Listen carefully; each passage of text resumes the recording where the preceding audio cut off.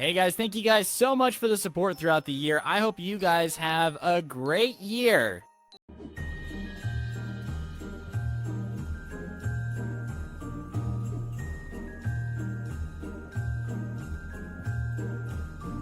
For those of you guys who haven't been watching for a while, I live on my own now, and my house is in this neighborhood, obviously. I don't know why I feel like I need to explain that. My house is in a neighborhood. Nah, I own all of Nevada. It's just my house here. Anyways, my house is in a neighborhood, and I don't know how the rumor got out or whatever, but kids in the neighborhood know that I'm Scrubby and I live at this house, you know? They are zoned at the same school as my brother, so I don't know if my brother told them, or if they just figured it out. They saw me outside. I don't know, but some kids figured out that I'm Scrubby. So the neighborhood kids know that I'm Scrubby, and they'll knock on the door every now and then and make a dumb joke, take a picture, whatever. I don't hang out with the neighborhood kids, but they know that I'm Scrubby, they know I'm a YouTuber, and they know that I live here. And most of the parents in the neighborhood know that I live here and that I'm a YouTuber too. I've had pretty cool conversations. Most of the parents are pretty chill. They're like, oh, that's really cool, that's so awesome that you're so successful so young.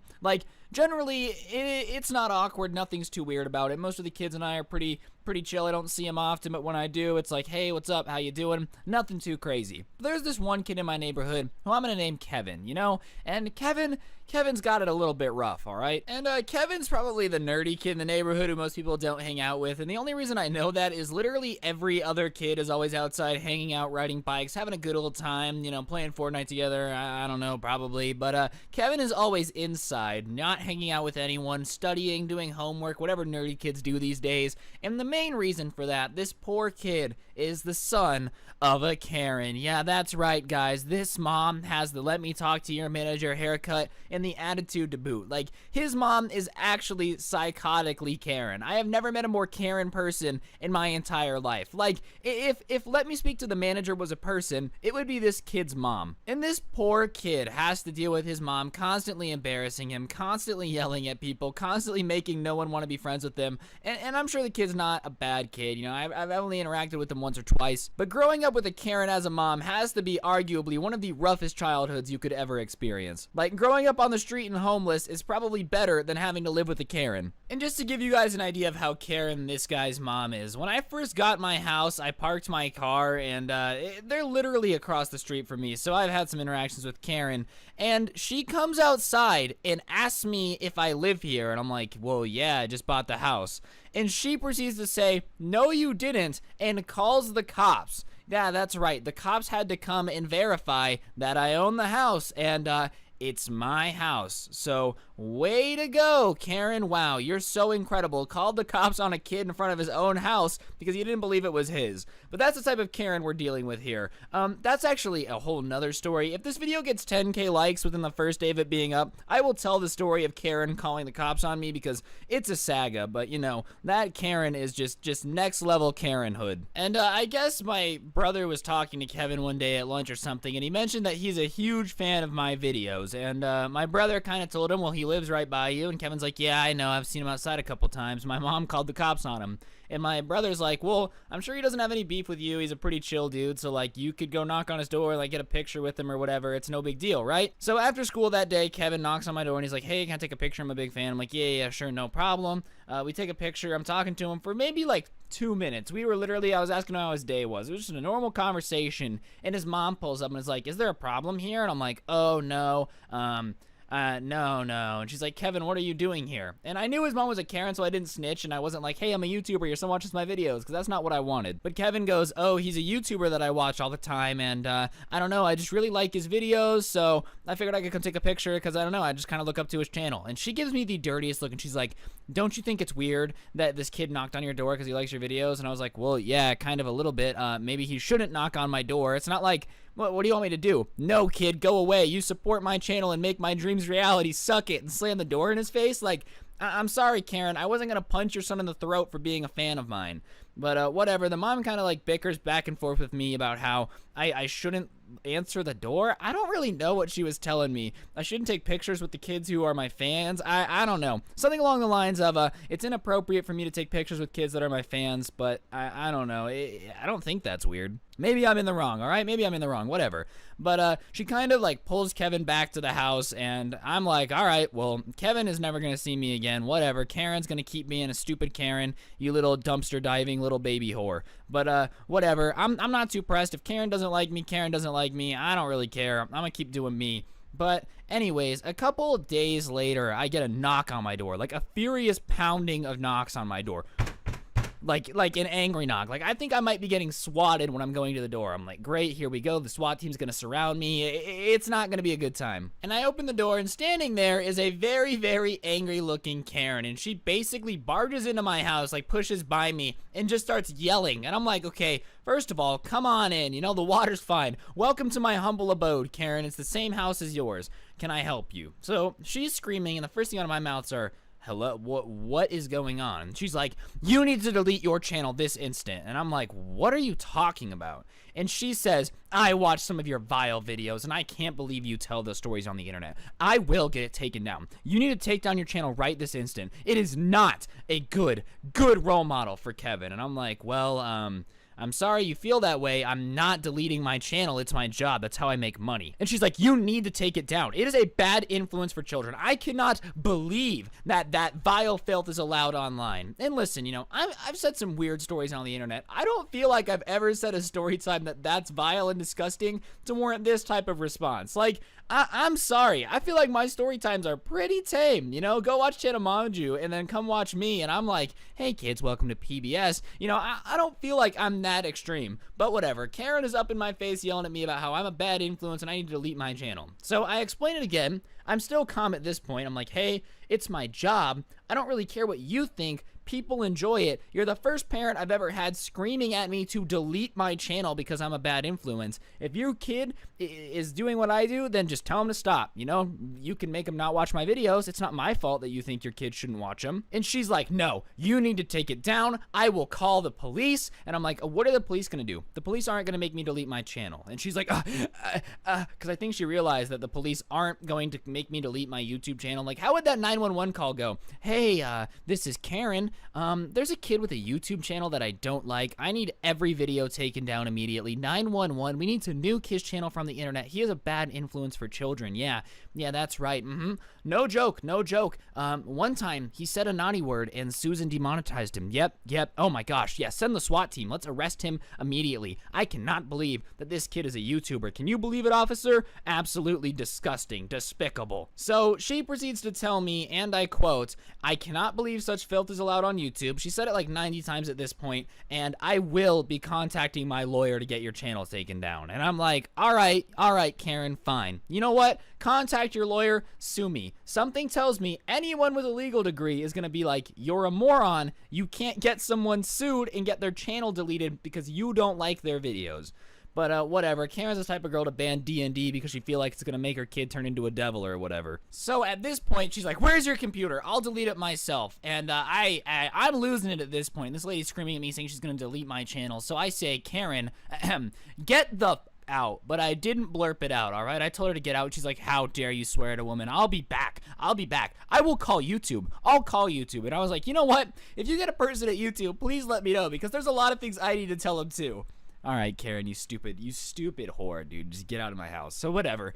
Karen leaves, and I think that's going to be the end of it. But sure enough, the next day, there's another knock on my door, and Karen and her husband are standing there. And the husband's like, hey, can you please delete your channel? It's really making my wife upset. So Karen is obviously standing there like she pulled the trump card. Yes, you know, your husband's gonna magically make me delete my job. You got me. And I kind of tell him, no, you know, it's my livelihood. I explained to him how YouTube works. I explained to him how he can prevent his son from watching my videos. I explained this all to him, and he's like, okay, thank you, I'm sorry. And the husband's being a pretty chill dude. I don't know how him and Karen are married because he's like, yeah, no, I get it. Yeah, we can just prevent him from watching your videos. No, I'm sorry. Like, yeah, this should have been avoided, blah, blah, blah, blah, blah.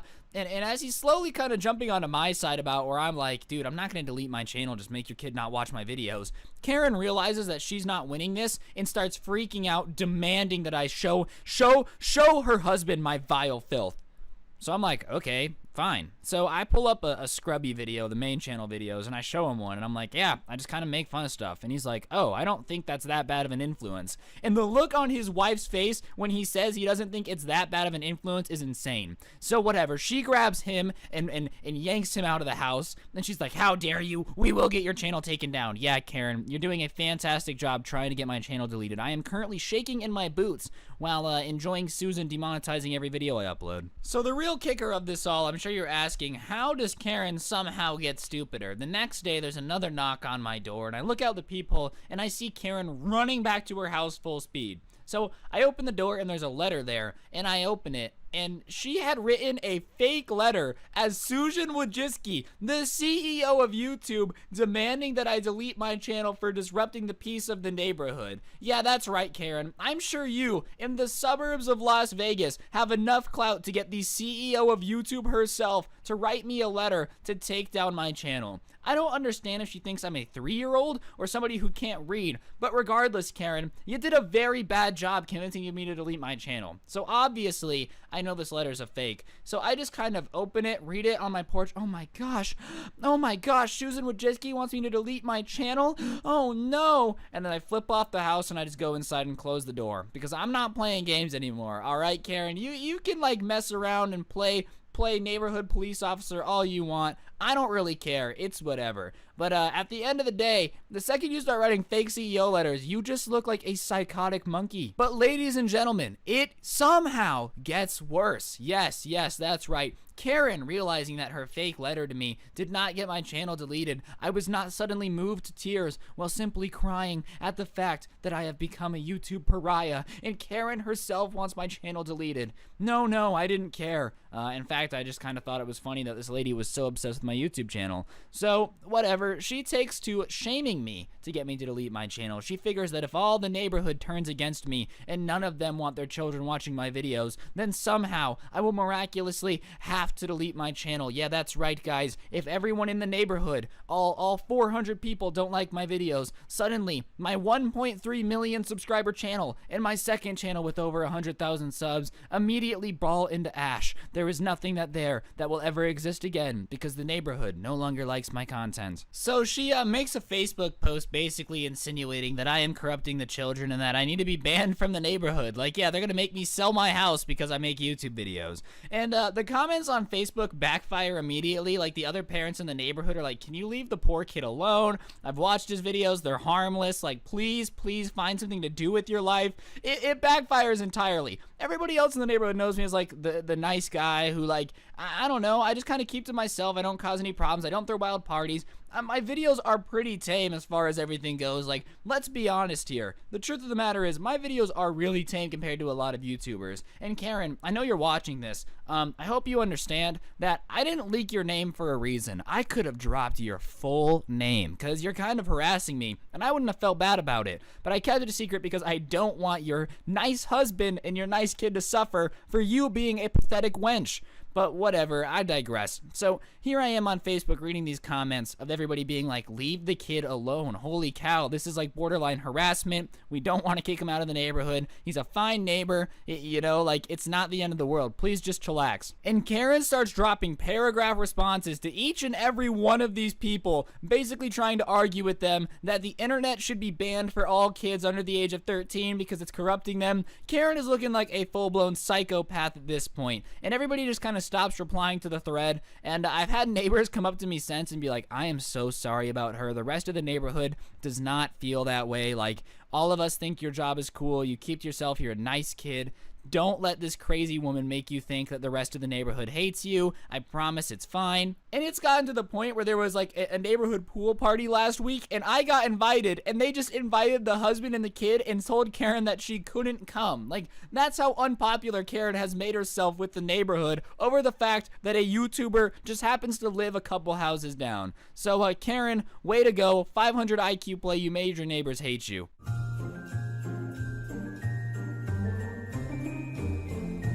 Today we're going to be telling a story about animals. There was a kid in my 7th grade science class that ate our class pet. In 7th grade, we have to take biology in my state, which is pretty cool, I guess, if you like learning about life like a nerd. Not me. I'm a total savage. I punched my science teacher in the face. On a real note, though, you do have to take biology in 7th grade in my state, and because of that, our teacher really wanted to make it fun, you know? He had a bunch of fish around the classroom. We had chinchillas. We just had a lot of animals that our class had to take care of. The stipulation was we had to feed them and take care of them, but for the most part, it was pretty cool, you know? We got to pet a chinchilla and look at fish. Like, it was a pretty cool classroom, I guess. And most kids were pretty normal and definitely never looked at those goldfish and thought, those look delicious. Never, ever had a chinchilla churro, a snake empanada, whatever you were thinking about eating animals, just don't do it. Most people don't have to be told that. Most people don't have to be told not to eat the class pet. But there was one kid in my class that I guess didn't get the memo, because one day we're in our lab groups, and our lab groups were randomly assigned, and we had to do this biology report. And we had to go from cage to cage for the animals and write down the characteristics of the animal. We were in 7th grade, we were pretty dumb, so we had to be like, fishes swim! You know, normal stuff that you have to write down in a science class, I guess. I don't really know, alright? I don't know why it was the assignment, that was what it was. And I'm with this really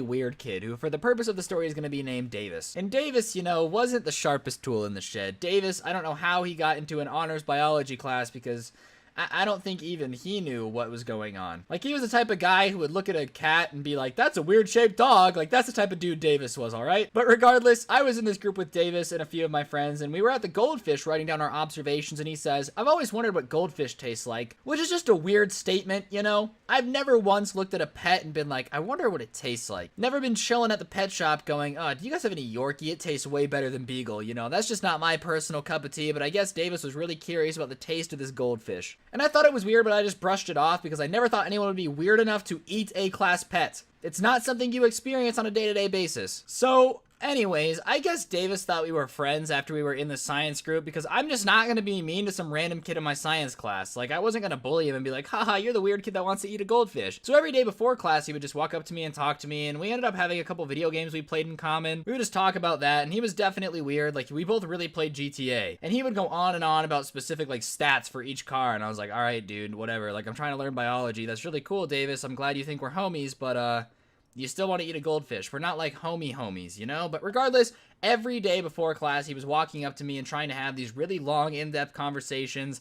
And every time he'd be like, man, one of these days I'm going to eat the goldfish. And I would just kind of laugh it off and be like, it's one of those weird jokes that people repeat. It's a repeating joke. It's like me being like, I'm cool, you know? It's just a funny thing that you say over and over again because you really hope it's true. So whatever, I keep doing my thing, going about my day in biology class. And one day, before we really get started, Davis walks in, looks me in the eyes and says, today's the day, walks over to the fish tank, grabs the goldfish with his bare, nasty burrito-looking hands, and pops it in his mouth and just swallows. Like, doesn't even chew, just swallows, and then opens his mouth and there's no fish there. And the entire class is looking at him and it's just silent. Like, you could hear a pin drop because nobody expected this weird-ass kid to walk into the cut, eat a goldfish, and just act like nothing happened. And instead of being like, oh my god, I just ate a goldfish, or any reaction, any emotions whatsoever, Davis, this weird kid, just goes to his seat and sits down. No questions asked. Doesn't react, doesn't smile, doesn't laugh, nothing. Just swallows this goldfish whole and goes down. And I'm promising you, this was not the snack that smiled back. This was a real goldfish. 30 seconds ago, it was swimming around and now it's in Davis's stomach, and I promise you that Nemo is never gonna find his dad from there.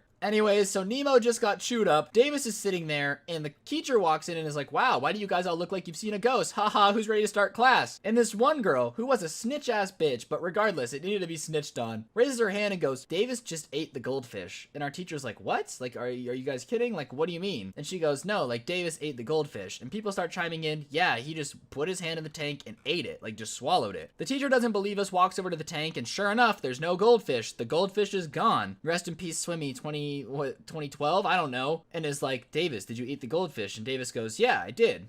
Why did you eat the goldfish? And he's like, well, I don't know, I thought it would be funny. And the teacher's just like, I've never, what? And he goes, well, I'm gonna have to send you to the dean's office. And Davis is like, oh, okay, no problem. Doesn't complain, doesn't cry, doesn't get scared of being in trouble, just gets up and goes to the dean's office, right? Super calm about the entire thing. Definitely might be a sociopath, because no one should be that calm about eating a goldfish, but regardless, he got some really fresh sushi out of it, I guess. So I don't see Davis for the rest of the week at school. I don't know where he's been. I don't see him for the rest of the week. However, 2 days after I haven't seen Davis, I get a like note given to me in math class saying go to the dean's office. And I'm like, all right, well, I haven't done anything wrong. I haven't been selling gum. You know, I'm just living my life. I'm a free man. I haven't done anything. I haven't committed any crimes, whatever. I go to the dean's office. They're like, we just have some questions about the fish incident. And I'm like, what? And they're like, yeah, some questions about the fish incident. I'm like, the kid who ate the fish? And I'm like, yeah. So, whatever, I'm like, yeah, ask away. And they go, well, the kid who ate the fish, you know, we're gonna keep his identity a secret. I'm like, I know who it is. You don't think the entire school is talking about this weird kid who ate the goldfish? All right, dean's office, whatever. Is saying that you told him to do it. Like, you were telling him to eat the goldfish and were egging him on. And I'm like, what do you mean? They're like, yeah, well, were you telling him to eat the goldfish? I was like, no, I never told him to, you know, eat Finding Nemo, okay? He would come in every day and make, like, a joke about eating the goldfish, and I would just laugh because I thought he was kidding. And they're like, oh, well, your laughing encouraged him. I'm like, no, dean's office. If you are gonna blame me for laughing at a kid saying he's gonna eat a goldfish because he actually ate the goldfish because I laughed, you guys are insane. Like, that's not how this works. How in the world am I expected to understand that this kid's, like, mentally unhinged and is gonna eat a goldfish? You guys are actually trying to blame me for this kid eating a goldfish. And they're like, yeah, well, I don't know, he feels like you egged him on, like you were encouraging him and his parents think you encouraged him. All right, it's not my fault. Your kid is so weird. He feels the need to snack on a goldfish in the middle of biology class, all right? There was a lot more issues if I was encouraging him, but I wasn't. So whatever, I'm like, I didn't tell him to eat the goldfish. I would laugh at it every day. Like, that was it. And the dean's like, well, maybe you shouldn't laugh at stuff like that in the future. I'm like, oh yeah, sorry, dude. Sorry for laughing at a kid saying he wants to eat a goldfish. My bad. I'll never laugh at anything funny again. Especially your ugly ass hairline, bro. You're like 57 years old and you're so bald I can literally see my reflection in your chrome dome, Mr. Dean. Whatever. I was a little salty. I still am. Mr. Maxwell, if you're watching this, you still a hoe for getting me in trouble for selling gum. And on top of that, accusing me of somehow making a kid eat a goldfish. So whatever, I start getting defensive and they're like, whoa, why are you getting so defensive? You have nothing to hide. I'm like, because I didn't make a kid eat a goldfish. So finally, after like 30 minutes of asking me if I'm sure I didn't make the kid eat a goldfish, as if my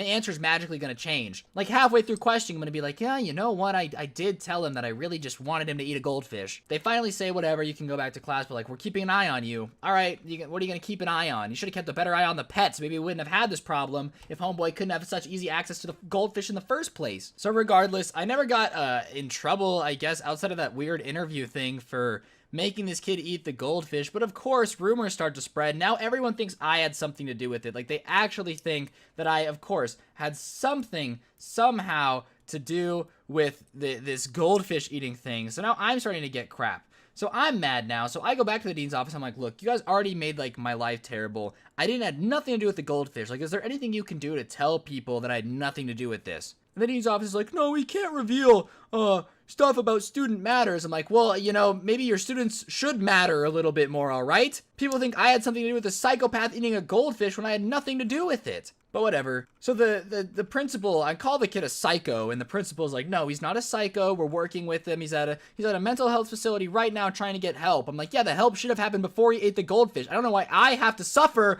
because this kid ate a goldfish. Why am I being punished? Why am I, like, what? How is this my fault? Maybe your students shouldn't eat goldfish. So I'm heated. I'm mad at this point, and they keep insinuating that because I'm getting mad I have something to hide. I'm like, no, I just don't want to be accused of having anything to do with this. But whatever, a few weeks later, finally, Davis comes back to class. I don't know how he's still in the same class. I don't know how they thought he was ready to come back to school, because the first thing he does when he walks in the door is walk up to me and go, I'm really mad that you made me eat that goldfish, bro. And I'm like, are you so delusional? Are you so insane that you actually think I made you eat this goldfish, right? I'm heated at this point. I'm like, I had nothing to do with that. You would come in every day and be like, I'm gonna eat the goldfish. You're the crazy person that had that idea. I just laughed, bro. I will never laugh at anything you say ever again, outside of the fact that you are absolutely a psychopath. And he's like, you know, my therapist said you try to pin the blame on me. I'm like, well, duh, because you ate the goldfish, bro. Your therapist is correct. Yes, I'm going to blame you for you making a bad decision and then trying to blame it on me. And my science teacher at this point is hearing me yelling, because I am yelling. I'm not gonna lie. I wasn't calm. I wasn't cool. I was pissed. I'm yelling at this kid for trying to blame me for him eating a goldfish. So finally, they sent us both to the dean's office. The dean's are like, if there's going to be a problem, we're going to have to separate you two. I'm like, yes, please separate me from this kid, please. So they're like, well, we're going to move you out of the science class. I'm like, that's fine. That's totally okay. Just get me away from Goldfish McGeezak over here who's snacking on Nemo like it's an Olympic sport. So they moved me out of that biology class, put me in a new one. It ends up working out really well because that is when I met the girl that I ended up like run in the tunnel with that fell. So I got some good stories out of it. It was the first girlfriend I ever had. It worked out in the long run. However, at the time, I had to leave the class because I was apparently harassing him, the kid who ate the goldfish, and was trying to blame it all on me. But regardless, guys, that's the story of the kid who ate the class pet. Hopefully you enjoyed. If you did and you enjoy my suffering, press the like button, please, because I'm very heated telling the story like 8 years later because I'm still mad that I somehow got blamed for the kid eating a goldfish. And it wasn't the last time I had to deal with this asshole eating something, alright? One day I get up from lunch to go get a water and I come back and my lunch is gone and they're like, yeah, some kid took it. And I ask him to describe him and I go over and Davis had taken my lunch and was eating my food! Davis, if you're watching this, I hate you, bro. You're a compulsive eater, alright? I need you to like get some help or something because holy cow, you're just so psychotic. No one should steal another man's food.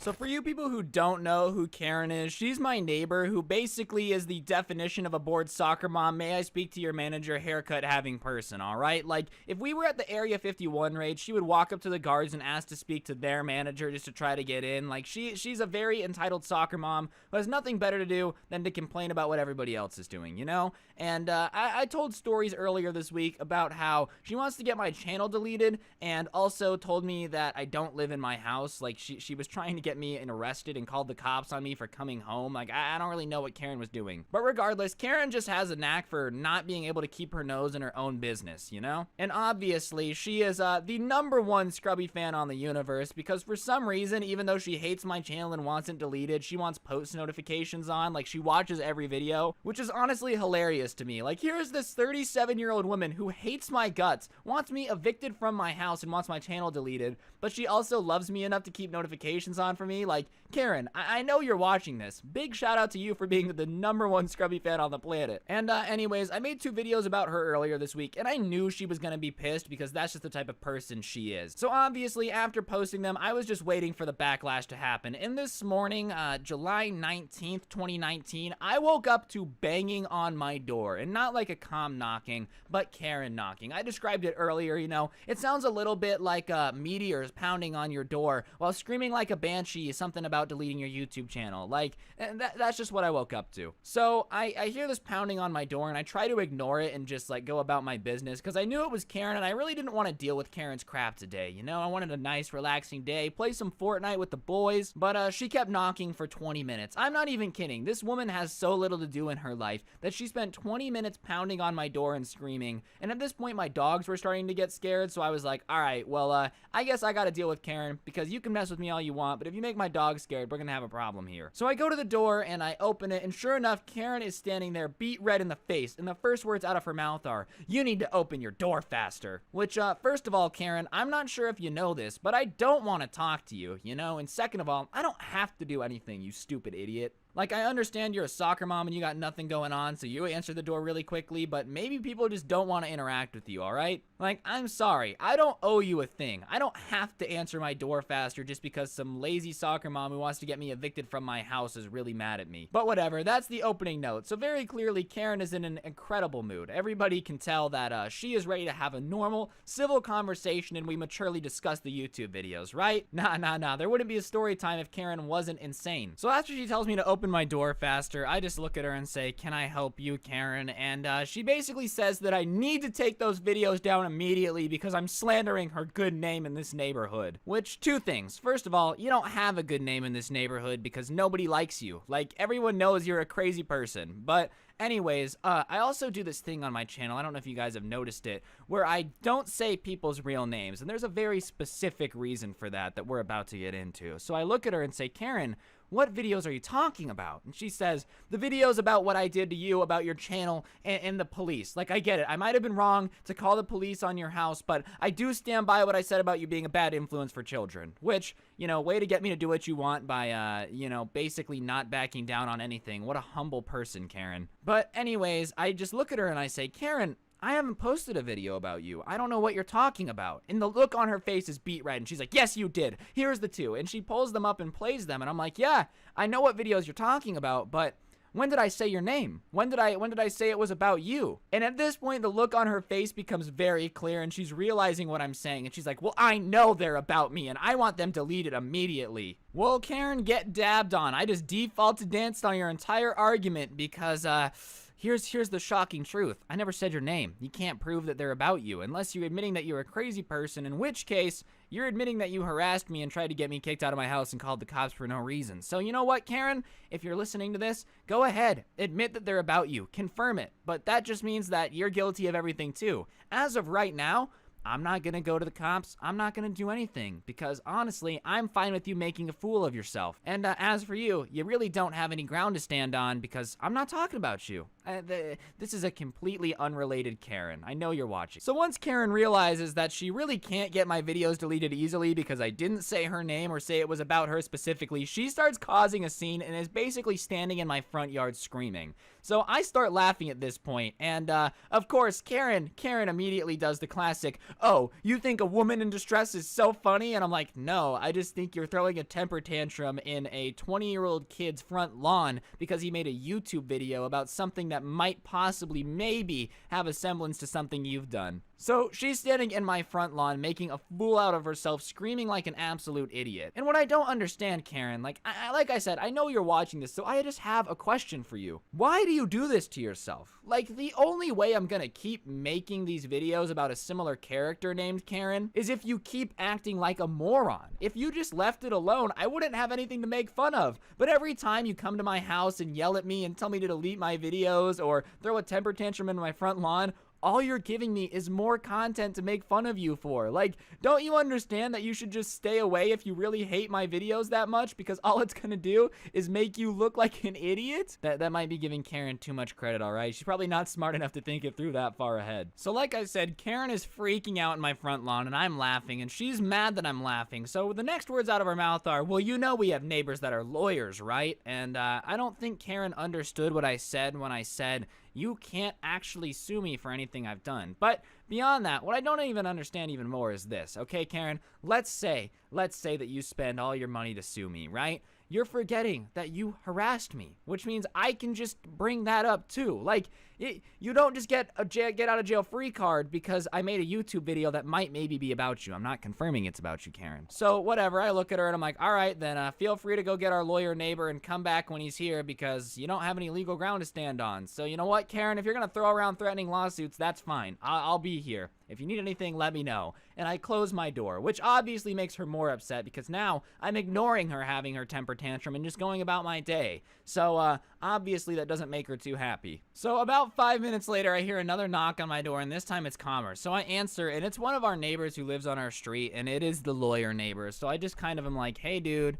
And he's like, so can I talk to you for a second? I say, yeah. He says, can I come in? Sure. So the lawyer guy comes in and he's like, apparently you've been harassing Karen and making YouTube videos about her. And so I explained to him the situation because Karen basically lied to this guy and said I like leaked her address and told my fans to harass her, which is just not true. Like, if anything, I said specifically in a story the other day, I don't ever want you guys to go after anyone I ever talk about, ever. Like, I really never want that to happen. That's not the point of these stories. So he basically asked me what's going on, so I tell him everything, I show him the videos, and he's like, well, you never said her name or that it was about this specific person. And I was like, exactly. So technically I didn't do anything wrong, right? And he's like, well, I mean, it is America, so people can kind of sue for whatever, but I don't see much of a legal footing for her to be on. Karen actually went to a lawyer and was asking him about if she could sue me, lying about what actually happened. So at this point, I'm pretty ticked off with Karen. So I basically asked him if I have any grounds for a restraining order or something. And he's like, well, I mean, yeah, but that would be really hard because she's your neighbor. And I was like, yeah, that's fair. She just won't leave me alone. And he's like, yeah, I know. So obviously, I'm like, this is weird. I don't know what's happening. So the lawyer guy leaves, and about 15 minutes later, I get another knock on my door. Keep in mind, normally I might have like 2 or 3 people knock my door a week, but at this point, I've had 3 people in the last 4 hours. So I'm not too pleased about this situation. And it's Karen, and she has this smug look on her face, and she says, well, I just contacted my lawyer, and it looks like we have plenty of grounds to sue you, so I'll see you in court. And I looked at her and I said, Karen, I'm filing a restraining order on you, So you might want to be very careful about ever crossing the street again. And she's like, what are you talking about? And so I explained to her that at this point, I have more than enough to file for like harassment and that I can get a restraining order. And that would basically mean that she would have to stay on her side of the road. So if she ever drove down her side of the road in my car and I saw I could call the police and get her arrested. And she's like, well, that's not fair. And I said, you're right. But I mean, if you're going to be suing me, I don't want to ever have the danger of you coming to my house or doing anything. And at this point, she kind of picks up when I'm putting down and is like, fine, I won't sue you, but I better not see any more videos about me on your channel. Do you understand, young man? And I looked at her and said, I understand what you're saying, Karen. Have a good day. Because I did understand what she was saying. I just didn't promise that I wasn't going to make any more videos about it. So yeah, that was my morning with Karen. You know, she's sued me or threatened to sue me twice. I'm pretty sure she probably lied to her lawyer about what was going on too. My lawyer friend basically told me I could hit her for harassment. Well, he's not my friend, he's my neighbor. And yeah, Karen, you are a psychopath. Please leave me alone. Like, if you leave me alone and stop bothering me, the videos are gonna stop. But every time you do something to make yourself look like a crazy person, I'm gonna make a video about it, and I'm gonna get paid to make fun of you. Like, is that really what you want? Regardless, that's the situation at hand, guys. I will keep you guys updated. I really didn't expect her to come at me this hard for the videos. I thought she was just gonna complain and, like, post on Facebook, but, apparently I really hit a nerve. I don't know. It's all this attention she ordered. All the attention she was complaining about wanting to have, I finally gave to her, so I don't know why she's so upset. But either way, hopefully you guys are on my side here. My only question is, like, what am I supposed to do here, dog? This is my neighborhood. Am I supposed to just not go outside anymore? Like, Karen is a psychopath. I'm scared.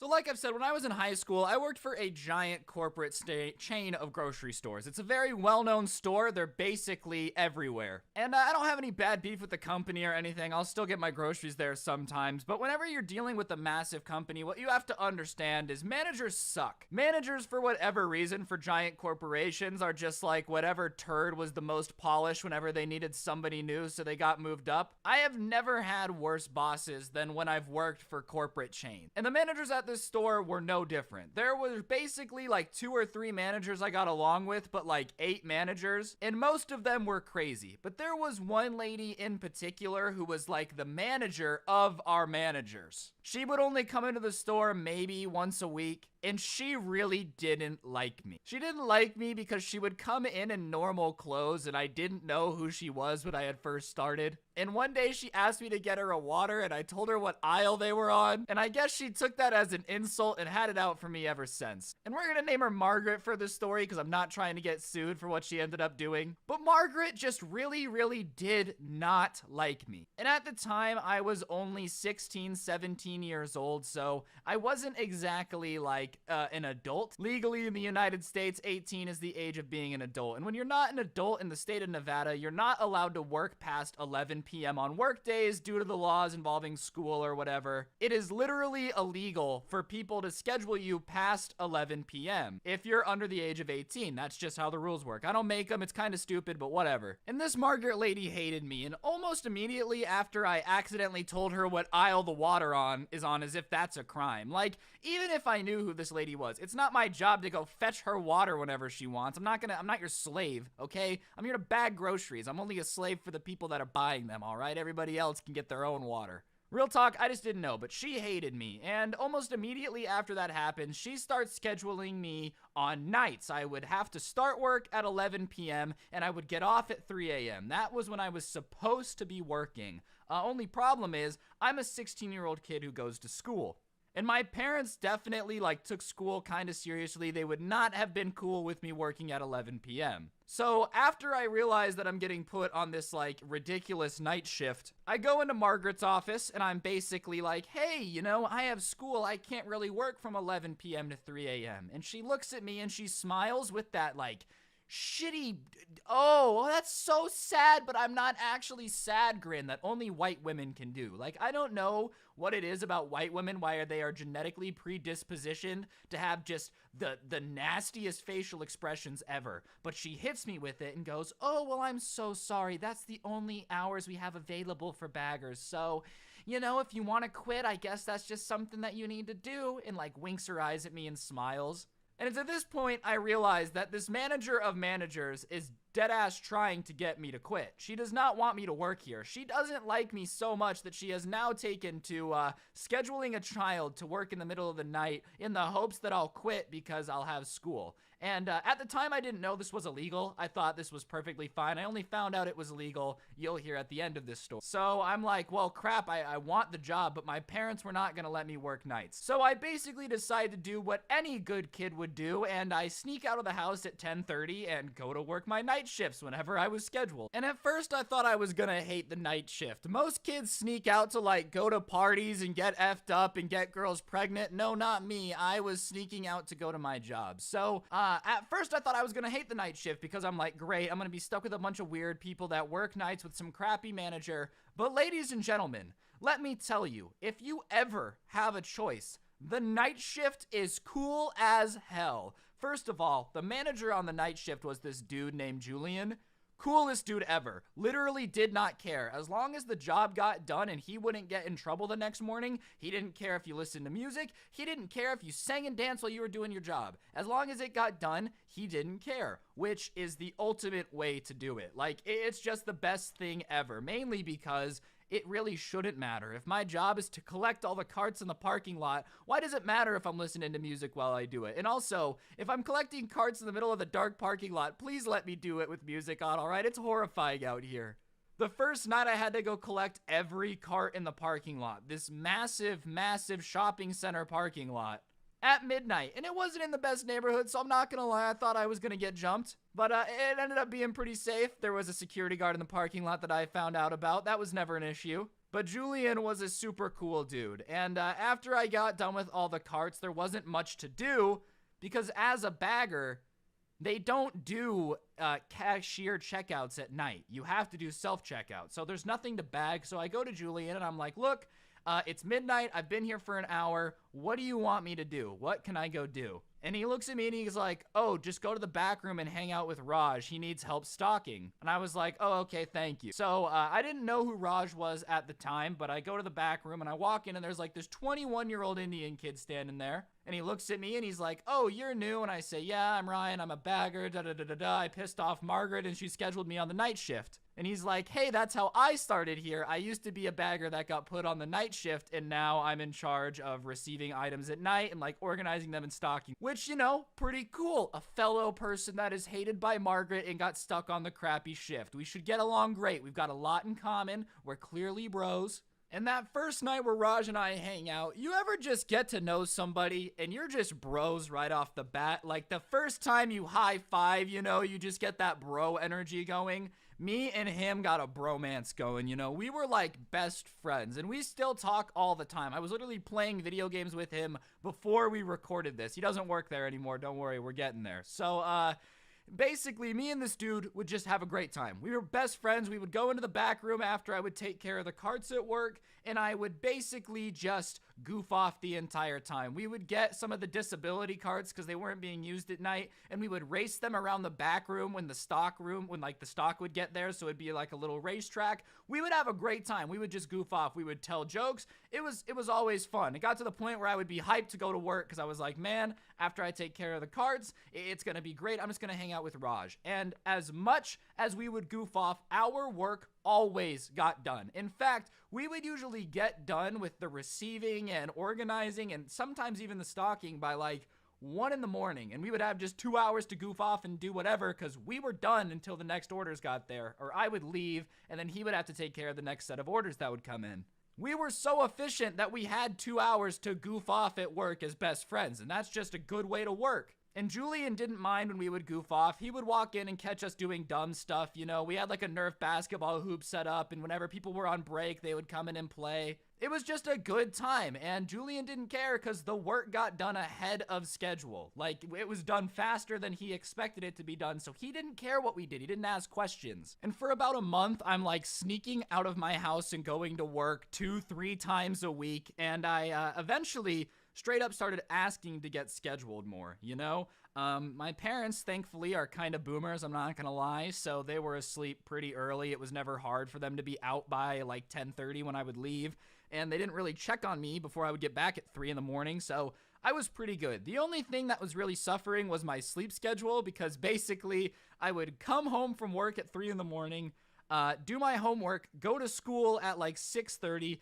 come home at 1, sleep until like 10 p.m., eat dinner. Like, my sleep schedule was wrecked. Thankfully, my parents just bought the excuse, oh, I'm a teenager, I just need to sleep a lot. It was wrecking my schedule, but I started working like 5 nights a week on nights with Raj, just goofing off in the back room. Every night he would work, I would work, and we just had a good time. And it was always Julian as the manager. He was the only manager that liked being on the night shift. And everything was cool. It was the perfect system. Everybody who worked nights was pretty cool. We would goof off. We had a Nerf basketball tournament. We would race the carts. It was a great time. Some of the best memories I've ever had working a job happened while working nights for this grocery store. And everything's perfect up until the Fire Nation attacks. And the Fire Nation attacks like a month and a half into me working the nights and having a great time doing it. So Julian, the manager, had the 3-strike rule, and it was his own personal philosophy. A lot of managers say the customer is always right. It's our job to please the customer. That's the only one that matters. And Julian had a 3-strike rule that basically worked like this. You had to be nice to somebody being apparently rude to you 3 times before you could be mean back. And if they said anything nice, the strikes reset. So if somebody said, you're an idiot, and then apologized, it would reset. But if somebody said 3 mean things in a row, he felt like you were good to be mean back. And when you work nights at a grocery store, the people that come in at night aren't always, you know, the most quiet, classy people in the universe. A good majority of the time, they're the crackheads that also need to get groceries. I'm sorry, I'm sure a lot of you are normal. If you're typing right now, hey, I shop at nights and I'm normal, you're probably normal. You are not the people that I'm talking about. But, I live in Las Vegas. There's a high crackhead population. Occasionally, they wander into a grocery store or two. So this would have to come into effect every now and then. Somebody would come in and get mouthy, and angry crackheads don't really listen to, I'm so sorry that you had a concern. Can I please find a way to make this right? No, you need to say, get out, you crazy crackhead. That's the only way to get them to listen. So the people on the night crowd were, for the most part, really nice. Some of the nicest customers I ever had would also come in at night, and, you know, they were great, they were kind, you would help them find their stuff, they would thank you, they'd be on their way. It's just, when they were bad when you worked nights, they were really bad. And not in, like, the Karen way, where they're gonna complain and get coupons, but in, like, oh, hey, somebody needs to clean the bathroom because some crackhead just went in there and pooped on every wall. And the people that would make returns at night were usually even worse, because it would be people who had stolen things earlier in the day to try to return it for cash. It happened all the time. So our manager, Julian, is dealing with this blonde lady who is coming in at like 2:30 in the morning to return a cart full of meat that she had taken and forgotten to refrigerate in her house, and it was supposed to be his fault and to give her a refund. Let me put that in perspective. You bought a shopping cart full of meat and didn't bring it inside and put it in the fridge, and you want a refund. You want a small brain refund? Is that what that is? You don't have the brain cells to realize that things need to be refrigerated, and that's our fault? The company has to take a loss because you can't think? I don't understand how some people really feel like they deserve a refund some of the time. Like, people would deadass return half-eaten cakes and have the nerve to say, I didn't like it. Oh, you didn't like it, Becky? Then why the hell did you eat half of it before you noticed, you diabetic weasel? That got very personal. All right, I had a bad interaction with the half-eaten cake one time, but you guys get the idea. So this lady is trying to return this cart full of meat that has left the store, which we don't know what she did to the meat. She could have injected cyanide into it for all we know. We don't know, and it's expired. So my manager is like, no, and she begins to get irate, as old people do when you tell them no. She repeatedly tells my manager to get out of this country, even though he was born here. Says a bunch of other very nasty words that I'm not going to repeat because I'd like this video to stay monetized, and is overall being as horrible as you can be as a customer. You know, I understand sometimes people are having a bad day. They're going to get irritated when you say no. It's another thing to, like, insult somebody like that. And my manager loses it and tells her that she's a trashy bimbo and to get out of his store and never come back. Which, yes, is it very bad that he said that? 100%. I get why he said it. I know someone in the comments gonna say, whatever, he deserves what happens next. I don't think so, because he was a great manager. The work got done, and you can ask a lot of people who work in the grocery store. or have, getting a good night crew is very difficult, and he had a great one on his hands. Like, it was great. And since it's a return, it happens in this booth. And we did probably like maybe 100 returns at night over the span of a shift and never had any problems at all. But I guess Margaret had decided that things were going too good on the night shift because she randomly decided to pick a review from last night to make sure our customer service was up to par. And so we get called into the office at 11 p.m. as soon as I get there the next day, and she's there, and it's me, Raj, and Julian, because I had happened to have been in the front of the store when I was like sweeping the aisles when this interaction happened. And basically we had this like POS system in the front of the store, and I would have to log whenever I was doing a sweep of the store, and I would start from right there, and it just happened to be right by the customer service booth. So I had heard the tail end of the conversation, and Raj had been called in. I don't know why. Maybe because he's the only other like manager person there that's actually kind of in charge of the store, like he actually has power. I don't know, but it's us three in there. And Margaret starts playing this recording, and the insults from the lady are gone, and it's just Julian screaming at this customer. That's what it looks like. The original insults are gone. They're not there. And she's basically like, who do you think you are? You know, I don't understand how you thought you were going to get away with this. I'm suspending you for a week, and we'll discuss the possibility of you coming back as a cashier, but you're lucky if you even get to keep your job. And he's like trying to explain that the lady was insulting him. And Margaret says, don't tell me what my sister was like. I know her. And we put the pieces together. The lady that had come in and done this is Margaret's sister, which is why the recording got randomly selected after all the times that we did return. It had never happened before in the month and a half I'm there, but it randomly happens, and it's edited where the insults are taken out so that way he looks bad. So Margaret's just being spiteful and getting rid of a great manager that ran the store well because, I don't know, her sister apparently is too stupid to figure out the concepts of refrigerators. I'm still not too clear on what we did wrong, but, you know, that's how it is sometimes. Crappy managers ruin things. That's just what they do. If you own a company, having a good manager is probably the most important part. Like, if you don't have that, it's going downhill, but whatever. And she looks at me and Raj, and she's like, I wanted you in here because what did you hear? And so I'm not stupid. Julian's already fired, you know, and he kind of like gives me the look that it's cool. So I kind of explain that he was yelling because I'm not trying to lose my job, all right? Like, I'm not. And he's cool with it, you know, because he's already fired. There's nothing I can do. What am I going to do? Defend him? She's not going to listen to me. It's obvious that this is a spiteful firing. Even if I would have tried to defend him, there's nothing I can do. So I'm kind of like, yeah, he yelled at her. You know, I don't say he's at fault. I don't say anything. I say that I heard her insult him, and she's like, well, that's not what the recording says. And she's the boss in charge of the recording. Not much I can do. So she fires Julian, or suspends him for a week, I should say. He's suspended, and then he's going to come back as a cashier. But she fires him as a manager. He will no longer be in charge of the night shift, which is usually great. So he leaves, and before me and Raj can leave, she's like, you guys work nights tonight. I'm taking over as night manager. And I'm like, damn it. How can my luck get any worse? Not only did the coolest manager that I've ever had just get fired for something that wasn't his fault because this jerk that's like in charge of the store has it out for him because her sister is too stupid to figure out how refrigeration works. But on top of that, now I have to work with this witch, dude. What if she tries to bake me into a pie like Hansel and Gretel? Me and Raj are Hansel and Gretel in this situation. Do you understand that? I'm not trying to be baked into a pie by an evil witch in the back of a grocery store. That does not sound fun to me. I've seen those industrial ovens. They're dirty. They do not clean them enough. So whatever, Margaret is straight harsh in the vibe check. If the vibe check was committed that first night, it would basically be the same as people pulling up to camp, and not a fun one if you're picking up what I'm putting down. The vibe is not good. I pull into work, and Margaret basically tells me to go get the cart, so I do that, and I put my headphones in, and she's like, what are you doing? You represent the store right now. You have to get out there. So for an hour, I have to push carts in silence. Sure, is it the biggest deal in the world?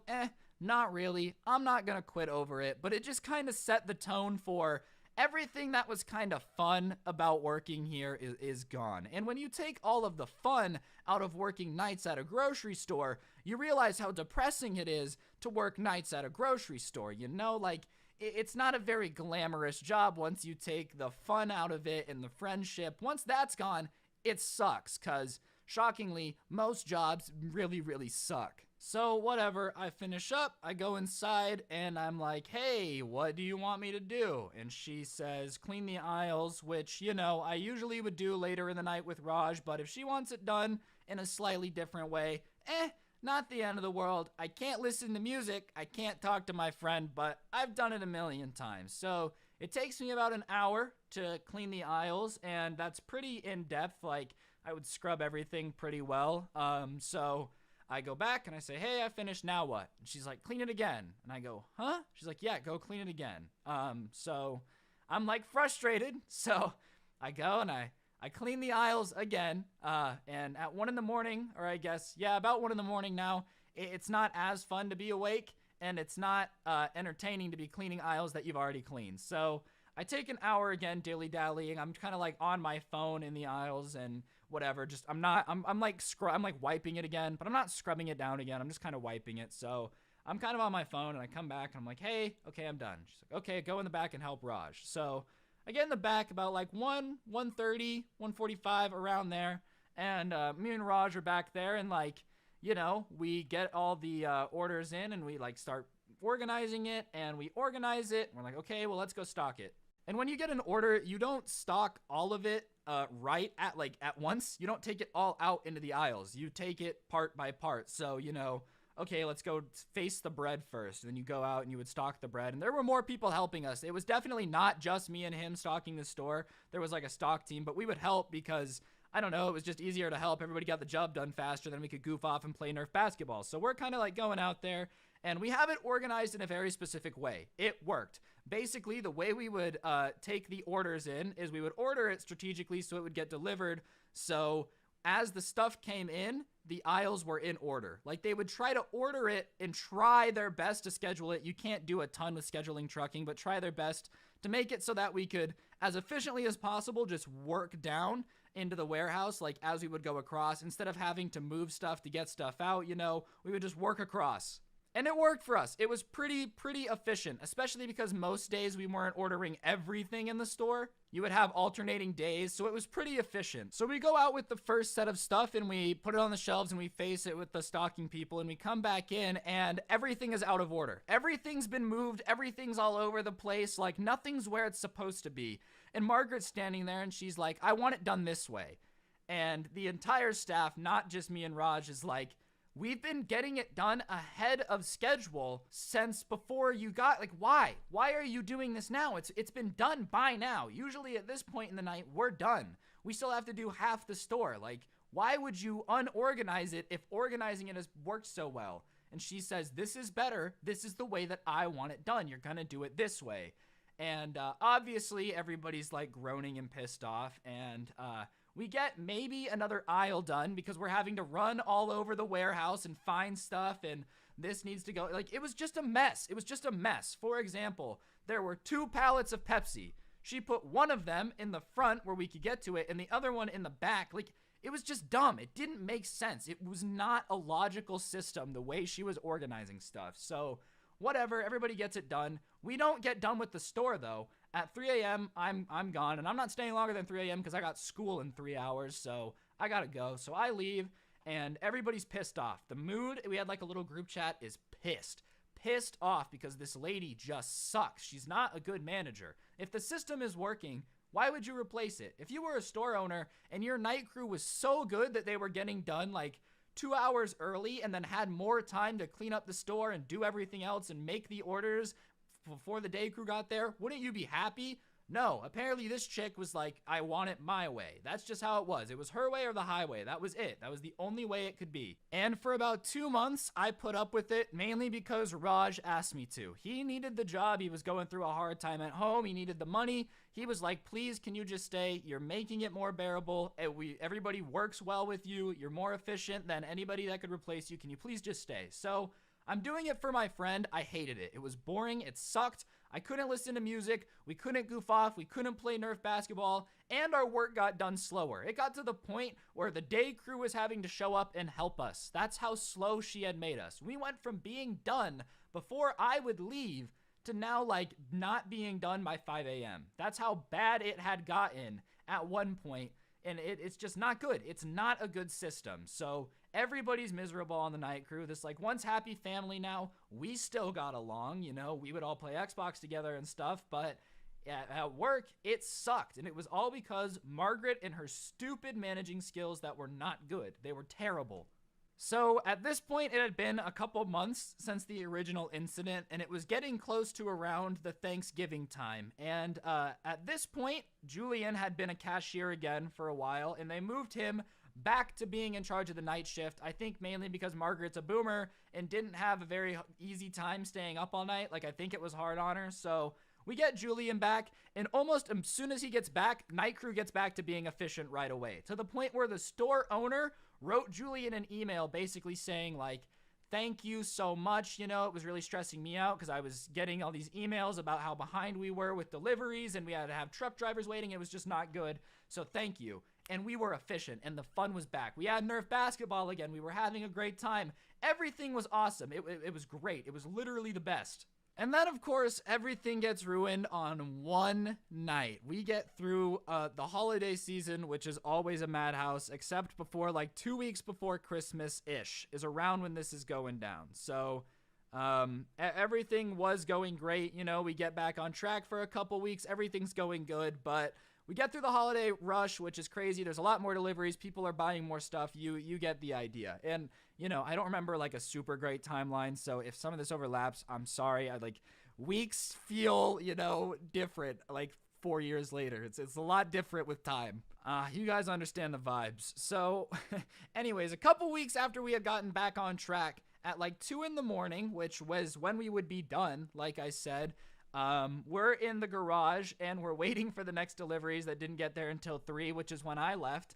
And, like, the warehouse is pretty empty. There's some stock, but we're playing Nerf basketball. And it's like all of the stock guys, Raj, me, and Julian, everybody is back there gaming. And, sure enough, like, the garage door, which was usually not supposed to be open unless there was a truck there, comes open. And standing there in her sedan is Margaret with her hands on her hips with the owner of the store. And as it's opening, as if it's in a movie, dude, I shoot a 3-pointer that swishes, but like I'm jumping as they see me. So it has to awkwardly be in the air as I'm making eye contact with the fact that I'm definitely about to get fired, just vibing. I don't think oh shit begins to cover everybody's expression. So immediately everybody like boofs to go work as fast as you can, you know, because nobody wants to be in trouble. And the 3 slowest people that get called out are me, Raj, and Julian. You know, the trio ends as it began together. And I'm not too thrilled about what's to go down because I like doing the fun stuff, but like most people, I don't enjoy the consequences. It's really fun to play Nerf basketball, but I don't want to explain to the owner of the store why we're doing it. So sure enough, Margaret starts laying into how we're irresponsible and da-da-da-da-da. And as soon as she starts talking, Raj has a moment where I think he decides, I'm done, I've had enough. And like, he had this look in his eye like he didn't care. And he goes, shut up, Margaret. And she's like, excuse me? And he starts laying into her about how when she was in charge, they were so behind that they had trucks waiting to deliver because they couldn't get rid of the stuff in the warehouse fast enough, and how everybody was miserable, nobody was having fun. And he's like, I'm sorry that Julian is such a good manager that we get the work done early enough to be able to play Nerf basketball because we're already done and don't have deliveries for another hour. I'm sorry that he's just so much better than you that you couldn't get it done and he gets it done too fast. And Margaret starts being like, well, you guys didn't work as hard for me as you do for him. And Raj is like, yeah, because he's a good manager and you suck. And the owner is like, whoa, calm down. You know, like, I'm here at 2 in the morning because she said that you guys would goof off and the garage door opens to Nerf basketball. So what are we supposed to expect? And he's like, no, if you're going to take her side, like, I'm done because she's dumb. You either fire her or I quit. And the owner is like just sitting here dumbfounded. He's like, I don't know what's going on. Like, can't we just get to the bottom of this? He doesn't want anyone to quit yet. He's like, I don't want to make a decision till I know what's up. Because obviously, this is much deeper than just these guys randomly goofing off tonight. I don't know why I'm here. I'm a owner of a franchise of a massive grocery store, but hey, apparently what's going on is important. I really feel so bad for this dude. So there was this family in Henderson, which is where I live. It's like a suburb of Las Vegas, and they owned like all the local grocery stores, and then this corporation bought them out. So they're still like the franchise owners of all of them, but the corporation kind of provides a lot of the financials and profit shares. I don't know how the specifics of it work. I was really not paying enough attention when I was 16 to understand it. But from what I heard, it was like almost like an owner of a McDonald's. You know, he doesn't like own McDonald's, but he owns a McDonald's. This poor guy had gotten dragged here at 2 a.m. because of beef between some old lady and some hotshot manager that did the night shift better. And Raj is like, no, you make your choice right now, or I swear to God, I quit. And he's like, well, then I think I'm going to have to let you go. And he goes, this, and walks out and had quit. He had quit. And we're all just kind of standing there. And it's like really, really quiet and silent and just awkward. And Margaret's like, I want him gone too, and points at me. And I'm like, what did I do, dude? So I'm like, why am I getting fired? And she says, well, you and Raj are buddy-buddy, so I know that whatever he thinks, you think too, and I don't want anyone to be working with me who's a subordinate. I'm sorry for the Discord messages, by the way, but I'm not re-recording this part. Anyways, the owner does not pass the vibe check and Raj quits. And she's like, I want him fired too. And I'm still confused as to what the hell I did. I don't know why I'm getting fired, but apparently I'm just too dirty because I'm friends with Raj, which, you know, kind of feels like a statement on our Disney-esque friendship. Young white boy and an Indian man learning together in a grocery store. Sounds like a Disney Channel show to me. You know what I'm saying? Like, that's what's up.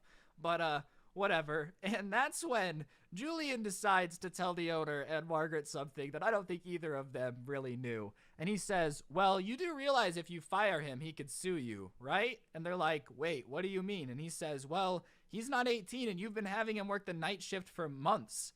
You do realize that if he like reports that, that's very, very illegal. And the owner and Margaret kind of get all wide-eyed, and he's like, well, I'm not going to fire him. You know, son, if you need anything, be sure to let me know. Like, oh, are you okay? Like, you can't work nights anymore, you know? But they weren't going to fire me. Once that was found out, everybody shut up real quick. And at the time, I didn't realize how fat that lawsuit could have been. Like, I don't know if I still could do anything, but damn, if at the time I knew how fat lawsuits were, whew, I would have been like, no, please fire me. Like, please, please, please, please. I need this. I need this. But at the time, I was like, sick. I got to keep my job. Stupid me. But yeah, I got to keep my job. Raj quit. Julian stayed night manager, and Margaret got demoted to normal manager instead of like super manager, which, you know, very good. I'm glad they got rid of the stupid role of super manager. That's just asking for somebody to make a dictatorship.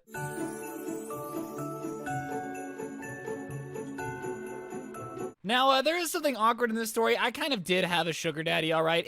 At the moment, I didn't think it was like that, but that's definitely what it was. You see, in high school, me and my friends were big into Xbox. Like, we were some Xbox gamers, okay? We all wanted to be FaZe Clan, Billy Bob 420, Miley Cyrus, Sniper 12. Like, all of us were super into FaZe Clan and Xbox, and because of that, we kind of had made our clan and were convinced that we were going to become the next big trick shotters. We all had our Elgatos, and we would spend hours and hours every Friday night, like, just chilling in six-mans trying to hit trick shots on Call of Duty. I know most of that wasn't English to a lot of you, but let me put this in perspective. Me, big nerd, no girl, likey. Me, big, nerdy nerd, no friends. And me and my friends that I would play Xbox with took our clan stuff pretty seriously, and I was like the leader of this clan. And most people at school like knew it existed because we were pretty cringe and we would brag about it. All right, in retrospect, I can understand why I got ditched on by my homecoming date, okay? I was a bit of an Xbox nerd. I'm not even going cap. You know, we were pretty nerdy, but most other nerdy kids would ask to join our clan or, like, ask to be a part of our trick-shotting team, and we thought it was pretty exclusive. Like, I thought we were pretty dope, you know? I thought we were going to be the next FaZe Clan, and I'd be like, well,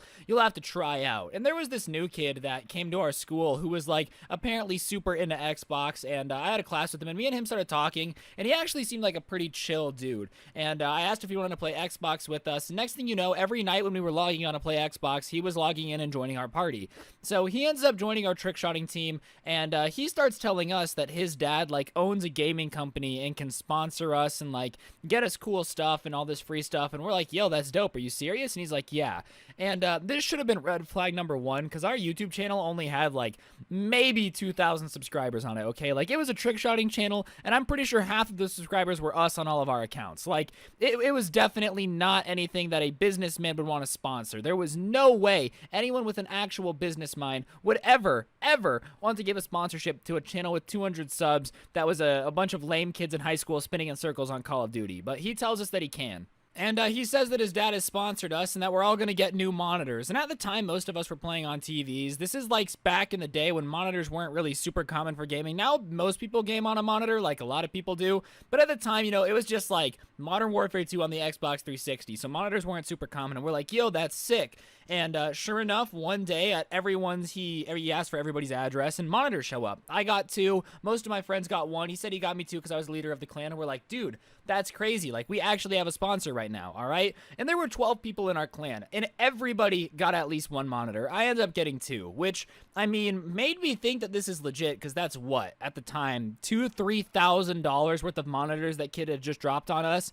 And then he started making demands. He's like, yo, my dad says that we have to release a montage on these dates, or he won't sponsor us anymore. And like, I don't know why. In retrospect, it was super obvious that this was just not legit. Like, it doesn't make any sense now, but at the time I was like, yo, I got a monitor, we're sponsored, his dad wants us to release this montage, like, sick, awesome. So I'm playing on our monitors for whatnot, and we're just having a good time in this little clan, and we're just like having a good time. And on Xbox back in the day, it cost you $10 to change your name. I'm not really sure if you guys, you know, knew that. I'm probably is still the same today. I'm not really sure. Like, I've never really changed my name on Xbox Live anymore. But back on Xbox 360, you had to pay $10 to change your name. And like I said, we had 12 members.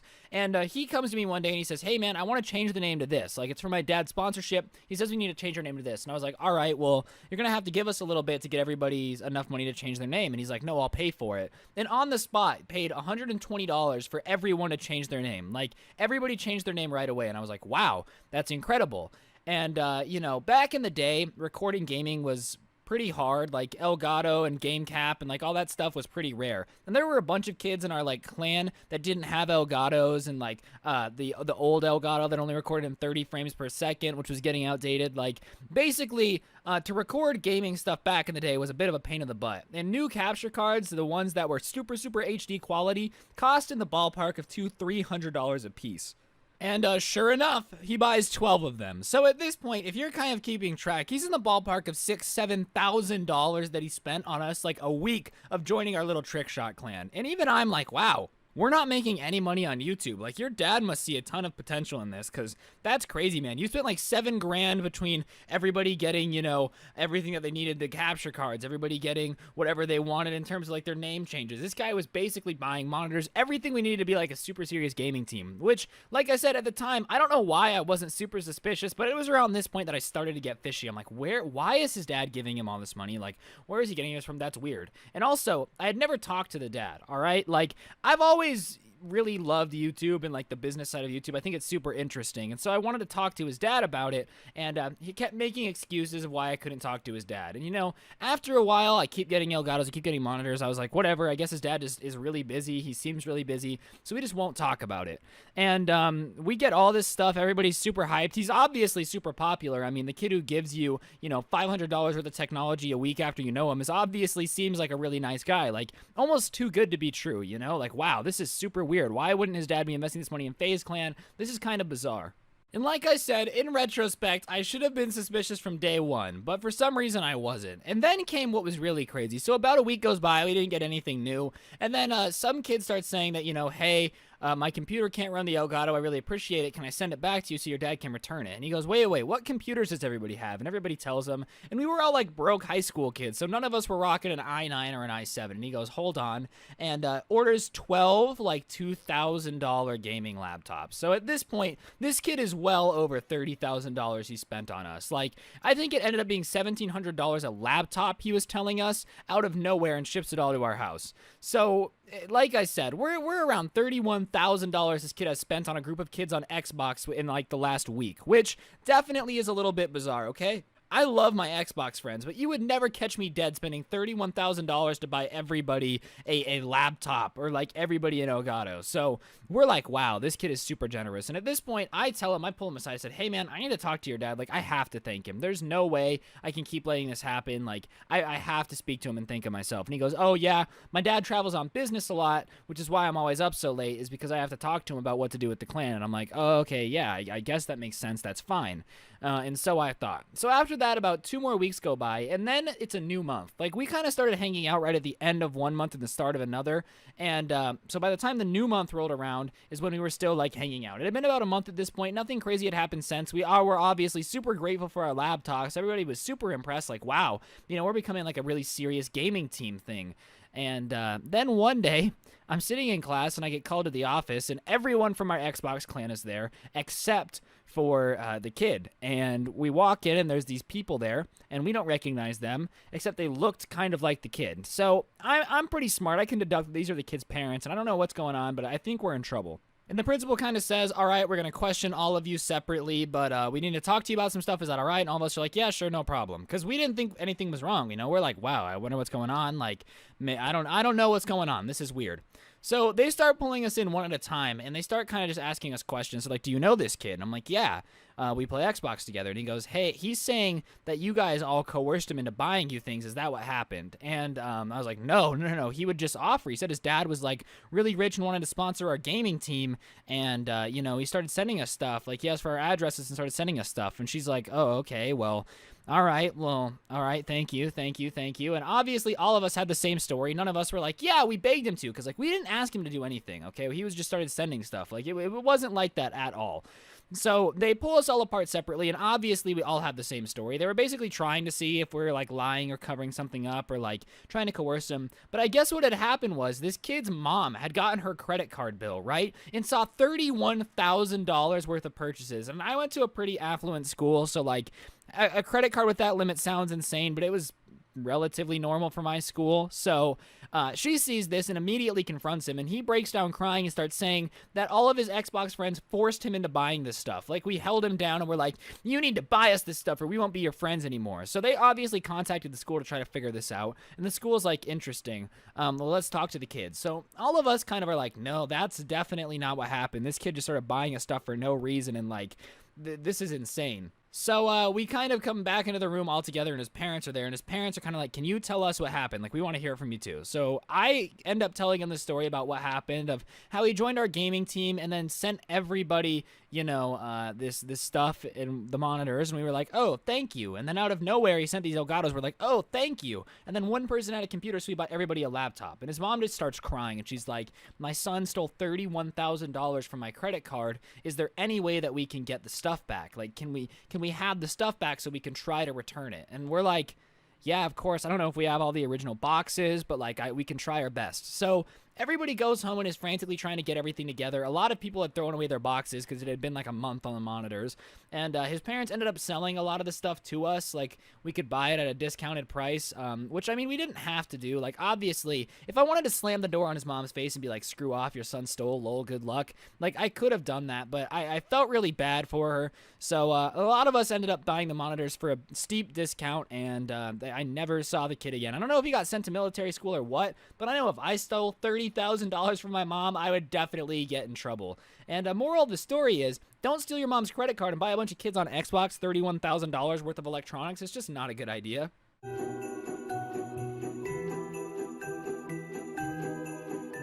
So I've had a friend that's been coming over lately, and his name's Grant. We've been making some YouTube videos together for like my third channel, you know. I haven't shouted it out or anything. If you know it, you know it. If you don't, that's fine. It's whatever. But regardless, he's been coming over every morning to record videos and just hang out and have a good time and stuff, considering, you know, we've just been trying to ball out. And he's been up to date with the whole Karen fiasco, and he's been parking his car in my driveway, because whenever he parks it in the street, Karen calls a tow truck company, and then I have to go outside and try to get it towed. And, you know, that's just the type of person Karen is. She doesn't want cars in the street because she thinks it makes her look bad. Like, I'm sorry, Karen. Would you like my guest to park in the bushes? Please tell me where else my guest should park, Karen. Regardless, there's no making Karen happy. So, he's been parking in my driveway. So, I guess this morning, I heard my front door open and I heard somebody downstairs. So I go downstairs and I call out Grant's name and nobody's there, you know, like I don't hear him. He doesn't answer, but I know somebody came in the door and was in my house. So I'm like, that's weird. And my dogs were barking like crazy, and they usually don't bark when Grant comes in, but I was like, wow, that's bizarre. But like I said, I left the front door unlocked so that way my buddy Grant could come in. So I go outside to check to see if his car is here, like maybe he just went to the bathroom or something. Maybe the dogs, maybe he's wearing a weird color. I don't know. Even though dogs are colorblind, I'm kind of 400 IQ for just realizing that. But regardless, I go outside to see if Grant's car's there, and sure enough, I don't see a car. So at this point, I'm pretty sure I'm being home invaded, all right? El Chapo himself just broke out of the Supermax prison and came to my house because his daughter's a big fan of my videos or something. I don't really know. And basically, a stranger is in my house. So I go around my house and I'm looking and I don't find anything, right? I'm like, so maybe I'm just crazy. Maybe I'm hearing things. Maybe I was playing Call of Duty and one of the bots came into my house and then got lost. I don't really know, but I go around my house and I don't see anything. So I go back upstairs. I put my headphones on and I just keep recording the video I was making, which was yesterday's story time, because I was like, oh, whatever, no big deal. I guess I'm just hearing things. So I go about my business, and then I hear the door open again, and this time my dog doesn't bark, and I hear someone come upstairs, and Grant is sitting there in an orange sweatshirt, and he goes, who's the lady downstairs? And I'm like, huh? What are you talking about? And he goes, yeah, some lady sitting downstairs. I think it looks like Karen, but I'm not quite sure. Because Grant and Karen have never had like face-to-face interactions. Because whenever Karen does anything, like call a tow truck or complain about anything about Grant being at my house, she doesn't do it in person. She just like calls and complains and then sits in her window and watches it go down. So obviously at this point, I'm flabbergasted. This means one of two things. Either Grant and I have just discovered that there is a ghost in my house and I need to move immediately, which would make Karen happy, or Karen had just walked into my house and that was what I heard earlier. So I go downstairs and Karen is, no joke, sitting on my couch with a water bottle in my hand. I guess I had missed her because she had gone to my garage. Keep in mind, I never invited her in, meaning that Karen, this soccer mom, this entitled butthole, broke into my house. Like, I'm sorry. At what point do you get to threaten to sue someone and then walk up to their front door, check to see if it's open? If it's open, just walk in, go to the garage and grab a water bottle, and then come back in and start chilling on the couch, right? So obviously I'm like, hello, Karen, you need to get out. Like, I didn't invite you here. You didn't ask to come in. And she basically looks at me and goes, we need to have another chat. And I'm like, Karen, listen, you entitled, oh, I want to swear so bad. Susan, I'm not going to swear because I love you and I respect your platform, and I refuse to say naughty words because I know that's yellow signable, but I really want to call her a mean word. A female dog, okay? She was sitting next to my female dog. That's what I'm going to say. But whatever, Karen said that we need to talk because apparently whatever she needs to tell me is so important that she can't knock on the door, Like, let's just walk into a stranger's house. Like, thanks, Karen. You're an absolute unit. So obviously, I'm a little frustrated at this point, so I'm kind of telling Karen that she's a moron. Like, I'm not too pleased with it. And she basically says, so I've noticed you keep posting videos about me. And I'm like, yes, Karen, and this is definitely going to be a video. And she goes, that's fine, you can post videos about me, but you need to give me all of the money you make from each video. And I'm like, no.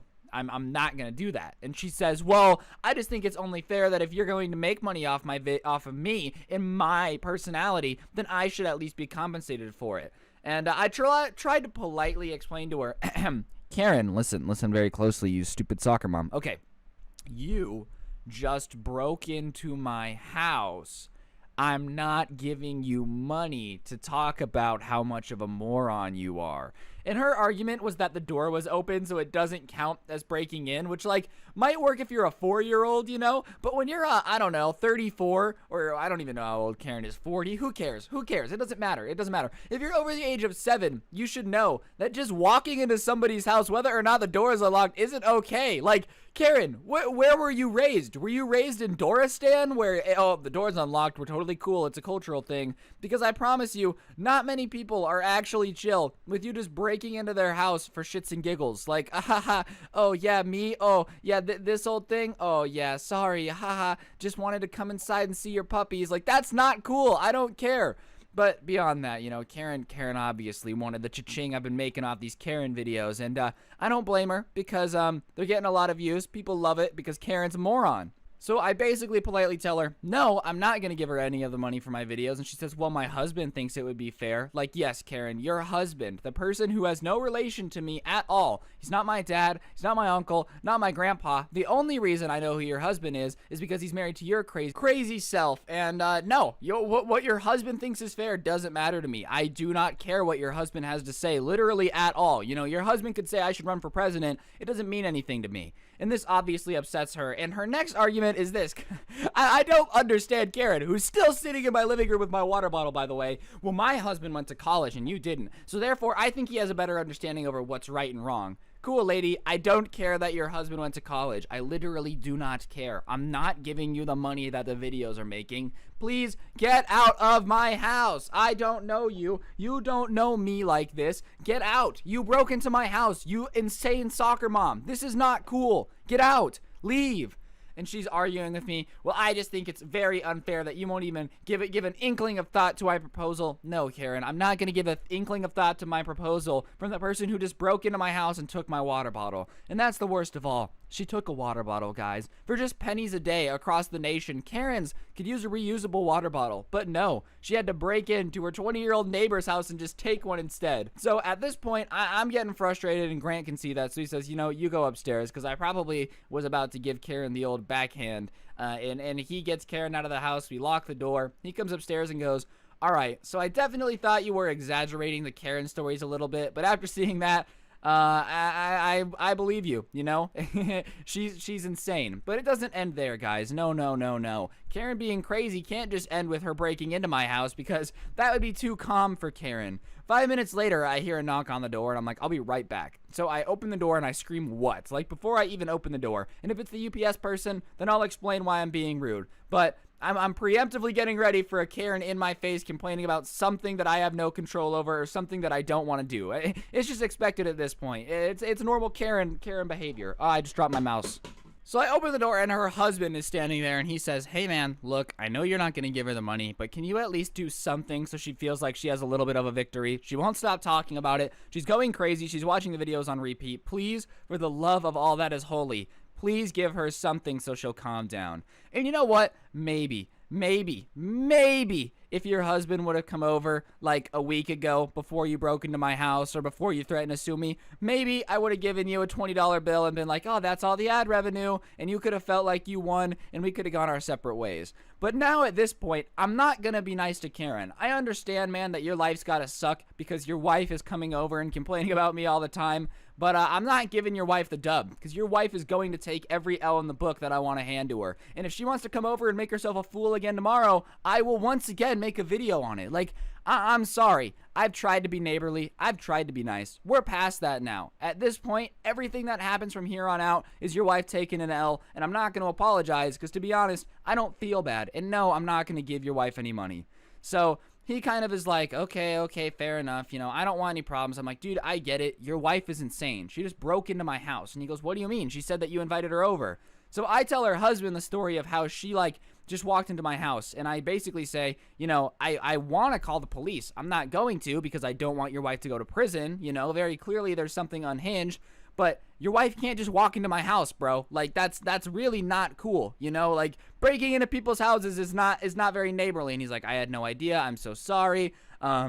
She's been, like, offered medication recently. I'm like, dude, I don't care if she's offered medication. Get her back on it, because this is getting out of control. And the next time she does anything crazy, I'm calling the cops. And the husband's like, okay, I'm sorry. Have a good day. I'm so sorry. And he's just really apologetic. Like, I feel bad for the poor guy. He obviously loves his wife.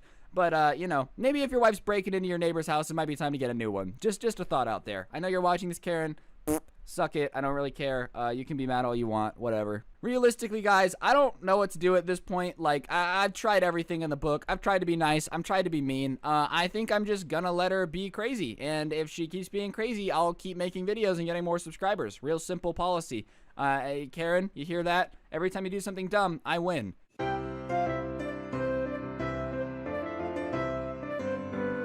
So in middle school, our cafeteria had these bomb brownies for some reason. Like, I know most of the time school lunches are supposed to be disgusting and be shaped like gelatinous blobs that are like gonna crawl off your tray in the middle of lunch. But I'm telling you, dog, I don't know if our lunch ladies just baked these brownies with love or there was cocaine in them or something, but these brownies were absolutely one of the best things I've ever tasted, alright? But the only problem was they never had enough for every kid at lunch. Like, guaranteed, if you weren't at lunch in the first 5 minutes, these brownies were gonna be gone before anybody got a taste. I'll never forget the first time I tasted one of these brownies and I realized that nothing in else life mattered, you know? Like, honestly, if I had to choose between a wife and children one day or eating these brownies every day, I would be diabetic because I'd be smashing on those brownies every day. But like I said, they were really hard to get our hands on, and me and my boys class happened to be all the way across campus, and after getting yelled at for doing a full-blown Usain Bolt sprint to the lunchroom every day to try to get these brownies on time, we decided that we had to do something to get these brownies in full, alright? They were too good to pass up on. And what's worse is the entire school was obsessed with these brownies too. Like, it wasn't just a situation where me and my boys thought the brownies were delicious and so did like 5 other people. No. The entire school had discovered that these brownies actually, for some reason, contained the most addictive qualities of all time. So like I said, me and my friends were trying to sprint to lunch every day to try to, you know, just do our best to get these brownies. And we were taking L's on the daily, alright? We just weren't getting them. And like I said, these were delicious. So we started looking for ways that we could get these brownies. And one of my friends says, hey, you know, I know a lunch aide. We can ask when the brownies get here every day and like what type of box they're in, and we could take them. And we obviously laughed, you know. I think I made a joke about how, what is this, some stupid heist movie? Like, you expect us to break into the cafeteria and steal brownies? Come on, man. But the more we started to think about it and the more we kind of started joking around about the logistics of it, the more I realized, oh my god, we could probably get away with stealing these brownies. You see, I don't know about you, but at my middle school, I wouldn't exactly call our lunch ladies a top-notch security team, okay? Don't get me wrong, they were solid. I definitely don't think that they were like gonna be a walk in the park to steal brownies from, but it wasn't SEAL Team 6 mixed with the Secret Service, alright? Like, it was 3 overweight women in their 60s who really couldn't care less if we stole brownies or punched somebody in the face or really did anything, you know? Like, they were just gonna do their job, shut up and go home. So we started thinking about it more, and we had this guy in the lunchroom who was our lunch aide connection, and I was like, yeah, I mean, you know what? Let's send it. I honestly think we can get away with it. And, you know, at a certain point, yes, it is wrong to take things from a lunchroom, guys. Don't get it twisted. Don't twist my words here. You shouldn't take things from a lunchroom.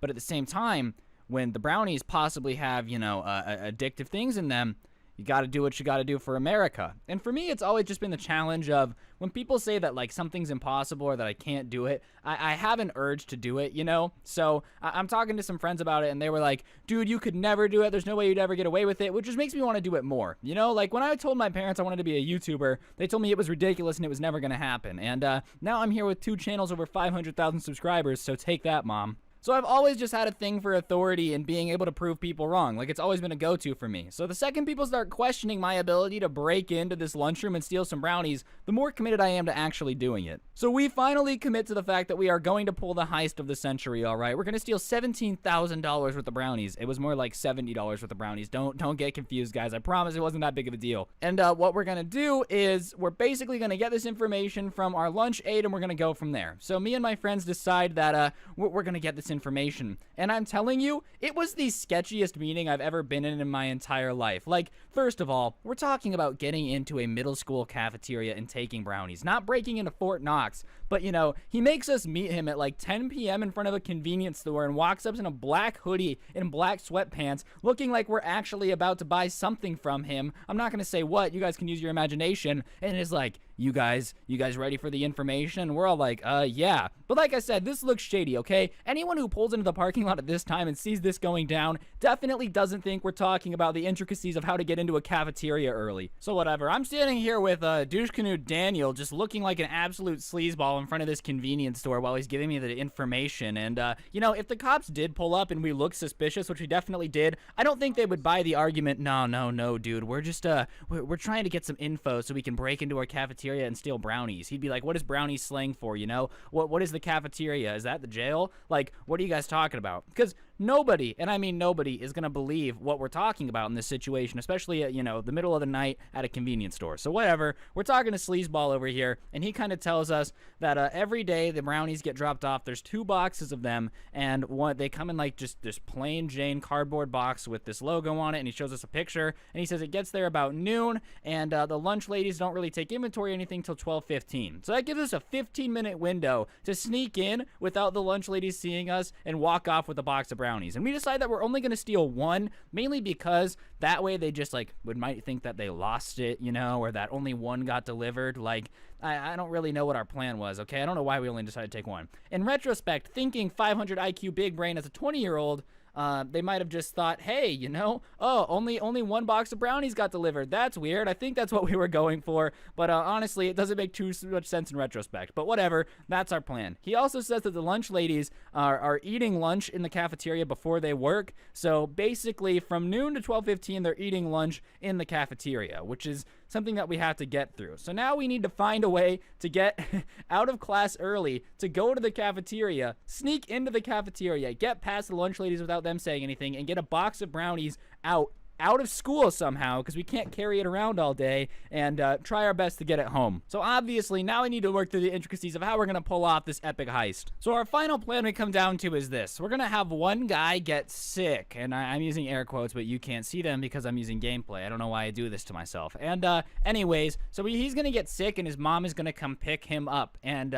basically, he's going to have the perfect window because he lived by the school, and we have to get the brownies to his car. And then obviously, we have somebody swipe some hall passes to get 3 of us out of class. We fill them out and get them signed. That's pretty easy. I've talked before about how, I almost didn't graduate because I was so good at stealing hall passes. So I get that done. I take them from my computer teacher because me and her were close and she just wasn't paying attention. So I nabbed those. And we're going to walk in to the cafeteria and tell them that we were sent by the school news team to do something in the back room, if that's okay, and then they'll say yes, and we'll be fine, So that's the game plan. We don't have a backup plan. If anything goes wrong, we're just going to take the L, because sometimes you just got to take the L, but that's our game plan. So the day comes, and obviously, we whip out our hall passes at the appropriate time, get dismissed, and we meet by the water fountain, which is where we agreed to meet, and we're like, all right, we've been at the water fountain, Echo 9, Foxtrot Charlie, synchronize your watches, Echo 9, fuck, where is house team, heist, Echo Fox, we didn't have walkie-talkies. That would have made this way cooler, to be honest. I should have brought some from home, but whatever. We decided to go through with our plan. So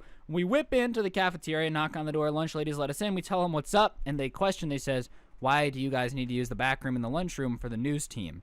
And, me being quick on my feet, I'm a pretty good person at just coming up with bull crap on the spot to try to get what I want. So I just kind of looked at them and I was like, oh my gosh, did you guys not hear? There's a new bill being proposed on the Nevada State Senate about how lunchrooms now need to be equipped with an extra amount of fire extinguishers, and we are just kind of reporting on whether or not this back room has it. So that's what we're just looking into, just because it's going to be legislative, it's going to cost taxpayer money. And I think I sounded so boring and like I knew what I was talking about so much that the lunch ladies just didn't question it. And that's the real key. If you ever want to get away with anything and you need an excuse to get away with it, if you say it with confidence, I can promise you with all my heart, no one's going to question you. I don't know what it is. Anytime you say something with confidence and are just like, nope, that's how it is and there's nothing you can do about it, people fall over trying to believe you. Like, they'll argue with other people saying how right you were, So whatever. They let us in the back room and everybody's high-fiving me for my quick thinking. We get to the back. We go out the back door to where the truck is, and sure enough, there are 2 boxes of brownies.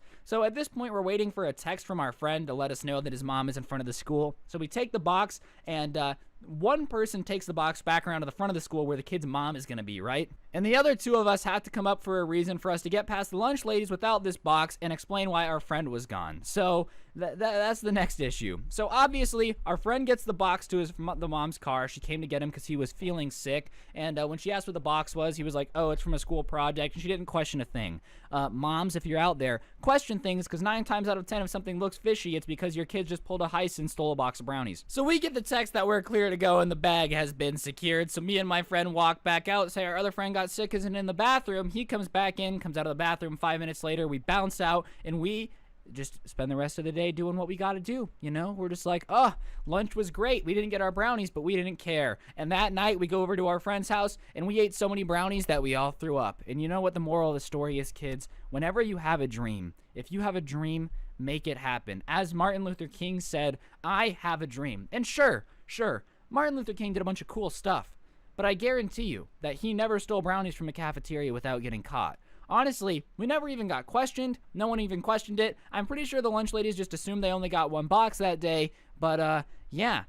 We also figured out a little bit later that we could just order them online wholesale and get boxes of them from Amazon. So we ended up doing that. But, that's not as cool as just operating a heist and getting away with stealing a giant box of brownies from your school. Don't let your memes be dream kids. Get out there and make it happen.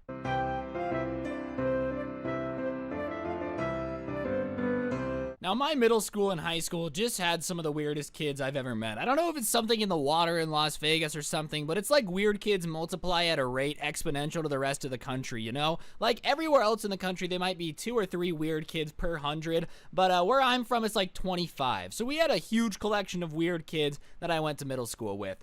But most of them were boys. I don't know if it's just because boys are weird or whatever. Like, I don't really know why. Maybe being weird is just sexist. But for some reason, most of the weird people that I would be around were just dudes. And I'm not really sure why that is. But for some reason, there were not a ton of weird girls. It was not something that was extremely common. Like, maybe 1 in every 10 weird people were girls. But in middle school, I think one of the weirdest people in our school was a girl. And for the story, I'm going to call her Angelica just because, you know, the girl Angelica from the Rugrats was a big poo-poo head. And this girl, ironically, had something to do with poo-poo. And Angelica was one of these people that thought she was better than everyone, you know? Like, you know those girls that are just like, I would talk to you, but I think you're a big poo-poo stupid head, and I don't have time for that. Like, that's the type of person she was. Except the only problem is she wasn't really smarter than anyone, and she was really weird, and she chalked up nobody wanting to talk to her as like, oh, she's just so much smarter than everybody that no one will understand the complexities of how her brain works, you know? But the truth of the matter is she was mean and weird. Like, the type of weird, I'll never forget this. This is an example of how weird she is, okay? One time, we're sitting in English class, and she just looks over and starts meowing at me. And I'm like, what are you doing? And she goes, meow, I'm a cat. You have to pet me. Meow, I'm a cat. So here I am in a 7th grade English classroom with a girl meowing at me, telling me I have to pet her. Like, that's how weird this chick was. But somewhere along the line, it stopped just being weird and became nasty. Like, in 7th grade, she was super obsessed with cats. She's meowing at me, you know? Nothing says fun like having a child meow at you. You're just sitting there like, you know, I'm trying to write this essay, but I can't with Rebecca over here going meow, meow, meow and licking my arm. But regardless, you know, people are sitting here licking me and meowing me in the middle of class, but it got weirder. In 8th grade, she stopped being obsessed with cats and became really, really obsessed with proving to everyone that she was hardcore. You know, I don't know what it was about her being hardcore, but for some reason, she was just convinced that if she was hardcore, no one would mess with her and she would have all the friends. And what I mean by hardcore is pretty simple. She just thought that doing extreme things was sick. So like someone would dare her to, I don't know, get in a trash can and roll it down a hill, and she'd be like, yeah, I'll do it. Jump in a trash can full of trash, which is just gross, okay? Like middle school trash cans are full of chewed bubblegum and spilled Gatorade. She would jump inside the trash can and roll it down a hill, literally rolling around with all the nasty trash, and just thought it was perfectly normal. Who does that, first of all? Like, not once have they ever looked at a trash can full of nasty trash and been like, I want to hop inside that so that way I can roll down a hill. But that's the type of stuff she would do just to prove that she was extreme. And over the course of the year, it started to get worse and worse and worse. So here's this girl jumping into trash cans full of trash, covering herself in garbage, and overall being the nastiest person I've ever met. Like, it's already kind of gross, right? Jumping in a trash can is weird. But it gets even nastier. Like, I know what you're thinking. Scrubby, how in the world does it get nastier than a girl jumping in trash can and purposely rubbing herself with trash? Well, let me tell you. She started wearing how long it had been since she showered like a badge of pride. You know, she's sitting there like, I haven't showered in 2 weeks, and thought it was cool. And this isn't like 4th grade where, you know, little kids stink is different. This is like, we've all hit puberty, okay? We all are definitely smelling like things that you don't want to smell. And she was just bragging about how I haven't showered in 2 weeks. And trust me, she smelled like it. At one point, she had to get a desk separated from the rest of the kids because no one could sit next to her without getting sick. She would flex the fact that she hadn't showered in 3 weeks, which is just disgusting. I don't know what level of nastiness you have to achieve to think it's cool to not shower. shower. Like, I've never gotten that. Yeah, man, I haven't showered in a week. Wow, dude, so you're telling me you smell like garbage and don't think there's a problem with it? That's a little sus. I also wonder what her parents thought. Like, yeah, she had these parents that were kind of hippy-dippy and were all about self-expression, but at a certain point, not showering isn't just self-expression, okay? Not showering is just disgusting. I don't care who you are or what you're doing. If you think your kid not showering for weeks is self-expression, you're delusional and you need some help. Because trust me, and I promise you this, no one wants to sit next to the kid who never showers, ever. But hey, your hippy-dippy parents sure did a good job raising you, you know? You not showering made you really popular. That's sarcasm. So this girl is already pretty nasty, right? And I'm sure you guys are thinking, Scrubby, she sounds gross, but she doesn't sound like the nastiest girl to ever exist, and that is correct. The nastiest girl on the internet title comes from something else. But I'm just giving you guys a backstory of how gross this girl is, okay? She didn't shower, she covered herself in trash, and on top of that, she would eat expired foods to flex on you. Like, if you had moldy milk and you paid her $5, she would drink the moldy expired milk. Like, she was just a really weird person who really liked gross things, and I don't get it, okay? I like being clean. I like living in the 21st century where we have showers and we can do whatever we want, you know? I'm a big fan of modern living. Call me crazy here, but smelling like garbage is not something I want to do on a daily basis. It's not my favorite thing. When I'm sitting at home writing about what I want to do with my life, not once is it not shower on the list. But hey, you know, maybe that's the difference between us and them. Some people just really like that life. She would also really like the fact that people were grossed out by her, you know? Like, she would raise her armpits and shove them in your face. Keep in mind she hasn't showered for 2 weeks, and then, like, laugh at the fact that people would run away. Like, what do you want people to do? Sit there and sniff your pits? Yeah, no thank you. But now, we're gonna get to the front of it. Okay, ladies and gentlemen, here's the deepest, darkest part of all of it. So, somewhere along 8th grade, we found out that she had a YouTube channel, and I know what you're thinking. Scrubby, every middle schooler had a YouTube channel, and that's correct. But this wasn't one of those YouTube channels where you did Minecraft Let's Plays or, you know, sang songs or did makeup or whatever. What we discovered is she had a YouTube channel where, get ready folks, recoil. I will warn everybody now, if you don't want to throw up in your mouth, you might want to click off the video now, because what I'm about to tell you will gross you out. She was tasting different types of animal excrements and was rating it like a food review channel for animal droppings, okay? I don't want to say the word because it's 100% going to get demonetized, but like, she was eating that on YouTube, posting a video of her trying it and uploading it on the internet, and people were watching it. Now, I don't know what type of videos you guys watch outside of me, okay? Honestly, you know, that's your own business. But what in the world do you think that type of audience is gonna be? You know, I didn't know there was a huge audience out there for, I wonder what panda crap tastes like. Better give it a listen. But she was an expert on tasting feces. That is disgusting. You need to brush your teeth for the next 37 years. You need to brush your teeth until your Social Security payments are ready to get taken out. You're telling me that you were sitting there eating feces and went, yeah, this is what I want to do. I'm gonna upload it and put it on the internet. Who brags about that? Somewhere along the line, this idea popped into her head. You know, I'm eating all this animal crap. Maybe I should film it and put it on the internet. That's what people love to see, you know? Last time I was sitting there on the couch watching YouTube videos, I said, I sure do wish somebody was eating animal droppings. That would be my idea of a good time. And then went in the backyard and started filming it. Like, in her backyard, just tasting all these different types of animal feces, not seeing anything wrong with it. She thought it was perfectly normal. So whatever, someone finds this channel and immediately it spreads across the school like wildfire, because it's not every day you have a classmate that's kind of YouTube famous for eating animal droppings, alright? It's just not a common occurrence. So everyone starts talking about it, and she becomes embarrassed immediately. She's like, I can't believe you guys would invade my privacy, which, okay, fair enough, maybe. But you're posting these videos publicly on YouTube of you eating animal droppings and flex the fact you don't shower. You think anyone was surprised? Like, don't get me wrong, we were concerned, because I feel like that's drastically unhealthy, you know? That stuff cannot be good for your lower intestine. But you can't post something publicly on the internet and then be surprised when people find it. It's like, listen, I don't tell people that I know in real life that I'm Scrubby, but when they find my channel and they're like, are you this guy? I'm not like, no, how did you find that? You've invaded my privacy. I feel upset because I'm putting it publicly on the internet. You just got to accept that someone's going to see it.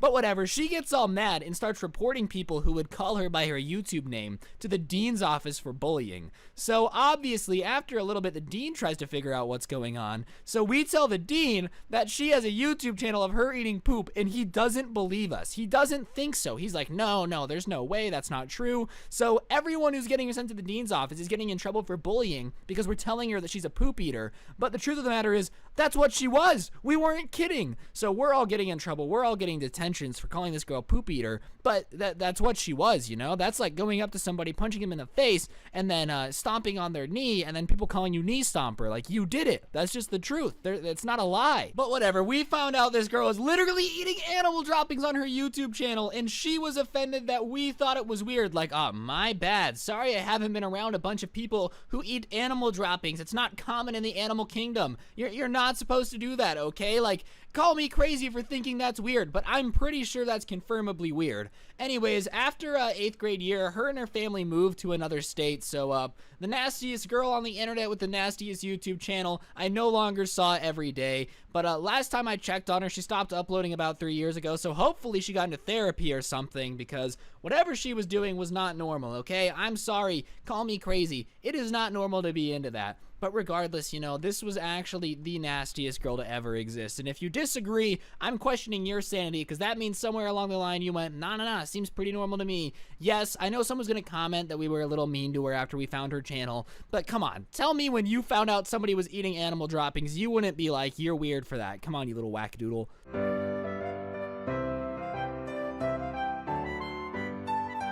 So one day I was scrolling through Twitter, you know, looking through my mentions as I normally do. I try to look at everybody's tweets that they send my direction and at least like them or let them know that I saw them, because I do appreciate everything you guys do for me. And I saw this person had tweeted at me about 25 times saying follow me, and I figured, I was like, you know what, I press one button and their day's made, so I'll drop a follow on them. They'll be happy, I'll be happy, I'll feel good about myself, everybody wins, you know? I'll pat myself on the back, they'll be happy they got the follow. No one loses in this situation. So I follow them, and almost instantly my inbox starts getting flooded with DMs from them, basically being like, oh, I love you so much, like, I know that we're meant to be together, you're my soulmate, I have no doubt that I'm gonna marry you, all this creepy stuff, you know? And I just followed you on Twitter. I'm not trying to get married, all right? It might have a nice ring to it, but that would imply commitment, and I ain't down for that. So I politely respond and go, haha, nice joke, like, funny, please don't DM me so much, because it kind of blows up my inbox, and I don't like it. Trying my best to be respectful, right? And that's where I went wrong. You see, I should have just left it alone. I should have blocked him right then and there, because the next 2-3 weeks of my life were some of the scariest that I've ever seen. So right when I say, you know, please don't DM me as much, I like my privacy, like, I'm not gonna unfollow you, but please just back off a little bit. They start being like, no, I'm serious, like, I know that we're supposed to be together. And they start dropping information in this chat that there's no way anybody could know. Like, where I went to high school, what elementary school I went to, my childhood best friends that I don't even follow on Instagram or Twitter, just some really weird stuff. Like, only somebody that's done some real deep digging on me would be ever to know. And I'm getting scared at this point, okay? Because anybody that comes in my DMs talking about how God told them that we were supposed to be together and starts knowing all my private information when I don't know them is a pretty intimidating sight to see. And at this point, I'm like, oh, so this is how it ends. I'm gonna wake up one day with this person holding a pillow over my face saying, I can't have you, nobody can, and that's gonna be the end of it. So I do the sensible thing at this point. I send them a DM saying, I really don't like the invasion of privacy, and then I block them. You know, I tried to be nice. All this started with me trying to be a nice guy, and I learned my lesson. Basically, if anyone's nice, you have to punch them in the face immediately so they don't get too comfortable. That's the rules. So I am a little freaked out, but I move on. I'm like, okay, I blocked them. Someone knows my information, whatever. If people find out, they find out. This sucks, but I guess that's my life now.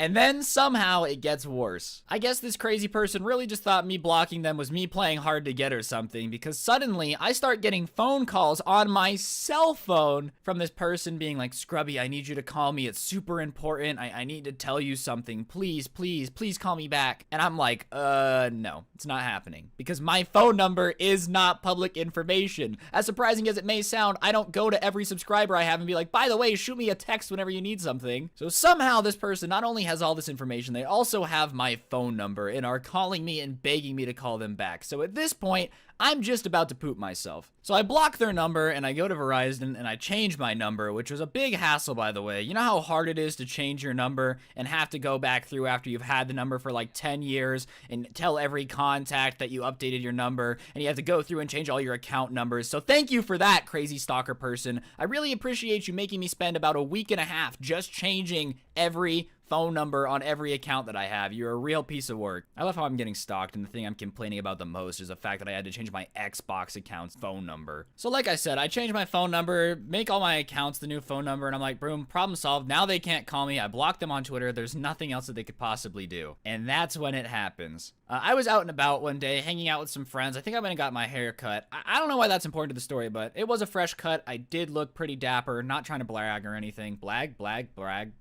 There's a word.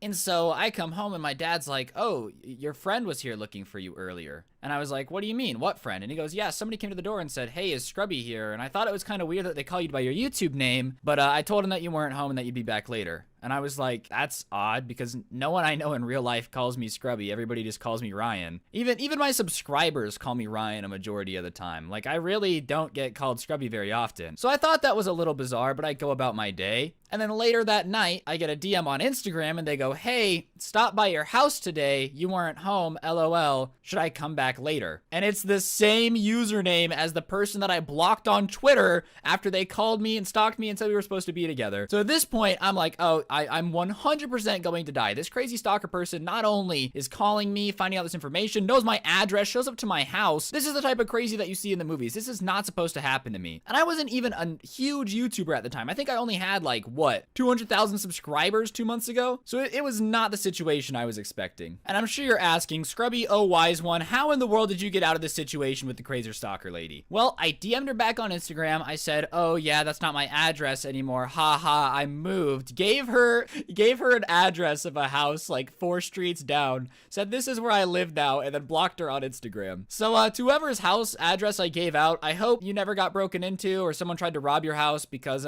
if they did, that's kind of my bad. And I haven't heard from them since, so I'm pretty sure they got the message or moved on or something. But if you are watching this video, please don't contact me again. I really don't want you to show up at my house. That's weird. And yeah, that's the story of the time I got stalked. Not as climactic as some people's stalker stories, but it still was pretty terrifying. Moral of the story, if you find your favorite YouTuber's number, please don't text them and tell them you're soulmates, because you're probably just gonna get blocked and you're gonna get a story time made on you.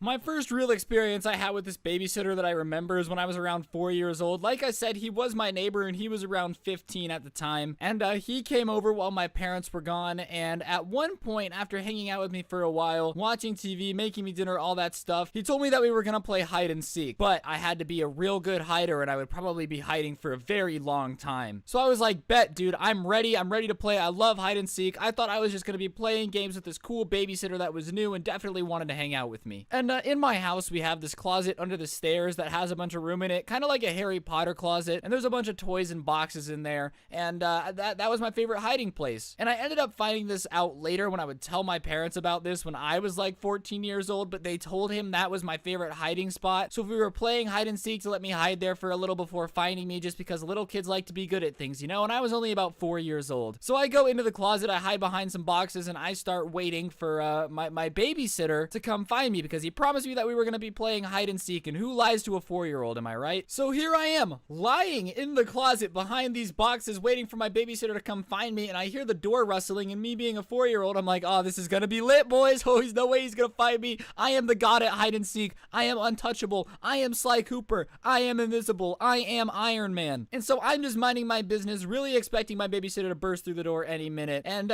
10 minutes passed probably, or at least felt like 10 minutes, and he still hasn't come in. There was just fidgeting at the door, and that was it. And it's not dark in there. There is a light in there, so I'm not like freaking out or anything, even though at the time I was pretty afraid of the dark. But I am stuck in a tiny closet with just a couple toys, right? So I go to open the door because I'm like, hey man, you haven't found me in 10 minutes. You're kind of bad at this game, you little poop shoot. And the door won't open. There's no lock on the door, but I'm pushing on it and it's not working at all. Like, the door just isn't budging. And that's when I hear it, a voice I didn't recognize, and it was a girl's voice. And she's saying my babysitter's name, who I'm gonna name Daniel for the purpose of the story, because I feel like that's just a douchey name. And this guy just locked a 4-year-old in a closet, so he's kind of the king douche. Like, if there was a douche kingdom, this guy would be the douche king, okay? So they're talking, and I start to hear noises that definitely isn't a normal conversation. That's all I'm gonna say, because I like to stay monetized, and Susan's kind of edgy lately. But I'm banging on the door. I'm a 4-year-old, by the way, banging on the door trying to get out because this douche canoe locked a 4-year-old in the closet. I'm banging on the door. He's banging something else, if you guys know what I mean. And I'm stuck. fuck? And I'm like, oh my god, I'm gonna die in the closet. Holy cow, he's being kidnapped by a group of female ninjas that love to scream. But regardless, about 20 minutes later, she leaves, and the door opens, and he's like, oh my gosh, I didn't know how to get the door open. I was trying so hard. And I'm like, listen here, Daniel, I might be 4 years old, but I wasn't born yesterday. 4 years old is 4 years, mister. You think I'm stupid? I've seen Shark Week 4 times at this point. I have plenty of knowledge on absolutely everything, all right? And that's when I notice a dining room chair that is suddenly near the door. This guy had propped a door underneath the closet handle so I couldn't get out, just to bring his girlfriend over. And you know what? If he would have just turned on the PS2 upstairs and just been like, yo, play a video game, I probably would have been fine. But Douche Canoe really had to lock me in a closet. Douche Canoe Daniel, that's his official nickname. But whatever, he promises me that if I don't tell my mom and dad about the closet situation, that he'll give me an Otter Pop. And you know, I'm 4 years old, so I'm like, I bet that's a fair trade. I mean, being locked in the closet kind of sucked, but it wasn't that bad. And I'm gonna get an Otter Pop out of it. I'll take these odds any day of the week. So I let Daniel off the hook this time, alright? Otter Pops can buy my silence almost as much as money, and I've been paid off by quite a few mafia members at this point to keep my silence. But regardless, I don't tell my parents that he locked me in the closet, which I probably should have done, but you're 4 years old, a cool kid who's older than you and likes to hang out with you and play hide and seek where he locks you in a closet, tells you to keep your mouth shut. You kind of just keep your mouth shut. It was really stupid in retrospect. I don't know what I was thinking, but Douche Canoe Daniel really had a way with convincing me not to tell anyone. But it wouldn't be the last time Douche Canoe Daniel used my 4-year-old naivety to his advantage. The next time he babysat me, it somehow got worse. And I know what you're thinking. How could it possibly get worse than locking a toddler in the closet? But it did. You see, I guess Douche Canoe Daniel didn't like how much money my parents were paying him because I was playing PS2 Sly Cooper, which is in my parents' room, and my parents' closet was basically, I could see it from where I was playing PS2, right? And I'm looking down the hallway, and I see Douche Canoe Daniel kind of going through my mom's stuff, especially near where they keep their money. And 4-year-old me obviously didn't put 2 and 2 together, but I asked Daniel, I said, hey man, what are you doing? And he goes, oh, I'm just reorganizing your mom's jewelry. And I was like, oh, okay, yeah, that makes perfect sense, Douche Canoe Daniel. Plenty of babysitter teenage boys rearrange middle-aged women's jewelry. That's a common trend. I know plenty of people who do exactly that because 4-year-olds are stupid, okay? Babies are just drunk people, little drunk people. I mean, think about it. I wasn't a baby by any means, but I was still really short. I couldn't walk very well. I really sucked with my words. I was basically just a drunk person. Babies are just drunk people. And I just kind of let it slide. I didn't think about it. But anyways, Daniel keeps rummaging through my parents' room and comes back, and I don't think anything of it because I'm 4 years old and I'm playing PS2, and I don't really understand people who would steal things yet. Like, that concept was still kind of rare to me. For some reason, when you're 4 years old, you believe in the good of everybody around you, and you're not sitting there going, yeah, this babysitter's probably stealing stuff from my parents. It's just not a thought that's crossing your mind every 30 seconds. And later that night, before my parents got home, I ended up spilling my chocolate milk all over the carpet, which I wasn't supposed to have the drink on anyways, and Daniel was like, hey man, don't even worry about it, like, you're good, don't sweat it, everything's fine, I won't tell your mom and dad. And so here I am being like, yo, Douche Canoe Daniel's actually a cool dude, he's not gonna snitch on me for spilling my chocolate milk. And my mom would have been pissed if she found out that I had chocolate milk on the carpet where I wasn't supposed to have it. So he cleans up the milk, you can't tell it was there, and I'm like, oh my god, Douche Canoe Daniel is literally magic, he's a wizard, he's Harry Potter in the flesh. I've never seen anyone clean up chocolate milk with such grace, such poise, such fantastic talent at getting dairy out of a carpet. Wow, Douche Canoe Daniel has a talent, and it should have been telling to me that the only thing he's ever been good at is cleaning up chocolate milk. But whatever, my parents and me, we're just kind of hanging out, and my mom comes in the next day, and she's talking to my dad, and I overhear him, and she's talking about how she can't find her earrings, the earrings that my dad just bought her for their 10-year wedding anniversary, and how she's freaking out, they're tearing the house apart, and they're like, well, maybe it was Daniel. So they call Daniel over, and they don't tell him what they're gonna do. They go into the other room to talk to Daniel's parents about it, because they all came over, because when, you know, your son might have stolen diamond earrings, it's a little important to talk to the parents of the 15-year-old. And he comes over to me, and I'm pretty sure at this point he knew what was coming, because he tells me that if my mom and dad ask what we did, we played Sly Cooper together, and I never left your sight, okay? And I bring up the fact that he had gone into the closet, and he threatens me and basically says that if I tell them that he went into the mom and dad's closet, or my mom and dad's closet, that he's gonna tell them that I spilt chocolate milk all over the carpet and I wasn't supposed to have chocolate milk, and they'd be really, really, really mad at me for doing that. And you know, I'm 4, so I'm like, yeah, you're right, dude. They probably would be pissed that I had chocolate milk. Gee, thanks, Douche Canoe Daniel. You're right. I won't tell on you because you won't tell on me. But let me put this in perspective for you, okay? He's blackmailing a 4-year-old. What type of terrible person does this? This guy is basically this teenage Hitler blackmailing a 4-year-old to not snitch on him for stealing his mom's earrings. What a terrible, terrible person. So my mom and dad come in and they're like, hey, you know, what's up, Douche Canoe Daniel? Did you take her earrings? You know, be honest with us. We won't be mad. And he goes, no. I spent the whole night hanging out with Ryan. Huh, Ryan? And I said, yeah. Douche Canoe Daniel never left my side because I didn't want to get in trouble for the chocolate milk, right? And when you're 4 years old, you really don't understand the gravity of someone stealing from your parents. You just don't. At least I didn't, okay? I was pretty sheltered as a kid. I didn't really understand what was going on and what I was lying to cover up. So Douche Canoe Daniel isn't in trouble. He gets away with stealing my mom's earrings, and you might be thinking there's no way it can get worse. But trust me, ladies and gentlemen, there is a situation that gets much, much, much worse. So just for the recap, so far, he locked a 4-year-old in the closet, stole the 4-year-old's mom's earrings, and then blackmailed the 4-year-old into lying for him to cover up. So this is the last story I'm gonna do for today's video, but it's probably the longest one. Basically, one night my parents asked Douche Canoe Daniel to come over and stay really late with me. We're talking probably 1:30 in the morning type of flow, you know? Which is pretty late for a babysitter, you know? It is. It's one of those things where, like, yeah, it's probably not fun to sit with a 4-year-old until 1 in the morning, but if you're getting paid to do it and you agreed to do it, you kind of have to. You don't have an option. Like, if you didn't want to babysit till 1 in the morning, don't say yes. But I guess Douche Canoe Daniel never got the memo of how to say no because, basically what happened is around midnight, I'm still awake. He gave me way too much sugar, way too many Otter Pops, way too many chocolate milks, and I'm on a sugar high equivalent to Wiz Khalifa and Bob Marley's high, okay? It is an interesting situation to say the least. It is out of control. I'm screaming. I'm going crazy. But like I said, my parents aren't home. I'm 4 years old, and let's not forget, guys, he's the babysitter. He's supposed to be in charge of me, the 4-year-old, not intimidated by the 4-year-old that he made sugar high in the first place. But regardless, Douche Canoe Daniel, after making the mistake of getting me sugar high, after getting the mistake of keeping me up super late, it's around midnight. Like I said, my parents will be home around 1:30 in the morning, which is pretty late. I'm not gonna lie. Douche Canoe Daniel just decides to do the following. He says, you know what, man, I'm hungry. Get in the car. Keep in mind, Douche Canoe Daniel is 15. My parents took one car. My mom's car was still at home. He goes, grabs the keys, puts 4-year-old me at midnight in the car that he's not legally allowed to drive, that it's not his car, and proceeds to drive with me to his friend's house at midnight.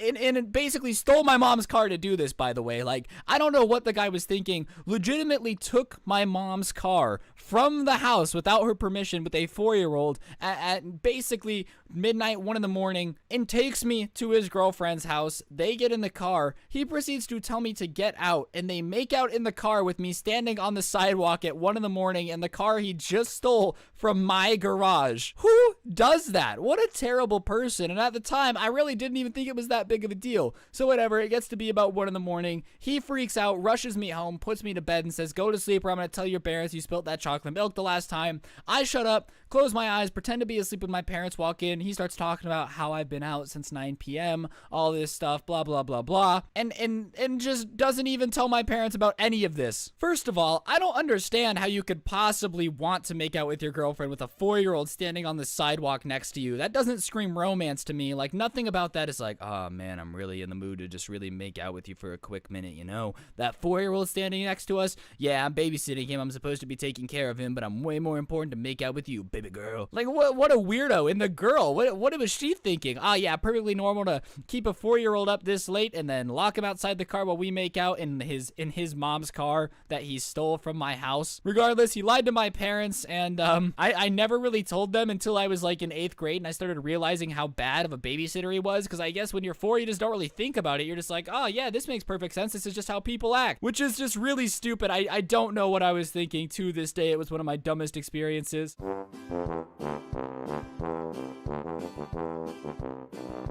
So the person who sent me this worked at a summer camp, which I guess like isn't the worst job in the world. You kind of just get to hang out and do dumb stuff with a bunch of kids all day and get paid for it. So it could be worse. But to use his own words here, it was a really white summer club. Not that it matters, okay? It doesn't matter. But, you know, like when you walked on the pool deck for this summer club, it looked like a bunch of marshmallows were deciding to lay on the deck and get fried, all right? This person who sent me this is from North Dakota, which just typically isn't, you know, a very rapper heavy central area. There's not 8 top 10 songs right now being like, hey yo, I represent Southside North Dakota, get some corn and some snow, let's get going. But regardless, this person worked at a, you know, summer camp in North Dakota where most of the kids were named either Graham, Dylan, Chad, or, I don't know, Jake. Let's go with Jake. That's a pretty standard white guy name. I know at least 47 dudes named Jake who really like football and will constantly tell you about why their favorite team is better than yours.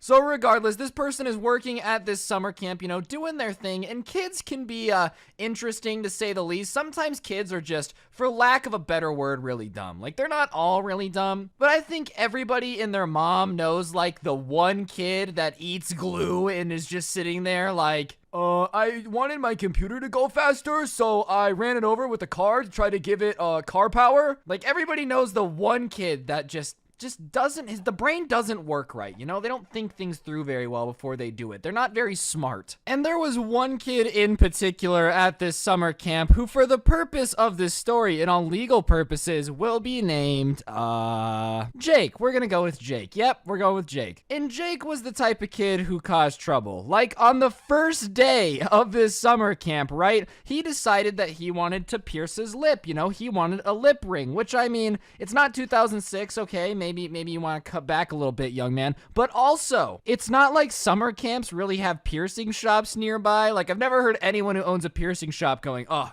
I love when it's summertime because all these kids come in and get tons of piercings without parents' permission. Like, there's not really anywhere to get your lip pierced. But this kid, Jake, really wanted to get his lip pierced. Like, really bad. So instead of waiting till he gets home or turning 18, he decided to take a stapler and go into the bathroom and staple his lip. I don't understand what makes you want to do that, but the only reason they found out is because the kid had stapled himself, and if you know how a stapler works, there has to be something behind it. So he had like the stapler in his mouth, the back half of the stapler in his mouth, and had stapled his mouth, and it had gotten like stuck. It didn't go off all the way, so now his skin was being pinched by the stapler. So they walk in, and he's screaming, ow, ow, because I'm sure having your mouth stuck in a metal contraption that's supposed to pierce holes in things probably isn't a very comfortable feeling. Oh, how do I feel about my Tempur-Pedic? It feels a lot like a stapler stuck on my tongue. Like, no one's ever said that before. So whatever, they finally get the stapler out. They're like, what are you doing? And he explains to them, oh, I really wanted to get my lip pierced. And they're like, all right, well, staples isn't the best way to pierce your lip. You know what I mean? And he's like, oh, yeah, you're right. He goes, well, how do you pierce stuff? And I don't know why they told him, but one of the older camp counselors was like, well, what they do is they sterilize a needle. Like, I don't really know how they pierce stuff, to be honest. I'm just going off the fact that they told him, and that's how I feel like you would do it. So that's how I'm going to say that you did it. Like, the person who sent me the story didn't say, and then we explained to him from the Wikipedia, subsection 4, paragraph 5, exactly how to pierce a lip. Like, they didn't do that, but I'm assuming that's how you do it, something like that. And what does this kid who has just had a stapler dangling from his lip decide to do? Does he say, hey, wow, I've learned my lesson and will no longer try to pierce myself? No, he grabs a paperclip, goes back into the bathroom, and is trying to stab the paperclip through his lip because, well, it was the most like a needle and you guys said that's how they do it. What? Dude, 30 seconds ago, you had a stapler in your mouth and you decided to recommit to the idea. You were like, huh, yeah, that really hurt, but I want to recommit to it, you know? And this doesn't really have a lot to do with like the main story, but I'm telling you this to let you know that when it comes to intellect, when it comes to brains, this kid didn't really have a lot, you know? Like, imagine you're an Xbox controller and your batteries die, so you need to go get new ones, and all you have left is triple A's, and somehow you ghetto rig it to work, but the connection's not very strong. That's just this dude's brain. Like, the batteries just were not working very well. So the next day, the kid comes back and actually has a lip ring. I guess his mom had decided if my son is stupid enough to try twice with a stapler and a paper clip, maybe it's just time I go get it professionally done, because next thing I know, he's gonna be like convincing the dog to run really fast to run a lip piercing into his mouth. Like, maybe I should just take one for the team, go get it done for him, so at least that way I know it was done professionally and he's not gonna get like chlamydia from this thing in his mouth, you know, like at least go get it done professionally. And after that, he's relatively normal, I guess. He's a weird kid. They have troubles with him being rambunctious, but you knew that was coming after he tried to staple his mouth closed. But a couple weeks after the lip ring incident, ladies and gentlemen, he comes in talking about how he's going to be a rapper and how he's really been out on the streets with the gang, learning how to really spit the sick rhymes, and he's telling this to all the counselors. And the counselors are looking at him weird because the neighborhood that they're in, where this, summer camp is based, definitely is not a place where you can go out on the streets with your paperclip lip ring and learn all about the hustle. You are in North Dakota, bro. The only time people hustle is to their cars to drive further away from North Dakota, dude. And that day they were going on a little field trip thing, and one way or another, rapper boy now, who is now telling everyone that he has the freshest bars this side of the Mississippi, has, decided to be like, hey, when we're on this field trip, because they're going on a field trip, it gets put in the group with the person who sent me the story, and he's like, yo, the entire time we're on this field trip, bro, I'm gonna be passing bars to you, man. I'm gonna be passing bars to you, bro. You gotta pass bars back, bro. That's just how you gotta do it, bro.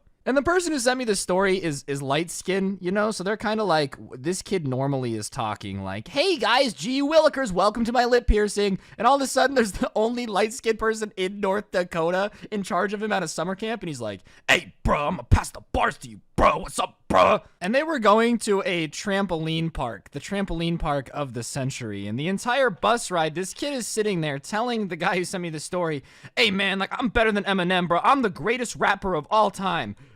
And, as much as I am an advocate for following your dreams have to be realistic. If you're so dumb that you try to pierce your lip with a stapler, you're not going to be the world's best anything, okay? Set your bars a little bit lower. It's nothing personal, all right? It really isn't. The second you try to staple a lip ring into your mouth and get hurt and then decide, bruh, didn't learn my lesson, gonna go do it again, you're probably just not gonna be the world's best anything. It's nothing personal. It's okay. You'll be all right. But whatever, the entire bus ride, the kid is like freestyling. I'm doing air quotes right now. You can't see me, but they're definitely there around freestyling. He's like, hey, bruh, call me green eggs and ham because my name is Sam.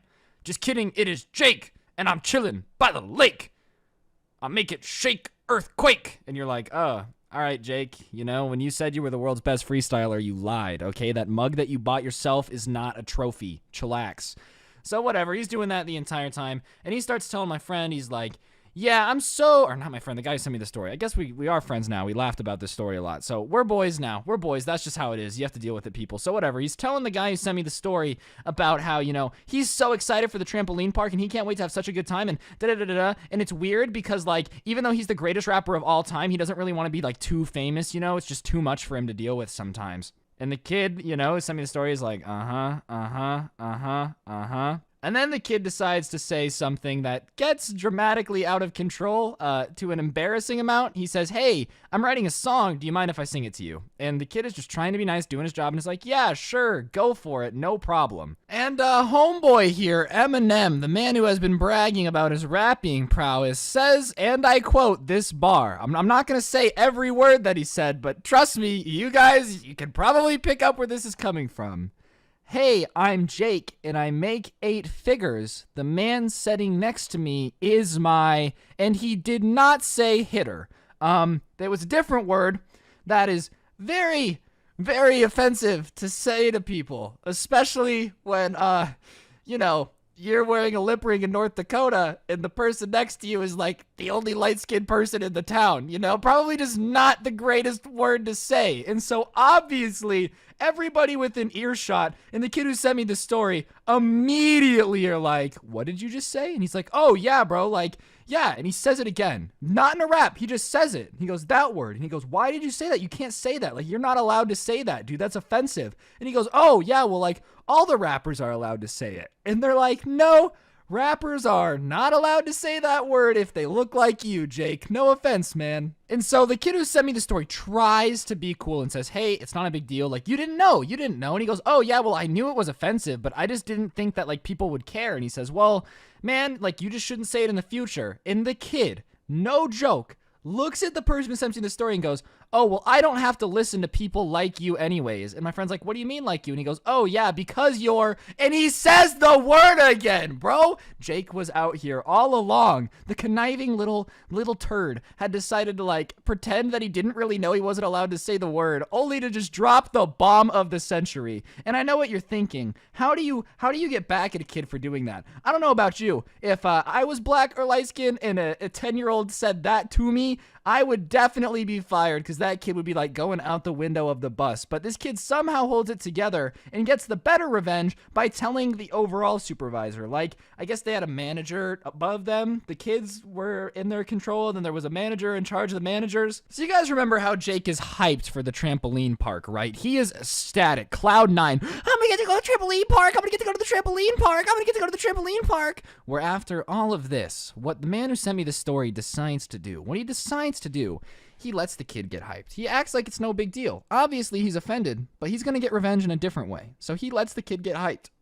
He lets them get inside of the trampoline park. He lets this kid get the special socks and the special shoes so he can jump. He does all of this. He lets the kid look at his friends out on the trampoline park, seeing them having all this fun, and then taps the supervisor and goes, oh, by the way, this kid did this earlier, and immediately the kid has to take off his shoes and socks and sit on a bench with the supervisor with no technology and watch everybody else have fun in the trampoline park, which might be the best way to just absolutely crush a kid's spirit. Like, oh, you want to throw that around, huh? You want to play that game? Guess what, little Timmy? You can watch all your friends have fun at the trampoline park. I don't even care because you're sitting on the sidelines alone.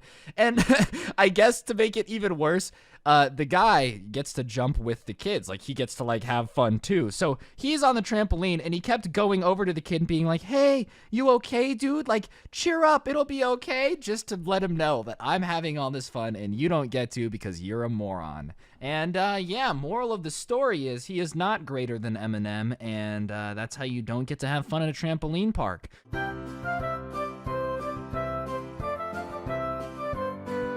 So when I was a freshman in high school, I had this teacher named, I'm going to change his name for the purpose of the video, but I'm going to name him Mr. Ballista. Mr. Ballista, you know, an old school Call of Duty sniper rifle. That's what he was named after, you know? And Mr. Ballista was a pretty hard guy. He was near retirement. I'm pretty sure he was a veteran of, like, every single war ever, you know? He was a really old dude. And it was his last few years teaching, which meant he really didn't care. Because as a teacher, your retirement's pretty secure, and you can pretty much do whatever you want once you have tenure, and especially since you're going to retire in a year or two, the school won't really fire you or do anything. So he just had the ability to not care about anything. Like, if you were sassy to him, if you were rude to him, he didn't care, because what did he have to lose? Absolutely nothing. Nothing was going to happen. And he made that very clear on the first day of school when somebody was on their phone and he just took their phone, threw it across the room, and told them to go get it. I mean, at least to me, somebody who usually does goof around, it was pretty obvious that this guy did not care and would do absolutely anything to keep his classroom under control. So it was better to just stay out of his way, all right? You know, it's like jumping in front of a freight train. Yeah, you can,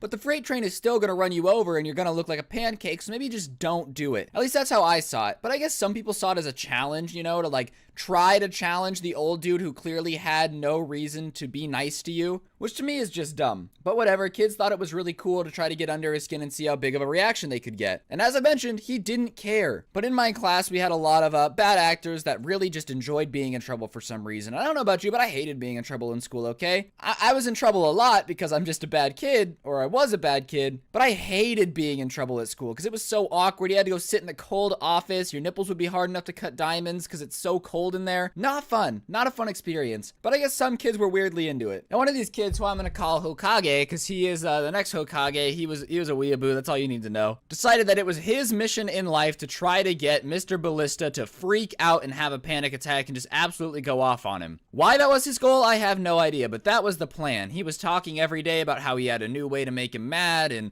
all this stuff, and he was a bad guy. Just to clarify, me and Mr. Hokage, or the kid Hokage, did not get along. I really did not like this kid, mainly because he was just a bad person. And not a bad person in the, oh, you're a teenager and you make mistakes kind of way, but in the type of way where you just knew this kid was gonna end up in prison 3 years after high school. This kid was constantly just stealing things and getting in fights and like biting people, you know, when a 16-year-old, 14-year-old, I don't know how old he is, I don't really care, is biting people, you probably got some messed up issues. Yeah, and this kid was one of those people. So whenever he was flexing about the fact that he was going to make the teacher mad at him, I would just kind of roll my eyes and be like, yeah, I would be mad too. I mean, your parents are disappointed in you. I don't know why a teacher wouldn't be either. But whatever, this was Hokage's new life mission to piss off Mr. Ballista and make him freak out. So in order to do this, Hokage starts digging into Mr. Ballista's personal life. And this is just a no-no. Never dig into somebody's personal life, okay? It's personal for a reason. You don't need to know your teacher's favorite flavor of coffee in order to understand that they're teaching you history, all right? It's just not necessary. But whatever, he just was really into learning everything he could about Mr. Ballista in order to get under his skin better. And something he found out was that Mr. Ballista's wife had cancer. And listen, I got along pretty well with Mr. Ballista. I really appreciate people who are straight up and honest and strict, and he was really forward about the rules. He was really honest about what you could do to stay out of trouble, so I had no problem staying out of trouble in his class. But Hokage just wouldn't listen, and when he found out that his wife had cancer, he proceeded to tell the entire class about it. Which is just not cool. You don't need to do that. Like, clearly Mr. Ballista is struggling with some issues over here, and you broadcasting it to the class with a megaphone being like, by the way, his wife has cancer, just makes you look like a horrible person. So, of course, Mr. Ballista gets mad at this and basically tells him to go to the dean's office and reports him to the dean and goes, look, he's telling kids in my class that my wife has cancer. I don't need to deal with this. I come to school to not have to think about it, and now everyone's talking about it. Everyone's being nice to me. He's like, I don't want pity. I don't want sympathy. I just want to teach my class. I don't want this kid going around telling people my personal business. I just don't. That's not what I want. Fair enough, Mr. Ballista. I don't blame you, man. Hokage is a bit of a tool for leaking the fact that your wife has cancer to the class. So the next few weeks go pretty normally. Everything kind of calms down. You can tell Mr. Ballista has a strong hatred for Hokage. But not much he can really do. The school has denied his request to get him moved out of the class, which is just dumb. If you have a kid basically doxing the teacher and leaking personal information, it's probably a good idea to just put him in a new class and make sure they don't get along. And, you know, especially with a teacher like Mr. Ballista who does not care and has nothing to lose at this point, it's a really good idea to make sure that these two people stay apart. And then, the moment you've all been waiting for. One day, we're sitting in class. I don't remember what we're learning about, but I guess Hokage just wasn't having it. And he goes, when are we going to use this in real life? Which was just, I get the question, I understand the premise, but the way he said it is what was rude. And Mr. Ballista goes, well, to be honest, you'll probably never use it in your life because you're going to end up working at McDonald's. Which is pretty savage and true. I don't know where Hokage is, probably in prison or at a McDonald's, one of the two.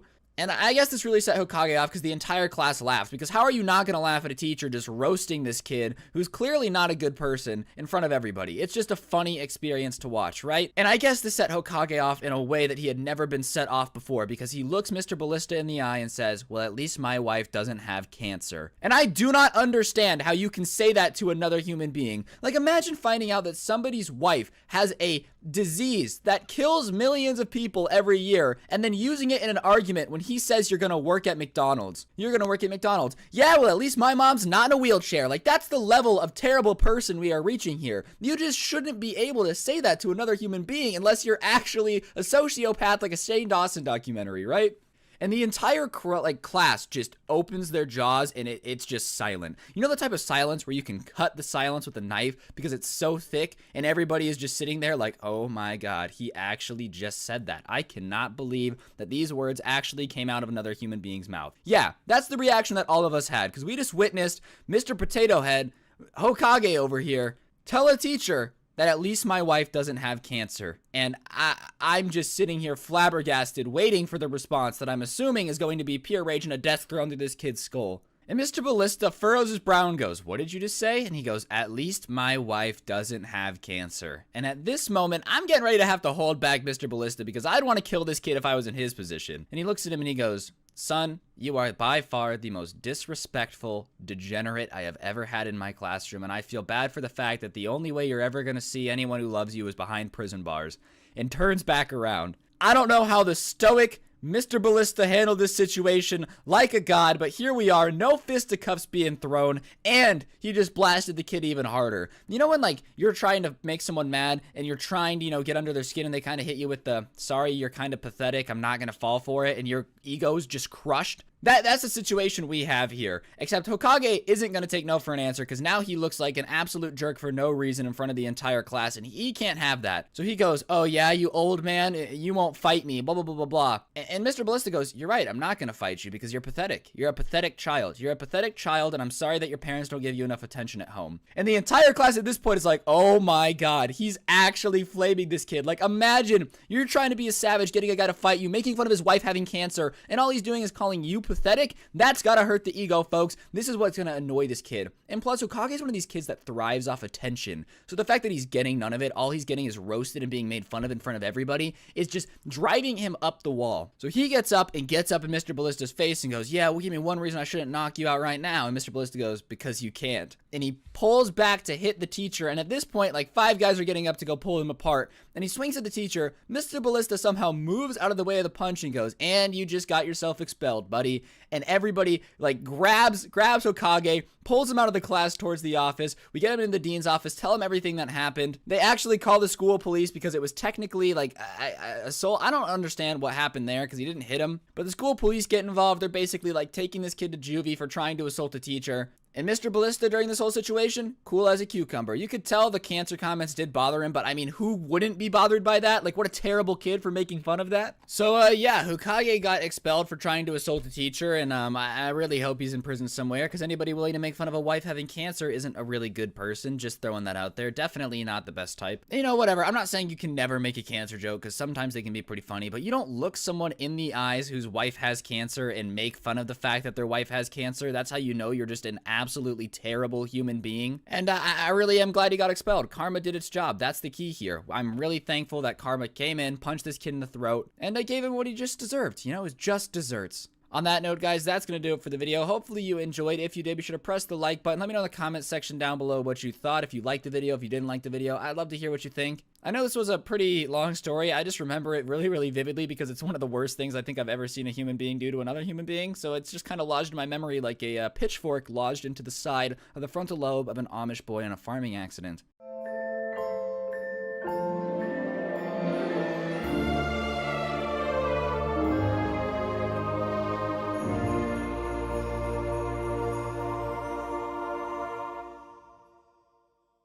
What's going on, guys? It's your boy Scrub here, back again with another video. Hope you guys are having a great day. I know I am, and today I've got a story time for you guys about the time this dude's dad tried to break into my house to get revenge at me for beating his son at a game in the neighborhood. Yeah, it really do be like that sometimes. Regardless, it should be a pretty entertaining video. Before we get into it, though, be sure to press the like button. Otherwise, no joke, no scam. Your neighbor's gonna try to break into your house and fight you for beating them at a game, and trust me, it's just very awkward to explain to your parents what's going on. And yeah, without further ado, let's get right into it. It's not good. Nice racking her ass Brazilian. Just turned 21, but my bank's a million. Swear I'm a little drunk, but it's a hell of a feeling. Alright, so every now and then we would have these like neighborhood games with all the kids that would get a little bit intense, you know? And there was one kid in particular who lived up the street who really wouldn't let stuff go no matter what. We would be playing hockey or football outside, like just a pickup game, and his team would lose, and he would throw a temper tantrum and cry and freak out and try to fight everybody on the other team. Like, basically, no matter what happened, if this kid lost, he would freak out, and it would literally just be pickup games in the neighborhood. No reason for him to have a temper tantrum whatsoever, but he would literally fight people over this stuff. And because of that, nobody really would, like, invite him to be on their team during neighborhood games. He would just kind of invite himself and play by himself or, like, just join a team. But because he kind of had anger issues and was constantly trying to fight everybody, like, we would just kind of avoid hanging out with him, which I know sounds pretty mean, but trust me, this story is kind of the reason why. Regardless, one week there was a kid on our street who saw this game online called Assassin, where like you would run around with highlighters, and if you mark somebody on the back of their calf with a highlighter, then they were, you know, assassinated, and like that was how you played the game. And if you got marked, then you were out for the rest of the day. And all the kids in our neighborhood were like, wow, that sounds really fun. And to be honest with you, that's because it is a bunch of fun. Like, it sounds really immature, but I'm gonna be honest, it's pretty harmless. Like, all you're doing is marking people with a highlighter, and it's a pretty fun game, especially when everybody's pretty into it and like taking it seriously, running around trying to hide from each other. It's a pretty good time. And as soon as he found it, he went around and told the whole neighborhood, and because we were a bunch of nerds, we all instantly were like, hell yeah, this is gonna be great. And people got really into it. You know, a couple of kids started making their own like brotherhoods because Assassin's Creed was really popular at the time, so they had like these collectives, basically a team in the game, and they would kind of patrol the neighborhood together with certain highlighter colors. Like, I'll never forget, dude, I'm not even kidding, there was a group of kids who would wear those zip-up Minecraft creeper hoodies because they thought they looked like the Assassin's Creed get-ups, you know, like Ezio with the hood over them, and they had green highlighters, and they would like run around hunting other kids. So just imagine hanging out outside and you would see a group of creepers just chasing a kid down the street, chasing him, being like, get him, with their highlighters in the hand, and the other kids just like running full speed. But everybody was in on it, you know, like if somebody wasn't playing, you were just kind of supposed to leave them alone because that's just the normal thing to do. You shouldn't just go down chasing people who aren't playing. But of course, the one kid who takes things too seriously always, who I'm gonna name Derek for the rest of the story time, was just not having fun with it. Like, he really wanted to play, but no brotherhoods wanted them to be a part of him because he always took things too seriously and would like try to fight with people, so everybody was just kind of avoiding having him on the team. And in response to like not having a team to be on, instead of playing the game by himself for a bit by the rules and kind of like getting people to realize that he was willing to play nice, he just started doing things that were absolutely ridiculous for the point of the game. So, as I've said, the point of the game is to just mark people with a highlighter, right? Well, he decided, since no one wanted to be on his team, that he was going to become the best at it. And the entire point of the game was to either get chased down by people that are faster than you or like outsmart somebody, catch them off guard. You're supposed to basically have to outplay somebody. But this kid literally just started like chasing people down on his bike so you couldn't get away. And then he would run kids over with his bike. I'm not even kidding. Like, full speed. He would just hit kids with his bike, knock them over, hurt them because he would be flying downhill on a bike to chase you down. And then he would mark their calf. And because like you're injured, you can't get him back, you know? A lot of times there was a little bit of a risk like chasing somebody down because they could always just be like tired, you know, and turn around and just try to mark you back. And at that point you're both out. But like, yeah, when a kid literally runs you down with a bike and while you're hurt on the ground crying marks your calf, it's kind of just an unfair advantage. So obviously nobody really wanted to play with him, but like whenever you were outside playing, he would just do it. You would just be minding your business, going to check the mail or something, and here this guy would come and just run you over with his bike and mark your calf. So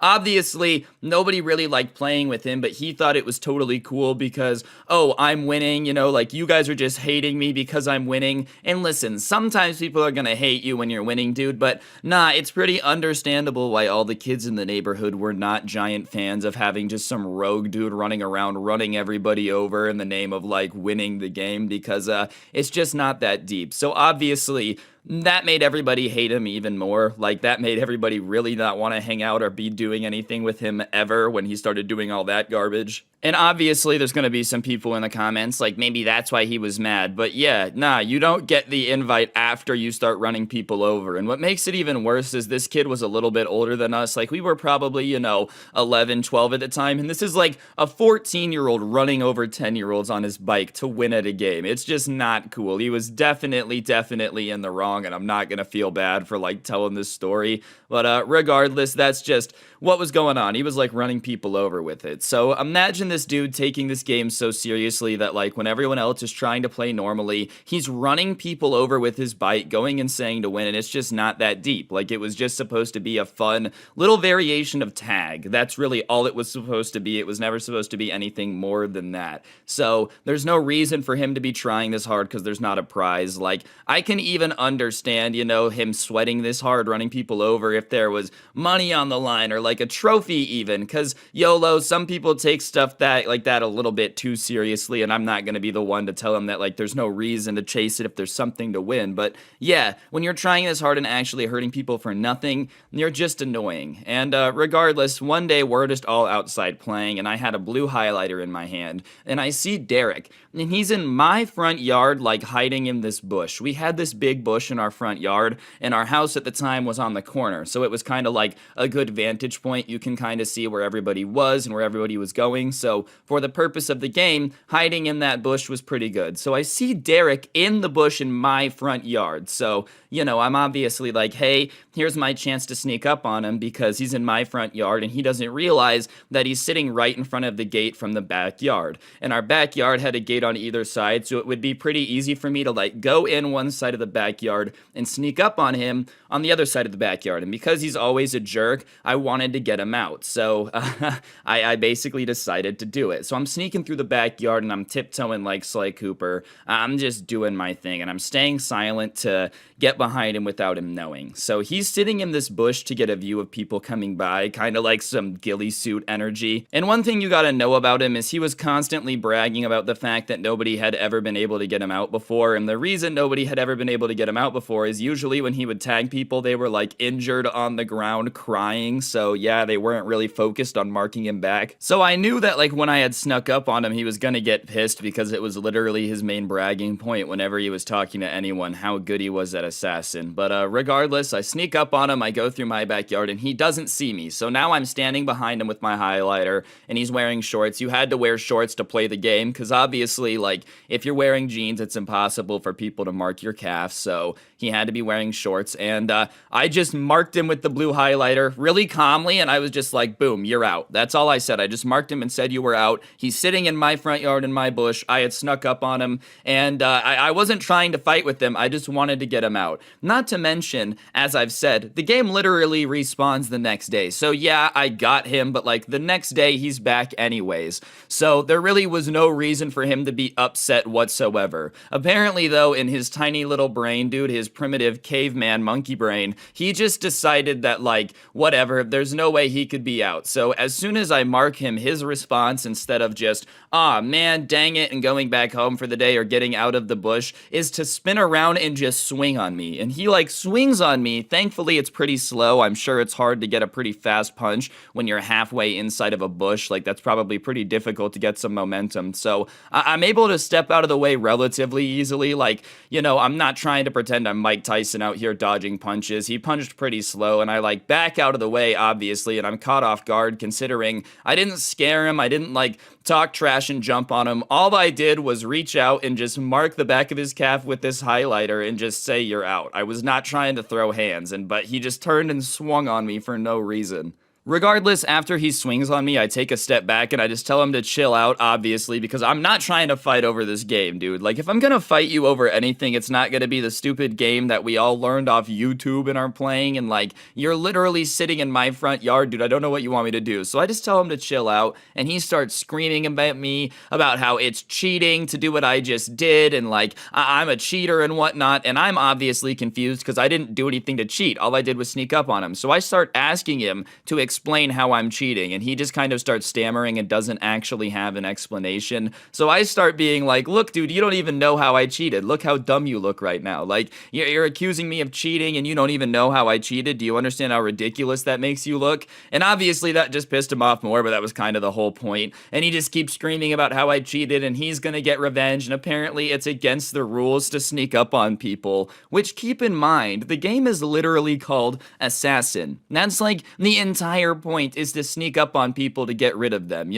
It's not to be a super nice guy and like strap a siren to the top of your head and have it blaring, "Here I come, here I come, here I come." Like, yes, in a game called Assassin, there is an aspect of the game where you're just supposed to sneak up on people. I don't even feel like that's supposed to be rocket science, but we're in my front yard and he's screaming at me how I'm cheating and whatnot and how I'm ruining the game and blah, blah, blah, blah, blah, and making it unfair. So all the other kids that are outside start start kind of like coming over just to see what's going on because he's making quite the commotion and he's freaking out and like trying to fight me. So as kids start coming into the neighborhood, he kind of realizes people are watching. So to look cool, he like tries to tackle me and I'm trying to get him off of me. So we're fighting, but not really. It's kind of like that half wrestling, half punching each other fighting. And a bunch of kids are around us. And finally, I like throw him off me and some other kids kind of hold him back. He wasn't a very big kid, so I think he just more tried to tackle me to try to look cool. And so now people are holding him back and he wasn't really like saying anything while we were fighting. But as soon as people were holding him back, he starts being all tough, which you know people love to do that, dude. Like once they're being held back, they start talking a bunch of trash, whereas 30 seconds ago when they were actually fighting you, they were saying nothing. It's just a little ridiculous, but he starts spewing all this nonsense about how like, oh, I'm gonna get revenge on you and my dad's gonna teach you a lesson and I'm really gonna regret this and whatnot and he hates me and like, listen, I understand after a fight you're a little bit emotional, dude, but wow, oh no, you're gonna threaten that you and your dad are gonna teach me a lesson and get revenge because I tagged you with a highlighter, dude? Like, it's really not that deep. I was just playing the game the way it was supposed to be played. I saw you sitting somewhere and knew that there was a chance for me to get you out, so that's exactly what I did. I don't understand why this kid is so pressed at me, literally just playing the game the way it's supposed to be played, but he's freaking out, and then his friends are like holding him back, and half the neighborhood is just sitting there watching it. And once his friends took him away, which they did after a bit, everybody was kind of coming up to me and being like, yo, good job. Like, that guy's such a jerk. No one's ever got him out before. Like, good job. So most of the neighborhood was pretty happy that I had snuck up on him and gotten him out. But him and his friends obviously like sulked away, and they weren't really friends with him, you know. They were just the older kids that didn't want to look weak by like siding with a lot of the younger kids because they didn't really play with him either. Like, as I said, the Derek kid was a little bit too extreme for anyone to really be hanging out with, but they just kind of like, you know, thought that because he was older, he was cooler than everybody. But one thing that all the other kids in the neighborhood were saying is that, like, I should be a little bit afraid of him getting revenge, because every other time he had said that he was gonna, you know, get back at somebody in the neighborhood, he usually did, whether it was, you know, running them over with his bike or bullying them. Like, he was just a jerk, dude. He was a jerk. And his dad was a jerk, too. His dad was one of those dads that definitely peaked in high school and was now, like, trying to live vicariously through his son, you know, giving him tips on like how to bully kids because it was the family tradition. It was a little bit like the family business. And as soon as they heard that I got threatened by his dad, that like him and his dad were going to teach me a lesson, all the other kids in the neighborhood were like pretty afraid, you know. They were like, dude, aren't you afraid that, you know, he's going to get revenge on you? And I'm going to be honest, I really wasn't. I didn't think anything of it because I've never really understood people that use their dad as a threat. Like, yeah, dude, I'm sure your 35-year-old dad can beat me up, but that really shouldn't be a surprise considering that I'm literally a child. Like, genuinely, it should not be a shock that your 35-year-old dad has the capability to beat up an 11-year-old. And even then, if your 35-year-old dad is sitting there, like, after work, you know, he comes home from his job, and you run in there telling him about how you and the neighborhood kids play a game where you mark each other with highlighters and you got marked out because someone snuck up on you and it wasn't fair, and his first thought is, oh my god, me as a grown man better go fight that kid, then your dad's just kind of stupid and I don't care anyways, dude. Like, yeah, sure, he can beat me up, but that really shouldn't matter considering the fact that he's like a grown man. Like, that should just be obvious. I know that was a little bit of a rant, but I hate when people do that. Oh, my dad could beat you up. Yeah, probably. I was 11. That's just not a flex. Regardless, the neighborhood kids are obviously a little bit nervous for me, but whatever. Swing around your giant 35-year-old man-child as a threat.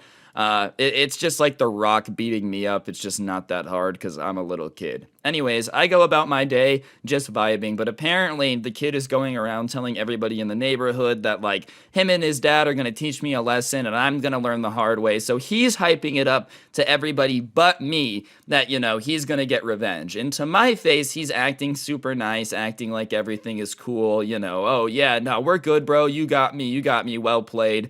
And behind me, as soon as I'm leaving, he's telling everybody how much he hates me and he's going to make me pay. But, like, as soon as he leaves, they're telling me it's just a disaster. There are no secrets. This guy thinks he's being sneaky and he's just not. So whatever. I'm just expecting his dad to like yell at me for sneaking up on you, which in my defense, you're literally in my yard, so I don't know how I could sneak up on you. Like, maybe if you don't want people to scare you, you should be sitting in your own yard in your own bush. And you know what? My dog peed in the bush he was sitting in anyways quite often, so he was sitting in the pee bush. So, haha, joke's on you. You probably inhaled a lot of disgusting things that my dog peed out, you idiot. Whatever, I'm just doing my thing, not really sweating it. And that night, my family is just chilling out watching some TV on the couch, which we did not very often. It was like one of the rare times we were all together watching TV on the couch. And the way that our living room is situated, we had like our couch behind us, and behind the couch were these French doors out to the backyard. And we had a basset hound at the time, like he's passed away since, but at the time we had a basset hound, and he's just going bonkers at the back door like there's something out there. So one thing about basset hounds, for anyone who has one, is like they always bark and go crazy. It's not a very rare thing for them to just kind of go ballistic whenever there's any movement in the backyard. So whenever he would do that, it wasn't, very rare. So nobody's really thinking anything of it. But for whatever reason, he just keeps going crazy at the back door over and over and over again, even more than normal. So finally, my dad gets up to go see what he's barking at because he just won't stop. And he sees two people on the back patio, like hiding behind the patio furniture. And the way that the patio at the house was, there was like this fan with a light on it. And they're in the light, crouched down behind these patio chairs. But the patio chairs are the type that are like plastic and really small. So it's a grown man and what appears to be like a teenage kid just hiding behind our patio furniture. And that's what my dog's been going crazy at. So obviously, my dad tells my mom to like stay here with me and my brother. And he opens the door and just yells. He's like, "What are you doing out here?" And both of the people stand up from behind the patio furniture and just take off running. But the backyard, as I've said, has these fences on either end. And for whatever reason, instead of opening the fence and continuing the run, the grown man goes to like jump the fence but fails. But he's already moving so fast that he just kind of like body slams into the side of the fence, and it makes the noise that, slamming into a fence does, that metal like shh sound, and he kind of slams into it and falls on the ground. And the teenage figure is just kind of standing there looking down because I don't know, whenever you see like a grown man just slam his body into the fence, it's probably just a very confusing thing. So obviously my dad runs over at that point and like pins down the guy who's just standing there, or laying there now after he slammed into the fence. And we have the Scooby-Doo moment where like the mask gets pulled off. They weren't wearing masks, but pretty soon it's found out that it's Derek and his dad. And they're like, we can explain. And they start trying to tell my dad that they were going to wait in the backyard until I came out later with the dog, and then they were going to mark me for the assassin game, dude. This grown man and his son were literally just sitting in my backyard, hiding behind my patio furniture, which, as I said, was just plastic chairs, dude. I don't know if they thought that was like a good hiding place or that I wouldn't have seen them or something, but they were sitting in my backyard waiting for me to come outside so that way they could beat me at the neighborhood game to get revenge at me for tagging a kid who was hiding in my front yard. Like, if that's not the just most pathetic grown man thing you've ever heard ever. This dude is a father, and him and his kid were like, hey, it's a Friday night, better just go sit in someone's backyard behind some lawn chairs and hope for the best. Definitely no way that makes us look pathetic whatsoever. Not realizing that, it just makes him look super, super creepy. And my dad just kind of looks at him and is like, well, what if he didn't come into the backyard? And they say that they would probably have just come into the house and tagged me. This dude was really about to stage a home invasion to get revenge on me for getting his son's calf with a highlighter, bro. Like, what did he think my family would have done if all of a sudden these people dressed in black just stormed into the house while we were all watching TV, grabbed me, and just started like hitting my calf with something that they didn't know what it was? Sure, it's only a highlighter and they're playing a game, but like, do you think my parents know that, dude? Do you think my parents have any clue what's going on if you just run into my house playing this game? That's how you get a felony charge, because that's literally home invasion. Some parents just won't let their kid take the L, and trust me, if you're ever at the point where like you're about to do a breaking and entering home invasion and interrupt some random person's family time with their family because your kid lost at a neighborhood game, you're one of those people and you should probably just chill out, because that's not going to teach your kid anything, dude. Like, oh yeah, dad, this kid tagged me. I know, son, let's go hide in his backyard and basically basically do a home invasion. That'll teach him never to tag you again. It's like, nah, bro, it's just gonna make everybody aware of the fact that you're a crazy person, because that's what crazy people do. Like, only really, really crazy people are ever out there. Oh, hey, what's poppin'? I'm just here to let you know that I've been waiting in your backyard for 3 hours because your 12-year-old kid was playing a neighborhood game and beat my son at it, even though my son is constantly breaking the rules and hurting other people. Like, you know, it would be one thing if I cheated or did anything dirty, but I just beat the cheater at his own game, bro, and it's not even cheating. As I've said, I don't know how it's against the rules to sneak up at somebody in a game called Assassin. Anyways, after that garbage explanation, my dad ends up telling this guy in like no uncertain terms that if he ever comes around the house again, he's gonna call the cops, after yelling at him that he's out of his mind and like he had the mind to beat him up and all that and whatnot, which I know some people in the comments are gonna be like, oh, violence is never the answer, but I don't know. If I'm ever a dad and like a grown man is hiding in my backyard trying to like bait my son to come outside so that way he can tag him for a game and teaching his son that it's okay to do the same, yeah, I don't, my response would probably be pretty similar, because like, that's insane, dude. I don't know why some people just do horrible things with their kids and then are all surprised Pikachu when they turn out bad. Like, if you teach your kid that the proper response to someone pissing them off is to wait in their backyard, you can't be surprised when you're a kid inevitably goes to prison, because, you know, it's just a matter of time until he does that to the wrong person, or something worse happens to your son. Let's be honest. Like, if you're in certain states, okay, I'm on the West Coast, it's not happening. You're in Texas or something, that's a dangerous game to be playing. I would just not want to take the gamble, which, it's just not worth it, dude. But yeah, basically I had a grown man stalking me because I beat his kid at the marker game and literally told my dad to his face that he was willing to just break into the house in the middle of us all watching TV to get me out if it meant that it would make his son look better in terms of the neighborhood. And what's even crazier than that is like, his plan was to just go tell everyone in the neighborhood that they did that. He didn't expect every other parent to be like, oh my god, you're a crazy person, and not want their kids playing with his kid anymore. He just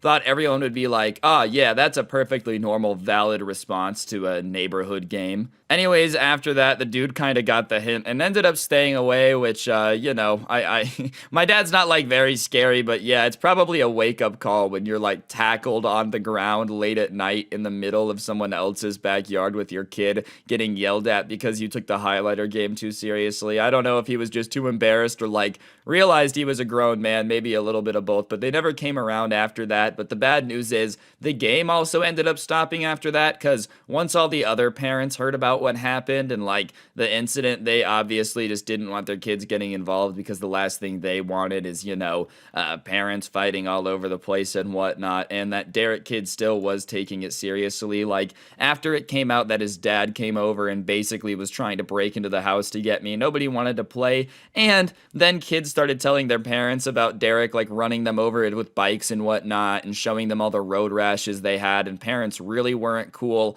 after that, because they just thought the game like took things too far, which really sucks, because the game was a blast. It was literally just that one kid that would take it too far, and he really just had to ruin it for everybody. So Derek, if you're watching this and you know who you are, thanks for ruining it, bro. We had a great time until you showed up, and you know, I hope your dad is doing better, no longer trying to hunt kids down to beat them at neighborhood games, bro, because he probably needs a therapist or something. Anyways, guys, that's going to do it for the video. Hopefully you enjoyed. If you did, please be sure to press the like button. Let me know in the comments section down below what you thought of the video. Go ahead and comment the word, I don't know, highlighter down below. If you've made it this far, just lets me know that you guys are getting to the end of it, and I would appreciate it, and it helps me get more views. As I've said, if you're new, subscribe, turn on notifications. I post videos every single day, and you don't want to miss it. And if you want more content, I do have a podcast known as the Scuffed Cast. I'll put a link at the top of the description. We post pretty often, and it's pretty fantastic content over there. Other than that, a couple more things that I gotta plug.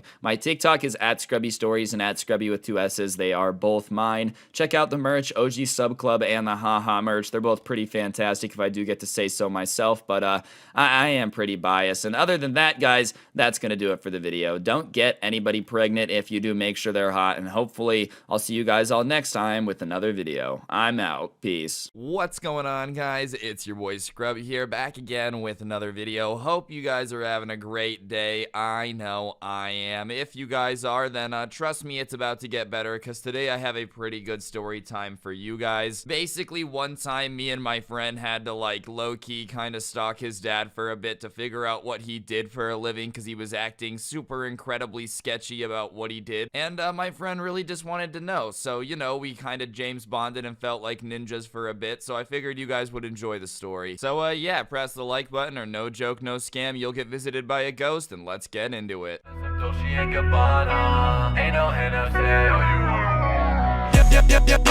know that bitch like me. Yeah, looking fresh, all white Nike. Alright, ladies and gentlemen, what's poppin' and oppin'? I had a friend in high school who, you know, not that it mattered, but his parents were kind of crazy rich. Like, they were the type of rich dude where he had a bowling alley in his house at one point before they moved to a different one. Like, his parents were kind of loaded. It didn't matter, that wasn't why I was friends with him, you know, but it was just like something that was a factual statement. The one thing that I guess was kind of weird about it was that he had no clue what his dad did for a living, which wasn't too weird, I guess, for him not to know. But obviously, there's a reason this video is a thing now, you know, so we decided that it was a little weird and wanted to get to the bottom of it. One day, I'm in his backyard with him, and we're hanging out, and he hits me with some weird news I didn't expect to hear when I came over that day. He says that the reason he doesn't know what his dad does for a living is that every time he asks his dad gets like really weird and sketchy about it, which is a little bit bizarre.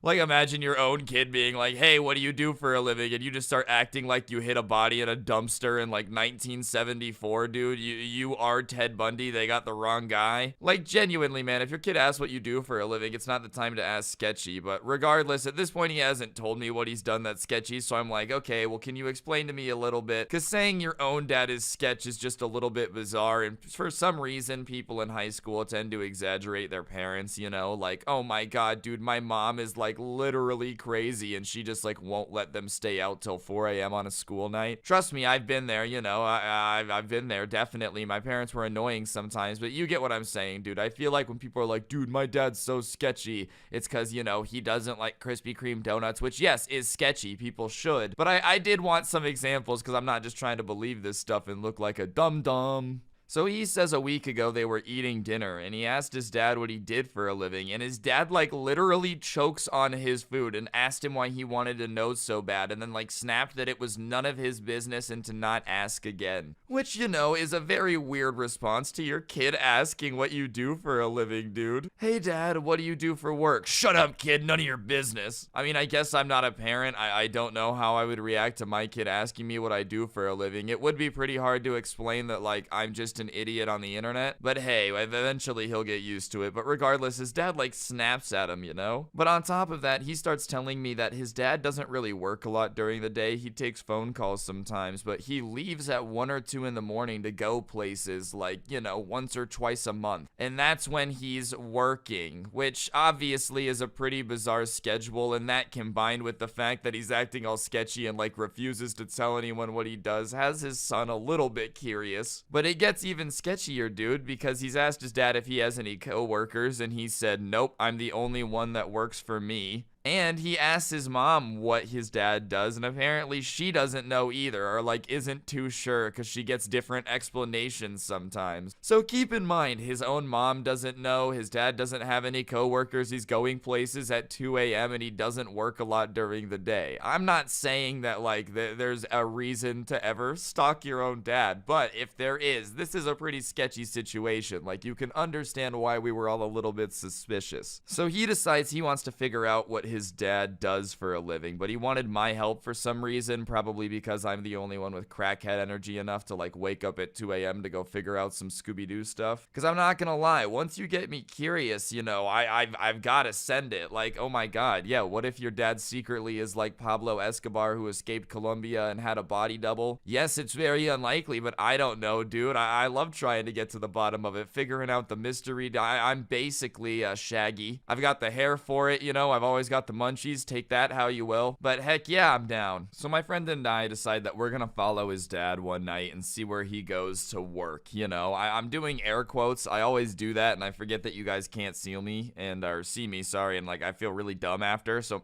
my bad. There were air quotes around work because obviously there's some sketchy situations among us. So at this point, we obviously need a way to track his dad because we can't like follow him, and I don't live there. Like us backing out of the driveway at the exact same time kind of defeats the entire purpose of trying to like figure out what's going on without him knowing. And I don't live there, and considering his dad is going to work at 2 a.m., I'd rather not have to sleep in the bushes outside my friend's house and just like wait for 2 honks of the horn to know it's all clear for me to come out. So we start brainstorming how we're gonna like keep track of his dad, you know, at night just to see what's going on. And we come up with the idea of using an old iPad Touch and or not iPad, iPod Touch, sorry, like the old ones, the colored generations where it was like the red casing with the white screen, you know, there was the blue ones, the green ones, all those different colored ones. Yeah, like we had one of those that was pretty old. Like it was new at the time, but it was already like a couple years old. And you know, as I said, my friend was kind of balling out, so he had a new one and he's like, yeah, we can use that. And I had a portable charger, so we decided to put that in the trunk of his dad's car. And then my friend also had a hotspot at the time, like one of those small ones that the boomers used to like hook up their Blackberries, and we put that in the trunk too. So it was connected to the internet,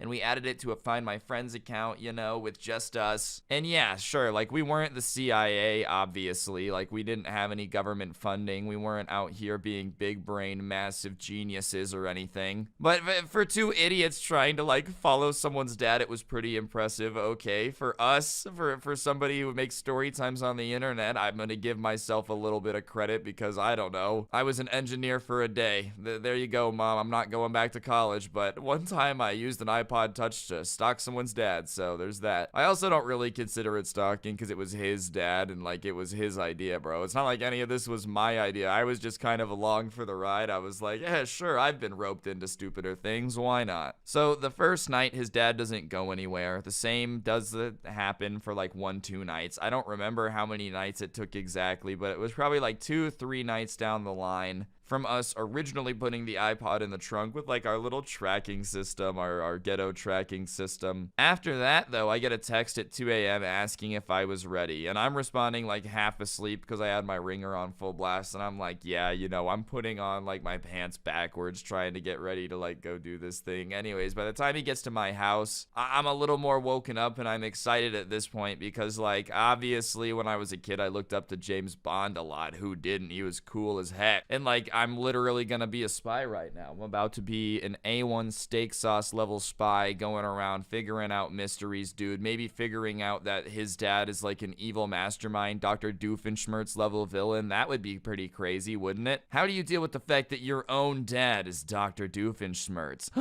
Oh no. So my friend comes to pick me up and I ask him where his dad is, and he said he's behind a home improvement store that happens to be blue. And obviously that's a pretty weird place to be at 2 a.m. So we go and we turn off our headlights like we're creeping the car, and sure enough, dude, his dad's car is behind this shopping center, specifically this home improvement store, and there's another car next to it. And this is like a really big shopping center, and the main store in it is this like home improvement store. So we get out and start kind of investigating, trying to figure out if they're like hiding somewhere. Keep in mind we're behind the store, so there's like, you know, the things that they put dumpsters in. They kind of take these cinder blocks and like use them to wall off the dumpster, so that way, I don't know, people can't steal the dumpster. I don't know, but you guys know what I'm saying. So we're kind of creeping around, and like we start going towards the door on the back of this building, which is in between the little like dumpster building and the door, and in the gap between there's like nothing to hide behind. And as we're creeping out there, dude, the door swings open, and we see like people coming out. Like we hear people coming out, so we turn around and like dive back behind the little dumpster building. I scuffed my knee up pretty bad. It was not pretty fun, but obviously we like have to hide because there's people coming out and we don't really know what's going on. And as we dive behind the dumpster and start peeking out, praying that we haven't been seen, we see his dad and like this ginormous bald dude, like this ripped tall bald dude, just kind of walking, and they're talking, and we overhear just a little bit. So his dad and this dude are talking, and we overhear something, and he says something like, you know, we've got a couple more buildings, and then like I'll pay you $15,000 for the night. Now, I don't know about you, dude, but the idea of a boss making enough money to pay $15,000 a night to somebody working for him is like pretty bonkers to me, okay? Oh, yeah, your cut of the money I'm making, 15 grand, like, huh? So they leave, and me and my friend get back in his car, and I ask if he recognized the other dude, and he says no. So obviously, since we're stupid and teenagers, we start like doing all these crazy conspiracy theories about it, and we really can't settle on a theory where like, well, maybe your dad's a drug dealer, maybe they launder money, maybe he's in the mafia, like, obviously just coming up with all these crazy theories, because listen, I don't know about you, but like, come on, we don't know if it's illegal right now, but doing it secretly in the middle of the night with tons of money on the line and like getting weird about it when anybody asks about it is pretty sus behavior. At this point, we are 99% convinced that his dad has to be wrapped up in something sketchy, because he's acting sketchy, dude, and like, yeah, meeting in the back of a parking lot behind a shopping center and like creeping into the building and coming out and talking about the thousands and thousands of dollars you're making in a single night is kind of like evil villain behavior. That's how Syndrome from The Incredibles got his start, definitely. But whatever, we can't settle on a theory, they're just all kind of floating around. And obviously, at the same time, we're also getting a little bit into it, because we're like riding the adrenaline high of feeling like ninjas or spies, because we had basically just successfully done like a little spying operation, tracked him down, like discovered all these things hidden behind a dumpster. We were feeling pretty cool about it too. So my friend decides, he's like, look, that was great, but do you mind if we follow him again? And so that way I can like confront him and ask him questions. And you know, I'm like, I don't know if that's the best idea. And he's like, Ryan, please, like, I need to know, like, this just made my curiosity even worse. Now I really need to know, and I don't want to do it alone. So I decide, because I'm an idiot, that like, yeah, sure, why not? What's the worst that could happen? That's always what they say. Anyways, we commit to like following him again to, you know, figure out what's going on and turn this mystery job into reality, kind of take it out of the shadows like that Smash character that you haven't unlocked yet. You just kind of got to keep it going. Regardless, my friend starts telling everybody about his super sketchy dad, because I think he just kind of, you know, wanted some attention from it, which is fine, you know, no biggie, like, I get it. That's why I tell stories on the internet, bro, trust me. And as he's telling people, more and more people are like, dude, I want to come, I want to help, and sure enough, by the end of the day, we have like 5 people that are willing to help us. So we're all talking now, and when you have 5 people kind of crafting a conspiracy theory, suddenly it's way easier to get like more and more ridiculous, dude. So we're all just kind of sitting around coming up with crazy theories about what it could possibly be. And the fact that like the dude he was with was ginormous didn't help either. Like, if I was ever gonna come up in my head with, you know, oh, that's the type of guy that definitely throws people to the bottom of the lake with cinder block shoes, like, it would look like that guy, dude. It looked like a Hitman Absolution edit, but with steroids. So all 5 of us are kind of sitting around, and obviously everyone's pretty excited to like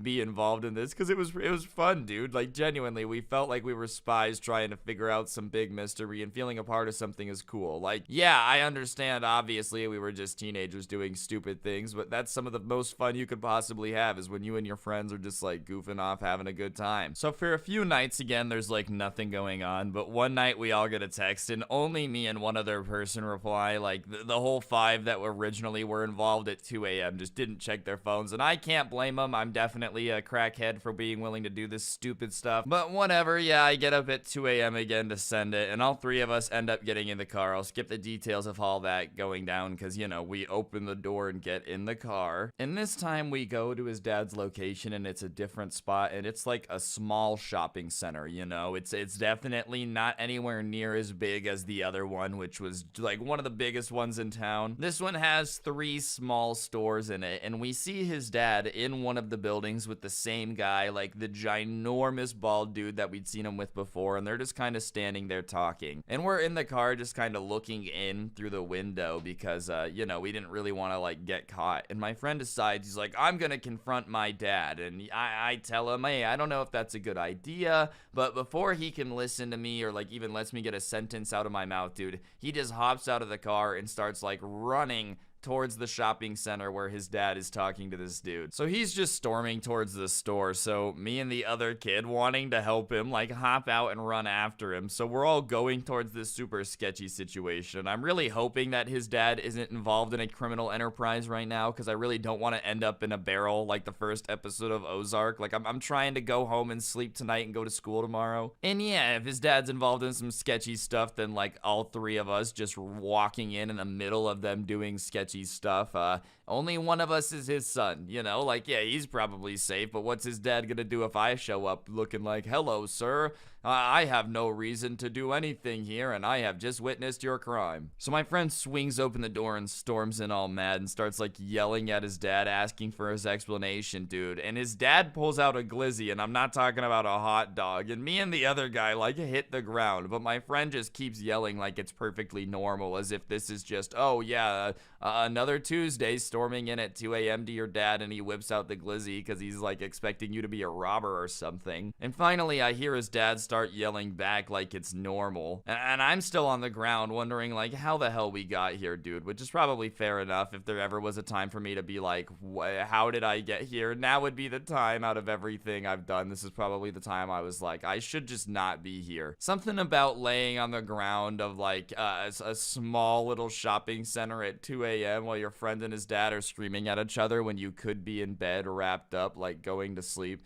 It's just not as fun, dude, trust me. I'm still laying on the ground, and I guess his dad puts the glizzy away, and he tells us to get up, so we do. And his business partner, when we get up, looks like so confused, which definitely is fair enough. Like, imagine you're just doing business, man, and like these kids walk in. Oh, sorry, we didn't mean to interrupt your secret nighttime business with our Chuck E. Cheese birthday party where we're pretending to be spies. That's definitely our bad. Like, I can't blame them for being annoyed at our presence. And yes, we look like a bunch of idiots. Like, we run in, two of us kind of like fall to the ground, the other one's yelling at his dad, the bald guy's like, what have I done, huh? Do you know these kids? Like, should I call someone? Is this allowed? So I'm just kind of taking in the scene, and I realize that, like, obviously we are not supposed to be here. We're in the middle of a vape store, right? Which definitely is not my normal type of store. I actually don't vape. If you do, I guess power to you. It's just not my thing. We're in a vape store, man, and we're looking around. There's the bald guy who looks confused. There's me, the other kid, who definitely are terrified now because we just thought we were about to get blapped. There's my friend who's still looking pissed at his dad, and then there's his dad who looks so pissed, man. Like, he genuinely is looking like the anger emotion from Inside Out. You know, the red guy where his head is like popping off at all times? That's how angry he looks, man. And my friend is still pressing him, like, even with this much anger on his dad's face, he's like, I want to know what you do for a living. Like, you have to tell me. I'm entitled to know, blah, blah, blah, blah, blah. And he's like really getting up in his dad's face about it. And, you know, it's not something I would do, but his dad is like, oh, you really want to know? Like, do you really want to know? And my friend is screaming yes, and his dad rolls his eyes and he starts like talking with a lot of sass in his voice, you know, like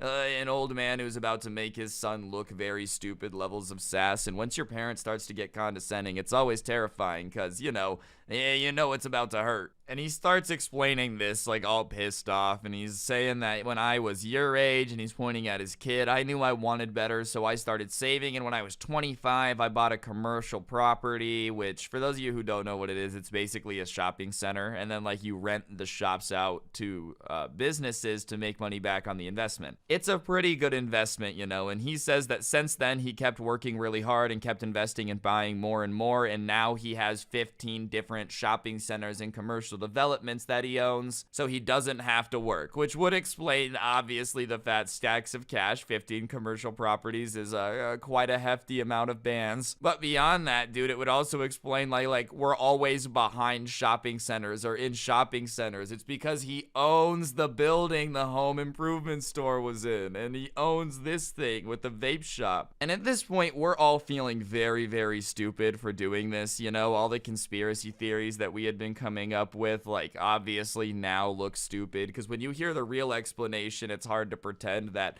oh, maybe he's with the CIA and they're finding aliens makes any types of sense, because this is way more logical. But the only thing still bugging us, obviously, is like why he's doing it in the middle of the night. And his dad says that this guy is an old friend that used to do all the inspections for his building, but now he has a day job running his own business, so he's doing this on the side for like money. And since he's always helped him, his dad's willing to do it since it's the only thing he still has to do. So I guess his friend did property inspections, and at night there's no one in the store, so it's easier to do it, and he runs his own business. So my friend is like, okay, well then why do you act so sketchy whenever somebody asks what you're doing? Like, why does mom not know? Why do I not know what you do for a living? Like, isn't that a little bit bizarre to you? And his reasoning was that he didn't want his son to be lazy and think that money was super easy to make, and because he knew he wasn't busy all the time, he thought if he like explained to his son how this worked, that his son wouldn't ever develop a work ethic, and he didn't want his son to be like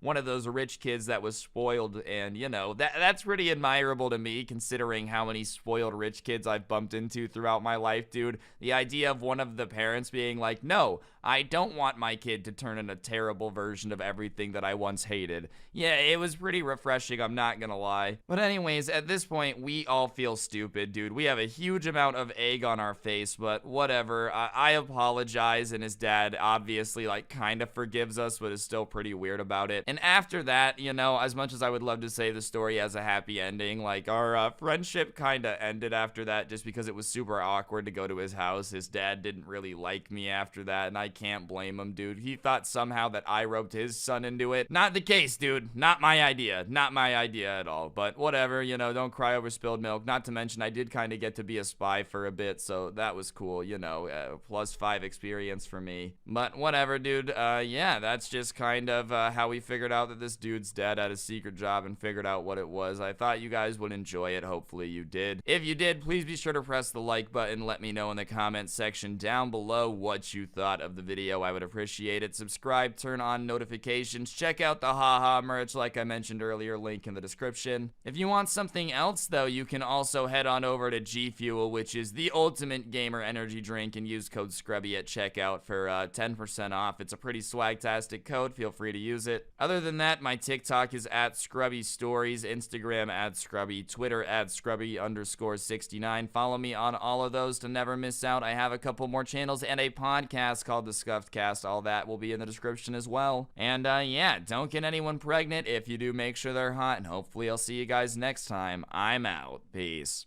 What's going on, guys? It's your boy Scrub here, back again with another video. Hope you guys are having an absolutely fantastic day. I know I am. Today, though, I have a story time for you guys that is pretty entertaining about the time when I was 4 at the water park and this dude's dad literally tried to fight me. A grown man fighting a 4-year-old. Real talk, it should be pretty entertaining, and a big happy Thanksgiving to everybody. Hope you're having a good one with your families. Be sure to press the like button, or no joke, no scam, you will be cursed and a grown man will try to fight you. And without further ado, let's get right into the video. Boom bada bing, sling zing zing. I know that bitch like me. Yeah, looking fresh, all white Nike. Alright guys, so as I said, today is the story time of the time someone's dad tried to fight me when I was a little 4-year-old kid at the water park, which is genuinely insane, alright? I'm not quite sure if there's anything that could make me want to fight a 4-year-old, but regardless, I guess sometimes in life it happens, dude. Kids can get under your skin, you just gotta throw down in the middle of the public park, show everyone who's boss. So there's this water park in the neighborhood park by my house, and when I was a little kid, it was basically the coolest place to be ever, because I was a little kid and it was a cool water park. There were these two like water cannons on it that were super sick. They were on these swivel turrets and they came out of the ground and they had pretty good water pressure. And the theme of the water park was like pirate themed, so on the ground was like a painting of a pirate ship and the cannons were where the cannons were supposed to be. There wasn't literally like a plastic pirate ship, okay? It was a public park, but you know, I could use my imagination because I was a little kid. So whenever little kid me would go there, you know, I was rolling around as the pirate god, Johnny Depp in it. Somebody call me Captain Captain Jack Sparrow because I was up in the vibes. And obviously one day I'm like begging my mom to take me to the water park. I'm really trying to just get out there and play pirate, dude. I'm bored of being inside, and she relents and she takes me to the water park. And we pull up and I immediately run over to the water cannons. But when I get over there, there's like one kid who has his hands on both cannons on one time. Like, it's literally one kid doing the Spider-Man stretch to like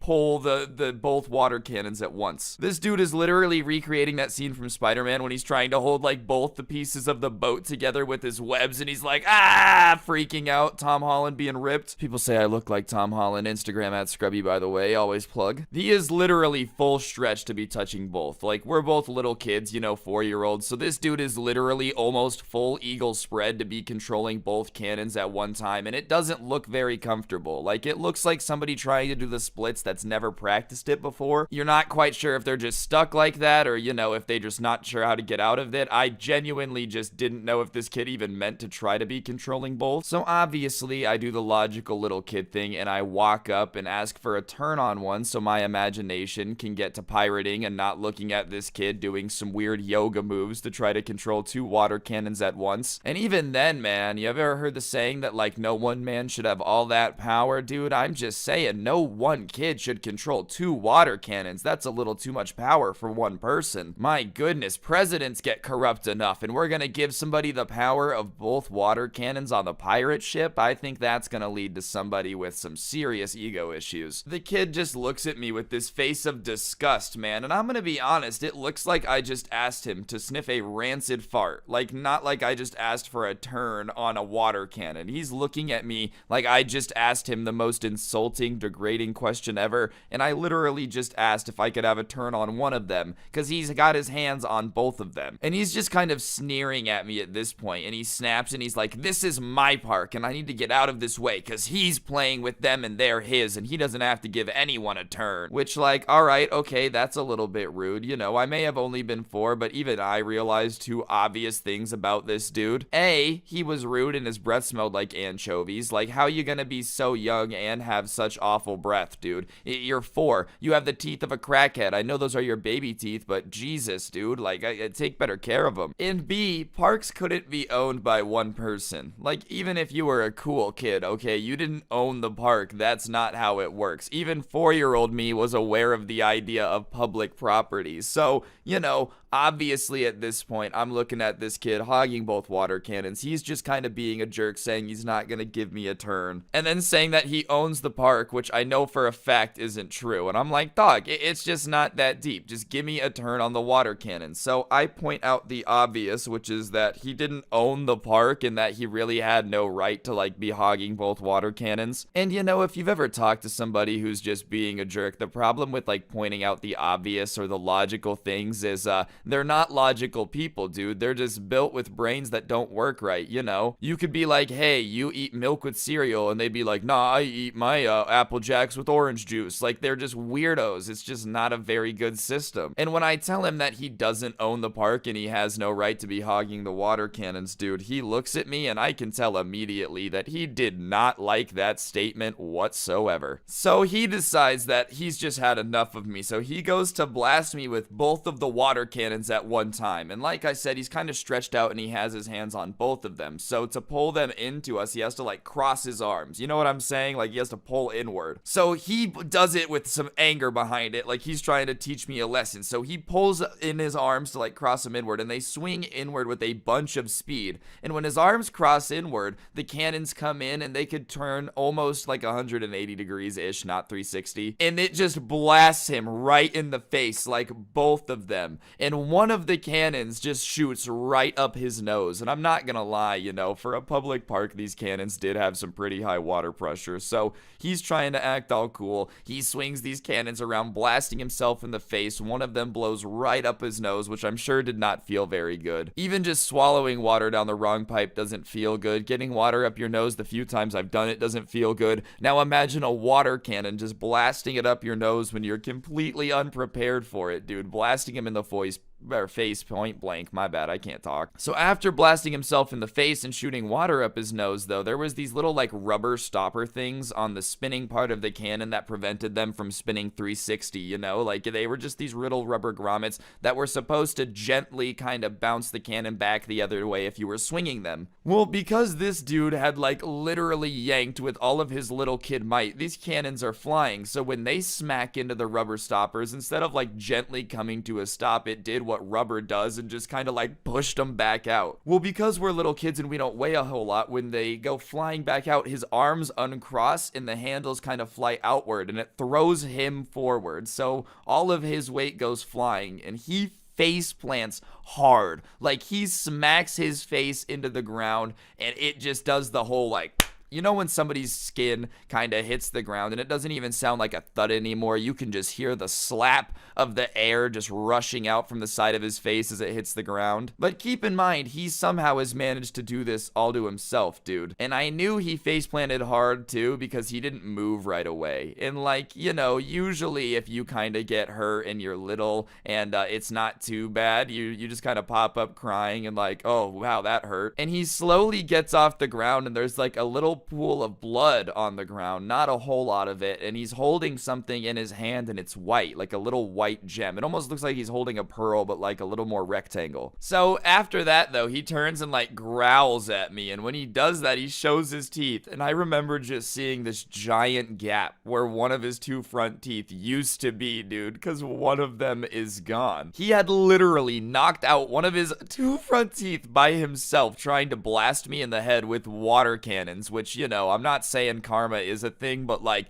no, you can't have a turn and then knocking out your unfront tooth by face planting after swinging the water cannons too hard and it blasting up your nose is kind of hilarious. Like, imagine how that went down in his head. Oh, I'm gonna show this kid who's boss. How dare he have the balls to ask for a turn? Oh, I'm gonna turn these water cannons on him, and then just blasting himself in the face and giving him the good old baby tooth removal. Anyways, he's glaring at me now, and I realize that the thing he's holding in his hand, that little pearl thing, is actually his tooth. Like, he's holding his tooth in his hand. And I start laughing because, like, this entire situation is ridiculous. I just watched something that could have won AFV live in the flesh. This dude knocking himself out, self-ownage to the max. And he just starts screaming bloody murder, dude. He's not even saying words. Like, you know when you're a little kid and you're just hurt and it's just like that level of thing, dude. That's what he's doing. And I see this giant dude kind of running in our direction, and I kind of figure that it's his dad at this point because he's running like he's hearing his son screaming, which I'm sure is horrifying as a parent. So I'm standing here laughing, this kid screaming bloody murder, and I'm seeing this grown man just in a full sprint to us, and he finally gets over to us, and obviously he starts asking his kid what's going on because he's screaming, there's a little bit of blood on the ground, and he's holding his tooth, right? And I'll put a disclaimer right now, I don't blame the dad for being confused and emotional because obviously his kid is crying and there's blood on the ground and he doesn't know what's going on. Like, I get he's concerned. Like, I'm not a parent, okay, but that would probably make me a little bit crazy if I was one, if my kid was bleeding and I couldn't figure out what was going on and some other kid was just kind of standing there laughing. Like, I understand why he was upset. I don't want anyone to hate him for that. You're gonna hate him for another reason in a second, I promise, but him being angry at the start is not why. So the dad just starts asking what's going on, and obviously he doesn't have the detective skills like I do, so he can't just put two and two together, and the kid is just kind of stammering and can't get anything out because like his mouth is hurt because he just knocked out his own tooth like a moron because he is a moron. But the one thing he is able to do is point at me like while he's stuttering, just he's like kind of pointing at me, and I don't know if he was trying to pin all the blame on me or what, but the only thing that gets across is that he points at me. And as soon as the point comes out, dude, his dad is up in my face screaming at me, asking me what I did to his son, and obviously I'm speechless because I didn't do anything, but like I'm a 4-year-old who doesn't really know what's happening, and this strange grown man is screaming in my face. So I'm obviously just like, because I'm a 4-year-old, right? And I don't know what's going on. And even then, dude, if I do manage to stutter it out, what is he gonna believe? Oh, your own kid knocked out his tooth with a water cannon, I promise. I had nothing to do with it while I'm the one laughing. Like, that doesn't sound very believable whatsoever. So I'm scared. I'm I'm nervous. And anyways, the dad doesn't believe me, and that's fine, that's understandable, but what he did next definitely was not okay or allowed at all. I was wearing a swim shirt because I was like a little kid, and my mom said that I always hated getting sunscreen put on, but she didn't want me to get sunburned, so she would just put me in a swim shirt instead because I don't know, now I wear sunscreen, but like, yo, when I was a little kid, bro, I was really not trying to stay still and have like that cold lotion rubbed all over me. Ugh. Anyways, I'm wearing this swim shirt and I'm a little kid, a 4-year-old, and this grown man grabs me by like the front of my shirt, you know, like the collar of my shirt, and lifts me off the ground with it. Now, I get being mad, bro. I get being concerned, trying to figure out what's going on with your kid, dude. But if you start lifting up 4-year-olds by their shirt to threaten them, that definitely means you're the bad guy in the story, bro. Like, regardless of how much your kid is crying, I don't know how you can lift a 4-year-old up by the shirt, see the fear in his eyes, and be like, aha, this is still appropriate. I am definitely doing nothing wrong. I don't think I've really described the dad yet, so let me do it now since I'm literally face to face with him as he's holding my collar and I've got nowhere to go, dude. I'm not trying to stereotype too hard, but you know the type of guy that definitely needs to compensate with like a big truck. He definitely needs to compensate. He is literally one of those guys. Like, that's him, you know? Facebook didn't exist at this time, but if it did, this guy would be the biggest customer of those hoodies with the really stupid sayings on the back that don't mean anything. I'm a June man who loves fighting, bacon, whiskey, and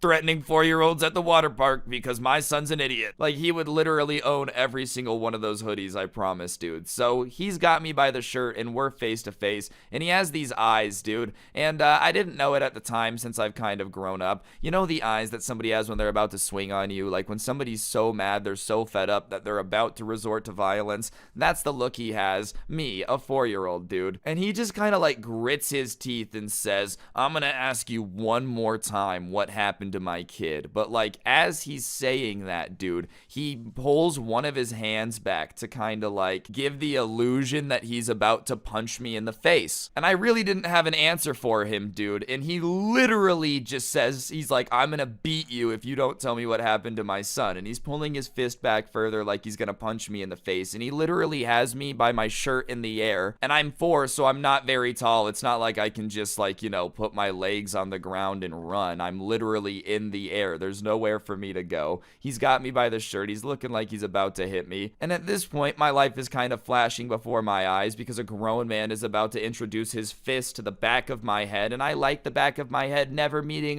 his fist. Like, I would just prefer not to have that happen. So I decide that the only thing that I can do, and the only thing that I can even think about doing to get out of this situation, is to just start swinging my feet like a madman, just trying to hit anything I can, you know? Like, I'm not too sure if I'm actually gonna be able to get out of this situation, but whatever, I gotta try. So I just start swinging my feet like crazy, trying to hit anything that I can. Somehow, by the grace of God, dude, I managed to connect my little light up water shoes right into his crotch. And so obviously, as a grown man, when my foot just like swings into it with all my little kid might, he just lets go of me and I drop down. And I decide at that point that like, I gotta get out of here, bro. I'm gonna use my little legs to get anywhere as fast as I can. And I decide to go to my mom because it's safer than floating in the air with this dude about to punch me in the face. So I just start taking off. I'm running through the water park like a bull in a china shop, just sprinting. I don't even care where I'm going at this point. And I look back at one point and I see he's chasing me. He is in a full sprint after me, dude. So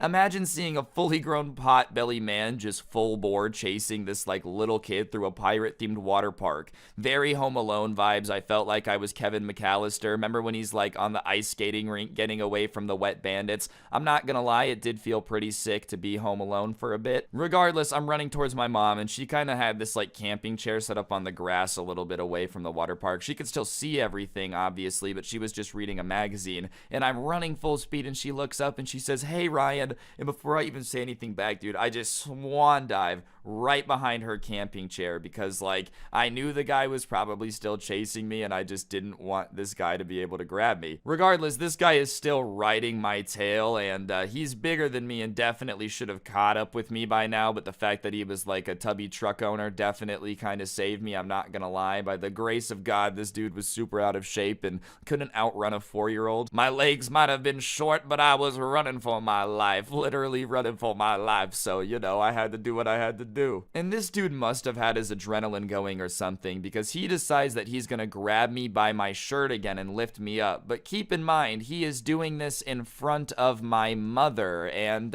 you know, that's just probably not the best idea. Like, I'm not saying that my mom is a big woman by any means, but because she's not. She's like a really tiny little thing. But I will say that threatening any kid in front of their mother is the biggest mistake ever, dude. Like, straight up. It was out of a nature documentary when a mama bear is separated from her cubs and they are in danger. This grown man has just run up and picked up her son by the collar of his shirt out of nowhere. She has no clue what's going on. So she decides that she's gonna just go into mama bear mode. And she pops out of the camping chair and literally jumps on this dude's back and is just screaming at him to put her son down. And she's beating him, she's scratching him, she is just like doing everything she can to this guy because she has no clue what's happening. She has no context at whatsoever. And later on, when I was a little bit older and we would talk about it, she told me that she genuinely thought he was trying to kidnap me or something because I just ran over super scared, and all of a sudden this giant man was like right behind me trying to grab me. My mom is on this dude's back attacking him like a banshee. He's still got me by the throat, like not by the throat, but by the collar of my shirt, and she's just still screaming. And at this point, people are starting to look because obviously screaming put my son down and fighting a man in the park gets some attention because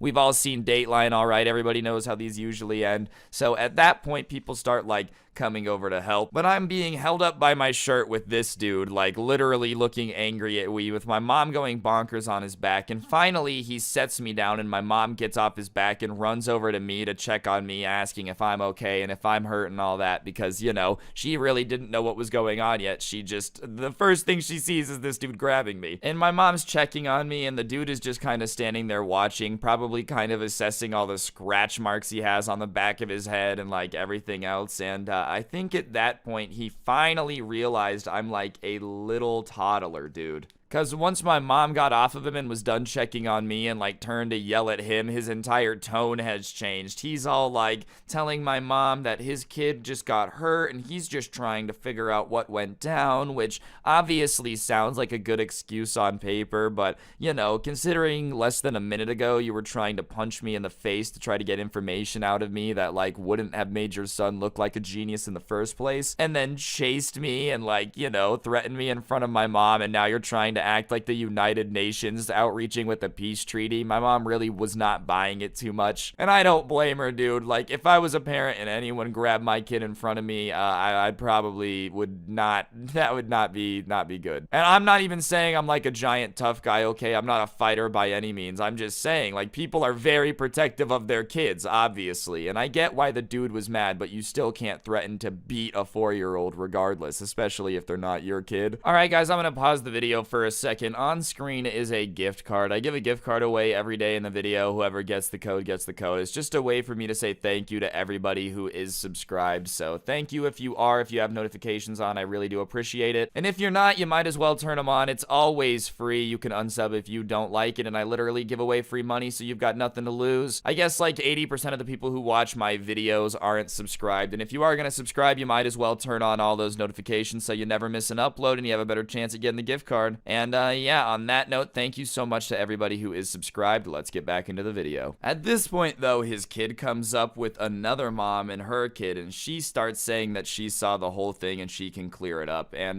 my mom trusts her more, obviously, because, like, you know, she just kind of seems uninvolved and she just wants to explain what happened. So she finally starts explaining to everyone that this kid was hogging the water cannons and that he did, in fact, somehow manage to knock his own tooth out by himself with the water cannons after blasting himself in the face. And the shame on his face when she's explaining this was hilarious, dude. Like, he was so embarrassed that I'm not gonna lie, I would be embarrassed too, especially if my dad was like in the middle of trying to fight a kid because I'm an idiot. Dad, listen, I know you're gonna be mad at me, but I kind of knocked out my own tooth. Please don't fight that child. Oh my god. Which, you know, I will say too, thank God this lady did see it, because if not, I would have been screwed. I would have been having people to get to believe, to like trust me on this one, that this kid was dumb enough to knock himself out with the water cannon. Yeah, my mom was on my side, but even my mom would have been like, so you're telling me that this kid somehow knocked himself out and knocked his tooth out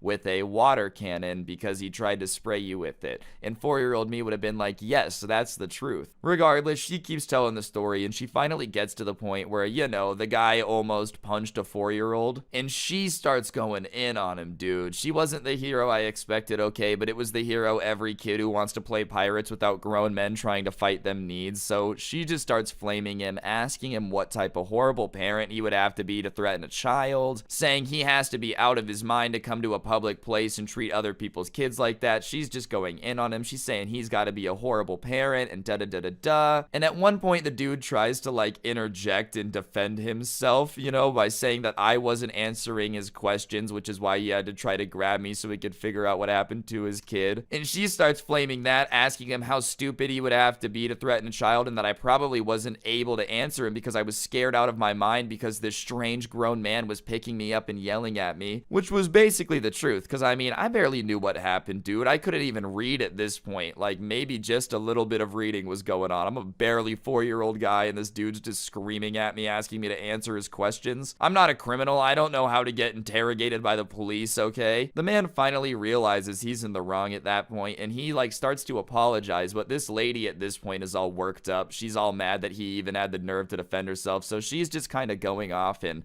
you know, my mom and I are just kind of standing there. My mom's holding me because I'm still scared, and she starts yelling that like he better get out of there or she's gonna call the cops. And the second that she mentioned the cops at all in any way, shape, or form, dude, this guy turned as white as me, like as white as a ghost. He did not look very happy about the idea of the cops coming, dude, and he grabs his kid, not by the shirt this time. I guess that's a right exclusively reserved for other people's kids at the water parks. He wouldn't ever grab his own kid by the shirt like that. And he just starts kind of like speed walking towards the parking lot. If you've ever seen the Malcolm in the Middle episode where they're wearing like the funny hats and speed walking, that was kind of what it gave me the vibe of. So genuinely, based on his reaction to the cops, I'm pretty sure now that he either had warrants out or like didn't want to explain to the cops why he had to fight a 4-year-old for some reason. Because listen, obviously he was gonna skedaddle regardless, but like she mentioned the cops and it looked like she just said Voldemort and he was Harry Potter. Like that was the level of fear in his face. So he's trying to get out of there, and I'm gonna be honest, I definitely wouldn't want to have to explain that either. Like there's no way trying to justify fighting a toddler as a grown man, especially to a police officer. Well, you see, officer, you know, he was kind of being aggressive towards my son. He was hogging the water cannons, but still, he probably should have been a little bit nicer. And the guy would be like, dude, you're 37. What are you doing? This kid can't even read. Like, what's wrong with you? Regardless, while he's trying to escape, this new lady is having none of it. And she starts, like, speed walking after him, just yelling whatever comes to mind to just get as much attention over there as possible. And my mom at this point is like, yeah, we're not gonna follow him, because she knew the dude was a little nuts for even getting into it with like a 4-year-old in the first place, and she didn't really want to see what happened if we followed him. So she just kind of said at that point that we were gonna go home, and I was like, yeah, I'm all right with that. As much as I loved the pirate water park, playing pirates was definitely not on my mind anymore after that, dude. I was kind of okay with just going home and watching TV for a while. I will say though, I did get some sympathy ice cream on the way home. That was pretty cool, and I actually did get Lego Star Wars because of it, which started my video game addiction. So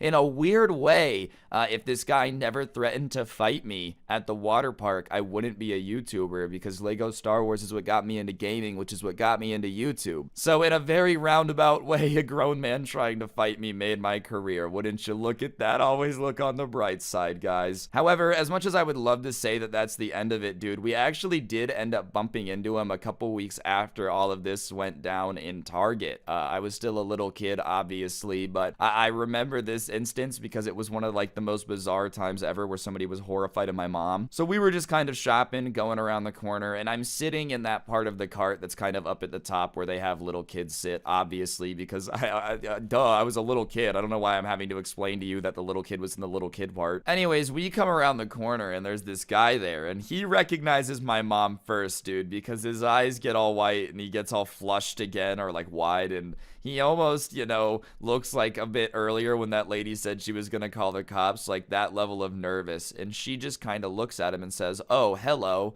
because my mom didn't really know what else to say. I don't know. What do you say to the person who's like trying to fight your kid? How do you do, sir? Are you feeling better on this fine day? Finally got some anger management classes? Like, I don't know. And regardless, he just starts saying like, I'm really sorry, I'm really sorry. And my mom's like, okay. And he literally abandons his cart and just starts like running towards the exit at a full sprint, dude. And my mom obviously didn't like this guy, but I don't think she was about to call the cops or anything. Like, you know, we were just in Target. But this grown man abandons his cart and just takes off towards the exit in a full sprint.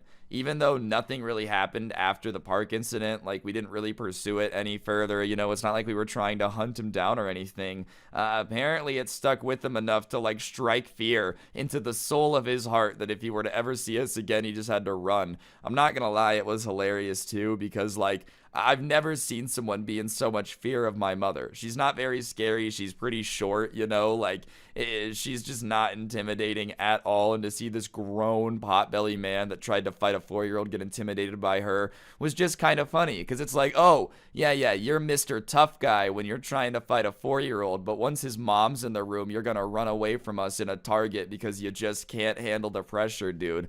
All I'm saying is if you're gonna have like gun around fighting kids, you might as well just also be as much of a jerk to fight their mom, because it's like, nah, I pick my battles. I only like fighting 4-year-olds because they're way easier to beat up, is basically what you're saying. Regardless, that was the last time I actually have seen him since. I mean, maybe I bumped into him since, but I'm a little bit taller now, so I doubt he recognizes me or wants to fight me at this point. Seriously though, I know this story was really long. I figured I would crank out a very long story time because it's Thanksgiving and I'm thankful for all of you guys. You really do make my dream job possible and I appreciate it a lot, so thank you from the bottom of my heart. But on that note, guys, that's gonna do it for the video. Be sure to like, comment, subscribe, turn on notifications, all that good stuff. If you don't know what to comment down below, just go ahead and comment the word pirate down below. Let's throw it back to pirate imagination time. If you comment, it just helps the video do better in the algorithm. I appreciate it. Other than that, my TikTok is at Scrubby Stories. I post little highlight videos on there. I also have my TikTok at Scrubby, where I just kind of post funny videos. I have more content, which is obviously the Scuffed Cast. You guys can check that out. Link will be down below, along with the intro song. My Instagram's at Scrubby. Twitter is at Scrubby_69. Got to keep it fresh and funny. And if you look at your screen right now, I will say that you are actually seeing the coolest, freshest, most fantastic merch to ever exist on the YouTube platform. This is the Haha merch. It's pretty fly if you're in the mood for like a Christmas hoodie or anything. It's pretty comfy. I recommend it. I wear them pretty often. And they're pretty swag-tastic. You know, I had to plug the merch. You know how it goes. You always have to stay plugging. There's also the OG Sub Club hoodie, which will be going away when the main channel hits 2 million subscribers. So if you want one of those, that's all the merch we got. Links will be down in the description. But that's everything I've got to plug. I am going to give a little bit of a corny Thanksgiving message. I hope everybody had a safe holiday with their families and whatnot. I really do. I am really thankful for every single one of you guys. This has been a pretty up and down year. There's been some highs, there's been some lows. I'm pretty sure it's been like that for everybody. 2020 overall has sucked, but a consistent bright spot has been making videos for you guys every day. It genuinely does make my day better, and it means a lot more to me than you will ever know. So happy Thanksgiving. I'm grateful for all of you guys. I hope you guys had a great holiday, and on that note, you guys know the drill. Don't get anyone pregnant, but if you are going to decide to go out there and get somebody pregnant, at the bare minimum, you've got to make sure they're hot. And on that note, I'll see you guys all tomorrow with another video, 30-minute video. Let's go, GG. I'll see you guys next time. I'm out. Peace. What's going on, guys? It's your boy Scrub here, back again with another video. Hope you guys are having a great day. I know I am. And today I've got a story time for y'all that I think you're going to enjoy, that was sent in about this dude's neighbor that ended up like blowing up their own car. I wouldn't recommend doing anything that you hear about in this video, alright? It's probably not worth it, but I figured it would be entertaining. But before we get into it, be sure to press the like button. Otherwise, no joke, no scam. The next person that moves in next door to you is going to act like this, and trust me, you don't want that. And yeah, without further ado, let's get into it. Nice rack and her ass Brazilian. Just turned 21, but my bank's a million. Swear I'm Alright, so I think everybody has encountered the type of person that feels like they have the capability to fix everything themselves. And sometimes, you know, people do have the ability to be really handy, fix things with ease. It's just a part of who they are. My dad is like super handy, dude. Any projects around the house, he wants to do it himself, you know, he has fun doing it. I'm not the same type of person like that. But one of my favorite things to encounter is somebody that like swears they're a handyman, swears that they can fix anything, but really has no clue what they're doing, especially with like advanced pieces of machinery. You know, if I don't know something about something complicated, that's okay. I can just kind of admit that I don't know anything about it. But I guess that this dude's neighbor that he sent in the story about was not one of those people. He had bought a car and it was just, you know, one of those types of cars where you have to have like special maintenance for it. Not super special as in like you need to send it off to Italy to get fixed, but enough where like oil changes were particularly expensive because it was a foreign car. Parts were really expensive. You could only take it to certain garages that knew how to work on it, that type of thing. And that's just the reality of owning certain types of cars. You would think you would have done a little bit of research before, you know, you bought the car and decided to own it forever. Like, hey, is this really easy to maintain and take care of? But apparently he just didn't look. And he got so fed up with having to take it to certain mechanics and having to, you know, deal with other people, having to pay them more to work on his car, that he decided he was just gonna do it himself. And this guy was an advanced do-it-yourselfer with absolutely no experience for what he was doing. The person who sent this in happened to live in a place where like a lot of people have had their homes custom built, and a lot of people pay companies to come in and build their house because they don't know how to do it. But this guy was known in the community for like trying to do everything himself, swearing he knew how to do everything. He had this little shack on this small bit of land, and while he was building it, he had actually burned it down 3 times because he had insisted on doing the wiring himself. And after the 3rd time there was a fire, you know, they insisted that he hire an electrician to wire it himself, and he fought it basically as long as he could because he swore he knew how to do it. He had a pond in his backyard that he was going to build a drain for, and he swore he knew how to do it, and it basically just built a drain to flood the neighbor's yard instead. Like, that was the type of, no, I can do it myself this guy was. So immediately, whenever he starts telling his neighbors that he's sick and tired of paying these mechanics to rip him off and fix his car, and he's gonna do it himself, he doesn't need anyone to, you know, use no fancy tools or special knowledge to fix a car. He's changed oil, so he knows what he's doing. And listen, there's something to be said for, you know, maybe you don't need to pay a mechanic to change your oil if you know how to do that very well. If you don't know how to do it, I'm not gonna shame you, it is what it is. But like, that's something that's within the realm of possibility. The only problem is this guy's car was starting to have transmission trouble. And that's just the type of thing that, like, if you don't know a lot about cars, it's probably out of your wheelhouse of things you should fix yourself, you know. My axle broke, I might as well get a piece of wood and, like, fix it that way, you know. There's certain things that you don't want to DIY fix. Whatever, your dashboard looks ugly, you want to take a crack at fixing it yourself, by all means, but I really wouldn't mess with the transmission or like parts of the engine yourself unless you're a mechanic or something. And just so you know why this guy insisting on doing everything himself was super insane, he was an accountant. So it's not like he's a handyman, it's not like he works construction, it's not like he's a mechanic. He literally just does everything himself and then goes to his accountant job. So, whatever, he starts telling everyone that he's gonna fix his car himself, and a couple of the neighbors even give him the advice of like, hey, I wouldn't necessarily do that, that seems like a bad idea, you're probably gonna mess it up, and then you're gonna have to pay someone to fix what you messed up. But, you know, he's a tough guy, it doesn't matter, he's gonna fix his car himself. So, whatever, one night he puts it up on jacks, and I guess in the midst of fixing his transmission via YouTube video, he also decides that he's gonna make some modifications to the car, and he decides to tell everyone about the modifications he's gonna make himself. I think in a way to like flex about, oh, look what I'm gonna do to my car, like look what I'm gonna do. He starts saying he's gonna put NOS in it because he was a big fan of Fast and Furious. And listen, I like the Fast and Furious movies. I watch them kind of like a comedy movie where it's like, all right, let's see what Vin Diesel thinks that like is possible now. You know, like when in the recent movie when he like flies off the cliff with the grappling gun and then holds onto it and the entire car uses the grappling line. Like, just some stuff's a bit ridiculous, but I would never necessarily look at Fast and Furious and go, that's what I should do to my car. But I guess this guy decided that he was going to put NOS on his car. And for those of you that don't know, it's basically like this flammable gas that I don't know exactly how it works, but it kind of makes the combustion stronger in your engine, I think, so you go faster for a little. Regardless, flammable is all you gotta know about that, right? And everyone tells him when he starts bragging about this to the neighbors that it's a really bad idea to do that yourself. You know, the transmission already a bad idea, but anything involving new lines on a car that like can't be near certain temperature things, it's probably best to just, you know, not do it by hand yourself if you have no experience doing it. Probably better to pay someone to do that than accidentally light your car on fire.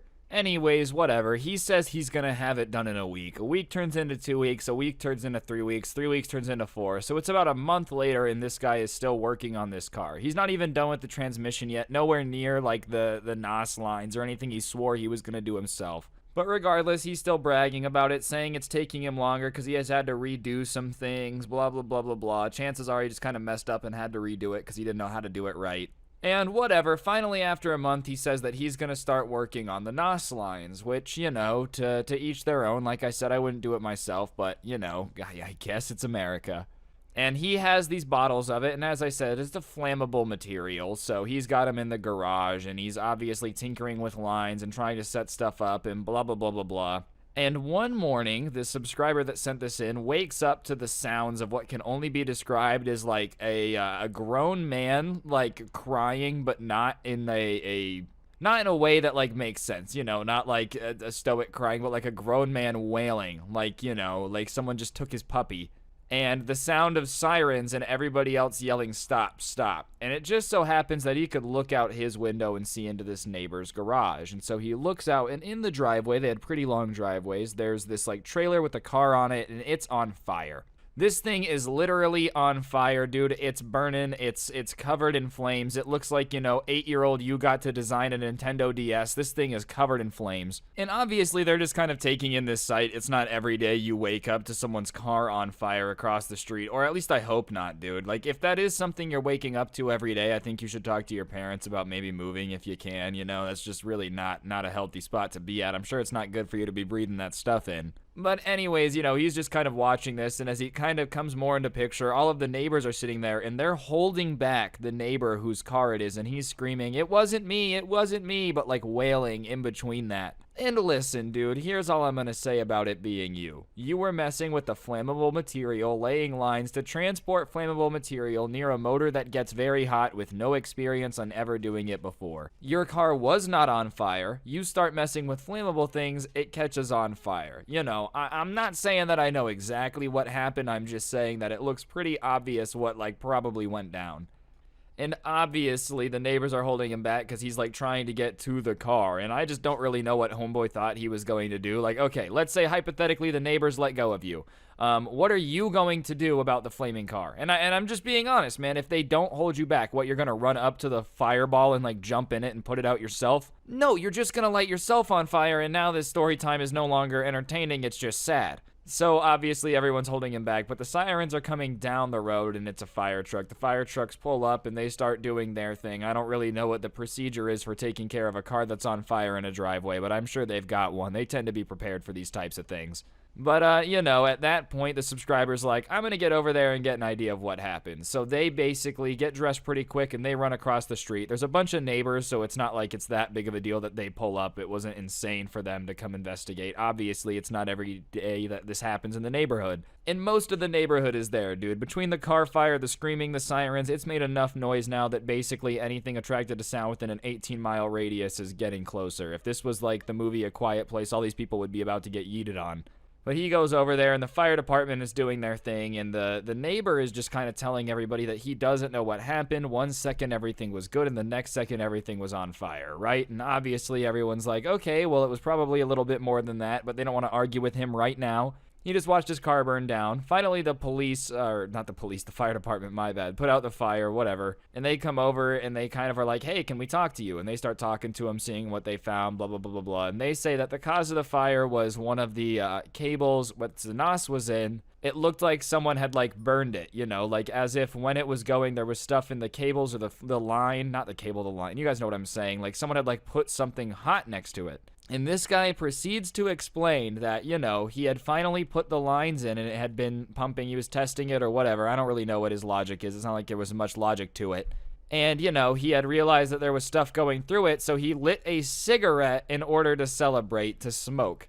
This guy had decided to whip out a lighter and light a cigarette dramatically close to the line and the can of flammable stuff that he had in his car, bro. So obviously, as soon as it bursted, he ran away. And what had really woken up the subscriber that didn't recognize it first was one of the cans had exploded. That had been like in the car, obviously, when it catches on fire, you know. So this guy had literally managed to like cause an explosion in his car because after working with extremely flammable materials went, I'm gonna light up a cigarette, might as well. Like, what in the world, dude? I don't know how many of you guys have seen the movie Zoolander, but there's this scene where they're playing with gasoline, they're having a gasoline fight, and then they light a cigarette, and it's like supposed to be like, oh wow, oh that's awful and really dumb. This guy just completed the speed run in real life though, like work with flammable materials, use a lighter, everything you just shouldn't do. But whatever, he doesn't seem too disturbed because he starts telling the neighbors that it's alright because the insurance is gonna cover it. And right away, the neighbors are just not really on his side anymore. And they're like, yeah, I don't think the insurance is gonna cover a fire and explosion that you did yourself with unauthorized work. And sure enough, dude, the insurance company's like, let me get this straight. You are doing something in your garage that you have no certification for, no license to do. You don't know how to do it, wiring your car, right? And on top of that, you lit it on fire yourself. You admit that, and you want us to pay for it. You're out of your mind. And he starts complaining to the neighbors about this like insurance company being like, isn't it ridiculous that they don't want to pay for this? You know, they're supposed to pay for damages to the car. This was damages to the car. I don't understand why they're not going to cover it, blah, blah, blah, blah, blah. And a couple of the neighbors, you know, once again, try to be like, well, you did light it on fire yourself, so it's not like they have, you know, that much of a reason to pay for it. Insurance is more for like accidents. Let's say that your car is struck by lightning when it's parked under a street pole and then it catches on fire. That's more what it's made for. It's not like I'm gonna light my car on fire and then get money because it's Tuesday. It's just not made for that. But whatever, this guy just doesn't get it. Finally, he doesn't get the insurance payout, so he goes out and buys another car. And within like a month or two, it has some car trouble. And listen, it's not surprising. I'm sure this guy isn't the nicest of the cars he drives. But instead of taking it to a mechanic, he puts it up on jacks and tries to fix this issue himself, right? And he's already blown up one car, so he tries to fix this one himself. You'd think he would have given up by now. And since then, it literally has not moved off the jacks, dude. Like, it's been up for weeks now. He cannot fix it. He keeps complaining to everyone about how he's not going to fix it. And he keeps blaming the insurance company. Like, oh, it's their fault that I got another bad car because insurance companies make money off car sales. Like, he has this whole conspiracy now. Moral of the story, if you don't know how to do something, it's okay to pay someone to do it. You know, it's not embarrassing, it's not cringe, it's just probably the better way to do it. Otherwise, you might accidentally blow up your car and make a fool out of yourself, I guess, is the moral of the video. But yeah, if you guys enjoyed, I would really appreciate you taking a second to press the like button. Let me know in the comments section down below what you thought. And of course, subscribe if you're new and turn on notifications. If you like the intro song, a link to it can be found in the description along with a link to my podcast, The Scuffed Cast, and you could use code Scrubby at the G Fuel checkout in order to get a discount on G Fuel. Helps you out, helps me out. Everyone's a winner. Other than that, it is October, and we've got the Halloween merch. It's on your screen now. You can check it out and go get yourself some from the top link in the description. Be sure to do that. And yeah, on that note, guys, I think that's going to do it. Don't get anyone pregnant. If you do, make sure they're hot. And hopefully I'll see you guys next time. I'm out. Peace. What's going on, guys? It's your boy Scrub here, back again with another video. Hope you guys are having an absolutely fantastic day. I know I am. Today, I've got a story time for you guys. It's a subscriber story that was sent in about how there's this dad at their local skate park that was trying to fight a bunch of kids. And honestly, stuff like that just cracks me up, so I figured we would make a video out of it. It should be a pretty fun video for you guys to enjoy. So yeah, sit back, relax, and enjoy. And be sure to press the like button, or no joke, no scam, your dad's gonna fight someone at the skate park. And sit back, relax, and enjoy. It's not good. Nice rack in her ass Brazilian. Just turned 21, but my bank's a million. Swear I'm a little drunk, but it's a hell of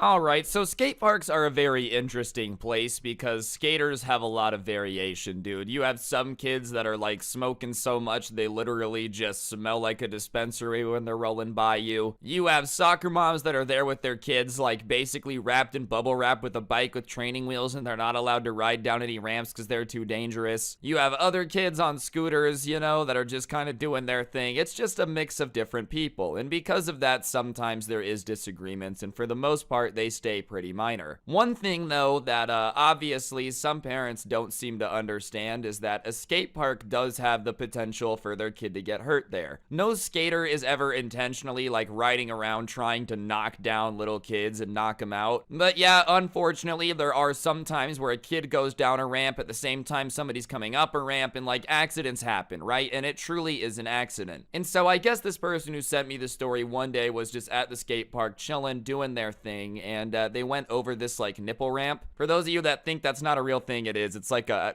don't know how to describe it. A circular speed bump, I guess, is the best way to explain it. And after that, he kind of like was gonna do a trick off of it. And as he's going up this side of the nipple ramp, a little kid on a scooter comes out of nowhere and starts coming up the other side. And at that point, he has two choices. He can either bail on the trick and just kind of slam into the kid, or he can send it and potentially decapitate this kid with the skateboard, because what he was gonna do is a 360 shove it. For anybody that knows skateboarding tricks, getting smacked in the face with a 360 shove it is definitely not chill. And the kid didn't have a helmet on, so the kid just decides instead of sending it to just body him. And sure enough, he slams into this kid with enough force to like go up a nipple ramp, and the kid falls to the ground. There's a big smack. His scooter hits the ground, his skateboard hits the ground, they hit the ground, and immediately the kid starts crying. And the person who sent me the story gets up and starts asking him like, oh my god, are you okay? Are you okay? Like checking on him, genuinely trying to make sure the kid's okay. And the kid's just crying, freaking out because it's a little kid. He's probably like 4 or 5 years old, definitely young enough to the point where like when something scary happens, you just want your parents. So the kid starts screaming for his dad, and that's when out of nowhere there's like this screaming erupting from behind this kid. Oh my god, what did you do to my son? And he turns around and there's this dad there like running over all pissed. And there's a couple of older skaters there that get between the kid and the dad and are kind of like, whoa, it was an accident. And he's like, well, why is my son crying? Why is my son crying? And the kid gets up and runs over to his dad and is like,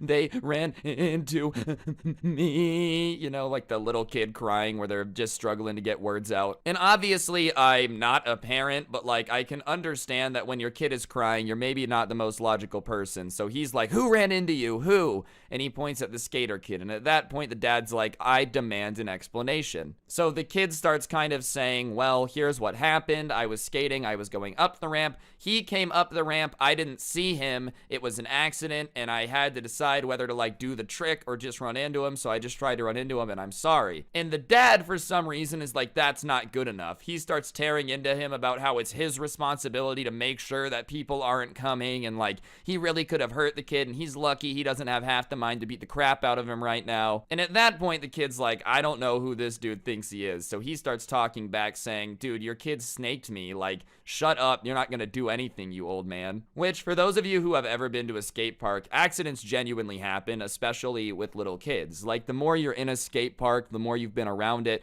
you kind of learn the flow of things. You learn how to tell where somebody's kind of gonna go, and you're not snaking anyone. But yeah, there's been plenty of times a little kid will like jump in my way at a skate park, you know, or I've run into guys that aren't paying attention. Like, it happens. It really is an accident. So this kid starts saying like, oh my god, it was an accident. Like, you're not gonna do anything. And the dad at that point decides that he's gonna really look tough in front of all these skater kids, you know. Grown men flexing on children is always so sick. And the dad, for some reason, does what like all old people do when they want to fight, and he takes off his shirt. And I'm gonna be honest with you guys, I always thought this was a really weird move when somebody wants to fight. Like, yeah, alright, we were not prepared to fight, but now that my shirt has been disengaged from my body, I am prepared for combat. And it's not even like this dad is ripped and big in a good way, dude. He takes off his shirt and it like makes him less intimidating, you know? Like, he goes from, wow, that guy probably works out, to like, oh, that guy definitely doesn't work out. And he takes off his shirt and he starts trying to get up in the kid's face to be like, what did you just say to me? But the older skaters at the park who were like adults aren't gonna let that happen, because obviously letting an adult beat up a kid is a no-no. So they get like in between the dad and the kid. And at that point, the dad starts yelling about how he's gonna fight all of them, and, you know, he'll take on every skater. He's not afraid of them. And even his son, who was crying a minute ago, is now like, dad, we can leave, dad, we can leave. Like, even his 4-year-old son is saying that. But the dad is like, no, you guys think you're better than me and my son. And they're like, what are you talking about, dude? He starts going on a rant about how everyone at the skate park always thinks they're better than him. And this is the first time that any of these people have ever seen this dude, bro. They really have no idea what he's talking about. And as he's ranting about it, he starts like shoving the other adult skaters. So the skaters start backing up with their hands up like, dude, come on. Like, we don't want to fight you. We're just trying to chill at the skate park. And the dad is just still pushing towards him, shirtless, screaming at him. And finally, the dad like reaches back to swing on one of the guys. And the guy just like kind of tackles him to the ground. He doesn't want to hit him. He just like kind of tackles him and just holds him there. And when he's holding him on the ground, the dad is like, let me up, let me up, let me up now. Like freaking out, dude. Once he's on the ground being pinned down by the skaters, he starts freaking out. And it always cracks me up when people start freaking out after they're being held back. Like when they're about to start fighting, you know, they're all talk. Then the second they're restrained, it's like, you're lucky I'm held back right now. So sure enough, he's freaking out and all the skaters are holding him down. And they tell the kid that ran into him to like get out of there. Like, you just get out of here. So he skates off into the parking lot and starts going to like the playground. And he calls his mom to come pick him up, obviously. And he can hear the guy kind of like yelling at them, like, get off me, where'd the kid go? And finally, he sees them kind of get up and like they're kind of talking to the guy and he sees them shake hands. And so at that point, the dad and his kid kind of leave the skate park. He sees him get into the car and drive away. So his mom wasn't there yet. He hadn't told her that like there was a grown man looking for him. He just said he needed to get picked up because his mom already hated the skate park enough. And the last thing he needed was a reason for his mom to be like, no, you can't go to the skate park. I don't want grown men to try to fight you. Like, okay, mom, that's probably a fair reason. So just not telling your mom that that happened is your best bet. I don't usually advocate for that, and I'm not saying it was the right move. I'm just saying I kind of understand why you didn't say that. So he goes back to the skate park to try to figure out what happened. And when he comes back, all the adult skaters walk up to him and they're like, dude, I don't know what that guy was on, but whatever it is, it was insane. And he's like, oh, what do you guys mean? And apparently after he left, they were like on top of him fighting with him, and he was screaming at them, saying he was gonna kill him when he got up, just like going ballistic. And then all of a sudden, almost as quick as he got mad, he just like popped up and went, you know, guys, I'm really sorry for that. That was out of character. And then grabbed his son and left. Like everything was cool, bro. Genuinely, it was like he just snapped out of it, dude. I don't know if it was Bruce Banner and the Hulk, like merging or demerging or what the hell was going on, but apparently this dude like had every adult skater in the park having to hold him down because he was just freaking out so hard. And then out of nowhere is just, whatever, these things happen sometimes. That was out of character. I'm going to leave now, gentlemen. Like, what in the Dr. Jekyll and Mr. Hyde is in your water around there, bro? I don't know where this dude lives. All I'm saying is I would not be trusting the tap water because apparently it's giving, like, dads in the area steroids, bro. When this guy hears, oh, we're gonna go flip some stuff on the grill, he thinks literally the whole grill should be flipped. Anyways, after that, bro, he decided that it was probably just best to go home. So he went home. His mom was like, why'd you want me to pick you up? He decided it was better not to tell her. That was just his personal method of avoiding it. And sure enough, the guy never came back to the skate park, ever. Like, it was like as if, you know, he was too embarrassed after he realized he was being held down by a bunch of kids to ever show his face there again, which you probably should be if you're in that situation. Anyways, guys, I think that's gonna do it for the video. Hopefully you enjoyed. If you did, I would really appreciate you taking a second to press the like button and let me know in the comment section down below what you thought. Go ahead and comment the word poop sock down there if you thought this video was entertaining. If you want more content, I do have a podcast called The Scuffed Cast. A link to that can be found down below in the description, along with a link to the intro song. Anyways, guys, on that note, that's gonna do it. Hopefully, I'll see you guys next time. Follow me on Instagram at Scrubby, Twitter at Scrubby_69 if you have any crazy stories you want to submit. Oh, I almost forgot. Check out the merch link. It's also down there in the description as well. But on that note, hopefully I'll see you guys all next time with another video. Don't get anyone pregnant. If you do, make sure they're hot. And yeah, I'll see you guys next time. I'm out. Peace. What's going on, guys? It's your boy Scrub here, back again with another video. Hope you guys are having a great day. I know I am, and today I've got a story time for you guys that I'm not gonna lie, I had to read twice when it was sent in to me. This dude ended up getting kidnapped by his girlfriend's dad for a bit because of something that his daughter did and then blamed on him. You know, just your normal Tuesday mix-up. You ever just get kidnapped on accident? These things happen. Regardless, I figured it would be a pretty good story time, so yeah, that's what we're gonna be doing today. So sit back, relax, and enjoy, and be sure to press the like button, or no joke, no scam, you're next, and let's go. Discord to celebrate.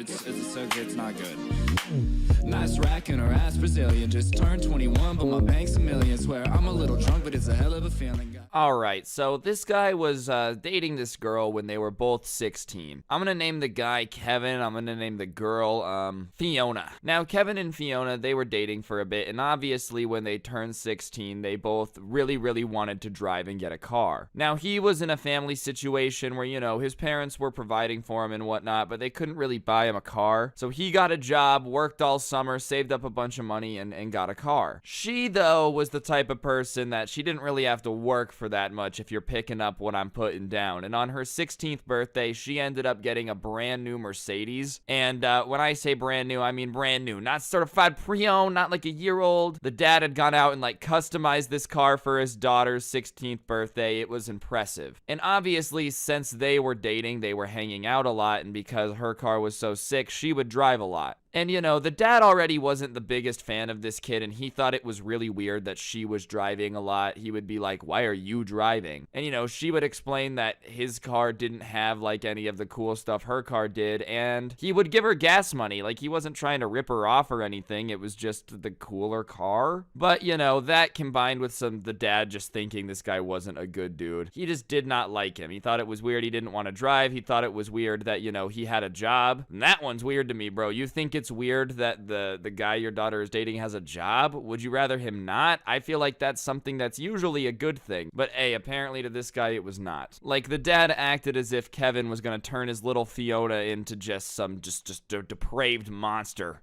Anyways, there really wasn't much that Kevin didn't really like about Fiona, but there was one thing that was genuinely disgusting to him and bugged him a lot, and it was that she smoked cigarettes. And, you know, I've had family members that smoke cigarettes. I don't smoke cigarettes myself. I think it's pretty gross. It's pretty pointless to me. It's really silly. That being said, he wasn't gonna, like, break up with her about it. He just didn't really like that she did it. You know, on a list of things that he really loved about his girlfriend, her smoking cigarettes wouldn't be on the list.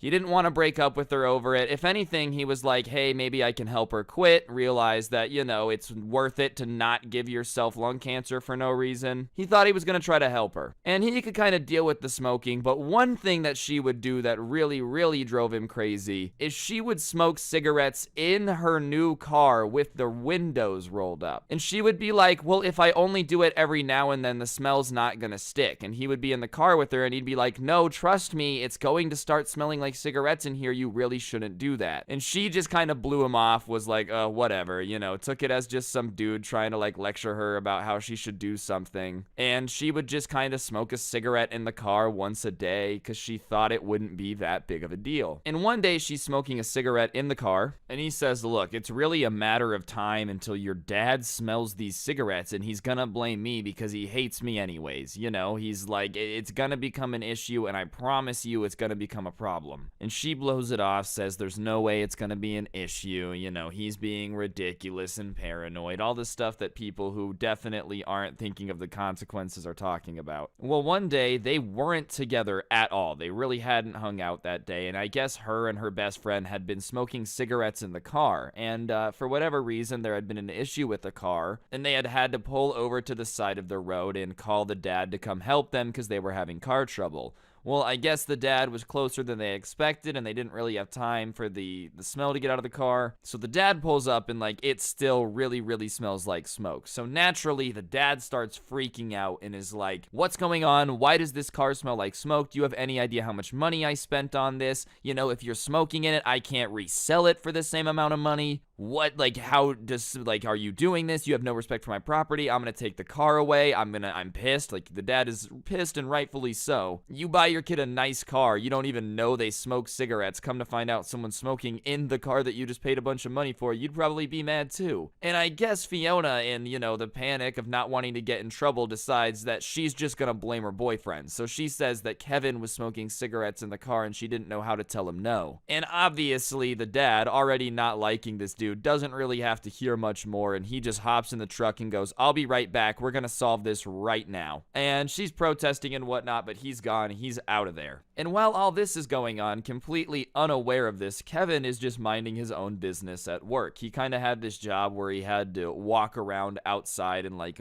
monitor this parking lot. He wasn't a security guard, but kind of similar vibe to that. And as he's coming around the corner, he hears these tires squeal, and he turns around, and this truck is like slamming on the brakes coming towards him. And he realizes that it's his girlfriend's dad's truck, and he's like, oh my God, he's about to hit me. So he jumps out of the way. The truck comes to a stop. He hears him like throw it into park, and he gets out just screaming at him, get in the truck right now. Are you kidding me? Do you have any idea how much trouble you're in? Oh, I'm about to ruin your life. Get in the truck. And this kid has no idea what's going on, bro. He doesn't know that he's just been blamed for anything. He doesn't know that any of this is going on. All he knows is that this dude just pulled up, tires squealing, to his job and jumped out screaming, get in the truck. And he's like, I don't want to, but he picks him up and like throws him in the car, basically. He gets in and peels out of the parking lot, and the guy still, Kevin, it really isn't sure of what's going on. All he knows is that he said he didn't want to get in the car, was at work. This dude pulled up, threw him in a car, and then left. So yeah, for all intensive purposes, he just got kidnapped by his girlfriend's dad from his job. Nobody knows where he is. He's gonna get in trouble, and he does not want to be here. Like, it's not like he said yes sir and hopped in the truck. It was like, you're getting in the truck. And in the car, he's like, what are you doing, dude? I'm at work. Are you psycho? Like, you can't just kidnap me. You know, trying to explain to his girlfriend's dad that, like, he can't just pull up and take him whenever he wants from his job. He's gonna get fired, all this stuff. And he's pissed, and the dad's like, why are you pissed at me? You're the one who's been smoking cigarettes in my daughter's car. Do you have any idea how much that's destroyed the value of the car?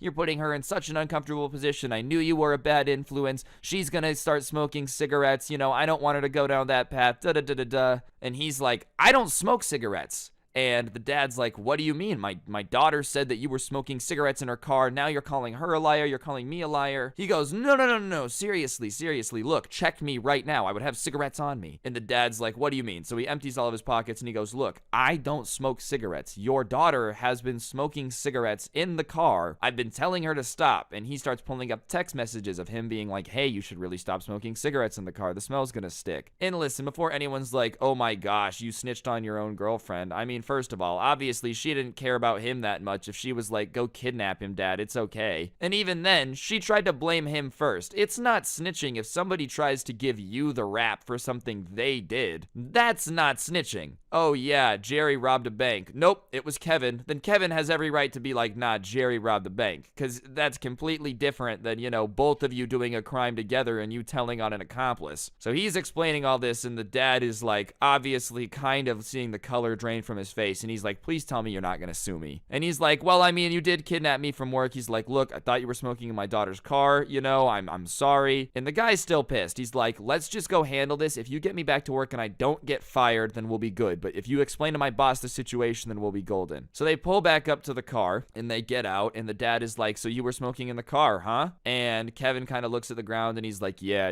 I was. And then Fiona's like, no, dad, it's me. I smoke cigarettes. Like, she comes clean as soon as they come back, because she probably had been sitting there thinking about how awful she felt. And the dad's like, are you serious right now? You're smoking cigarettes. You blamed it on somebody else. You let me leave to go handle it without saying anything, and I come back, and now you want to like admit it all? And she's like, yeah, you know, trying to get out of trouble. And the dad is pissed. He's like, well, you know what? I'm gonna take him back to work and then come get you. But I would not be surprised if you don't have a boyfriend tomorrow. Like, even the dad was like, dude, you just totally threw this guy under the bus for no reason. So whatever, he takes him back to work after getting kidnapped and blamed for smoking in his girlfriend's car, which he wasn't. Thankfully, she had come clean and avoided him like getting thrown in the trunk or whatever. But still, not a very good situation. So he gets dropped back to off at work. The dad goes in, explains to the boss the situation so he doesn't get in trouble. Everything's all good. He decides he's not gonna call the cops or do anything about it, which, you know, that nice guy move on him for not doing anything about getting kidnapped, you know. Anyways, Kevin gets home and he's just stressed out thinking about everything that's gone down, obviously. And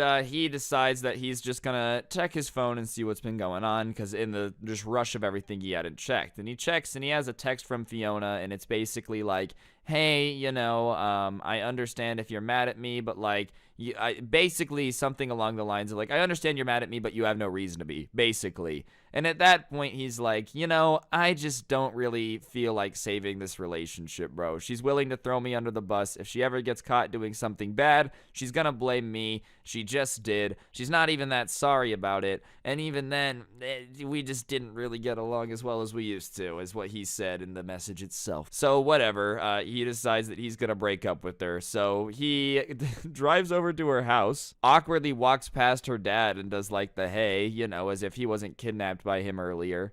Goes up to Fiona's room and proceeds to break up with her for basically being the worst, and she's kind of like flabbergasted by it, which is the most confusing part of the story. You can't be surprised that he was kind of annoyed with you. You know what I mean? Like, oh, what do you mean that's frustrating? Like, yeah, that'd probably frustrate anybody in that situation to get snitched on and then kidnapped. But yeah, whatever. After that was basically the end of that. But don't get kidnapped by your girlfriend's dad is moral of the story, and make sure that people won't just make stuff up and blame it on you if they did it. Anyways, guys, I think that's going to do it for the video. Hopefully you enjoyed. If you did, I would really appreciate you taking a second to press the like button. Let me know in the comments section down below what you thought of the video. And as I've said, subscribe if you're new and turn on those noties. If you're in the market for some G Fuel, which is the best energy drink of all time, you can use code Scrubby at the checkout. It gives you a discount, helps me out, helps you out, and I really appreciate it. Other than that, if you like the intro song, you can check it out. Link will be down below, along with a link to my podcast, The Scuffed Cast, which is pretty darn cool if you ask me. But yeah, on that note, guys, thank you all so much for watching. Don't get anyone pregnant. If you do, make sure they're hot, and hopefully I'll see you guys next time. I'm out. Peace. What's going on, guys? It's your boy Scrub here, back again with another video. Hope you guys are having a great day. I know I am, but I'm telling y'all right now, this story time we have today is about somebody that probably had the worst day ever. I'm not too sure why he sent this in to be talked about here on the channel, but basically, this guy's girlfriend ended up kissing his dad while they were at dinner one time. And yeah, as you can tell, a very, very awkward situation. Regardless, nonetheless, we figured we could talk about it today on the channel, and yeah, without further ado, let's get into it. Press the like button or no joke, no scam. This is gonna happen to you, and sit back, relax, and enjoy. And I got eyes like an eagle, stacking so much money you would think that it's illegal. I'm getting quiet now, laying low when you reach zone by now.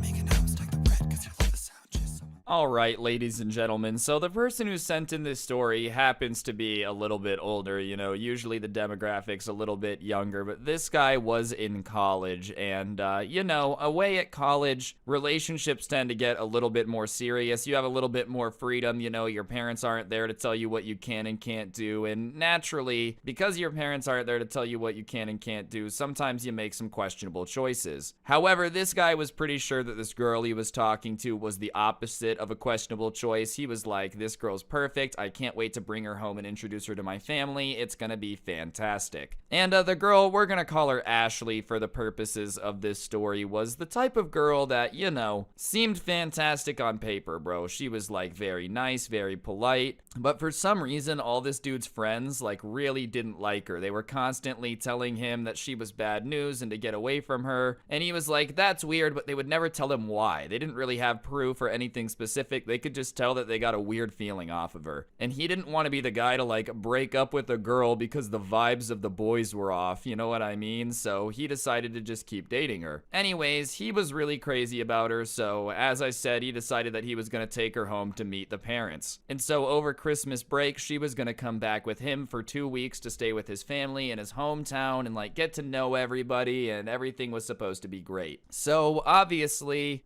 you would expect your significant other to be nervous before they meet your parents. That's perfectly normal. Nothing bizarre about that dude. But on the way, his girlfriend started asking him questions about his dad. Like, what does he look like, Does he just look like you but older? And he ended up pulling up a picture of his dad and showing this girl. And the first thing that came out of her mouth wasn't like, you guys look alike or anything. The first thing she said was, oh, your dad's really hot. Which, listen, it is very weird to hear about your parent, bro. The last thing you ever want to hear the person you're dating say is that your parent is hot. Like, please, no thank you. Please don't tell me that, dude. That is the last thing I'd ever want to hear. And he thinks it's weird and like gets mad at her for it. And he's kind of like, dude, why would you say that? That's just uncomfortable. And she's like, no, I was kidding. I was kidding.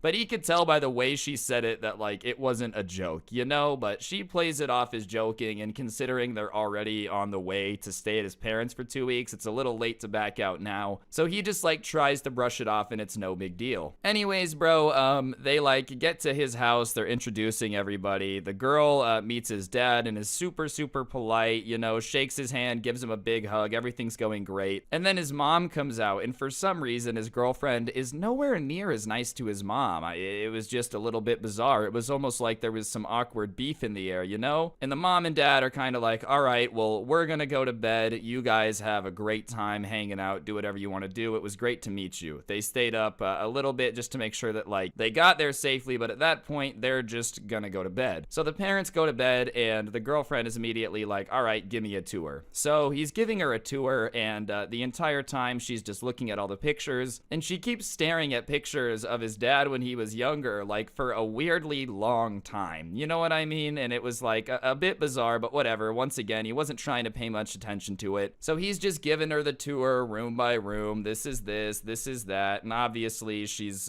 just, you know, looking at all the family pictures and whatnot. And then they got down into the basement, and she's like, oh, can your parents hear us from their room? And he says no, and he's thinking, you know, like, oh, this is sick. We're back in my childhood basement. Like, 13-year-old me is hyped at what's about to go down, and we're not gonna get into details, but that is not what happened, dude. As soon as he's like, yeah, I'm pretty sure my parents can't hear us, he starts leaning in for a kiss, right? And she, like, pulls away from him and is like, oh, no, not right now. I just had a quick question. I could tell that your dad was a little bit stressed when your mom came into the room. Like, I don't know if this is too personal, I don't mean to pry, but is their marriage doing okay? Which, you know, you don't mean to pry, but asking if this dude's parents' marriage is doing all right is the definition of prying. And obviously the guy's been at college, but he's pretty sure his parents are fine, so he tells her, he's like, yeah, I'm pretty sure my parents are fine, you know, why are you asking? And she's like, oh, no reason, you know,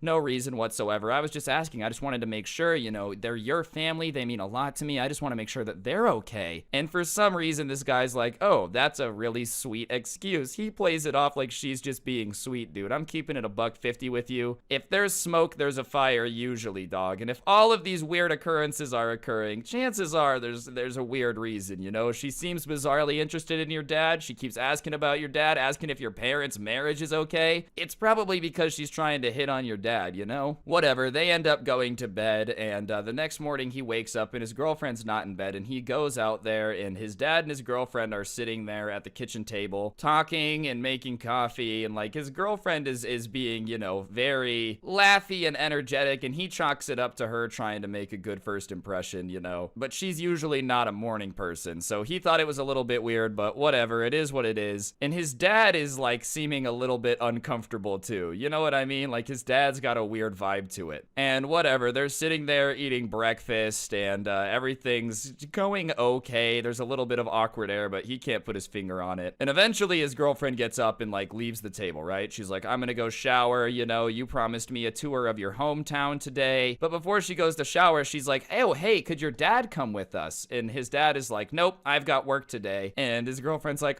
please come with us, please. He's like, no, I've got work today, which once again he thought was weird, but sure enough, his girlfriend goes to shower, and his dad is like, hey, I'm not trying to be weird, bro, but your girlfriend's being a little bit bizarre. Like, she's been hanging out with me all morning trying to talk to me. It's fine you guys are staying, but, like, I'm just getting a weird vibe off of her, and I just wanted you to know. And this guy started being like, what do you mean she's being weird? What do you mean? Like, what are you talking about? She's not being weird. And the dad was just kind of trying to be like, look, your girlfriend's just being a little weird, without telling his son, I'm pretty sure your girlfriend is hitting on me, you know? And that's when his mom is like, yeah, I don't like her. Straight up, something's off about her. I'm not a big fan. But whatever, they're kind of having a chit chat about it while his girlfriend's in the shower, and she comes out of the shower all dressed and ready to go, and he takes her her to the car, and they go on a tour of his hometown. And the entire time they're on a tour of his hometown, everything's fine. And he's like, look, I was clearly overthinking. Everything's cool now. Everything must have just been trying to make a good first impression. That night, though, they were going out to dinner with their parents because the night before, obviously, they had gotten in late. So this was like their first night to go out to dinner and actually be out with his parents. So they get home and, you know, she's like, I'm gonna go get ready and whatnot. And while they're in there, his dad's like, listen, dude, I'm just telling you, I'm getting a weird vibe from this girl. I might just not go. And he's like, Dad, you have to go. There's no way I'm gonna be able to explain to her why you don't want to go to dinner with her without making it weird. So please just go. And the dad like really doesn't want to go. So whatever. The mom comes out, the girlfriend comes out, they all get in the car and they're going to dinner. And the entire ride, the car is just eerily silent. Almost as if like, you know, nobody wants to say anything. So they get there, they get their table, and obviously these people are in college and,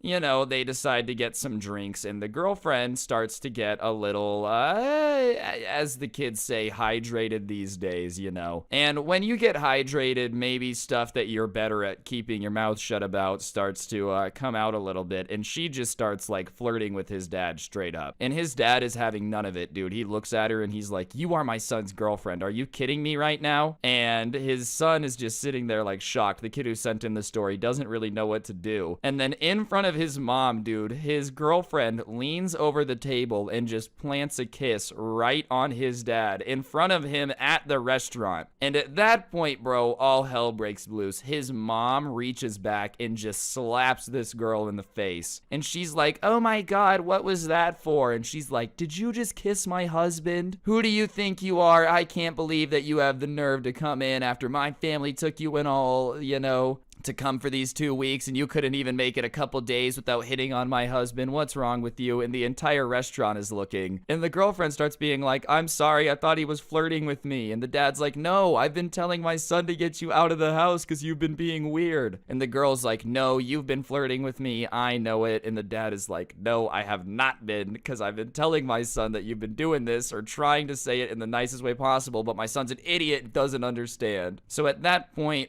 they just get the check. They go home, and the girl's like, I'm gonna get out of here. I'm getting a flight. You know, she's acting mad, as if she's the one who should be pissed that she just kissed his dad, you know? Like, the guy who's just got this whole situation done to him is just so confused. He doesn't even know what's happening. And before he's even able to, like, process anything and get angry, she's on an Uber, like, or in an Uber on her way to the airport, bro. She was not sticking around to be in the situation of awkwardness that she created. So she gets home, and he FaceTimes her, and he just like is screaming at her, saying, what the hell is wrong with you, whatnot. And her excuse, no BS, is that she thought that he would appreciate that he or she wanted to get close with his family. And he's like, okay, yeah, I want you to get close with my family, but that is not the type of close that I meant, all right? And obviously, she, like, didn't expect the relationship to end, which blows my mind. He was done. He's like, no, that's it. I can't go back from this. That's over. And she was trying to convince him to stay in the relationship after she kissed his dad, bro.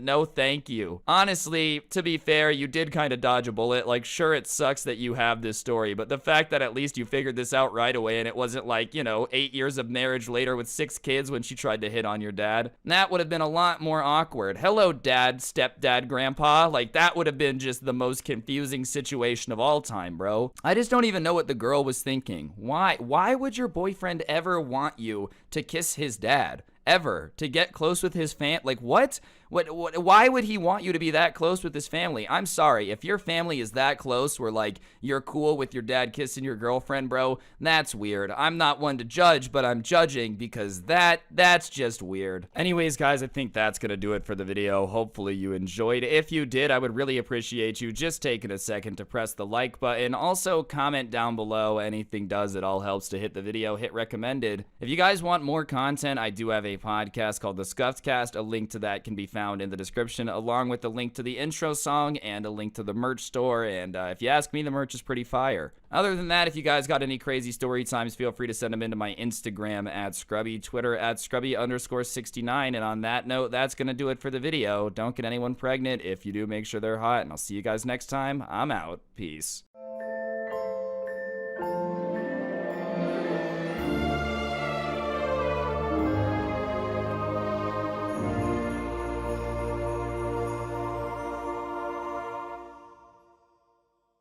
What's going on, guys? It's your boy Scrub here, back again with another video. Hope you guys are having a great day. I know I am, and today I've got a story time for y'all that should be pretty entertaining, you know. Sometimes in life you meet a character, just somebody that's so out there you can't even believe that they're real. And there was somebody that I knew in college named Martin who definitely fit that description of somebody you just can't believe actually exists. And yeah, I just figured I would be telling the story time to you guys today. As you can tell, it's a little bit longer, so before we get into it, be sure to press the like button, or no joke, no scam, you're gonna become Martin. And without further ado, let's get into it. I knew Martin was gonna be a weird dude right away, almost the second that I met him, you know, because when he introduced himself to me, it wasn't like he was like, hey, I'm Martin, what's up, nice to meet you. He introduced himself as Metal Martin, you know, and I was thinking maybe he got that nickname because he likes metal music, like he's really into old rock and roll, so I decided to ask him what his nickname meant, like why he got it. And instead of telling me something about music or like rock and roll, he looked at me and with a dead face said, they call me Metal Martin because I like to eat metal. Eat metal, not meat metal. Same thing, you know what I'm saying. Meaty metal would be easier to eat. And obviously, I thought he was joking, so I start laughing at it. I'm like, oh, haha, like this guy's trying to convince me that he eats metal. And then I realized that I'm the only one laughing, bro. Like, this dude is not giggling in the slightest. If I had told somebody that I just love munching on metal, I feel like I'd be giggling a little bit. But he is side-eyeing me pretty damn hard with my reaction to him saying that he eats metal. And, you know, while he's giving me a reaction, I'm just kind of not sure what to do. And then he asked me a second question, and obviously I just had to say yes. He asked me if I want to see proof that he can eat metal. And whenever somebody says that they have like a really weird talent and then asks to show you it, chances are they want to show off, so I didn't feel weird saying yes. But obviously at the same time, yeah, I do want to see how this guy got the nickname Metal Martin if he eats metal. And sure enough, dude, out of his backpack, he pulls this empty Coke can. I'm not sure how long he had been carrying it on him. I'm not sure, you know, why he just carries trash in his backpack, apparently because it's Metal Martin, that's just what he does. But sure enough, he picks up the can out of his backpack, kind of crunches it a little bit, and then puts his teeth right in the middle of the can and like crunches it and starts like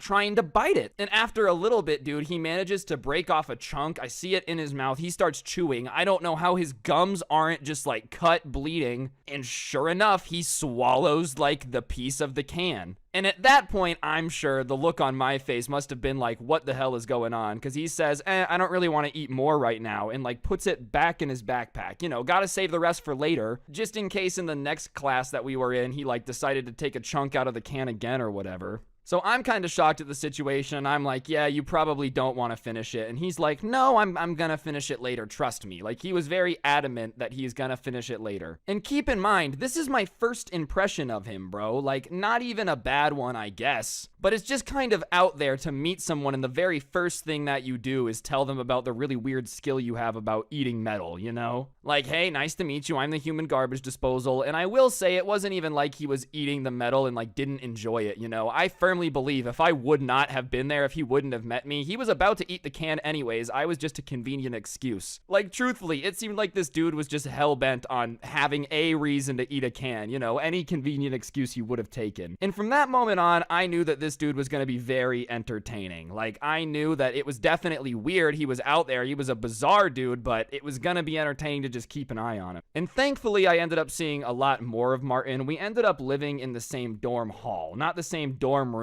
I think he was actually like 2 floors beneath me, but regardless, I was in the same building as him, so I would just kind of see him at times when I was like going to and from class, and he was too. And I'm not kidding you when I say that every time I saw this dude, he was up to something weird and out there that just made no sense.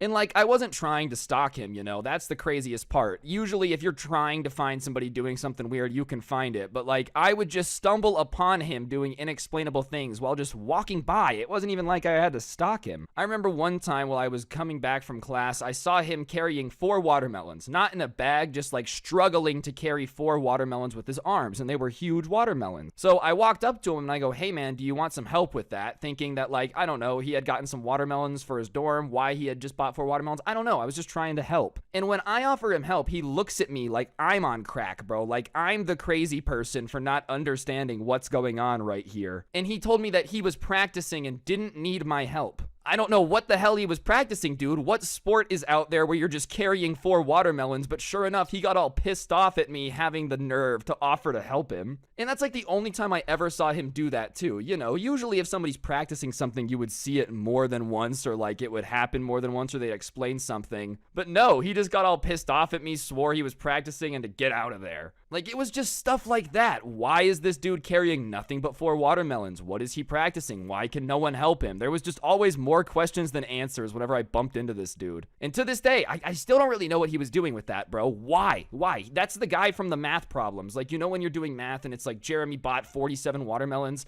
Apparently Martin was the type of guy who was doing that, you know? Oh, don't mind me. I got all the watermelons, guys. We sent you to get milk, bro. We can't make cookies with watermelon. What is wrong with you? How many times do we have to explain this? Also, just because I know someone's gonna bully me, yes, this is Fortnite gameplay. It's Team Rumble. I hadn't played in literally a year. I just got nostalgic and was like, hey, I wonder if this game's fun. And I didn't play another one, okay? But I'm using the gameplay. Don't bully me too hard. Anyways, beyond just the watermelon weird sports, he would also tell me that he worked undercover for the FBI. And when I asked him to tell me about it, he started telling me this massive story about like how he worked for the FBI. And, you know, call me crazy here, but I kind of feel like one thing about secret agents is that the secret part is kind of an important part of their job. If you're an FBI agent, I don't think you're allowed to just go tell everybody around you that you're an FBI agent. But the story he told me also was just really funny because he was literally telling me the script to 21 Jump Street word for word. For those of you that have never seen that movie, it's like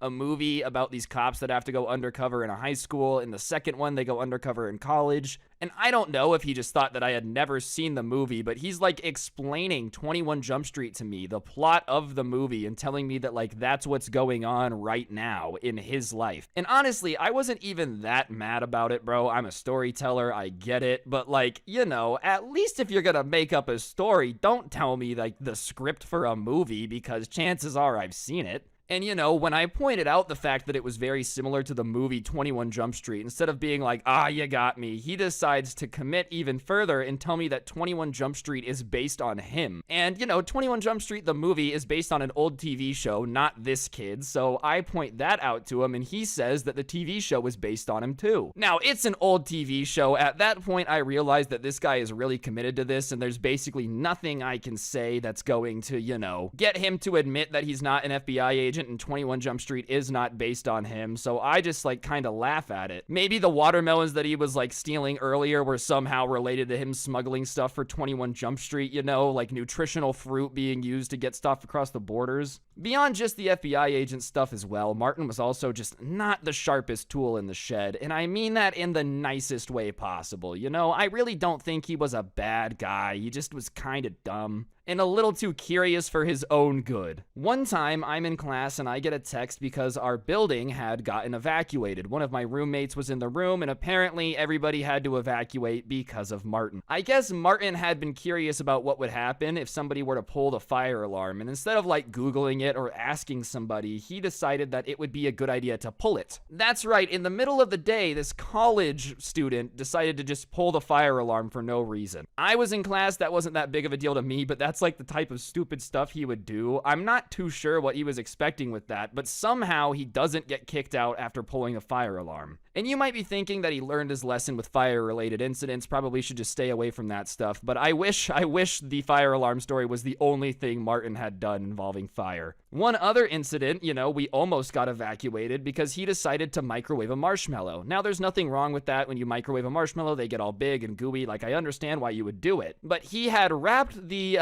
marshmallow in tinfoil in order to make it cook faster. For those of you that don't know what that does, that literally makes the microwave explode. You can't put tinfoil or aluminum inside of a microwave. So the microwave is sparking and he's not paying attention. It ends up like exploding, catching on fire. We have to have a meeting in our common area talking about etiquette and like how to use all the kitchen appliances, bro. We had to have our RA explain to us how a microwave works. Somehow, once again, doesn't get kicked out. He ended up having to buy a new microwave, but like, you know, definitely should have been gone at that point too. And he wasn't allowed to cook anymore after that, right? And obviously all of these stories are wild, but there's still one more that I love more than any. My favorite Martin moment was still one of the times he decided to try to make some extra money by doing doing something that, once again, just right idea, but the thought just was like half complete. You know this saying, all the lights are on, but nobody's home? I feel like Martin was like half the lights were on and half the people were home, Like it was almost like the idea started good, but the execution and the end of the idea is where everything just went to shit. You see, Martin was from Arizona, where it's super hot all the time. It never freezes. There's never anything going on involving the cold. And one thing that you kind of get used to when you live in a desert is that you can wash cars whenever, 24/7 outside.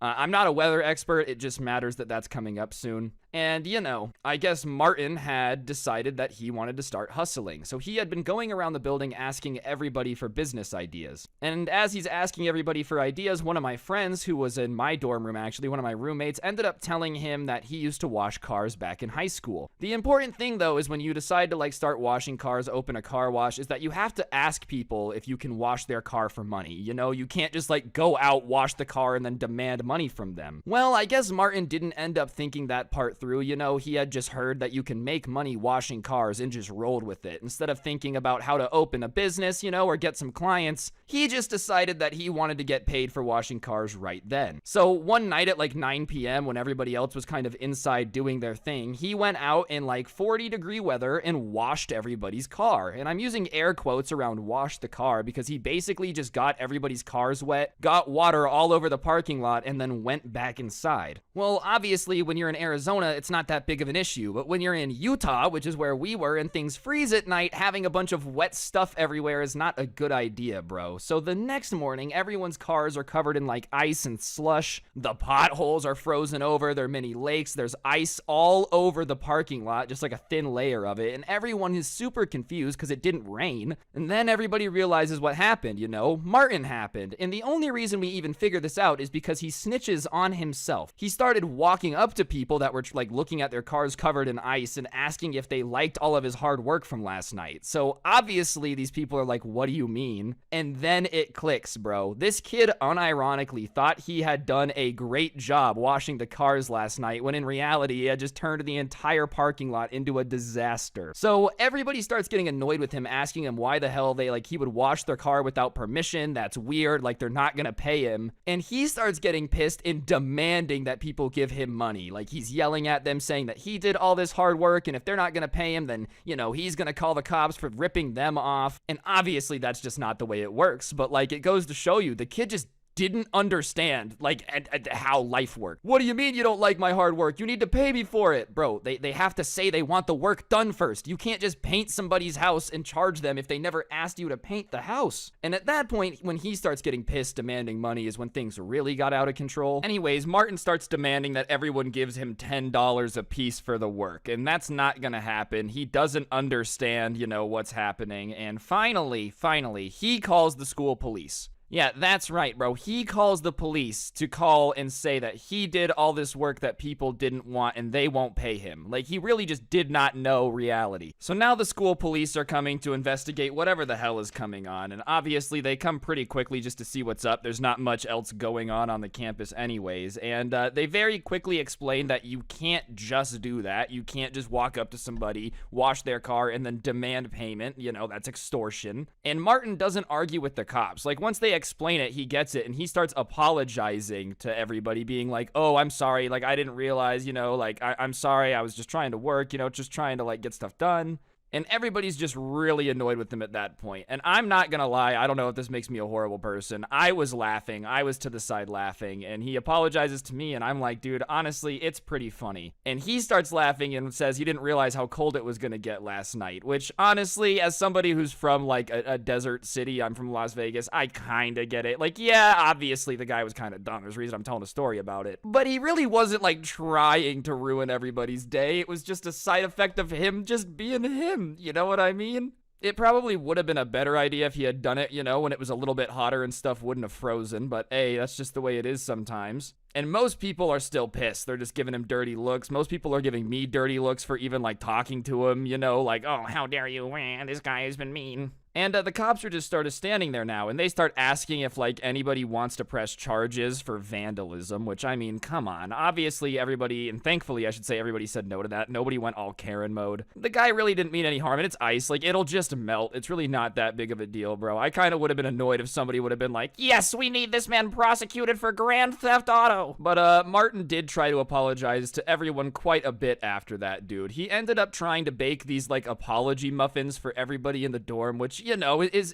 very sweet. It's a sweet concept, but keep in mind that this is the guy that couldn't even microwave a marshmallow correctly. So these muffins end up coming out with, they end up, like, basically being hockey pucks. And I don't even mean to insult him, just they were not edible, bro. And he starts going around and giving them to people as, like, an apology. And obviously some people got, like, a little offended by it. What is this, you know, trying to give somebody an inedible muffin as an apology? It kind of rubs some people the wrong way. I didn't really care, bro. He tried to make muffins. Obviously, the kid's not a chef. I wasn't expecting, like, him to suddenly become Gordon Ramsay and make the most delicious thing ever. He obviously couldn't cook anyways, so who cares? But as he's going from dorm to dorm, like, offering people muffins and apologizing, one guy gets, like, incredibly offended by it. So offended that he, like, grabs the basket of muffins out of Martin's hand and starts throwing them at him. And so they start running down the hallway towards the common area. And I was still kind of by the door, so I end up going down just to see what's up, because, like, oh, commotion in the hallway. I bet you it's something entertaining. And I see this chaos of them, like, throwing muffins at each other running towards the common area. And he picks them up back and starts throwing them back at the guy. And so now they're, like, throwing these hard muffins at each other. And one of them goes out and, like, hits somebody else who's just sitting in the common area in the head. It's just chaos. And some of the people in the common area, you know, were the type of people that used to scream really loud whenever the fire alarm went off in class. Like, they just overreact to stuff to be dramatic for no reason. So when they're throwing muffins at each other, some of the class just starts screaming as if, like, you know, a literal bull just charged into the room and now everyone's, like, lives are on the line, bro. Everyone's freaking out. And then a few more muffins get tossed, a couple more people get hit, and our RA comes down to the common room just to see what's going on. Like, he obviously hears the commotion. You can't have that many people yelling and fighting and not hear anything. And obviously, as the situation becomes clear, the RA is just exhausted at that point, and he tells Martin, he's like, look, I either have to kick you out of the dorm, or you can't use the common area anymore. Like, you have to come, go to your room, and then go to class. Like, you really can't be causing issues anymore because this is just getting out of control. And honestly, yeah, I know some people are like, that's not fair. At that point, yeah, he's caused so many problems. You basically have to do something. And he wasn't the type to argue. He really did understand, you know. But one of the stipulations, too, was that he had to pick it up. So, like, Martin had to go around sadly picking up all these, like, hard muffins. I did end up helping him pick up the muffins just because I felt bad, bro. I was like, this is just messy. This is just not a good situation. Muffins are supposed to be used for friendship, not war. After picking up everything, you know, he kind of did just go about his life as normally as possible. I didn't really see him too much because he wasn't allowed in the common area. He did basically just kind of go to and from class, which was probably for the best considering it seemed like anytime he interacted with other people, it just led to him getting in trouble somehow. As for, like, what happened to Martin, I honestly have no idea. We weren't really boys. I never really, like, hung out with him or anything. It was just entertaining to just watch everything go down while I was there. I wasn't able to find him on Facebook. I tried. I figured he would be a Facebook guy just because he was just a little weird. I don't even know. You know what I mean. Like, old people use Facebook. But regardless, I'm sure he's up to something fun and hopefully doing well, man. Hopefully he, like, accidentally bought a bunch of a cryptocurrency like Dogecoin and now he's a billionaire somehow. That's my headcanon, all right? In my head from now on, that's what happened to Martin. He became a Dogecoin billionaire because if he didn't, well, that's just gonna be worse. Anyways, guys, I think that's gonna do it for the video, though. Hopefully you enjoyed. If you did, I would really appreciate you taking a quick second to press the like button. It helps the video do better and get into recommended, which gets me more views, which makes me very happy. So, yeah, go ahead and press the like button and comment down below. If you don't know what to comment, just go ahead and comment, I don't know, Fortnite is dead or something? I don't know. Literally comment poop. I don't care. Just comment something as well. It also helps the video do better. And as I've said, if you're new, subscribe, turn on those notifications. Other than that, I went ahead and put a bunch of the old story times up on Spotify because I see people saying that you want a way to, like, listen to them not on YouTube. So I did that. I'll put a link in the description. And along with that is a link to the merch. We've got the 2 2 million submerged from the main channel. It looks like this channel's getting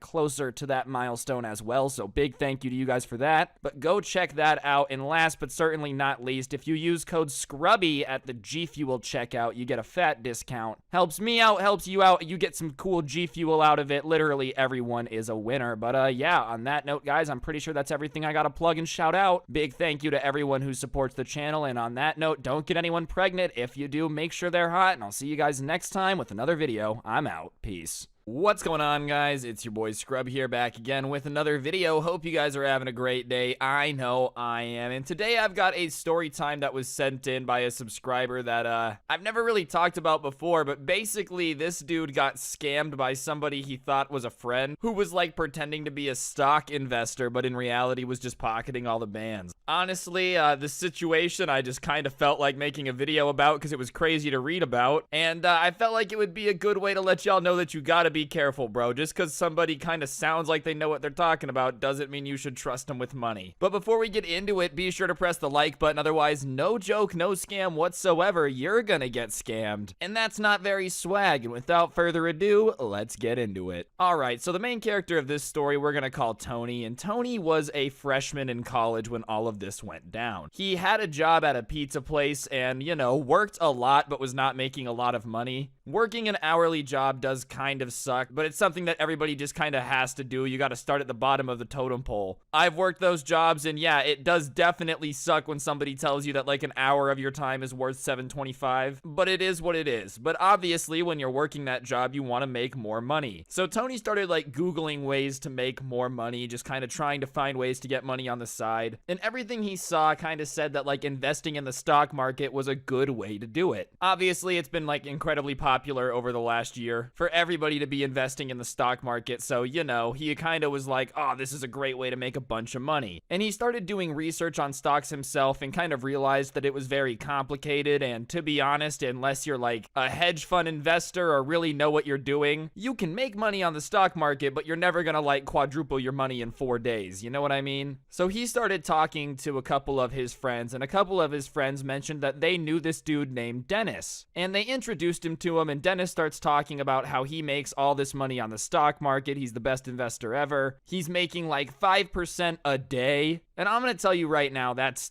total BS, all right? Like, yes, you know, there has been times where I've personally gotten insanely lucky and gotten like 20% in a day, but those are few and far in between. You know, that does not happen on a daily basis. If this dude was averaging 5% a day, he would be like a multi-billionaire. The S&P 500, which is like the 500 biggest companies in America, grows at like 7% a year. So this dude is basically saying he does almost what that does in a year every single day without fail. But you know, he's saying all the buzzwords, he's saying everything that sounds right, so Tony decides to trust him. He's like, wow, this guy really seems like he knows what he's doing. This is a great idea. So he asks if Dennis will invest money for him. And Dennis says, yeah, but you know, I'm gonna take a 10% fee of anything you give me just because of all the hard work that I'm doing. And he also mentions that it's risky. There is a chance that he might lose all of his money, just kind of trying to like cover his butt, you know, just in case the money disappears. Wink, wink, nudge, nudge. And Tony started off by giving him $1,000 to invest. And that's not like a crazy large amount of money to start investing with. It's a great start, don't get me wrong. But, you know, just to give you guys an idea of how absolutely insane what this guy was promising was, after a week, he would have like $1,200-ish. After a month, you know, he would have $2,600. Okay, that seems reasonable. After a year, though, if he actually could average 5% a day consistently and never failed, it would be like $157 million.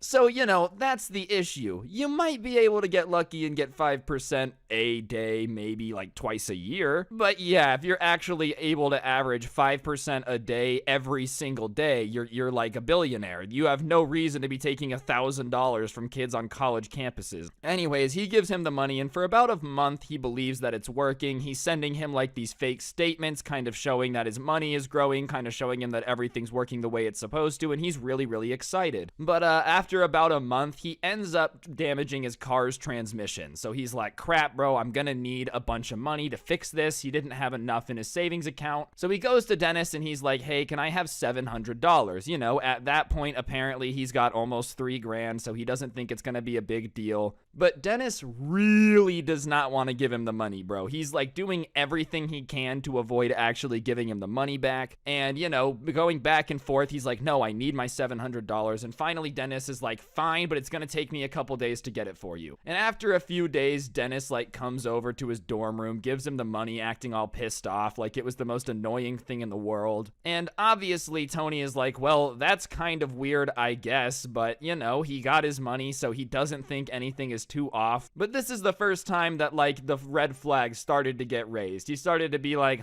maybe something isn't really as it seems, because if this guy's really making all this money, this should be no big deal for him. You know, he's literally like acting like me withdrawing $700 is the end of the world. Anyways, he gets his car fixed and he ends up going down to his hometown like a week later, and he's talking to his dad about everything going on, about work and whatnot. And he starts telling his dad about this Dennis guy and, you know, how he's getting 5% a day. He's already 3x'd his money, blah, blah, blah, blah, blah. And his dad immediately points out, like, yeah, that's definitely too good to be true and something suspect. I would make sure that everything is what he's saying it is, because that's not possible. His dad just had more experience. It wasn't even like his dad was a stock trader or anything. Just over the years of, like, having a 401k, he realized that there was absolutely no way that this kid was telling the truth. But Tony ends up getting, like, super defensive of Dennis, you know, saying that he's not stupid enough to get scammed. This guy's a genius. His dad's just jealous because, you know, he never was in a position to make all this money. He's getting really, really defensive about the fact that his dad is even insinuating he could get scammed. And listen, dude, I understand getting defensive, like not wanting to admit that somebody pulled one over on you. But if your dad is honestly just telling you, like, this doesn't seem right, that's definitely not the worst thing in the world, okay? Like, it's okay. You can admit that you were dumb to your dad. I promise you, he's seen you do stupider things. If he's your dad, he's watched you crap your pants. That's a pretty stupid thing to do. And honestly, it's not even that embarrassing to be getting scammed in these types of situations. Like, Bernie Madoff literally stole billions of dollars from millionaires that knew what they were talking about with money. It's not like it's that bad. Like, okay, obviously it's not good. You should stop it once you realize you're getting scammed.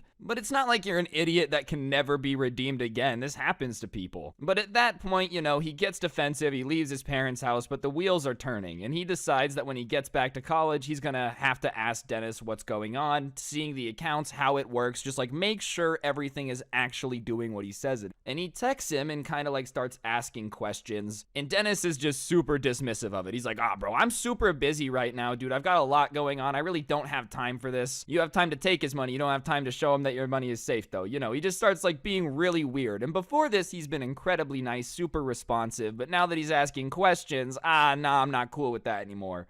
And he ends up like sending another text kind of being like, I need you to give me a date on when you're going to show me everything. You being busy doesn't matter. I have to see everything. And he never ever got a reply again, dude. It was as if, you know, the guy just blocked everybody. So he tells his friends that are still at the school that had also given him money and told him about the guy in the first place. And obviously they start kind of freaking out, realizing that they might have also been scammed, and they had given a lot more money than Tony did. So they're kind of like, oh my God, if this guy's a scammer, then I might really be screwed here. And they immediately like go to his dorm room to see if anything's going on. Anyways, when they go over and they knock on the apartment door, nobody answers, so they start knocking harder, and one of Dennis's roommate kind of like opens the door and is kind of confused, and obviously the guys start asking for Dennis, and the confusion increases even more. And he kind of explains that, like, Dennis had literally, like, just left. He had packed up all of his stuff, said that he was dropping out of school and going back home, and then just, like, dipped with all of his stuff. He had literally, like, moved out in a hurry. Once he realized that this guy wasn't gonna let it slide and, like, was gonna demand to actually see everything, he knew the game was up, so he just dipped, bro. Literally just cut his losses and dipped. All in all, I guess amongst everybody that he had like scammed, he ended up getting like $30,000. And don't get me wrong, that's a lot of money. Like, that's a lot of money. But I feel like that's not like drop out of college, have to be on the run for a while, have to leave your life behind and like screw over all your friends' money. You know, definitely not the brightest scammer to also scam people that know who you are, like your full legal name and everything too. Oh, yeah, they'll never find me. I just went back home. Like, bro, you had some of them added on Facebook. Just definitely didn't think this through. And he ended up getting to the airport and getting back home before, like, anyone really knew what was up. And at that point, he was across the country, so they did end up report it to the police. But unless he was, like, dumb enough to come back to the school or come back to the state, like, they kind of were like, yeah, chances are there's not really going to be too much done about it. Which is super wild to me, bro. Like, whatever. He's just went home, man. He's just vibing.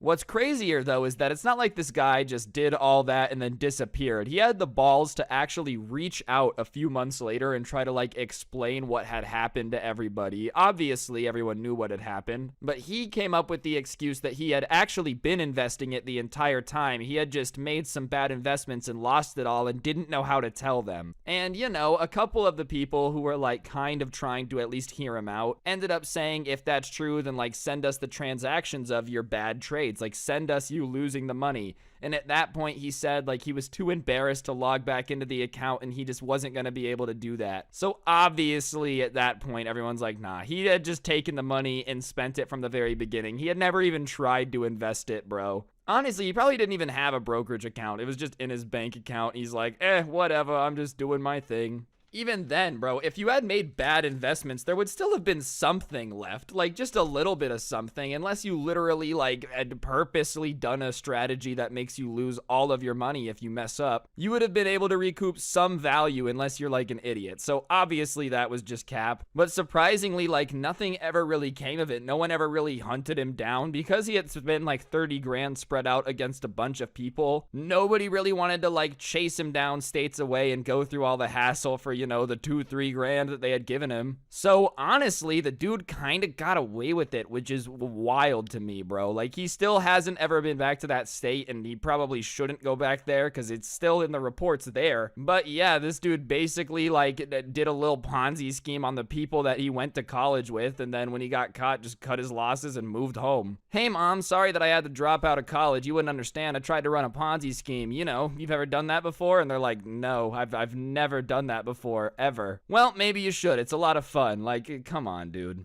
I also love that he said he made bad investments. You know, usually that would be like screenshots of him picking a bad, like, stock right before it crashes. He probably just invested it in cocaine, let's be honest here. He was like, you know, I'm gonna invest it in having a good time so that way I can think better about what to invest in tomorrow. But the one positive about this, though, is that Tony did end up learning about investing after it. Like, after he got scammed, he decided he didn't want to get scammed again, so he just learned about it. Which is honestly what I can say to a lot of you guys. Like, I don't get a lot of comments. I do see some, though, like, oh, how do I make money? How do I do this? I'll tell you this, bro. Learn it yourself. Don't just trust somebody that's telling you stuff that's too good to be true. And even then, be realistic with what people are telling you, bro. You're never going to be able to turn $1,000 into $3 million in 2 years by, like, Forex trading. Anyone that's telling you that you're going to be able to just print money out of thin air with absolutely no hard work or anything is just lying to you. So be careful, don't get scammed, especially if it's somebody that's willing to just, like, I don't know, drop out of college, waste tens of thousands of dollars and leave.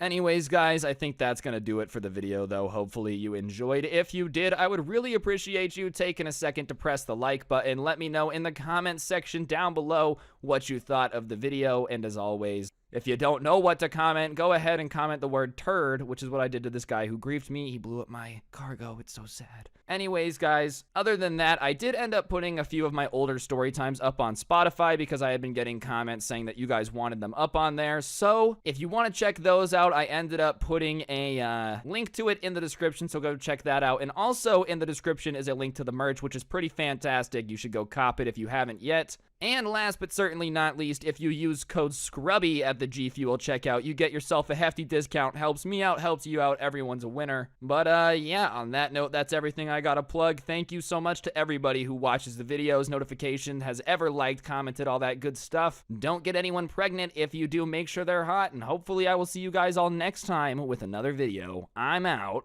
Peace. Ba-da-ba-ba. McDonald's.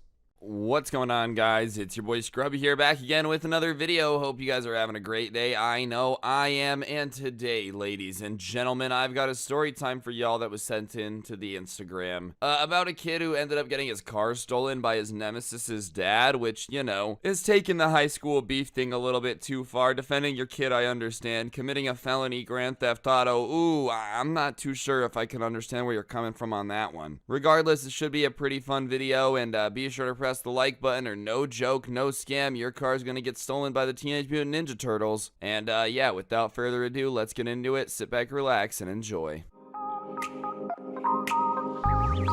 The sun's down and I'm feeling it right, so tell me, little mama, what you doing tonight? You know I'm trying to hit it, I'm the Alright, so as I said, this is a subscriber story, and for the reasons of this video, I'm going to change the name. The main character, we're going to name him Zach, and Zach was a pretty good kid. I wouldn't say he was the type of person to regularly be committing felonies and other serious crimes, so, you know, I have to give him some credit. Holding back off committing Grand Theft Auto is apparently pretty difficult. But, you know, as much as Zach is not the type of kid to go out there and commit a felony and spend the rest of his life in prison, I guess there were some kids in the area that just didn't really get that memo. Oh yeah, I'm totally down for committing crimes for pointless high school beef. That's like half the point. What's the point of being a high schooler if you're not gonna go out of your way to do stupid things that could ruin your life forever? Don't get it wrong, you know, I understand that sometimes beefs can happen, sometimes you're not gonna like somebody, but that being said, it's probably just never a good idea to go around committing felonies to get back at your enemy, bro. Cause, you know, don't take this the wrong way, but I highly doubt the cops are gonna like that excuse.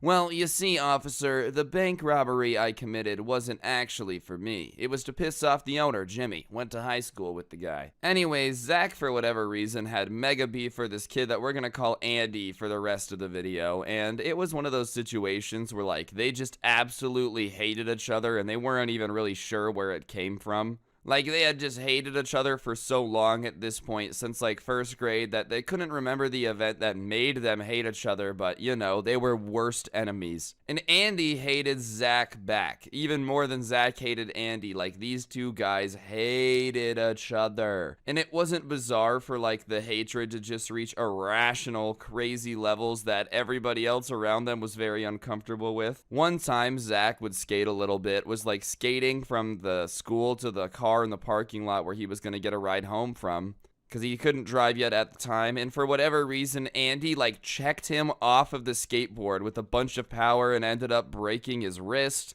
Obviously, that takes things to a new level. That's a good way to hate someone, but Andy pushing him off the skateboard and breaking his wrist was just revenge for when Zach stole his girlfriend, but that was revenge for when Andy ended up, you know, bullying his little brother to the point where he had to change schools, and then that was revenge for da-da-da-da. You guys get the idea. These two people did not like each other and were just going back and forth being awful to one another. Andy and Zach were basically the equivalent of, like, Heat Miser and Snow Miser from that one Christmas movie where, you know, sure, we might go to the same place, we might have the same mom, but I hate you and I'm gonna make your life miserable. Anyways, y'all get the idea. These two guys hated each other. They both had good reasons to hate each other, so for that reason, whatever, you know, I'll let it slide. It's kind of weird to have somebody with beef that hard that you don't remember, but whatever. It's the kind of rivalry that created a Bond villain, dude. I wouldn't be surprised if 15 years from now we ended up with Andy, like, on an island somewhere with a missile silo, giving this speech to Zach about how, if you had simply let me bully you more in high school, so maybe I would have never nuked the planet. Anyways, Bond villains aside, I guess getting a car at their school was a huge deal, you know? Like, obviously, whenever you get a car and you're in high school, it's a big deal. You feel like on top of the world. But maybe the rest of your school doesn't care so much. For whatever reason, I guess this school that they went to, people who got cars were instantly, like, superstars. The best way to get popular as fast as humanly possible was to get an automobile, bro. It could have been a Model T, it could have been a Ferrari, it didn't matter. Just having a car made you one of the coolest kids in school. And honestly, there weren't a lot of kids who had cars, that's why it was so cool. And for whatever reason, I guess one weekend, Zach ends up getting a car with all the money he had been working for. He had been taking up odd minimum wage jobs in the summer, you know, he had been working since he was 14 to be able to get this car. So he buys it, and the same weekend that he gets his car, I guess Andy's parents went out and bought him an incredibly nice car because he had rich parents that bought him anything he wanted. And normally it'd be like, ah, damn, 2 people got cars this weekend, everybody just get over it. But for whatever reason, Andy was very upset that the car his mommy and daddy bought him would be sharing a parking lot with somebody else on the same day.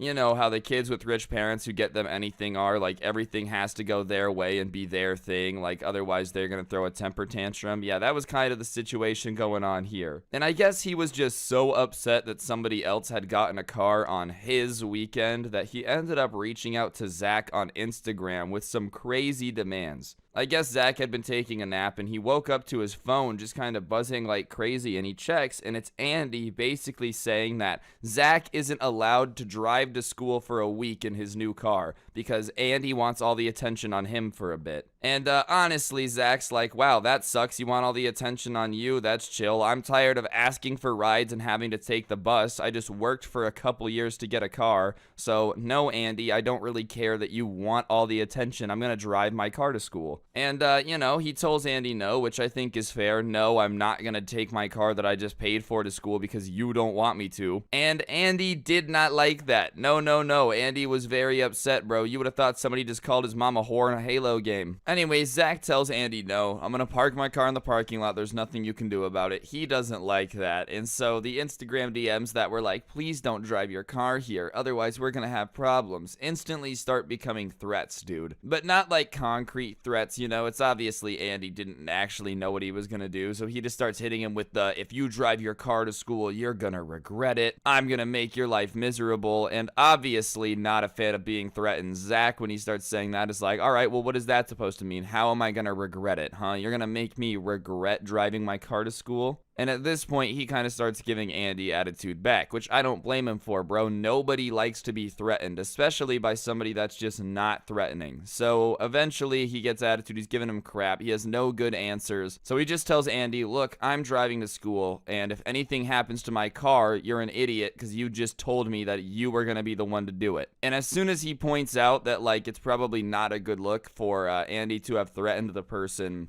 in a place where there's going to be screenshots and evidence, Andy goes ahead and just unsends everything that he had sent so far. He instantly realizes, like, ah, crap, I just threatened something was going to happen to his car if he drove it here, so now I've got to just get rid of the messages. So as he's unsending everything, Zach gets a screenshot. He doesn't get the most, like, incriminating message of, like, you're going to regret it, or, like, I can't say what's going to happen, but something will. Like, those types of messages got taken out. But what he does screenshot definitely does give the vibe of, like, this kid trying to threaten him into not parking his car in the school parking lot. What really blows my mind is that, like, either of them were this upset about it, bro. Don't take it the wrong way, but I'm sure the parking lot is big enough for the both of you, even though we live in America, even if you are pretty chunky. Like, Andy, all right, hypothetically, congratulations, your parents bought you a car or whatever, they're spoiling you for life, you're never going to have a good work ethic. That being said, maybe you could just talk to this Zach kid and be like, hey, park on the other side of the parking lot or something.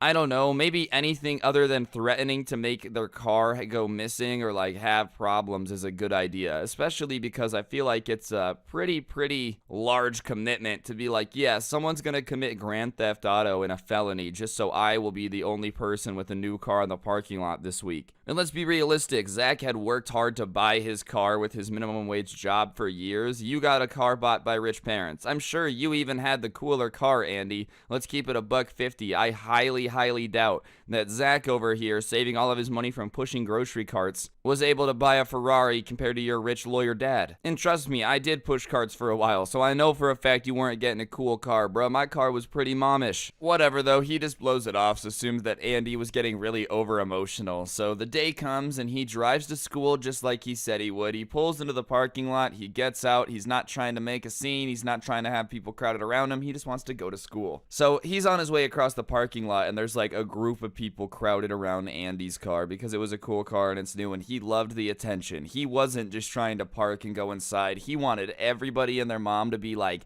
whoa, bro, sick car. Yo, dude, that's gnarly. Whoa, oh, yeah. And I just don't really understand Andy's thought process here. Everyone knows your parents bought that for you, bro. Do you really think anybody is like, a high schooler got the $75,000 for this car? You know, like, I just don't. Flexing a car in high school ain't that sick, because we all know that you didn't pay for it. Oh, my mom and dad have a lot of money. They buy me stuff that is stupid and I should not have, and I will crash it. Anyways, as Zach is walking by, the group of people kind of crowded around Andy's car. They start pressing him a little bit, being like, oh, did you drive to school? Did you drive here? We told you not to drive here, bro. You're gonna regret it. And Zach just thinks they're trying to look cool in front of all the people crowded around the car, so he blows past him and starts walking, and that's when Andy yells out, I'm gonna regret it. But he didn't say he said Zach. But Zach, oh, you're gonna regret it. Sorry, I was reading the email a little bit. My bad. Anyways, he's like, you know what? I'm not afraid of these dudes. I'm just over it. And he goes into school, which probably when someone starts threatening your car when it's there, you might want to stick around and figure out what they're saying. But hey, man, bygones are bygones. Mistakes happen. It's all right now. You know never to let your car get stolen again by a bunch of 16-year-olds. And all day, everything's fine. He gets a couple compliments on his car. People asking him if it's his, how it's been going. Everybody's being pretty chill about it because it was a big deal at their school. But he's just kind of keeping his head down, minding his own business. And all day, he's super excited to get out of school, get back to the car, and go drive around. Obviously, it's new. He had just gotten it. Yeah, no one wants to be locked up in school all day when they could be out driving around their brand new car they just got. Let's be honest. School already sucks, but it's even harder once you have a car.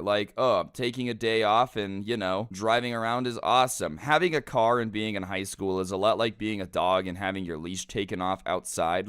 You shouldn't make a break for it and run because your owner's gonna get mad, but you really want to do it anyways. I'm gonna be honest, I had way too much freedom once I got my car in high school, bro. I got my car and my attendance rate started going down. I just was like, I'm gonna go to anywhere. Usually there's too much freedom involved once you can go anywhere, especially for stupid small brains like mine. Who came up with this idea and expected people not to be ditching school, though? It's a miracle that not everyone with a car never comes. We're just gonna throw you guys in a building with 1,600 strangers that might bully you or might not. You might get along, there's a good chance you won't. Good luck, have fun, enjoy it for 12 years. Oh, and by the way, we tell you not to leave, but there's gonna be 2,000 of you, so if any of you leave, we actually won't notice as well. It's honestly a miracle that more kids aren't skipping school. So whatever, he's just sitting there all day, sitting on his thumbs, ready to go out, get in his car, and go drive around, obviously, as you would be. All y'all are gonna get a car one day and be like, all of a sudden, driving around the freeway doesn't sound that bad, because it's your car and you're doing it. Anyways, before I get more off track, the school day ends up ending, and Zach goes out to the parking lot to find his car and go home. So at first, he's like, dang it, bro, I park in the parking lot at school for the first time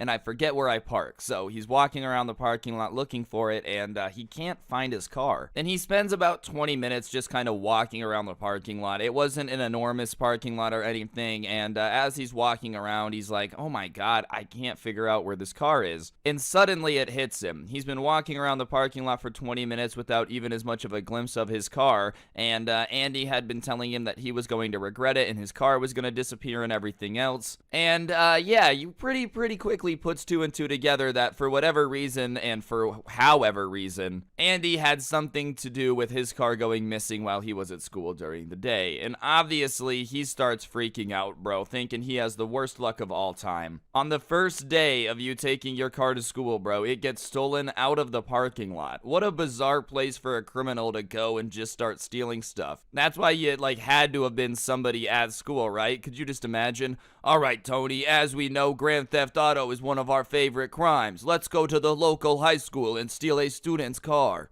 Obviously, in the midst of freaking out, he calls his parents instead of the police first because he doesn't really know what to do or if it's stolen or what's going on. So he calls his parents and he's talking to his mom and he's like, Mom, my car's gone. Mom, my car's gone. And his mom's like, all right, well, I'm going to give the phone to your dad because he'll know what to do. And his dad just goes into total dad mode and starts telling him what to do and all this. And finally, he's like, son, why did you call me instead of the police if your car is missing? I'm at work. What do you want me to do about it? So at that point, he kind of realizes oh, yeah, my car is gone. It's out of here. This isn't, something that my mom and dad can fix, bro. I understand that moms have a radar for finding things that are lost, but somebody stealing your car is probably a little bit out of her wheelhouse, bro. Unless the scrapbooking that she does is a little bit intense and involving like finding hidden artifacts. So his dad tells him to register his car as stolen and call the cops so that way they can start looking for it. So he hangs up with his dad, and at that moment, before he can even dial the cop's phone number, in comes Andy's car to the parking lot. And at this point, the parking lot is basically emptied out. There's a couple of teachers' cars that are still there, but like for the most part, the students have gone home. And Andy's car pulls up to Zach all slow, and he like slowly rolls down the window the way they do in the movies when someone's just about to be a douche, It was like this guy had just watched a bunch of Adam Sandler movies as a kid and related to the guy that like bullied everyone and nobody liked. That was who he wanted to be for some reason. And he starts teasing Zach, being like, "Where's your car? Where's your car?" And at that point, he had an idea that for some reason Andy had been behind his car going missing, but now he knew for sure. Like, what are the odds that you come back to school, pull up to me, and start asking me where my car is? You know what I mean? Unless you'd had something to do with it going missing. So Zach's not in the mood for playing games. Andy's trying to tease him, make fun of him, like, haha, where's your car? And he's having none of it. So he looks at Andy and he says, "You have 30 seconds to tell me where my car is or I'm calling the cops. Do you understand? I know you had something to do with it. They have security cameras in the school. You tell me now or I call the police." And as soon as he mentions the police, calling the cops, and any of that, bro, Andy's face goes from like this cocky smirk of like, haha, I have your car, to no, dude, don't call the cops, don't call the cops, don't call the cops. I can get the car for you. I can get the car for you. And yeah, his whole demeanor changed, bro. He went from I'm tough to I'm scared real quick. So instantly Zach is like, "Where's my car?" And Andy starts explaining that he had his dad come earlier. I guess his dad had like a flatbed trailer and load the car onto the trailer while they were in school and take it to Andy's house because he wanted to be the kid with the car after school. And at that point, Zach's like, "So let me get this straight. You're such a little twat that needs, all the attention on you that you had your dad come steal my car so that way I would have to walk home because you wanted attention in the parking lot after school." And Andy was basically like, "Well, when you put it that way, yeah, when you put it that way, it sounds stupid, but there's no other way to put it, Andy. That's literally what you did. Like, how else do you want to say the facts?" So obviously at that point, Zach's like, "I'm calling the cops. I've had enough of this. Your dad's going to jail. You stole my car. Like, I'm not playing games." And Andy is like, no, please don't call the cops. Please don't call the cops. And he starts explaining to Zach, and obviously this is why I had to change the names, that his dad had gotten like a DUI 2 weeks earlier, and if he had stolen a car and got caught doing it, he was going to go to jail for a really long time. And listen, man, that's not something very refreshing to hear. By the way, the person who stole your car, put it on a flatbed, and drove it across town to my house also drives drunk. That isn't more refreshing, but Zach is kind of like, "Well, crap, I really don't want to send this kid's dad to jail forever." So he talks to Andy and he's like, "Fine, I'm getting in your car. We're going to my house. And you're going to give me my car back, you're going to give me the keys, and you're going to give me $2,000 in cash, or I'm telling the police." And Andy's like, "Bro, we're not giving you any money. Are you kidding me? Da-da-da-da-da." And Zach at that point is like, "Look, I can tell the cops, bro. Your dad stole my car." Imagine getting involved in that, dude. Like, how do you even get involved in that as a dad? I'm not a dad. I don't have a kid. That being said, if my future kid ever comes to me and says, "Hey, Dad, will you commit Grand Theft Auto so that way I can be the cool kid in school?" I'll be like, "Son, I play the game. I don't do it in real life." Anyways, Andy reluctantly agrees, only because his hands are tied here. His options are either taking him to his house and giving him his car, or his dad goes to jail, So he hops in the car, and on the way, Andy is dead silent. Like, this kid that's usually chirping, talking all this crap is quiet now. And you can really tell what someone's actually like when they're in a crappy situation. If, the charm, the charisma, the crap talking turns off, it's like, oh, you messed up, buddy. He was well aware of the fact that, like, this was arguably the biggest screw up of all time. And Zach just kept kind of mentioning, like, he was really lucky that he didn't send him to jail, and, like, his dad better be okay with giving him the money, da-da-da-da-da. Not even necessarily because he wanted to send everyone to jail. Obviously, no one wants to do that. But to mess with him and scare him and be like, yeah, you see, this ain't that funny, bro. Like, nobody else is giggling. Congratulations, you stole my car. Now look what you got yourself into. So whatever, after a very awkward car ride, they pull up to the house, and when they pull up, Andy's dad is, like, waiting for them in the driveway. And he gets out and he's like, oh, so you must be Zach, the kid that tries to steal my kid's shine, huh? And Zach is, having none of this and is like, yeah, and you must be the old man that steals kids' cars. Where's my car? And when he says it like that, the dad is kind of like, oh, why you so angry? Like, I don't know. Why do you think he's so mad, bro? You came into the parking lot where all the kids park their cars, lifted it up on a flatbed and left. Did you expect him to be like high-fiving you, calling you a criminal genius for doing the easiest crime of all time? Literally the equivalent of stealing candy from a baby, but like the car version? So whatever, the dad is kind of like asking him to calm down, hey, we don't want any trouble here, we don't want to get the police involved. And Zach's like, yeah, you should have thought about that before you stole my car. Totally reasonable, bro. If you didn't want me to call the cops and you potentially to go to jail, then maybe you should have thought about that before you went around stealing people's cars. So whatever, the dad gives him his car keys and he's like, all right, okay, no trouble, no trouble. And he's like, and I want my $2,000. And the dad is like, look, your car back is more than enough. And at that point, he's just realizing that this dad doesn't understand what's going on. And he realizes the dad's just not going to give him the money. So he's like, all right, fine. At least I get my car back. But he looks at the dad before he leaves. He looks at Andy and he's like, I want you guys to just stop messing with me, bro. Like, stop it. You guys stole my car, okay? I get it. You guys don't like me driving to school. I'm still going to drive to school. And you're going to let me, and you're going to leave me alone. Because now I know that you guys stole my car. Like, you guys have to leave me alone at the bare minimum. Fine. And, the dad is kind of like looking at him thinking for a bit. And obviously, the fact that he had to think about it shows that this dude's probably got 5 brain cells combined. This kid's nice enough to not report you to the police for stealing his car. And you're going to, maybe encourage your son to keep messing with him. No, you make him back off, bro. To be fair, I would never be in a situation where I was stealing 16-year-old cars in the first place. This is like the Fast and Furious Little Tykes version, They're robbing semi-trucks for everything on the back of it to sell it for cash. This guy just goes around stealing like Power Wheels from children, all that good stuff. You know how it is. Finally, though, the dad is like, all right, Andy, I want you and your friends to leave him alone.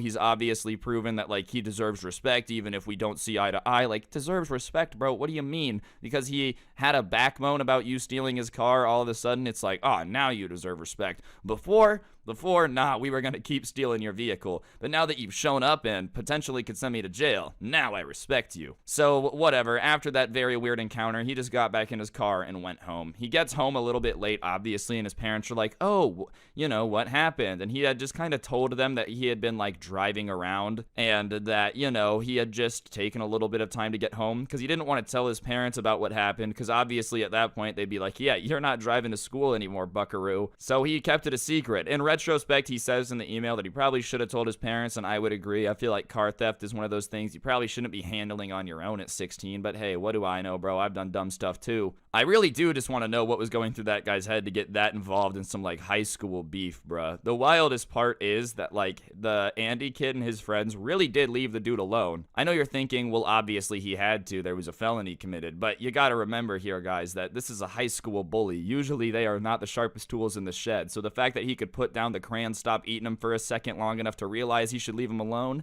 hey, I gotta give the guy a little bit of credit. I guess he's got more brain cells than I thought he did. Moral of the story, don't steal people's cars. It's really not that deep, guys, unless you're Dominic Toretto, okay? Anyways, on that note, I think that's gonna do it for the video. Hopefully you enjoyed. If you did, please be sure to press the like button and comment down below. Come on, I just entertained you for 23 minutes. The least you could do is smack a like button and leave me a comment. Other than that, if you guys want to support the channel, you can check out a link to the 2 million subscriber merch that is going to be down below in the description. Along with that, if you enjoyed the intro song, a link to that can be found down there as well. And I actually have a podcast called the Scuffed Cast, which can also be found in the description. Wow, it's so many treasures down there. Other than that, if you are in the market for some energy drinks to keep you gaming and you're going to get yourself some G Fuel, the best energy drink for gaming, go ahead and use code Scrubby at checkout for a little bit of a discount. Helps me out, helps you out. Let's scratch each other's backs here. You know what I mean. Alright, I think that's everything that I've got to plug. Big thank you to everyone who's subscribed with notifications on. I really, really do appreciate it. If you're not, you might as well. So that way you never miss another upload here on the channel. I basically tell story times every day and, well, every other day. Sorry, guys. The longer ones take more time. But yeah, if you're new around here, definitely subscribe. I'm gonna go start a car stealing ring around a high school so I can crush everyone's dreams as soon as they get their first car. If anyone needs me, you know where I'll be. Yeah, on that note, don't get anyone pregnant. If you do, make sure they're hot, and hopefully I will see you guys all next time with another video. I'm out. Peace. Alright, what's going on, guys? It's your boy Scrubby here, back again with another video. Hope you guys are having a great day. I know I am. And today's video is going to be a little bit different. As you can tell, it's really long. I was going through my Instagram DMs today, just looking, and I realized I have a metric crap ton of stories from you guys that aren't long enough to be in their own video. So instead, I figured I would put a bunch of good ones that I found that were a little bit short into one video, make it like an hour-long special, and yeah. If you guys like this idea, comment below, sorry, if you want more of them. And if you have story ideas, my Instagram is just @Scrubby. Feel free to send them in. And yeah, without further ado, let's get into some subscriber stories. The sun's down and I'm feeling it right. So tell me, little mama, what you doing tonight? You know I'm trying to hit it, I'm not being polite. Alright, so this first one is about a crazy neighbor. Let's go. So there was this older lady that lived in this guy's neighborhood, and she was one of those Karens in the HOA that would like go around the neighborhood and complain about everything she saw. You know, she had her little ruler, and if your grass was 3 centimeters overgrown, she was calling the police. She was just a nuisance, and the person who sent in this story's dad was actually the president of the HOA, and because he was the president, he was always getting emails from this Karen complaining about every little thing that was ever wrong in the neighborhood, talking about how bad his dad was at running it and how, like, you know, he should be ashamed of himself because the HOA president shouldn't let grass get too long. I don't know if she knew that, like, sometimes grass just grows in between it getting mowed, but, you know, she was trying her best. So one day, as this guy and his mom are coming home from school, they start kind of pulling into the driveway. And as they're pulling into the driveway, this Karen lady starts like walking into their front yard and kind of confronting them. So the mom is like, "What are you doing on my property? Please get off my driveway," which is a pretty reasonable response to like somebody just coming into the area and messing with you. I'm just saying, if somebody comes to my house and started beef, yeah, I would probably be like, "Get off my property." Anyways, this lady decides that the proper response to being asked to leave, isn't to, you know, leave or like simply go away. She instead goes to the sidewalk and says, "Well, now I'm on public property, so you can't make me leave," and is just kind of sitting there staring at him, dude. She's not even arguing with him, she's just sitting there, and obviously this guy's mom is like starting to get frustrated because it's basically the adult definition of "I'm not touching you." You know, when you were trying to torture like your little siblings when they were younger and you would just be like, "I'm not touching you, I'm not touching you." That's literally what this grown woman is doing with another grown woman. And to make it even worse, the reason everybody was so pissed too, especially his mom, is this wasn't the first time she had been snooping. There was one other time before all this where she had sent like her husband into the backyard to go snooping. Anyways, the mom and this lady are kind of going back and forth as she's standing at the bottom of the sidewalk. She just has an obsession with them. She sent her husband in James Bond style to spy on their backyard. Here she is doing the adult version of "I'm not touching you" to argue with them. And finally, after a little bit of arguing, she walks away. I don't know if she realized that like there wasn't actually gonna prove anything. Being the lady standing on the sidewalk yelling at a homeowner just makes you look crazy to everyone driving by. And they think that's the end of it. They're like, "My goodness, this lady sent her husband over here. She went over here. Finally, maybe they'll just leave us alone now." So the kid and his mom go inside, and he's got soccer practice in a bit, so he starts to get ready for soccer practice just like every other day. You know, after your neighbor has already yelled at your mom once, you're not like getting ready for the sequel later. You're just kind of expecting the rest of the day to go normally. At least I would be. So he gets in the car, they go to soccer practice, and he gets back in the car after soccer practice, and his mom is like, "I've got to let you know something crazy happened, and I just like don't think you're gonna believe it." And obviously he's like, "What happened?" You know, expecting to hear some more tales about how this lady had been like yelling at his mom more or arguing with his dad. Nope. Apparently this Karen had gone home after the argument and snapped and ended up game-ending her husband, bro. Yeah, that's right. She had picked up the 9 and got to plapping, if you get what I'm saying.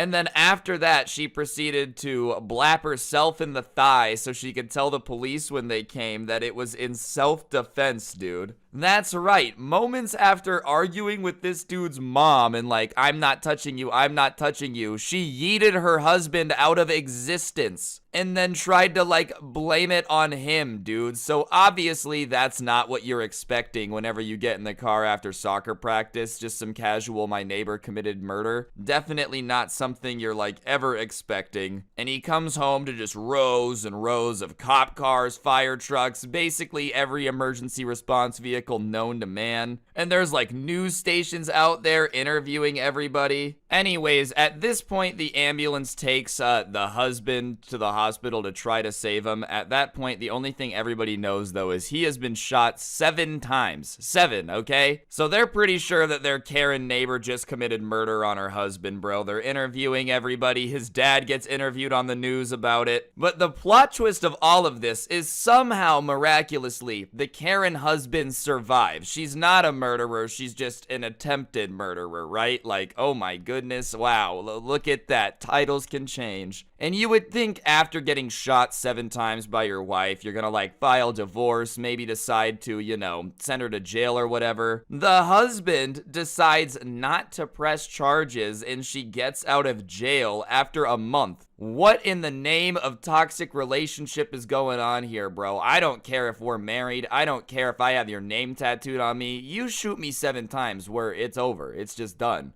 So the lady gets out of jail after a month, bro. And the neighborhood is obviously like scared of her because if she can do that to her husband, she'd have no problem doing that to the president of the HOA. But she was so embarrassed about it that she just ended up moving out, which like honestly, embarrassment seems like the least likely problem. Like, oh man, honey, I just can't believe that all these people think I'm a jerk because I shot you 7 times. I think we need to move. It's probably because you are a jerk. Did you ever think about that one? Realistically, I think the moral of that one is my neighbor wasn't as crazy as I expected, bro. Karen was nuts, but at least I never had to worry about her game ending me, bro. All right, guys, this next story time is one somebody sent in to me about a kid who thought he was a rapper at their school who tried to do a diss track on the teacher in the middle of class, and it went about as good as you think it would be. So I think every school, especially now, has like the kids that swear they're gonna be rappers. Even when I was in high school, we had a couple kids that would like post a few songs on SoundCloud and then start talking about how they're really gonna make it in this industry and leave this crappy city behind and all their haters are gonna regret it. I'm still not really sure what haters most of them were talking about, dude. Like, it's not our fault that you fought the lunch lady and everyone thought you were a jerk for it. Anyways, the person who sent in this story is a senior in high school, and obviously when you're a senior in high school, there's a lot of emphasis on like what you're gonna do next, you know. Like it or not, the reality of being a senior in high school means you gotta pick what you're gonna do. You gotta do something else.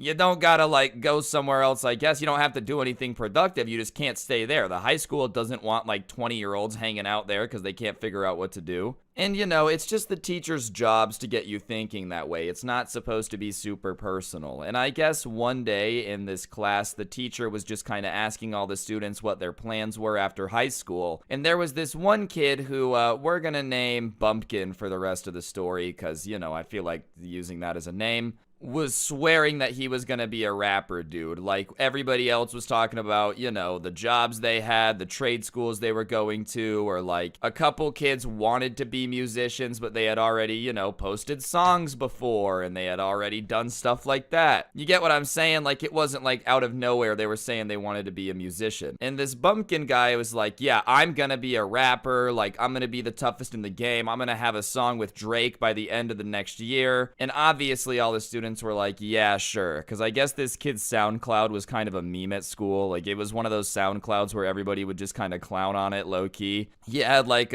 20 followers. His most played song had 2,000 plays. And it was the first time the teacher had heard about it, though. So they start kind of asking like, oh, well, you know, you're going to get a song with Drake. Wow, do you have a record deal? Like, oh my goodness, you really have a song with one of the biggest artists in the world? That's incredible. And the kid starts like being like, yeah, you know, I don't have have it yet, but like I'm manifesting it. You know what I mean? Like you gotta think positive. Like if you just hold that thought in your head enough, like it's going to come real. And listen, bro, I see this all the time on social media and stuff like, oh, just manifest your dreams. And I don't think people understand that like manifesting your dreams still means that you have to do the work part of it. Like it doesn't just mean it's magically gonna happen. The idea behind it is you're supposed to think positive, but then like still put in all the hard work, right? Like I'm gonna be a YouTuber and then do everything in your power to be a YouTuber on top of it. You don't just like post a video a month and be like, nah, dog, I'm really manifesting this. It's gonna happen. This guy had like 5 songs, all of which, you know, were not very pop and he didn't have a lot of followers. And he was just convinced that if he thought hard enough, he was gonna get a song with Drake. Like, no connections, no, oh, I'm working on a new project, nothing. He was just literally thinking that if he just put it out into the universe enough, somehow he was going to get a song with the biggest rapper on the planet. So obviously the teacher just does what the teacher has to do and starts kind of pointing out that like the kid doesn't actually have a plan and he probably should have a backup plan. But when he says the words backup plan to the kid, dude, he immediately is like, what, you don't believe in me? And the teacher is like, no, I'm just saying, like, your plan seems to rely quite a bit on just stuff happening that, you know, you really can't control. And the kid is like, oh, you don't believe in my rap skills. You're just like everybody else. And the teacher is like, no, that's not what I'm saying. He's like, yeah, I'm gonna rap right now. You want to see what I can do? And the teacher is just kind of sitting there with this blank look on their face because obviously, like, you don't really know what to do in this situation. It's not every day a student says, hi, let me rap at you to show you that I'm going to get a song with Drake through the power of positive thinking.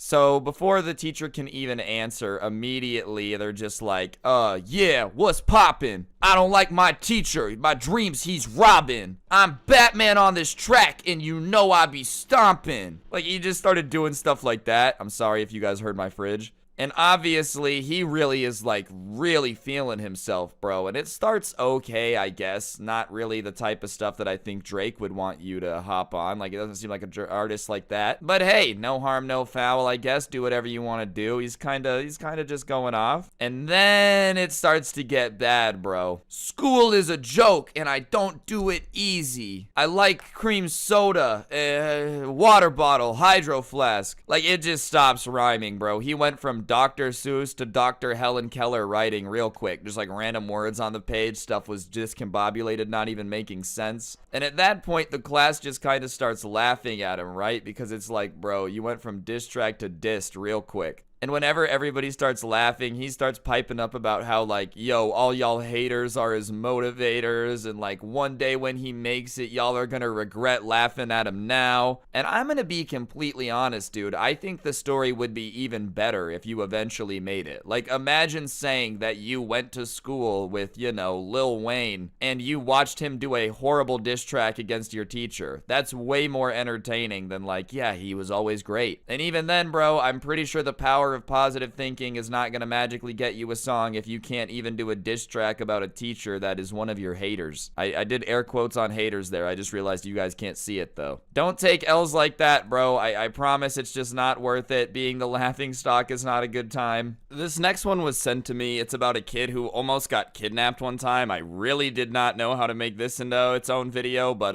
it was pretty scary. I wouldn't say good because that's not good, but it was a good read. You know what I'm saying? Alright, so this little guy was playing on the playground one time at one of those like after school things where it's basically a bunch of teenagers paid to watch all the elementary schoolers after school. And obviously, because it's a bunch of high schoolers watching the kids, they're not paying super close attention. And they were at this playground that was right next to the elementary school, and I guess while they were playing, there was this guy kind of watching them play that started gesturing over to this kid. And this kid at the time was like in kindergarten kindergarten. He was 5, so really, really young, and I guess nobody had sat down and given him the stranger danger talk. He says in this message he was an absolute moron, but for some reason, he decides that he's gonna go see what this random guy wants, you know? He keeps telling him to come here, so he starts walking over to the guy, and he gets told that his mom had sent him to pick him up and that they were gonna go home. And obviously, this little kid who doesn't know any better is like, yeah, sure, no problem. And he starts walking off with this dude away from the rest of the group towards the rest of the park. And thankfully, because it was after school, the park was pretty busy, and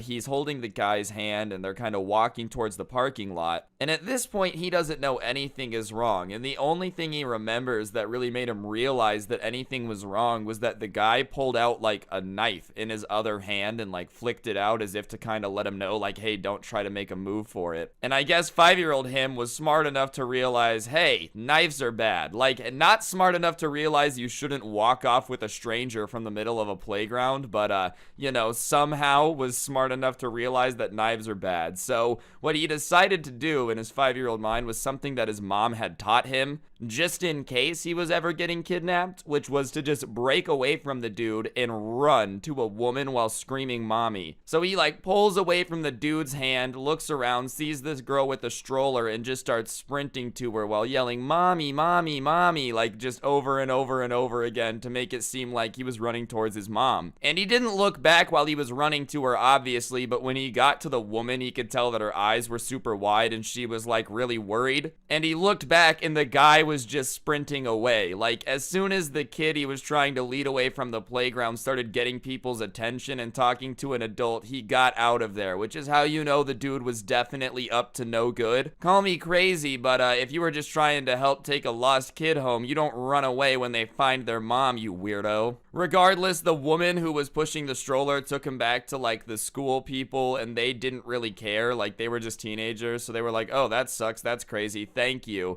And the mom just didn't feel right, so she ended up like taking the kid home and telling his mom what happened. And apparently after that, he was never allowed to like stay after school in that program thing that was run by teenagers again, which is probably a good idea. You know, if one of the kids that they're in charge of almost gets kidnapped and they're like, accidents happen, then like, no, accidents don't just happen, bro. What are you talking about? You're not allowed to just let little Timmy get kidnapped and call it a day. Y'all are getting paid $7.25 an hour to make sure kids don't get kidnapped, bruh. How weird is it that that's the one thing people are okay like paying really cheap for? Like, oh, we wouldn't want somebody that, you know, knows what they're doing to watch our kids. Let's just take a bunch of 10th graders and pay them dirt cheap wages and expect them to watch our kids all day. Realistically, though, I guess this dude ever since then has been crazy paranoid about being kidnapped, and I honestly can't say that I blame him. I feel like once somebody tries to lure you away from a playground with a knife, you become a little bit more aware of your surroundings. Maybe not in a good way. Like, I'm not saying you deserved it, bro. I'm sorry that happened to you, but I can't say I'm surprised that's what you're paranoid about. It makes sense. That's like everyone's biggest fear, I think. Our next story is about a crazy Spanish teacher, which you guys know I can relate to. I've told a story about my crazy Spanish teacher on here before. So this guy says that the craziest teacher he ever had wasn't anybody that was like smacking kids' heads on the whiteboard or anything. It was never like she was a teacher assigning massive amounts of homework. In fact, for the first 90% of the year, she was an absolutely great Spanish teacher. He says that till this day, he still can speak more Spanish than most people, and a lot of that's because of her. The only thing was she got pregnant at the beginning of the year.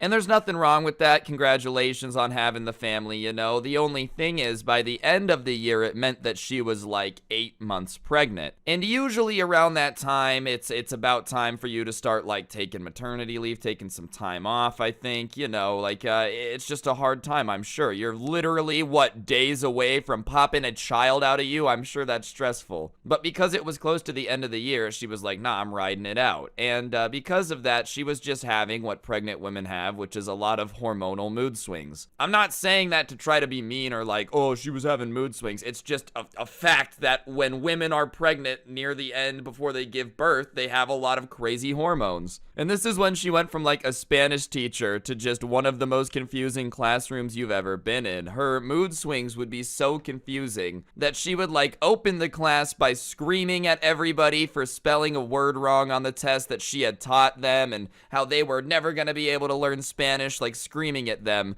And then she would transition into laughing because somebody would like say something funny in return to her being mad at their spelling, and she would be hysterically laughing, like tears falling out of her face. And then right after that, she would just start crying because she's so disappointed in the class's grades. And like all of this is within the first 10 minutes of class happening. It just started becoming very, very unpredictable and all over the place. Some would say, El pollo loco.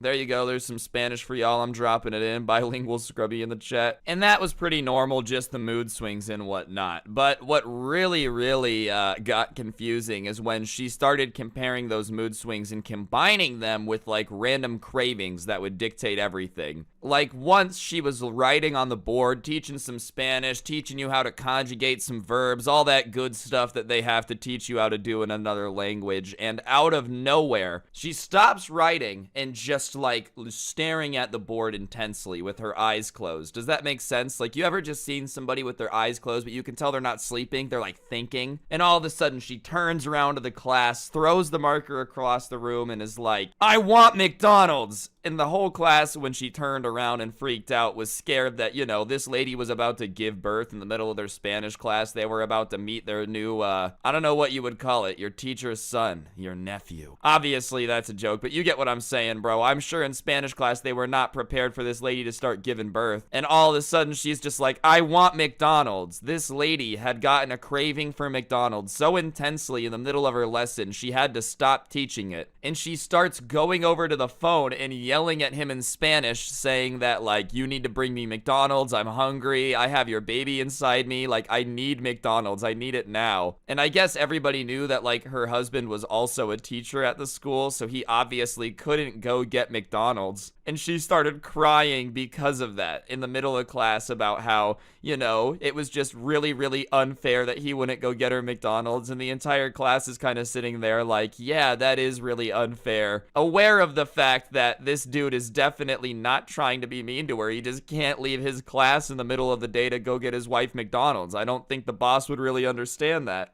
Yes, Principal Billy, I understand that I left the class unattended and every one of the students ended up starting a small fire, but what you have to understand is my wife wanted McDonald's. The only other time there was something funny about that was a couple days later, similar situation, she froze again, right? And then she went, I want chicken, and just waddled out of the classroom and came back like 5 minutes later with a whole rotisserie chicken and just ate it while teaching Spanish. Honestly, dude, I do have to say, kudos to her for just having the confidence, bro. I'm very grateful that I'm never gonna have to pop a baby out of me. Congratulations if you're a woman. You got a lot to look forward to, apparently. On the bright side, having an excuse to get out of like any room by just saying you want chicken and being able to waddle out does sound pretty sick. I'm not sure if I would be on board with the whole having to push a 9-pound baby out of me thing, but hey, leaving the room is pretty cool for 8 months, I guess. Honestly, I just want to know what she named the kid. Like, did she name him Diablo for the way he made her act? Like, what was the situation here? She probably named him McDonald's in honor of the favorite food of his during his pregnancy or while he was in the tum-tum. All right, ladies and gents, this next one is about how this guy got his worst enemy, which honestly, bro, I love a good villain origin story. You know what I'm saying? So I guess this guy's mom had a company and one of her employees had a son that was around the same age as her son. So obviously whenever there was like a work event or whatever, they were kind of forced to pretend to get along, you know?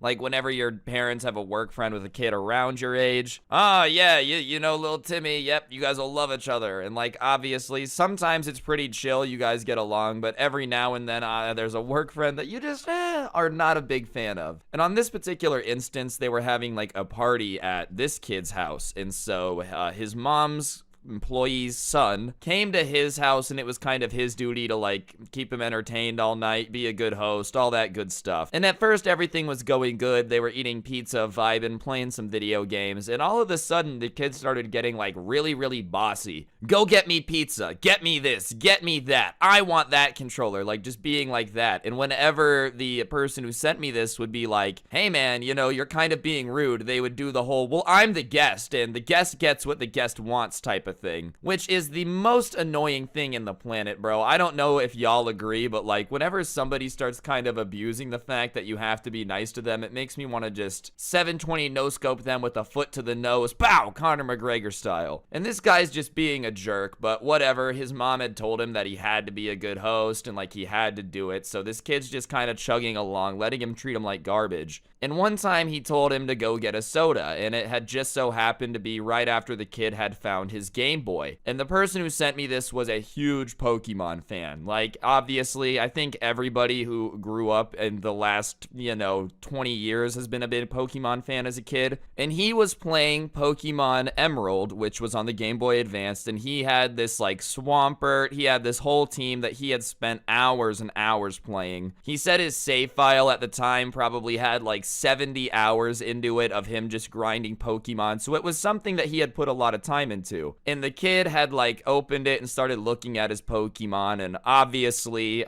he was like, go get me a soda, and he went to go get it, but he told him not to do anything too crazy to the Pokemon game. So he goes and gets him a soda, and he comes back up, and the kid is like, yo, there's something wrong with your Pokemon game. And so he picks up the Game Boy and goes to look, and he's back at the start of Pokemon Emerald when you're in the back of that moving truck getting off. The start of the game, and he's like, yo, what happened? And he said, well, I restarted the game so I could pick my own Pokemon, and then I couldn't get your save file back. And immediately, the person who sent me this starts freaking out, like yelling at the kid, are you kidding me? Are you kidding me? For those of you that don't know why that's a huge deal, if you delete a Pokemon save file, it's gone. There is no getting it back. There's no multiple saves. Once it's gone, it's gone. So while he had gone to get a soda for this kid to drink while he was playing his Game Boy, he had deleted the entire save file. Every one of the Pokemon was gone, all 70 hours of work was gone, all the gym badges, literally everything. So obviously he's upset and he's like, dude, you deleted my Pokemon file, are you kidding me? And the kid wasn't even apologizing. He was like, well, how was I supposed to know that it wasn't gonna da-da-da-da-da? He's like, why would you delete a file in the first place if you didn't know that it was gonna like replace mine? And he's like, well, I'm the guest, so it's not like it matters. And at that point, the kid had had enough, and he just started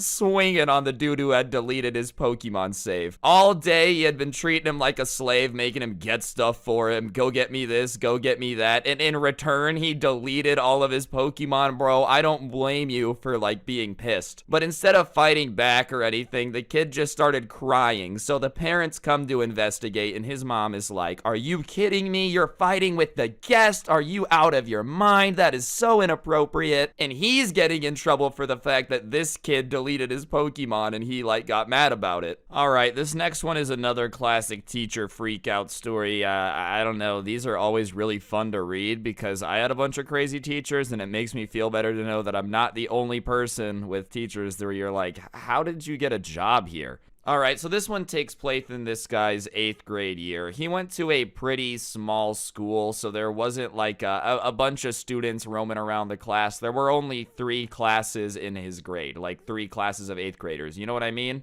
Anyways, they were in science class, and it was getting to the end of class when this science teacher noticed that somebody had taken the eraser off the whiteboard and like put it on a table near the whiteboard. There's not any markers on the table or anything, like it really was just an eraser sitting on the table, and all he would have had to do to pick it up is just kind of like grab the eraser and set it back on the whiteboard. It wasn't like there was a giant mess, it was literally like somebody had just kind of forgotten the fact that, there was something there. And the teacher is like, alright, which one of you guys left this here? And nobody answers. Instead of anybody being like, oh yeah, that was me, my bad, and going up to move it, like, honestly, the entire class is dead silent. And the person who sent me this says that that's probably because of the fact that, like, they didn't remember doing it. I don't think I would have ever remembered, you know, leaving an eraser on a table when I was in school. I was barely paying enough attention to know what period it was. If you want me to remember where I left the erasers, good luck. But the entire class was silent. So the teacher at that point is like, all right, I've tried playing good cop. I guess you guys want bad cop. And so he leans over his desk and he's like trying to look all intimidating. And, you know, he starts saying stuff like, if you guys don't want to talk to the law is gonna make you talk. Just cringy stuff like that, as if he's been watching nothing but Law and Order reruns on TV and he's looking forward to getting used all of the lingo that Ice-T taught him. So while he's vibing doing all this, he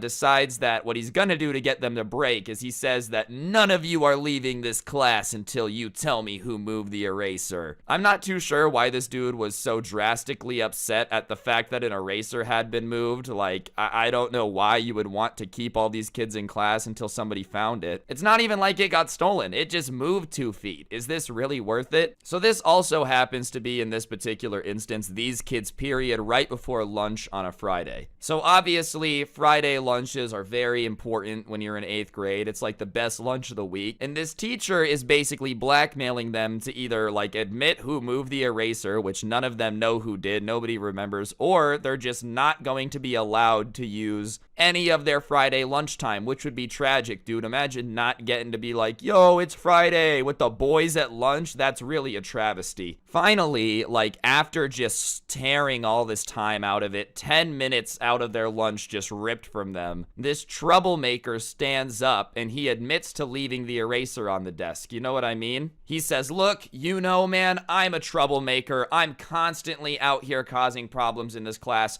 and I'll tell you right now, I did it. I left the eraser there. But for some reason, the teacher is like not satisfied with this. Even though he's already taking 10 minutes out of this kid's lunch, he just refuses to believe that it's this kid who did it. Regardless of him admitting it, regardless of everything, he's like, no. And for the next 45 minutes, he just holds us in class. And he promises, even after he lets him go after that 45 minutes to go to the next class, that, like, he's gonna get him back. And sure enough, at the end of the day, the entire class is brought in again. They're all told to sit down. And for 2 hours after school, he's just holding them in detention, trying to get them to break. And for 2 hours, nobody comes forward except the troublemaker, because genuinely, I don't think these kids knew who moved it at that point. They just really probably moved it at some point in class and forgot to move it back. But for 3 hours, 45 minutes at lunch and 2 hours at the end of the day, they got detention and were just held, the entire class, even after somebody admitted. But the worst part of all of this is the reason he let them go after 2 hours is because his wife was getting home from work. Like, he didn't even figure out who did it. The troublemaker kept admitting it, but he just kept refusing to admit it was that guy, just saying that he had a hunch it wasn't him and that he was just trying to take the fall for the real culprit, as if, yes, the international criminal ring running your school is very hell-bent on moving your erasers. So he never even figured it out. He just wasted 3 hours of their time, and by the time they came back to school on Monday, it was like it never even happened. And what probably happened, bro, is the teacher went home and realized that he was the one that moved the eraser and was like, ah, crap, I can never admit ever that I was actually the person to move it, because these kids would never trust me again. Even though I'm sure giving them 3 hours of detention for something that none of them did already made them not like you, bro. Call me crazy, but I feel like after that detention run, you were already losing your popularity points with all the students. Best of luck, though, G. Alright, guys, this last story of the video is a story about just like a weird kid. It's been a long time since I've told one of these because YouTube demonetizes them now, but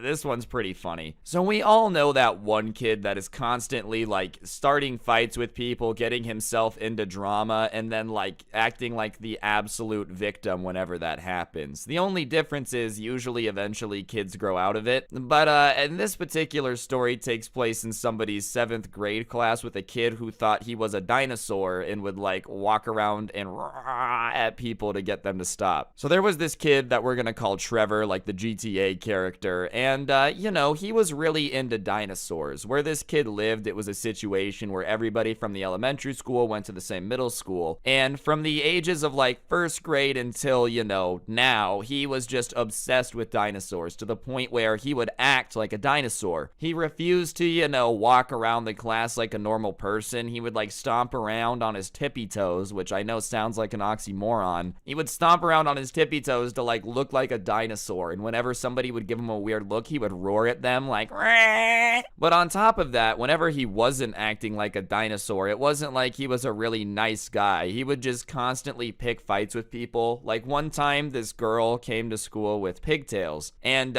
he decided to tell her that it made sense because she was fat like Miss Piggy. And when she got mad at him and started yelling at him and calling him rude, his response was to go, "Rah!" and like roar in her face instead of actually replying, which I'm not gonna lie, might actually be a solid response, because what the hell are they supposed to do to that? Like, are you kidding me, Jeremy? Are you really being that rude? Do you have any idea? Rah! Like, oh my god, what? Oh yeah, you're right, bro. I should just leave you alone because you're weird. But that's not the story we're supposed to be talking about. The one that was sent in to me happened in PE in 7th grade. For some reason, dinosaur boy Trevor also thought that he was a blessed super athlete. He was convinced that one day he was gonna go to the NFL, even though he never played football. But it was the time in PE to do the football unit, and obviously whenever that happens, like, all the 7th graders take it very seriously, bro. It is not time to play. We all knew the one kid that took it way too seriously, and Trevor ended up being one of those people. And regardless, one day they're playing, and there was a situation where Trevor was covering somebody going for a pass, and he tripped him and then stepped on his ankle and twisted it on purpose, like to try to keep him from getting back up. And obviously the guy was pissed off that he tried to do it. He didn't actually end up twisting his ankle, because believe it or not, dinosaur guys are not very good at hurting people. But he knew that the guy was playing dirty, so he got up in Trevor's face and was like, "Are you kidding me?" and started shoving him, asking him why he was trying to hurt him on purpose. And the Trevor kid looks at him and said, "I wouldn't do that again if I were you, or you're gonna face the wrath of a real dinosaur." And I guess the kid who was pushing him had just had enough, so he pushed him again. And that's when the Trevor kid gets up on his tippy toes, reaches back, puts his arms in like that T-Rex position, and goes, and starts trying to bite the guy. The only problem is, even after all that years of dinosaur practice, Trevor was not very quick at latching out with the jaws. So it very quickly ended up with him on the ground with the guy he tried to beat on top of him, just kind of being like, "What are you doing?" The PE teacher came over to break it up pretty quick, but rumors spread pretty quickly about the fact that this guy had gone full dino and like tried to bite somebody during a fight. And after that, it almost became like a game for people to try to fight him and see if he would bite them. And he loved it. Like, he was super into it too. He loved the fact that people feared being bitten by him. Like, he would kind of snap his teeth at people in line for the water fountain and stuff to like get in front of him because most people were afraid of him. It was just a really weird situation, dude, but it all got shut down when the same kid that he had fought with originally in PE asked him to meet up after school, and he said yes. And I don't want to embarrass Trevor too badly, I'll just put it this way: the video of them fighting after school ended up on World Star, you know? And after that, his whole I'm better than you, acting like a dino thing was stopped. And I will say, nothing humbles you more than getting punched in the face. I know from experience. Anyways, guys, I think that's gonna do it for the video. Hopefully you guys enjoyed. If you want more of these, just kind of collections or shorter stories, be sure to let me know. I had a bunch of fun making it. If you want more content, you can check out my podcast, The Scuffed Cast. Link is down below, along with the link to the intro song if you enjoyed. And if you want to submit your own story, my Instagram is just @Scrubby. Feel free to follow me on there. Send me a story if you want. Twitter's @Scrubby_69. Other than that, the merch link is also down below in the description if you feel like picking that up. It is the coolest merch in the world ever to exist, even though I am a little biased. But yeah, on that note, guys, don't get anyone pregnant. If you do, make sure they're hot, and hopefully I will see you guys all next time with another video. I'm gonna go punch my teacher now. I'll see you guys next time. I'm out. Peace. What's going on, guys? It's your boy Scrub here, back again with another video. Hope you guys are having a great day. I know I am. Today I've got a little bit of a different video for you guys. I've been on a true crime kick, just kind of watching documentaries on it, and I found a Reddit that kind of has unsolved disappearances and whatnot, and I spent last night going through all of them and picked out 5 of the ones that I thought were the most creepy and unexplainable, and just figured that I would make a video here on the channel talking about all the stories, and yeah, hopefully y'all will enjoy them. And without further ado, let's get into it. No disrespect to the families, sit back, relax, and enjoy the stories. And if you got any intel, call the cops and tell them or something. On Discord to celebrate. It's not good. Nice rack in her ass Brazilian. Just turned 21, but my bank's a million. Swear I'm a little drunk, but it's a hell of a feeling. Alright, so the first story that we're going to be talking about today is the 2019 disappearance of Matthew Broncho from Idaho. Basically, this man vanished into thin air. All that they have left is his truck and his dog, and nobody has any idea where he is. Matthew J. Broncho was a 35-year-old man from Idaho, and he was a member of a tribe up there and took quite a bit of pride in the fact that he was Native American. He had a degree from Idaho State University. You know, he had studied political science with an emphasis on federal Indian law and economics. He was a very smart, educated young man. And in fact, at the time he went missing, he was actually planning on going back to school to obtain a master's degree. He was definitely somebody that had a bright future and a good head on his shoulders. He worked for the commodities department on the reservation and had worked for a couple other departments there as well. And everything was going pretty okay. And then all of a sudden, he quits his job that he apparently liked 2 days before he goes missing. Nobody really knows why. Obviously, they've never been able to get to the bottom of it, but all they know is that 2 days before he vanishes, he just quits his job. He had a dog, a dachshund named Afa, who he was really close with, that lived with him, obviously. And he was really close with his mom, Cynthia. Anyways, 2 days after he quits his job on March 20th, 2019, he leaves his home with his dog in his truck and he starts driving. He didn't have a massive amount of money on him or anything. The day before he decided to leave, he took $250 out of his bank account, but it wasn't like he had emptied his life savings or anything. And the last time that anybody has seen this man is when he was getting into his truck with his dog and driving away. 2 days after he had left his house, his mother still hadn't heard from him. You know, she hadn't heard any details. She didn't know where he had been, and because they were incredibly close, she decided that it was probably time to try to find him or track him down. So she tried to find him via Find My Phone, you know, the GPS thing, and it ended up pinging off this exit in Utah. Obviously, near the Idaho-Utah border, there's a bunch of freeway exits and whatnot. But what was really weird about the exit where his phone was pinging for his location was that it was 2 hours away from Fort Hall. So his mom went to go find out and figure out what's going on. So she got in her car and ended up driving the 2 hours down there to figure it out. And when she gets there, she just finds his truck at the ramp. The truck is locked. There's no sign that anyone had broken in. And inside was his phone, his wallet, which contained all of his IDs, bank cards, driver's license. And that's it. There's no sign of the dog, and there's no sign of Matthew, you know? It's just this abandoned truck with all the valuable goods sitting inside of it. And usually if somebody's like gonna run away and start a new life and they're gonna abandon their car, they would take their wallet, they would take their stuff because, you know, they're gonna need it to start their new life. And the fact that the truck was locked with the wallet and everything else inside with no appearance of the man or the dog obviously concerned the mom. So she started driving the truck around town to try to figure out if anybody had any information on Matthew's whereabouts.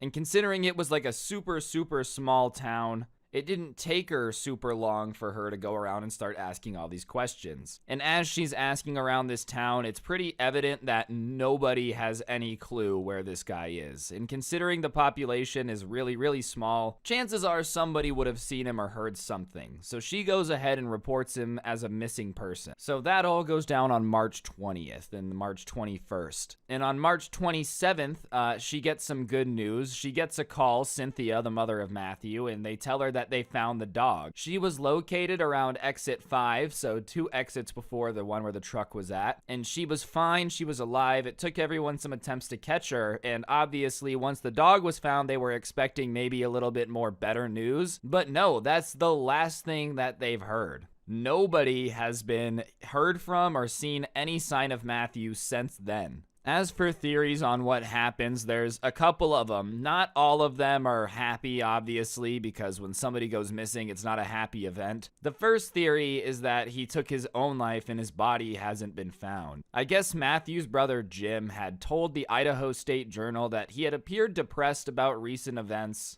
and that, he seemed upset about undisclosed personal issues.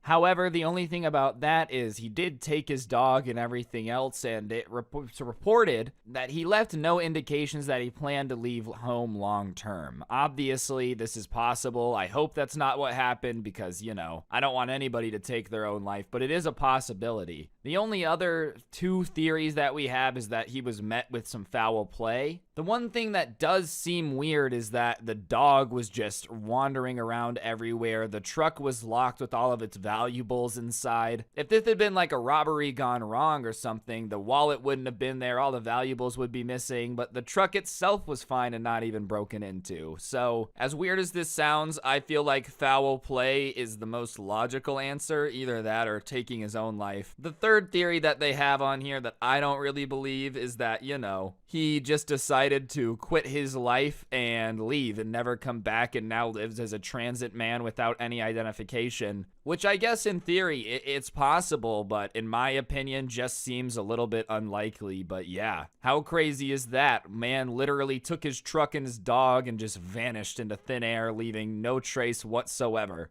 All right, that obviously is pretty wild, but the next one, for some reason, I'm surprised I hadn't heard about sooner. Basically, back in the roaring 20s, the first time around, 1928, the third richest man in the world disappeared from his private airplane in the middle of the flight. He went to the bathroom and then just vanished, and nobody has any clue what happened. And considering that it seems pretty impressive to disappear in the middle of an airplane, this one's wild. So, back in the 20th century, there was this man named Alfred, and it wasn't the guy who helped out Batman. It wasn't his butler. His name was Alfred Lowenstein. I'm hoping I said that right, and he was one of the most powerful financiers in the world. He would basically act as like a broker between investors and the investing companies. He would invest a lot of money. He would allow businesses to get off the ground. He was just a very, very powerful guy. And he was actually one of the pioneers of the concept of a holding company. So a very, very wealthy man, obviously, third richest one in the world. And on July 4th, 1928, him and his employees boarded this private plane at the Croydon airport. They were supposed to just be going home, a pretty normal trip from him from the UK to Belgium. He was from Belgium, so it wasn't like it was super rare for this dude to be flying home. Everything was good, the weather was perfect, the flight was going just fine, and then at some point in the middle of the flight, this guy gets up, goes inside to the tiny bathroom compartment at the back of the cabin. There's no windows in it, it had 2 doors, and there really wasn't a way for anyone to get off the plane, other than opening the exit of the plane, which would have been crazy obvious, and at some point while he was in the bathroom, he never makes it out of the compartment. The last time anyone sees him alive is him just casually going into the bathroom on the back of his private plane and then just never coming out.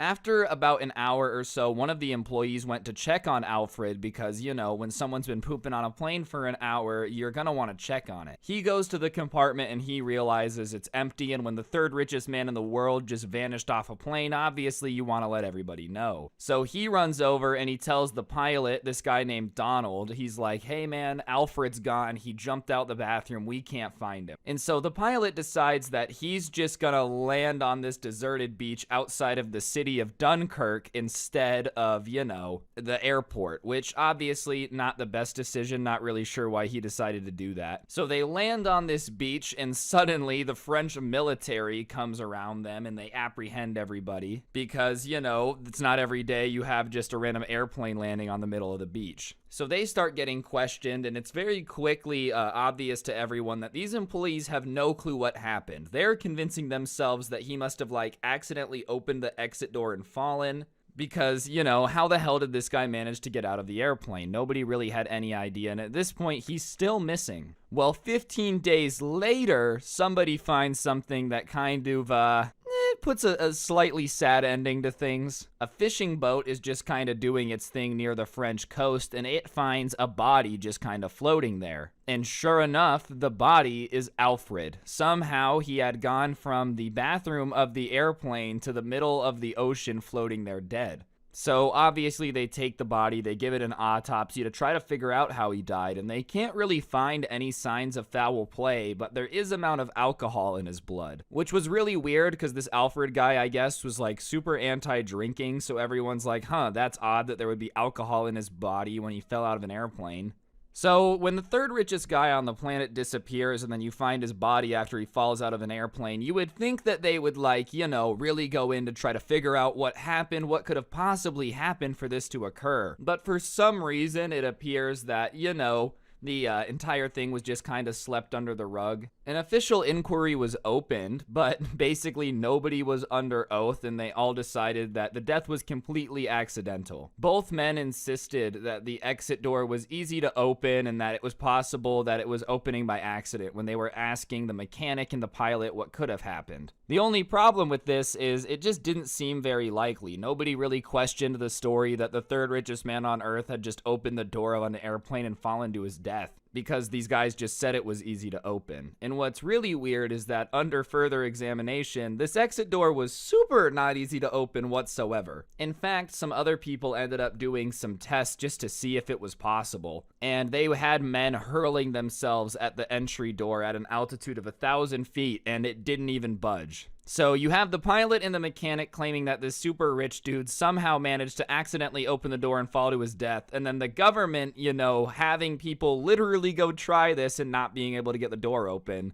But for some reason, everybody's just like, oh, nope, it was an accident. Nope, nothing to see here. So obviously, if there's no way to accidentally get the door open, and suicide doesn't really make sense considering he was making plans for the future right before the incident, he was on his way home, and even if he wanted to open the door, he couldn't have. It means that somebody had to have pushed this guy off the plane, right? The two most obvious suspects at the time were Donald Drew and Robert Little, which is the pilot and the mechanic. And there's an author who's written about the book, and he kind of believes that they were hired to kill Alfred. Because all of a sudden, after Alfred was killed, they started to live a very lavish lifestyle, you know what I mean? Suddenly, the pilot life he was living before was nothing compared to the life he was living now. Almost as if he got a large sum of money out of nowhere after this really, really wealthy dude died on his plane. Basically, the author who wrote this book thinks that there was a faulty door kind of put on the back of the plane, and when Alfred went to the bathroom, they just kind of had to open the door, let him fall out, and then oops, look at that, what an accident. And then once he had fallen out of the plane, they could just replace the door with another one. And he says this is the reason why the pilot decided to land on the beach instead of an airport, because if they land on a beach, it's a little bit easier to replace the door without people noticing as much. As for who would have wanted to hire anybody for him to get killed, there are a couple people that people are suspicious of. One is Henry Dreyfuss. He was a business rival, and I guess he was friends with Alfred at one point. And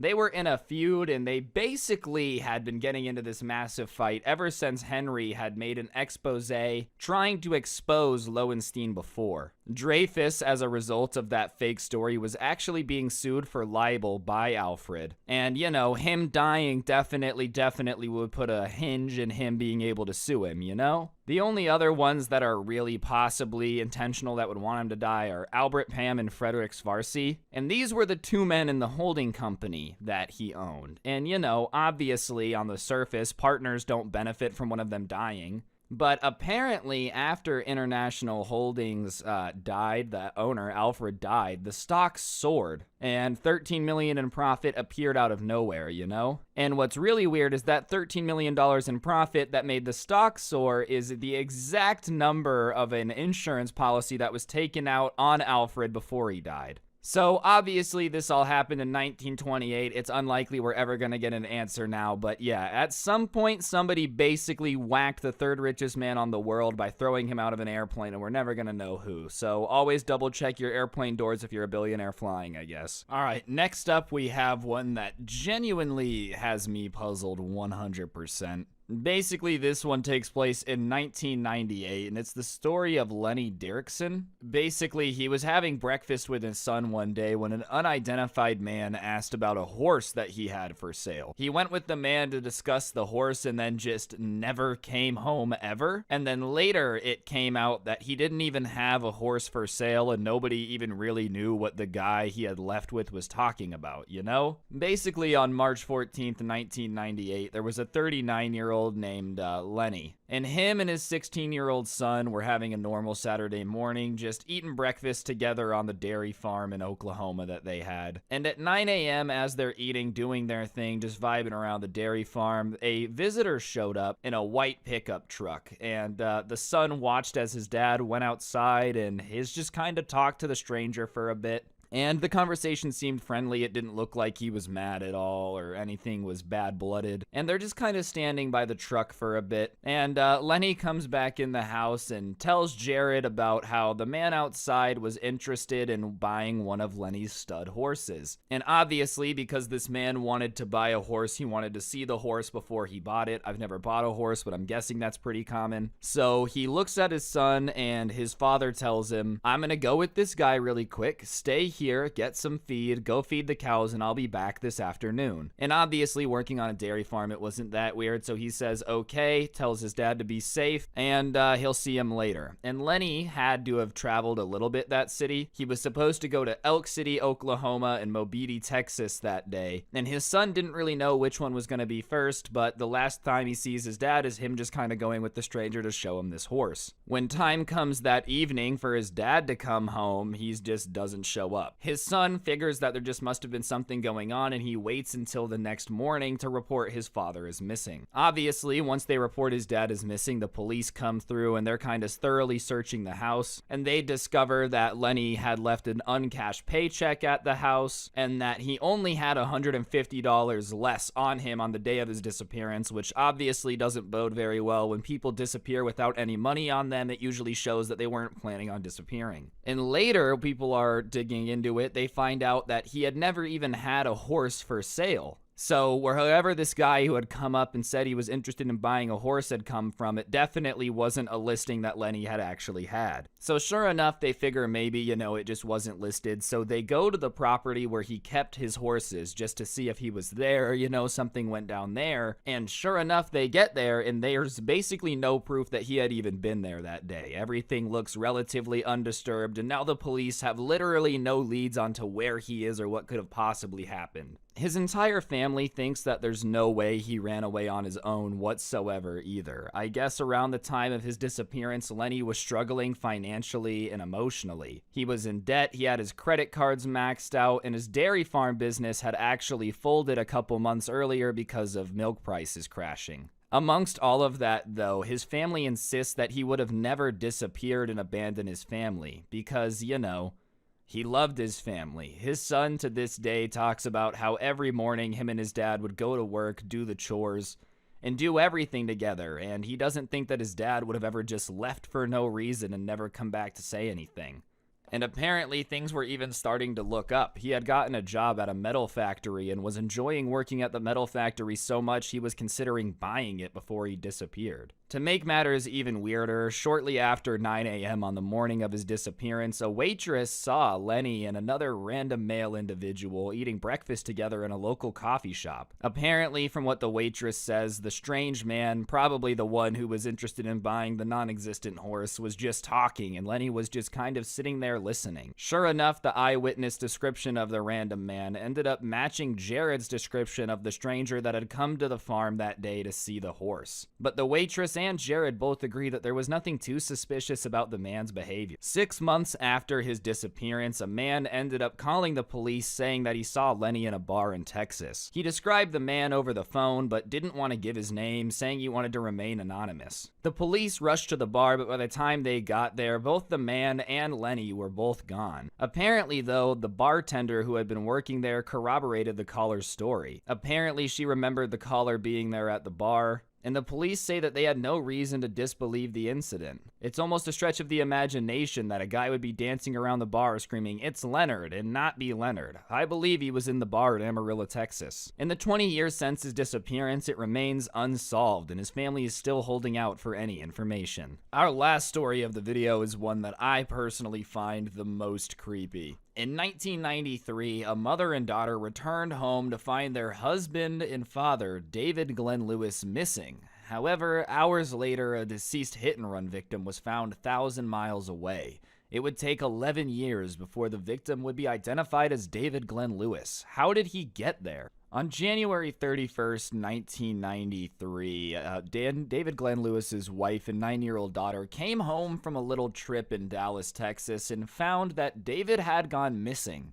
They had no idea that across the country, David was hours away from being found as an unidentified John Doe. The man had been seen walking down a Washington highway before being killed in a hit-and-run. David Glenn Lewis was born in Borger, Texas in 1953. He was an honors student who ended up graduating Texas Tech University Law School and gaining a doctorate in law in 1979. He was a very successful and very smart man who had a family. He was a Sunday school teacher and a director for the Board of Community Education Council. You know, like this was a very family-focused man, not the type of person to just up and leave his family in the middle of the week. Anyways, it's Super Bowl weekend of 1993, and David's wife and daughter decided to go to Dallas for a little bit of a weekend shopping trip. Amarillo, Texas at the time wasn't exactly the hustle and bustle in place like Dallas was, so that weekend they did the 400-mile drive down to Dallas just to kind of have some fun. It is known that David is seen last alive on the 30th of January, but by where and by whom has not been revealed. All it knows is that the police know that he was alive at some point after his wife and daughter had left. On the 31st of January, the day of the Super Bowl, his family came home expecting to find their husband and their dad waiting for them, and they were surprised to find that David was gone. There was a tape recorder that had been left recording the match, and it had continued to run after it finished. And there were 2 freshly made sandwiches in the fridge, with David's wedding ring being placed on the kitchen counter. It's important to know at the time that this tape recorder that had been recording the game couldn't have been left on because, you know, there was no presetting function in 1993, so he had to have set the recording for the Super Bowl. Looking around the house, there were no signs of struggle, there was no signs of a break-in or foul play, and it basically looked like he had just gone out for a bit.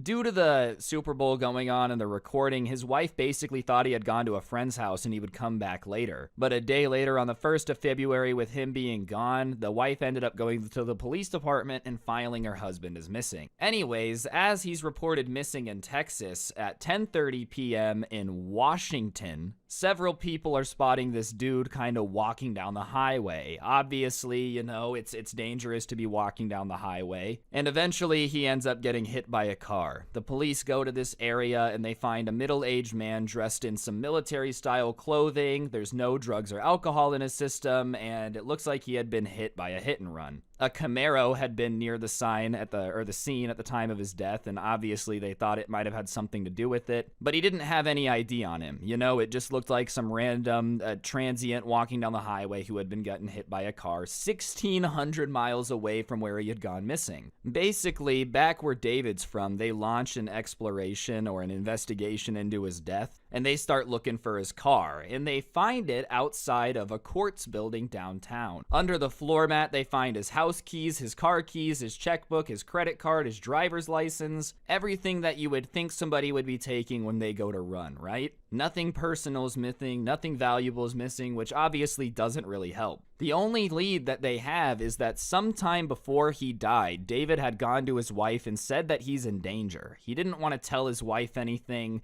but basically he believed his life was on the line based on the danger he was in, and now he had disappeared. So obviously his family starts trying to find things to give them closure, and they start thinking that maybe because he was an attorney, there was, you know, a client or something that that was mad at him and was trying to hold him accountable. He was actually due in Dallas a week after his disappearance for a conflict of interest between his former law firm and a wealthy client. And basically, he told his father that he was not going to cover anything up and that he was going to tell the truth, whoever it hurts. And obviously, rich people really don't like the beans being spilled on them doing horrible things. The possible leads, however, went nowhere until later the investigators found something crazy important. 2 plane tickets that were made in his name around the time of his disappearance. The first ticket that was purchased on the 31st was from Dallas to Amarillo, and it was the same journey that his wife and daughter had made. The second ticket that he purchased was from Los Angeles to Dallas, and this is the exact same day that his body was found in Washington. As for why he bought the plane tickets, nobody knows. It's not sure if he wanted to use them or if he wanted to go anywhere. All they know is that he purchased it. But this is when things get even more confusing. So in 2003, 10 years after that man is found dead in the road walking down the street, there's this thing posted kind of talking about the body in a newspaper. So one of the people listening to this starts kind of Googling all these characteristics and starts trying to match who was missing. And within a week, the police have a breakthrough from doing this. They find a list of victims who ended up matching this guy. And one in particular, David Glenn Lewis, looked very familiar. It was strikingly similar to the guy they had found. And, they just figured that if they put glasses on him, they would actually be twins. So they go looking, and sure enough, they're able to identify through DNA connection that this guy that died 1,600 miles away and David Glenn Lewis, who had disappeared, are the same person. Somehow, he had made it 1,600 miles away from home without anybody noticing and had gotten hit and killed by a car with no identification. The fact that he thought he was in danger, said he wasn't going to cover up anything, obviously makes this pretty interesting. It's not every day somebody says they're going to get whacked and then they get whacked. It does make it kind of like a sci-fi movie. But I honestly thought that one was very interesting, even though we're probably never going to know about it, dude. I'm sure his family having closure was good for them. But yeah, that's gonna do it for the video, guys. Hopefully you enjoyed. I know this one was a little bit scarier. I just think this stuff is fascinating, not in a cool way, but in like a weird way. So I just decided to make a video talking about some of my favorites. If you enjoyed, I would appreciate you pressing the like button, letting me know in the comments section down below what you thought. If you like the intro song, a link to it will be in the description along with a link to the merch. And yeah, on that note, guys, thank you so much for watching the video. Don't get anyone pregnant. If you do, make sure they're hot, and hopefully I'll see you guys next time. I'm out. Peace. What's going on, guys? It's your boy Scrubby here, back again with another video. Hope you guys are having a great day. I know I am, and today I have a story time for you guys I've been wanting to tell for a while, but I just wanted to make sure I could do it justice, And as you guys can tell, today's story time is a little bit longer than normal because I finally think I've done it. So before we get into it, I'm going to be telling you guys the story of a guy I worked with who literally thought he was a Power Ranger. But before we could get into it, if you guys could just press the like button in honor of this story, I would really appreciate it. And yeah, without further ado, let's get into it. Alright, so most of you guys that are loyal subscribers to the channel know at this point that I used to work at a grocery store. I've told a lot of stories about it, but this one in particular I haven't yet. At the grocery store, there was this department of guys that worked behind the milk aisle that you guys see. I'm gonna call them the dairy guys for the rest of the video, working in the derriere of the store, the unsung heroes of the refrigerator, the thin icy line. No matter what you call them, the one thing that tended to be true about this dairy team for whatever reason is that they all tended to be a little bit bizarre. They didn't really have to interact with the other workers too much, and so because of that, they kind of lived in their own world. Like if somebody was a little weird, we would put them back there. And there was one particular dairy guy who was a little bit weirder than everybody else, though, and he was this 40-year-old ginger man with a giant beard named Nathan. Now, Nathan was, by his looks, this big dude, almost looked like a biker, a big portly man. He looked very tough, looked like a very tough guy. And, one of his most distinctive features was this massive beard. And most of the store was horrified of him because he just looked insanely scary. But the dairy guys loved him and were always talking about how funny he could be, even though he was annoying. It seemed like one of those situations where working with him could be super frustrating, but it was also entertaining. And, I was pretty cool with most of the people at the store because at the time, for a while, I was just kind of floating from department to department, helping whoever was shorthanded that day. And every time I would come into the store and see that I was on dairy duty, I would like check to see if I was with Nathan, because every time we were with him, it would be entertaining. And that's not necessarily a good thing. He was primarily entertaining because he would like get really mad and made no sense. Because the one thing that it seemed like no one except for the people on the dairy team really knew about Nathan was that for some reason, he thought that he was a Power Ranger. You know, that's why he was so fun to work with. And when I say that, I know most of you are thinking that, like, you know, he was just a massive fan and he would talk about it sometimes. Maybe he had a sticker on the back of his car or something. And trust me, you know, that would be way more normal compared to what was actually happening. But this grown 40-year-old man genuinely thought that he was a member of the superpower team or the superhero team, the Power Rangers, you know.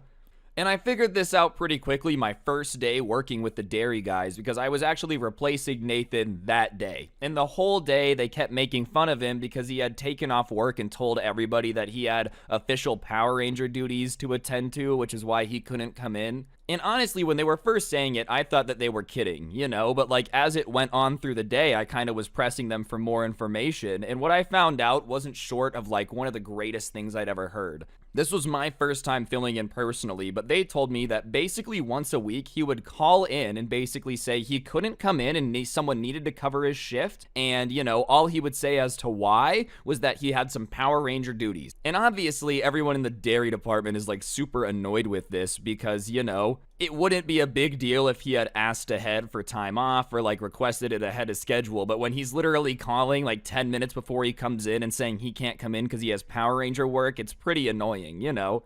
And I honestly thought that they were messing with me because I was like, there's no way that this 40-year-old man is looking at his coworkers and saying that he couldn't come in yesterday because he had Power Ranger work. And so I kind of was like asking more questions, and they told me that they had confronted him about it before just to see what he would say about it. And he had mentioned that, you know, Power Ranger work isn't scheduled, so whenever he gets beeped, he just needs to go. And I'm stupefied, bro. They can tell by the look on my face. I just don't believe it. So they keep telling me stories, showing me screenshots, showing me videos of him talking about being a Power Ranger, telling them that, like, yesterday when I called out of work, I actually went and fought supervillains. And I am like not believing any of this, dude. I kind of play along. I'm hoping that it's just trolling me or something. And as the day comes to an end, I'm kind of disappointed because it was being pretty funny. And I'm also disappointed because I don't know if I'm ever going to get to work with Nathan. I didn't really work in the dairy department super often. But the idea of like seeing this dude who thought he was a Power Ranger just entertained my mind. So I go home and for some reason I just can't stop thinking about this, you know, elderly large ginger man thinking he's a Power Ranger. So I did something that's a little bit weird, but my curiosity got the better of me. And I go and I look him up on Facebook. You know, I'm trying to find him. I'm not going to lie. It takes me a while because his name was like Nathan and then just the most generic last name ever. So there's like a lot of dudes with the same name, and his last name was also pretty Scottish, so they're also all ginger, so like I'm just having a hard time finding him. But I finally find him, and I start to go through his profile to figure out what's going on, and I'm not kidding when I say that every post is him talking about how hard life is as a Power Ranger and how he's always saving people. But as I'm scrolling through it, dude, I see the cream of the crop. Now, as I said, Nathan was a larger ginger man, and there's nothing wrong with that, but sometimes you just gotta have a little bit of self-awareness, you know? And if you've ever seen the Power Rangers, they wear these, like, super skin-tight suits and helmets, and that's their uniform. You know, it's actually the least effective armor to have ever been made. Like, it doesn't look like it would protect you from a paper airplane crash, let alone the type of combat that Nathan is telling these dudes that he's getting into once a week, you know? Anyways, on Nathan's Facebook is a picture of him wearing the skin-tight Power Ranger suit, but on top of that is this Power Ranger helmet, and it almost looks like he's had it for just too long, and it's 2 sizes too small, because it has, like, the visor, and in the visor, you can see his face, like, smushed up against the visor. I'm not saying, like, it was like he just had it for too long. It was almost as if he had bought the costume when he was, like, 17 and then just never got a different one. The real power was that it was somehow still working. Anyways, there's this, like, photo shoot of him in his costume, doing poses, parkour, all that stuff, you know, and the caption is something about how he had had this Power Ranger since he had first been recruited, and it still fits like a glove, which is not the term I would have used, but hey, I guess that's why I didn't write it. But one thing that really confuses me about this is This dude was way older than the Power Rangers. Like, I watched the Power Rangers growing up. You know, I was born in 99, so late 90s, early 2000s. A lot of people were into them. My older cousins were, my younger brother was, but like, that's the prime demographic, I feel. This dude was already like 26, 27 years old when they even came out, which means at some point, this grown man was just watching Power Rangers and was like, oh my God, this is incredible. And, you know, which is messed up. I mean, this is the nicest way to Power Rangers. They don't hold up well. Like, if you ever watched Power Rangers as a kid, I'm telling you now, honestly, don't go rewatch it. You're just gonna be disappointed. But the idea of a grown person being able to watch that and dedicate their life to it kind of scares me. I made the mistake of rewatching it a bit ago, and my God, dude, there were literally better actors in Darman videos. Like, you know, when you're little, it's awesome. It's the coolest show ever, but if somebody else watches it and dedicates their life to it, there's something wrong. Anyways, I'm now sitting here with all this information, and my desire to go work in the dairy section of the store is even stronger, dude. I'm like, I don't even want to go to school. Go put me in the dairy section. I need to just hear this.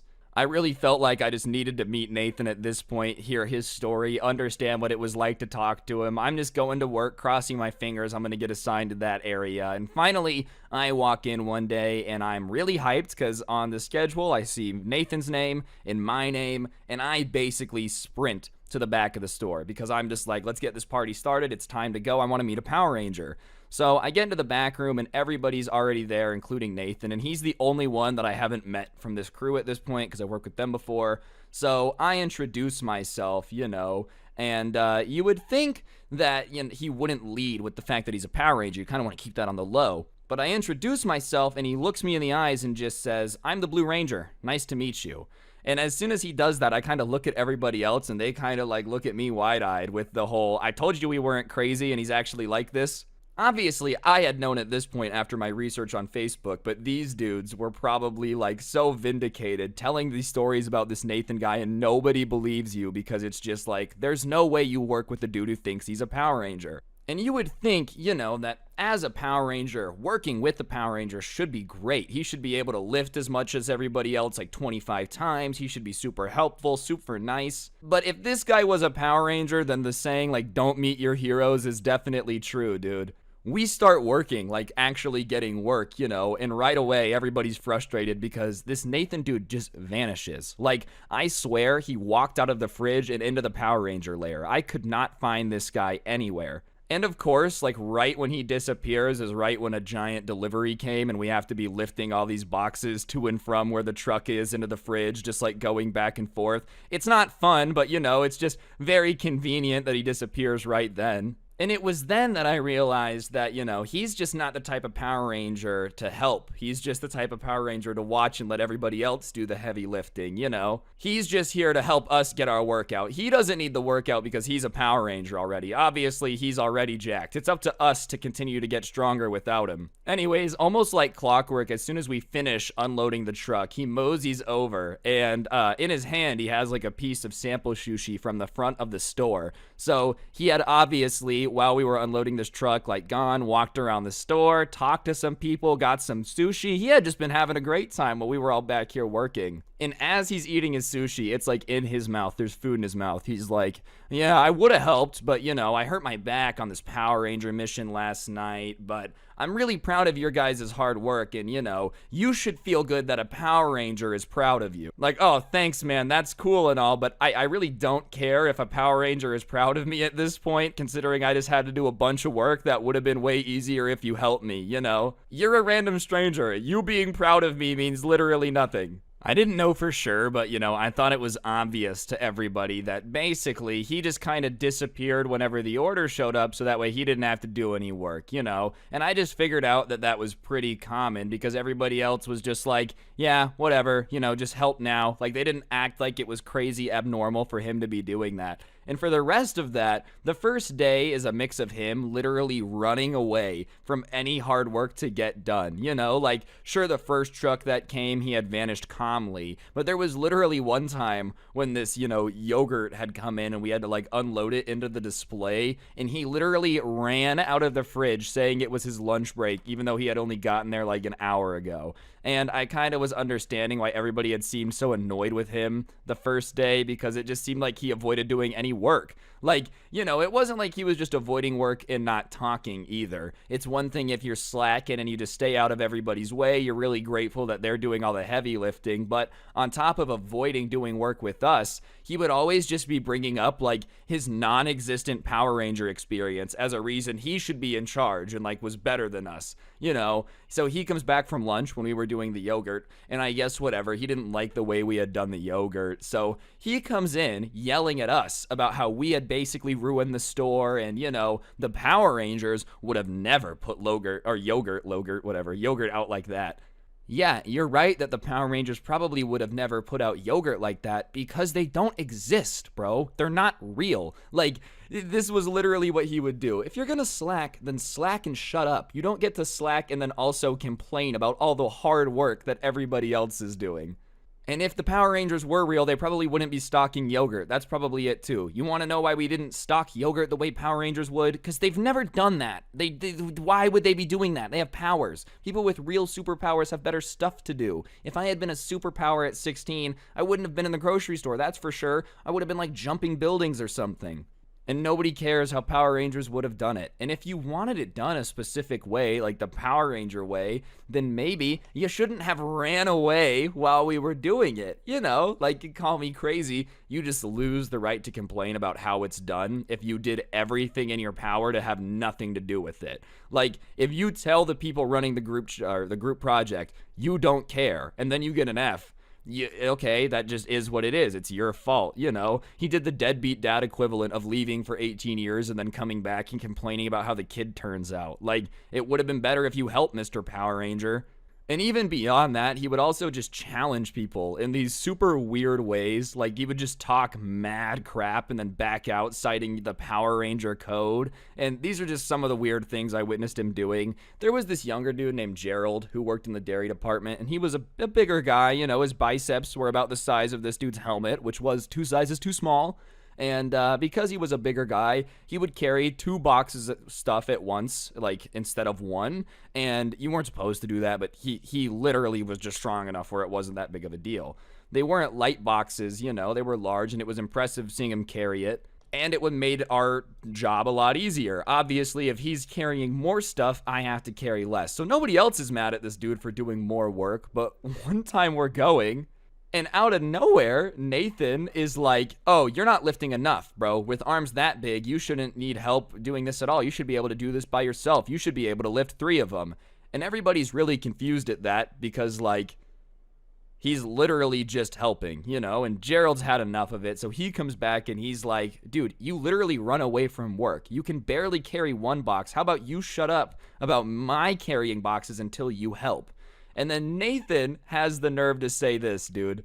Well, you know, I could carry 10 boxes at once. It's against the Power Ranger code for me to use my powers at work, you know. Oh, yeah, okay, man. So you get super strength, but you just can't use it. Like, why even talk crap to a dude who's doing more work and helping a lot for no reason? Especially if you're just gonna talk crap and then be like, well, I would back it up, but I can't. I'm a Power Ranger. You know, why get mad at a strong guy and claim you're stronger if you're just not?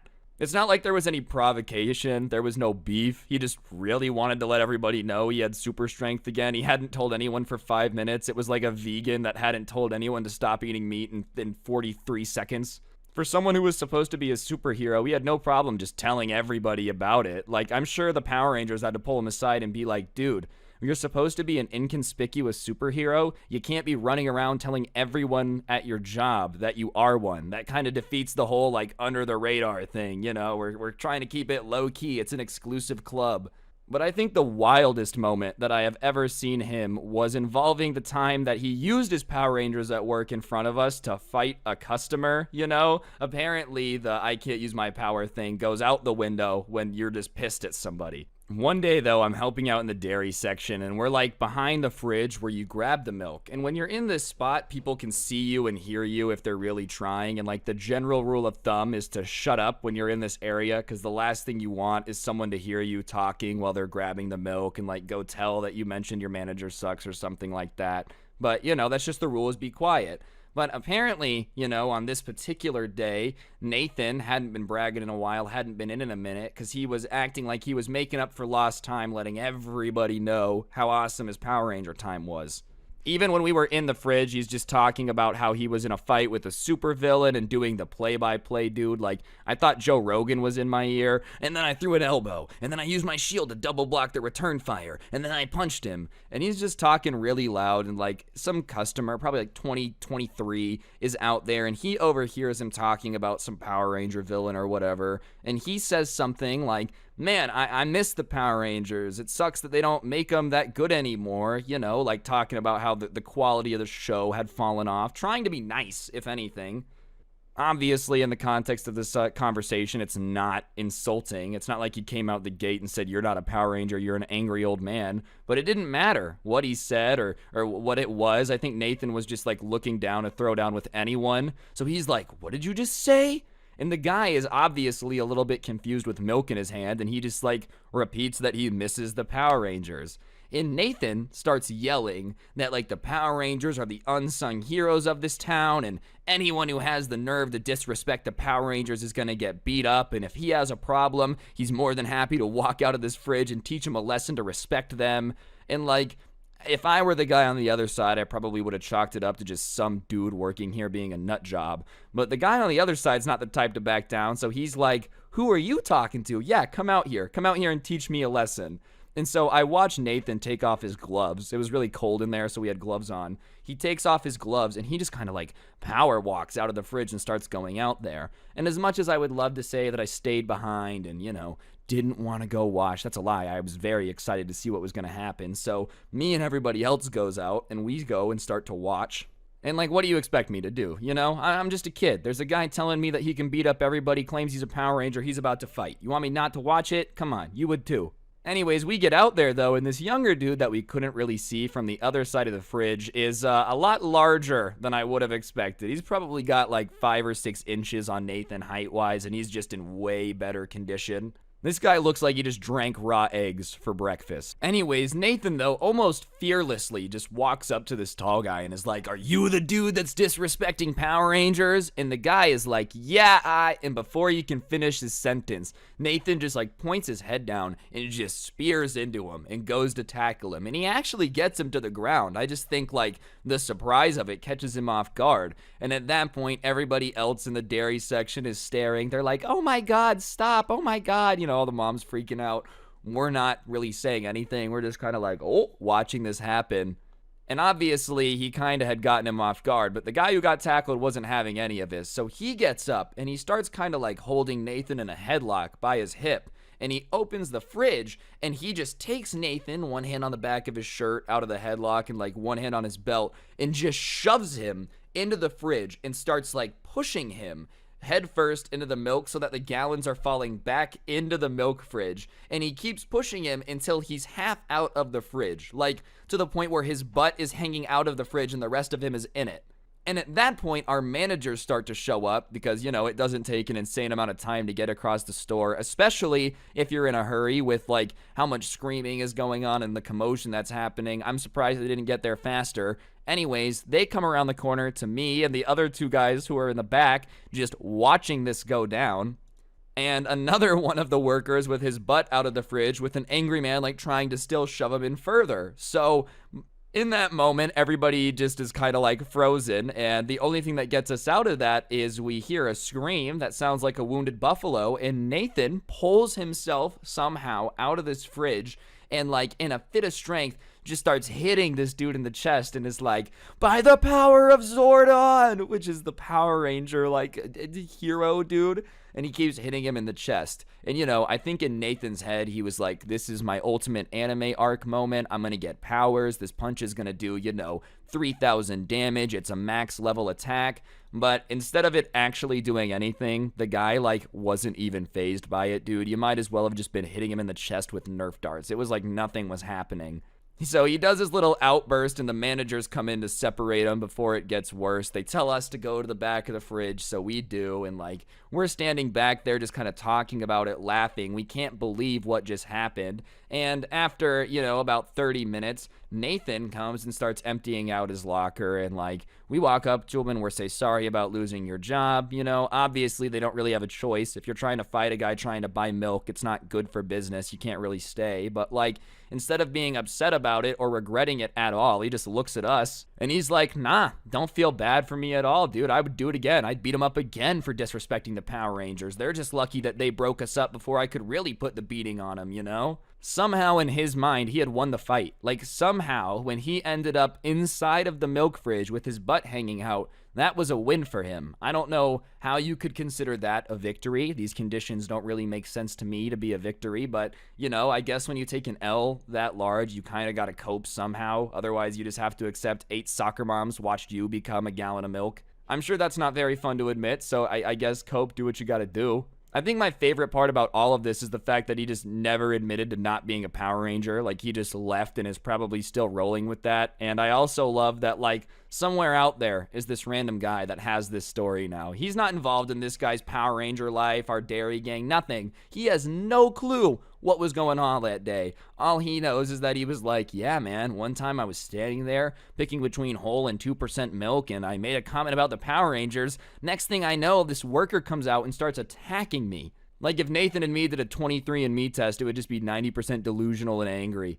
I don't know what it was about working in a grocery store, but it honestly collected some of the craziest people that I had ever met. But I think that's going to do it for the video, guys. Hopefully you enjoyed. If you did, I would really appreciate you taking a second to press the like button and comment down below. If you don't know what to comment, just go ahead and comment Power Ranger down below. It helps the video do better, and I'd really appreciate it. Other than that, subscribe, turn on those notifications. If you really want to help out the channel, you could go to the description and click on the link to my other channel, Scrub Shorts. It's the shorts channel that I made. And along with that is a link to my podcast, The Scuffed Cast. And if you look on screen, you'll see the coolest merch to ever exist in the history of the world, which is also in the description, and you should definitely buy it. Other than that, be sure to use code SCRUBBY at the G Fuel checkout if you're getting yourself some of the best energy drink for gamers. It'll give you a discount, which is very fantastic. Helps you out, helps me out. Everyone is a winner. And yeah, that's everything that I gotta plug. On that note, guys, don't get anyone pregnant. If you do, make sure they're hot.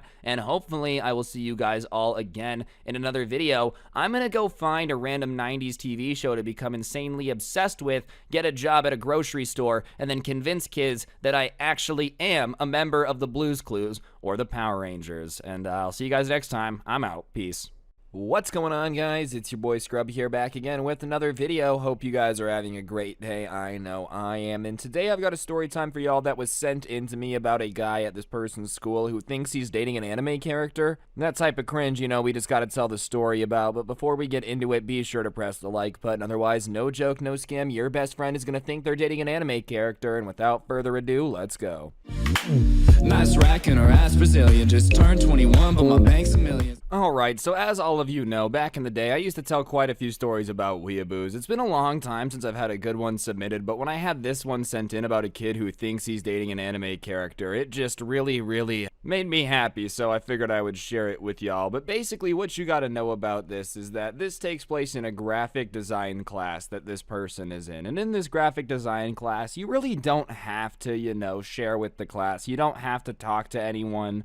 In fact, it's one of the only classes where, like, the teacher doesn't even take roll by talking. Like, at this kid's school, he literally just looks, and if you're sitting at your computer, you're marked there. But there's one kid in this class who, for whatever reason, is constantly, like, just talking really loudly, bragging to the class, asking to talk to the class about his life.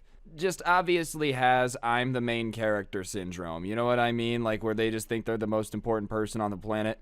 And for some reason, you would think somebody that wants to get up in front of the class and brag about stuff would have a lot going on, but this kid really doesn't have a lot going on, and he's committed to trying to convince people that he is dating an anime character. And usually when somebody's like trying to convince someone they're dating an anime character or whatever, usually the approach is like, oh, I'm dating someone that happens to have all the same qualities and name of an anime character, because they're hoping that you don't realize it's a cartoon character, right? No, this kid really is trying to convince his class full of people that he is dating a cartoon character, and it comes to life at night and comes and hangs out with them, but it's like not gonna come to school or talk to any of them because it doesn't want them to judge its relationship.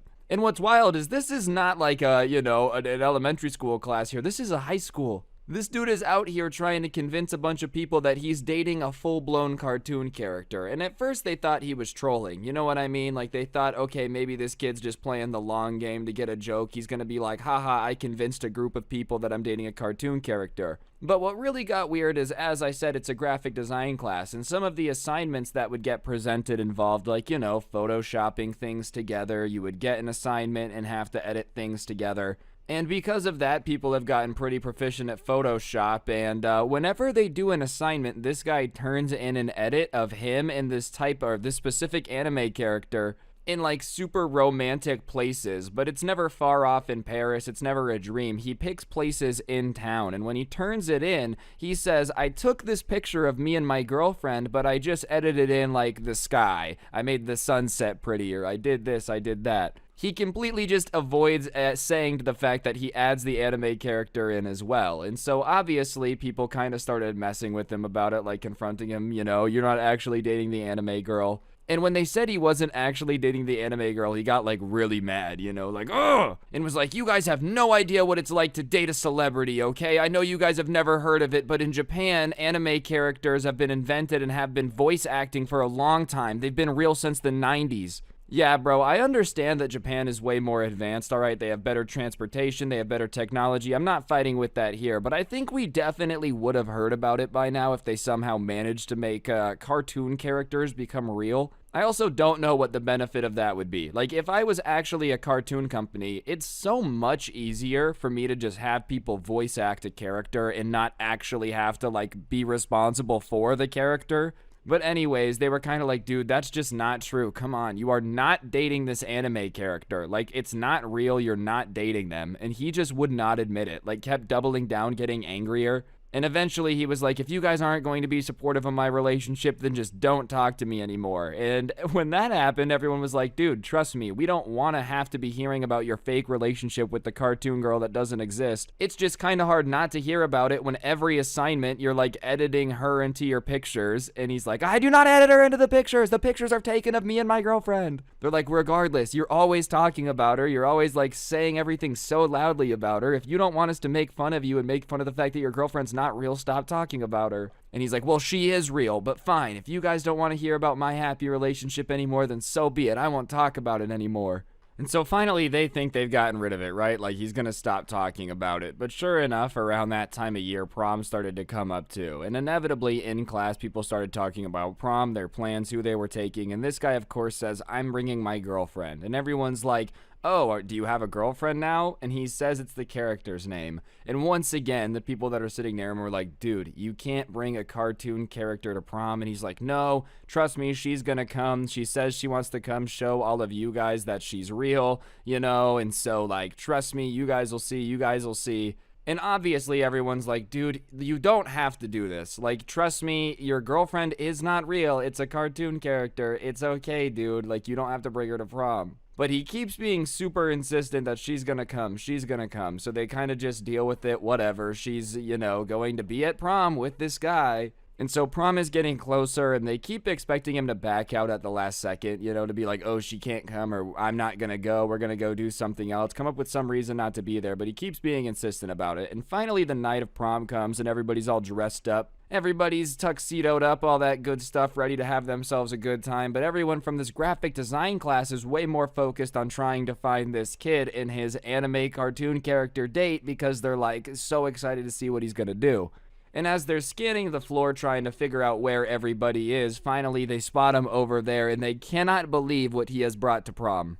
This kid had brought a cardboard cutout of this anime character to prom to try to convince everybody that she was real, dude. And listen, I know everybody thinks everyone at their high school is stupid. Chances are they are. I don't think any group of people is stupid enough to think that a cardboard cutout is a real person. So obviously, whenever they see it, like, the group of people kind of go over there to talk to him. They're not going to try to make a scene or confront him or bully him or, like, overly embarrass him in front of everyone, right? Nobody wants that, but they just kind of got to, like, ask what he's doing, because he is now, like, proceeding to go out on the dance floor and dance with this cardboard cutout. And obviously, a lot of people are staring, but, like, he thinks they're staring because he's out on the dance floor with his quote-unquote girlfriend girlfriend. I don't think he really realized that people were aware of the fact that it's a cardboard cutout. So they go over there and they're like, dude, what are you doing? Like, this just looks weird.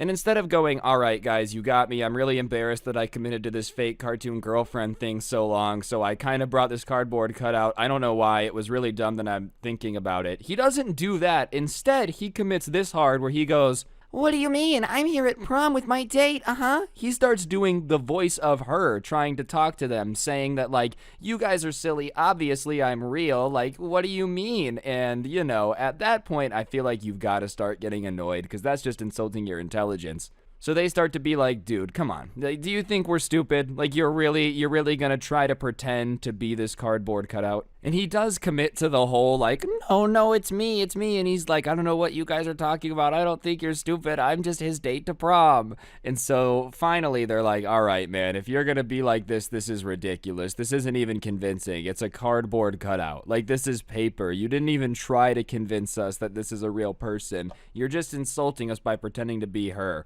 And at that point, he switches back to him. Oh, well, you guys are just jealous because, like, she's so skinny that she looks like a cardboard cutout. Like, that's what this is about. Oh, you guys are trying to shame her for looking like she's made of cardboard. Well, she's a real woman. She just looks like cardboard. You guys are being ridiculous about this. Like, you think I'd bring a fake girl to prom, a cardboard cutout? And everyone's just kind of looking at him like, yeah, dude, I do. Now you're trying to convince me that a real person is as skinny as a piece of cardboard. I'm starting to think this is weird. And one of the other kids in the group kind of looks at him and goes, at this point, man, it's just kind of sad. Like, it's just kind of sad at this point. Like, you're really trying to convince a bunch of people that a cardboard cutout is real. I understand you might be embarrassed, but, like, come on, man. At this point, just give it up. And he's like, no, dude, there's no way that you actually think this is a cardboard cutout. You guys are just trying to embarrass me at prom. In fact, if she's a cardboard cutout, prove it. Because I don't think you guys have any proof she's a cardboard cutout outside of you guys being jealous.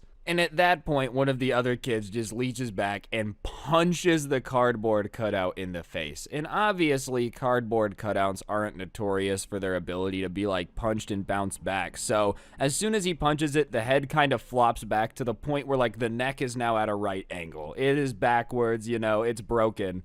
And everybody's like, see, it's cardboard, man. It's cardboard. It's cardboard. And the guy who has the cardboard cutout is sitting there with his arm still around its waist just looking at it. I don't think he expected them to, like, actually punch it. So he doesn't really know what to do. And then all of a sudden, like, the pause leaves his body and he just starts screaming like he actually just watched somebody's neck break. No, what did you guys do? You punched my girlfriend. Why did you punch my girlfriend? Oh, now I have to take her to the hospital. Oh, I have to leave prom because you guys punched my girlfriend. And he, like, slowly leaves with the cardboard cutout saying he's gonna fix it. And he's like, oh man, I have to get her to the hospital now. And he seems almost relieved. You know, if you actually just thought a bunch of dudes snapped your girlfriend's neck, I think you would have a little bit of a stronger reaction. It just looked like he appreciated the fact that he had a way out now, you know, he had an escape. And so he leaves to take her to the hospital to get fixed. And the rest of the prom for everybody else is fine. Nothing else happened. No one else brings a cardboard cutout, right? And so he ends up coming back to class and everyone's like, how's your date, man? And he's like, oh, she needed surgery. She broke her neck, but she's fine now. The doctors ended up putting back together. She says she wants to come to the dance in spring, and, you know, she understands why you guys thought that you thought she wasn't real, and, like, she understands the confusion, and maybe at the next dance you guys can talk more and hang out. So I don't know if that means that this guy actually does think he's, like, dating a cardboard cutout and it's talking back to him, in which case, you know, we got to keep an eye on that. I don't feel like that's super normal, but either that or he's just the most committed to convincing people that he's actually dating this anime character of all time. I feel like taking the cardboard cutout to prom, already bad enough. After it breaks, committing to it actually still being a real person is, like, almost impressive. Anyways, guys, I think that's going to do it for the video. Hopefully you enjoyed. If you did, I'd appreciate you taking a second to press the like button. Let me know in the comment section down below what you thought. And, of course, subscribe if you're new and turn on notifications. If you really want to help me out, you can check out the intro song linked down below, along with a link to my podcast, The Scuffed Cast, or you could use code Scrubby at the G Fuel checkout to get a discount on G Fuel. It helps me out, helps you out. Everyone's a winner. And last but certainly not least, I did go ahead and put some of my story times up on Spotify so you guys could listen to them over there. That link will be in the top top of the description. Feel free to go do that if you want. I'd appreciate it. But yeah, on that note, don't get anyone pregnant. If you do, make sure they're hot, and hopefully I'll see you guys next time. I'm out. Peace.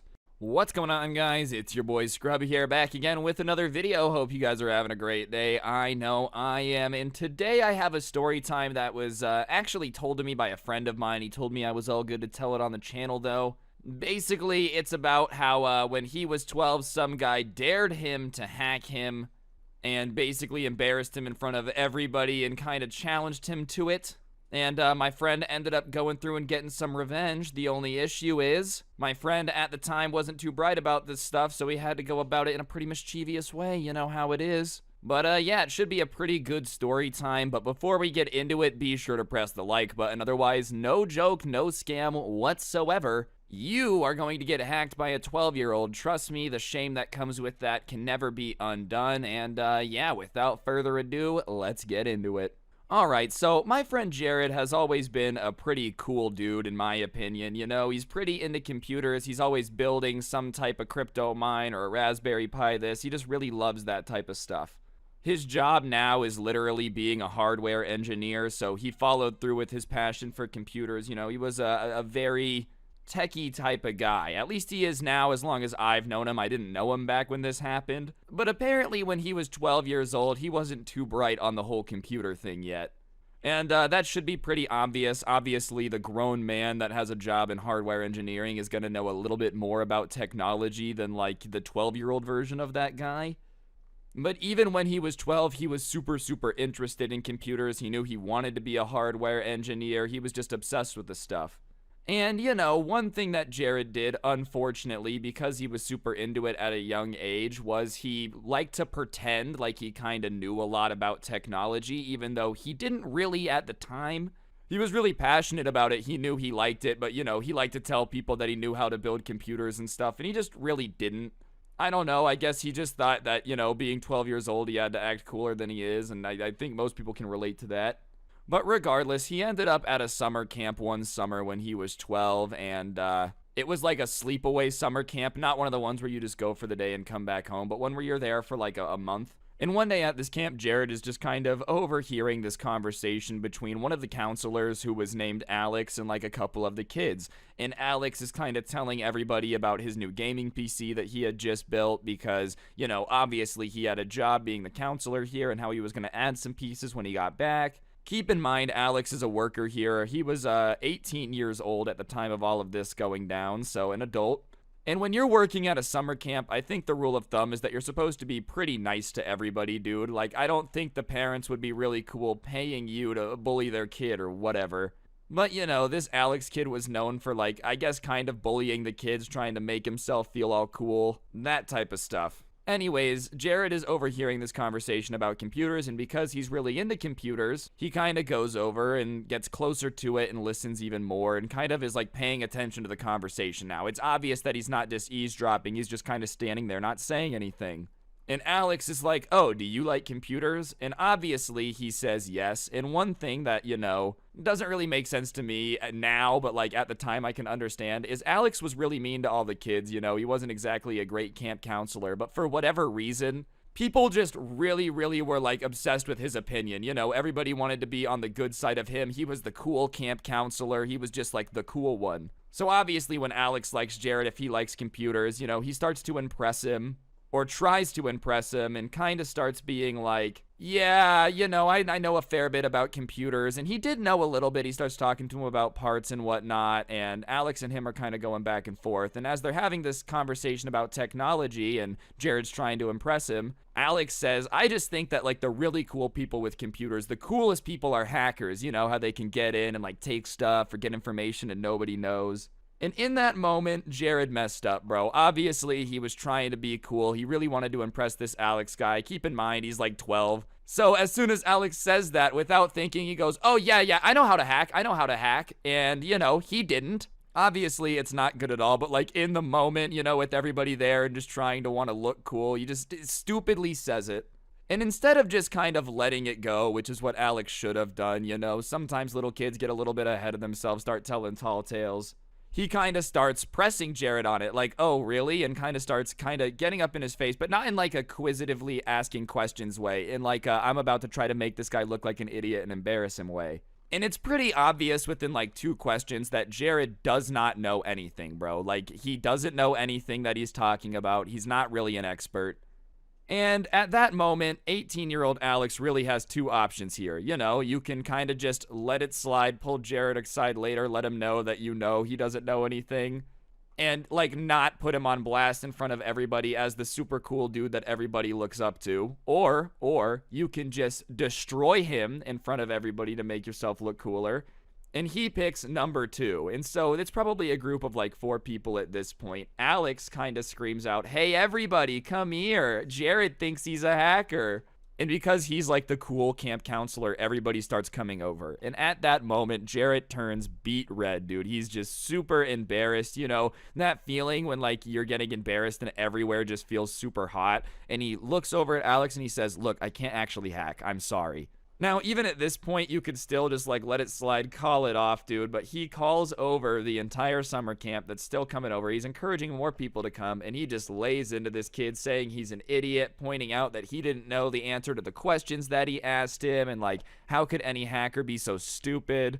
And obviously, he's super embarrassed, but he's just kind of taking it on the chin because he knows he's in the wrong. Like, he doesn't think he was in the right. He doesn't think by any means, you know, that it was the greatest thing he could have done. But Alex is taking it a bit too far, you know, just keeps laying into him. And after about 3 minutes of just shaming him in front of everybody, Jared kind of gets all, like, pissed off about it and is like, "Well, if I hack you, will you just shut up?" Obviously not a good idea, but Alex goes, "Yeah, but, you know, there's no way that you can't, so, you know, it's not like it matters." And at that point, the crowd's just laughing at him. He's gotten super embarrassed in front of everybody, so he just kind of walks away beet red. Obviously, Jared's in the wrong in this situation. You shouldn't say that you can do stuff you can't do, but like an adult just going after a 12-year-old at that point to just shame him for minutes and minutes in front of everybody, like, isn't the nicest thing either. So he starts thinking of ways that he can try to, like, quote-unquote hack Alex. Obviously, he doesn't actually have any hacking skills. You know, he doesn't know how to actually hack into anything. So he decides that he's just going to kind of go ahead and try to get into his phone that night. Like, while he's sleeping, maybe he can get into his phone, change some stuff around, make him think that he hacked him. And I'm not going to lie, that's pretty stupid and kind of creepy if you think about it. Like, oh, I'm going to go into his cabin while he's asleep and steal his stuff. Like, all right, that's kind of weird. But whatever, he figures it's just the best way to, like, get Alex off his back and try to save some face. And honestly, it's probably just not worth it, but that's his plan. He decides to go through with it. And his plan is to get in, like I said, and change something, but his main target was his Facebook account. This is a long time ago, obviously. He's an adult now, and at the time, Facebook was like the cool social media. So if he could get in and change the name to that, then, you know, it's all good. Now, as I said, this is creepy. Don't do this. Don't be, like, sneaking into cabins and taking people's stuff and hacking them. That's just weird. The only excuse is that he's 12 and it ends up going wrong and he's stupid, and that's why it's a good story time. Anyways, after he comes up with it, everybody's kind of treating him weird. The rest of the day is super awkward and tense, but he's determined to make his plan happen. You know, he's just kind of thinking it over in his head, where he's doing the thing where you, like, live your thought out, you know, where you're just daydreaming, like, super intensely. And throughout the day, he's just kind of watching Alex, and he watches him unlock his phone a couple times, and he learns his code, so that way, if he ever gets to it, you know, he can get into it.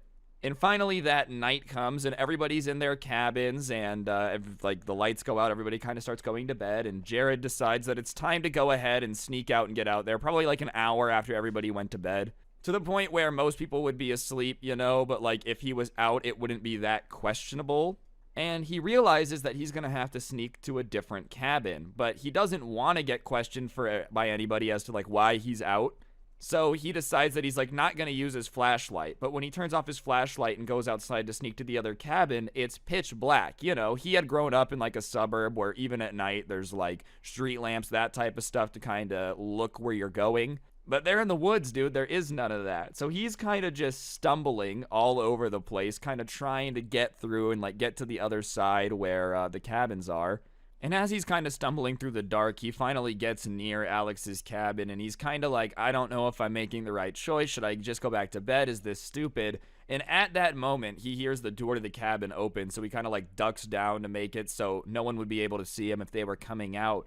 And who other than Alex is coming out of this cabin? And so he crouches under the porch before he gets seen.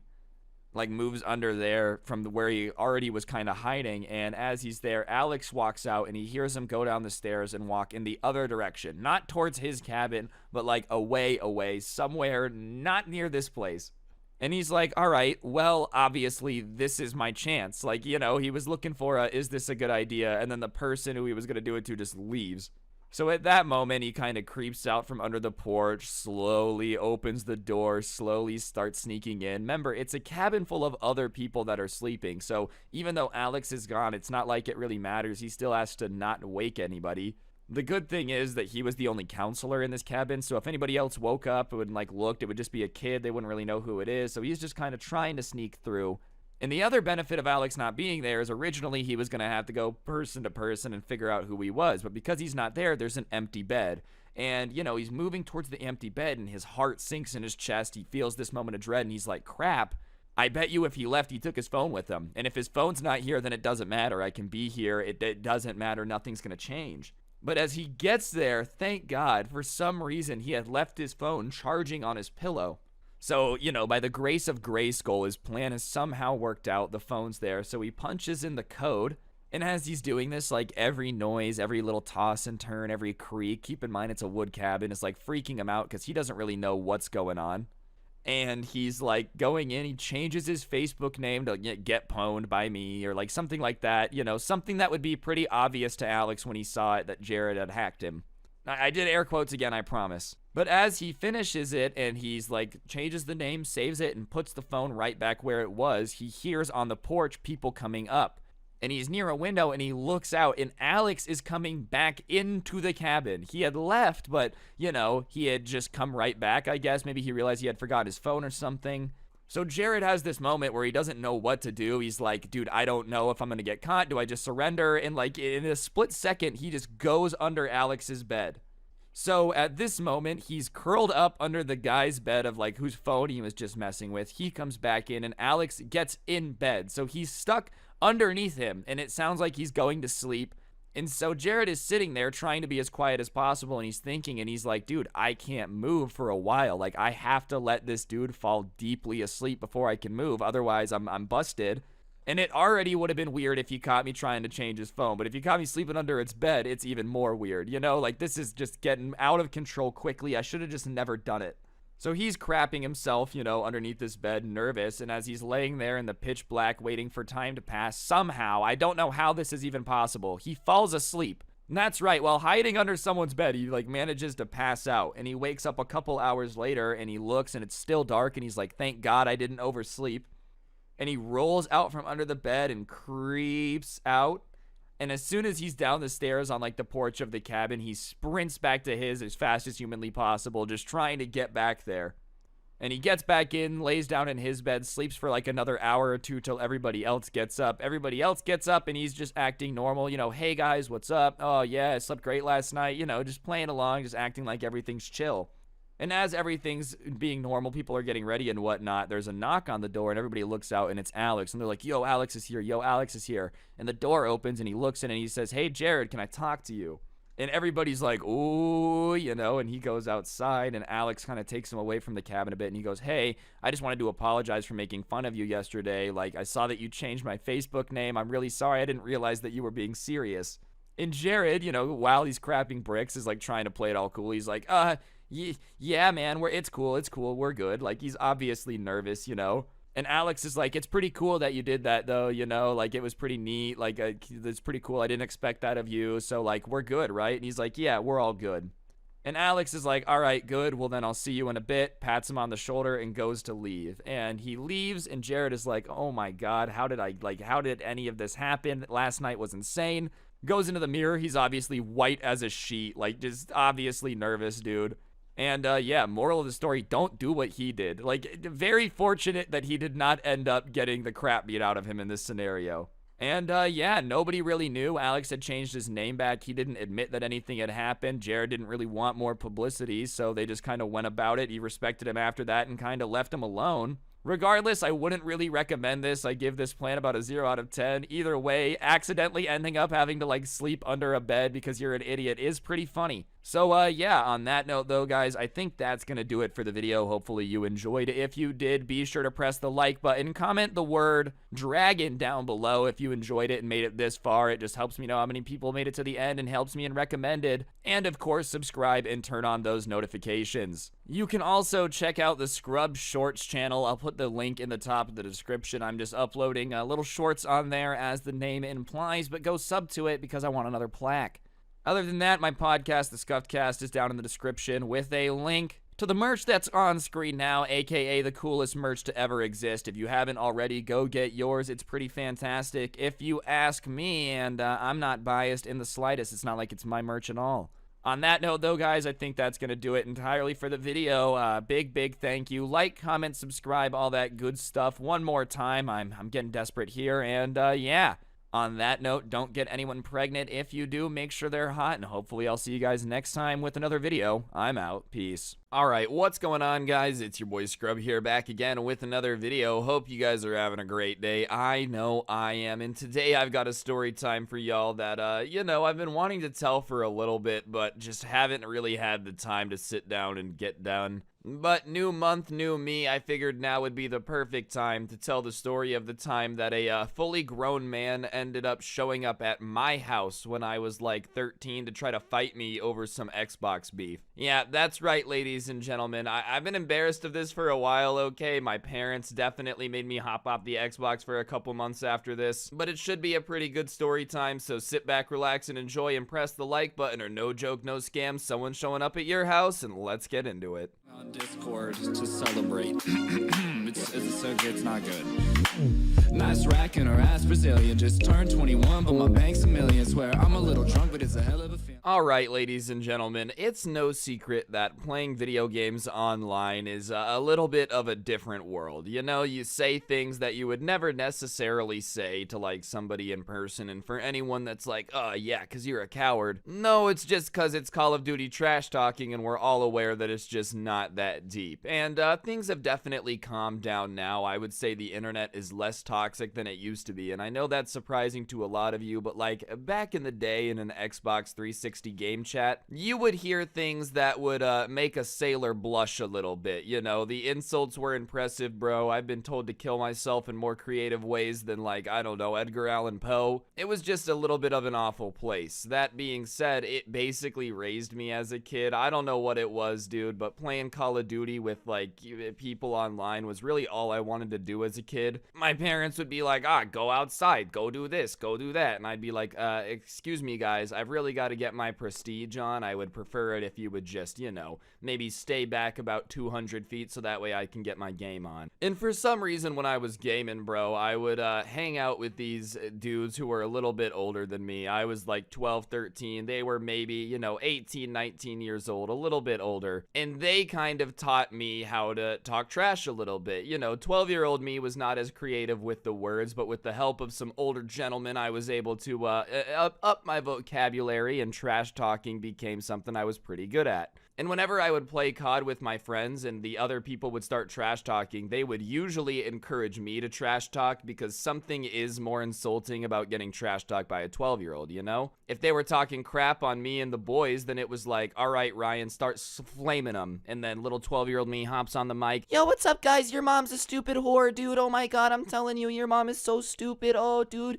your mom gets passed around like a joint at a Wiz Khalifa concert. Honestly, bro, you've probably got so many options for who your dad is that the Maury Show is still recording. It has been since you were born. You're 21 years old, and they're still cycling through the amount of men that could be your dad, dog. You know, 12-year-old me was just going in, and we thought it was hilarious. And one day, we're just chilling, playing video games, and there was this older guy on the other team. I would guess, based on his voice and what he ended up looking like, that he was, you know, late 20s, early 30s, you know, 28, 29, 30, 31, that range. And for whatever reason, he was just talking a bunch of crap in the pregame lobby. So, of course, I'm with a couple of my friends, and I just start talking trash back. And I'm going to be honest, I wasn't even necessarily going that hard on the guy. Like, I'm somebody, I know how to talk trash, I know how to get under your skin, but I genuinely wasn't even really trying to get under the guy's skin. I think I just started saying something about how, like, apparently he's good at Call of Duty, but he has to use the ACR with the red dot sight. Because back in the day, that was just super OP. It was a laser. I was just talking trash, you know, as you do when you're playing video games. But this guy, when I decide to insult his choice of gun, just starts coming for my neck, bro. He starts talking about, you know, my mom, how, you know, clearly they don't care about me if I'm playing this video game, all that stuff. So he starts insulting me back. And obviously, I don't want to look like a wimp in front of my friends, bro. I'm not gonna lie. Some people out there on the internet are like, I don't care what my friends think. All right, well, good for y'all, but I do, all right? So when 30-year-old Bob the Builder over here starts roasting me in front of everybody and they start laughing, you know I had to defend my honor. I had to hit him with that, hey, dude, well, you're stupid. Obviously, it was a little bit better than you're stupid. I'm trying to stay monetized, but me and this guy start going back and forth. And whenever you're like in a roast battle with somebody, you can kind of tell what they're sensitive about based on their reaction. So I just kind of started calling him a 30-year-old loser. And I could tell that whenever I would mention him being a loser or him being lonely or whatever, that he was just getting like really, really, really mad. Like, you know, normally he would be insulting me, but whenever I would call him a loser, he would just start screaming at me. And because we're both going back and forth trying to piss each other off, I just started calling him a loser over and over again. And he starts telling me that like he's not a loser, bro. His wife's a supermodel, you know, and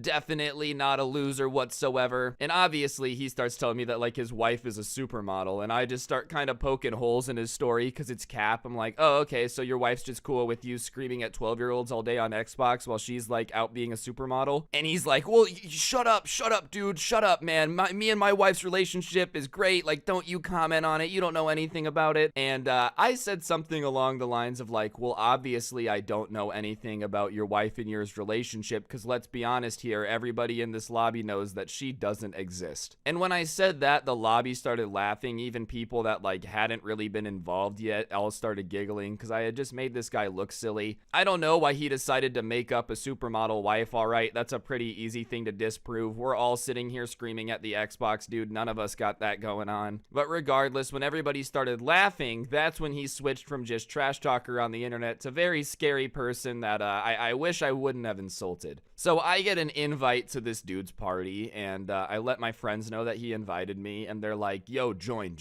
and invite us. So I join and I invite my friends, and we're all sitting there just kind of talking trash to this guy in the party. And this used to be a way bigger problem on Xbox Live. It obviously can still happen now, so be careful about, you know, hopping in servers with strangers and stuff. But as we're sitting in this party talking trash to this guy, he just starts reading out our addresses, dude. And if you've ever been talking trash in Call of Duty and then you start hearing your address get read out to you, it's pretty horrifying. You know, I'm a little bit more used to it now. Like, it's happened. It is what it is. But this is the first time anyone has ever been like, hey, I know where you live, buddy. And immediately 13-year-old me is freaking out, bro. Not even necessarily because I was scared. Like, sure, the guy showing up to my house was a scary thought, but I was more scared on how in the world I was going to explain to my parents, like, how our address had gotten out on the internet and people were going to show up. Because here I am trying to convince my parents that I should be able to play more Call of Duty. And of course, they're parents, so they're like, oh, there's strangers on the internet that are going to come kidnap you. And I had spent so much time convincing them that wasn't going to happen. No, Mom, I'm not going to get kidnapped. No way, you're tripping. And here I am sitting in this party listening to this dude read out my address, and I'm like, ah, crap. So all my friends and I stop laughing immediately, and we're just kind of like, what do you want? What do you want? And the guy is like, I want an apology. So all my friends decide that they're going to apologize. And for some reason, like 12-year-old me decides that I'm going to be stubborn. In retrospect, I'm telling you this now as the adult in this situation,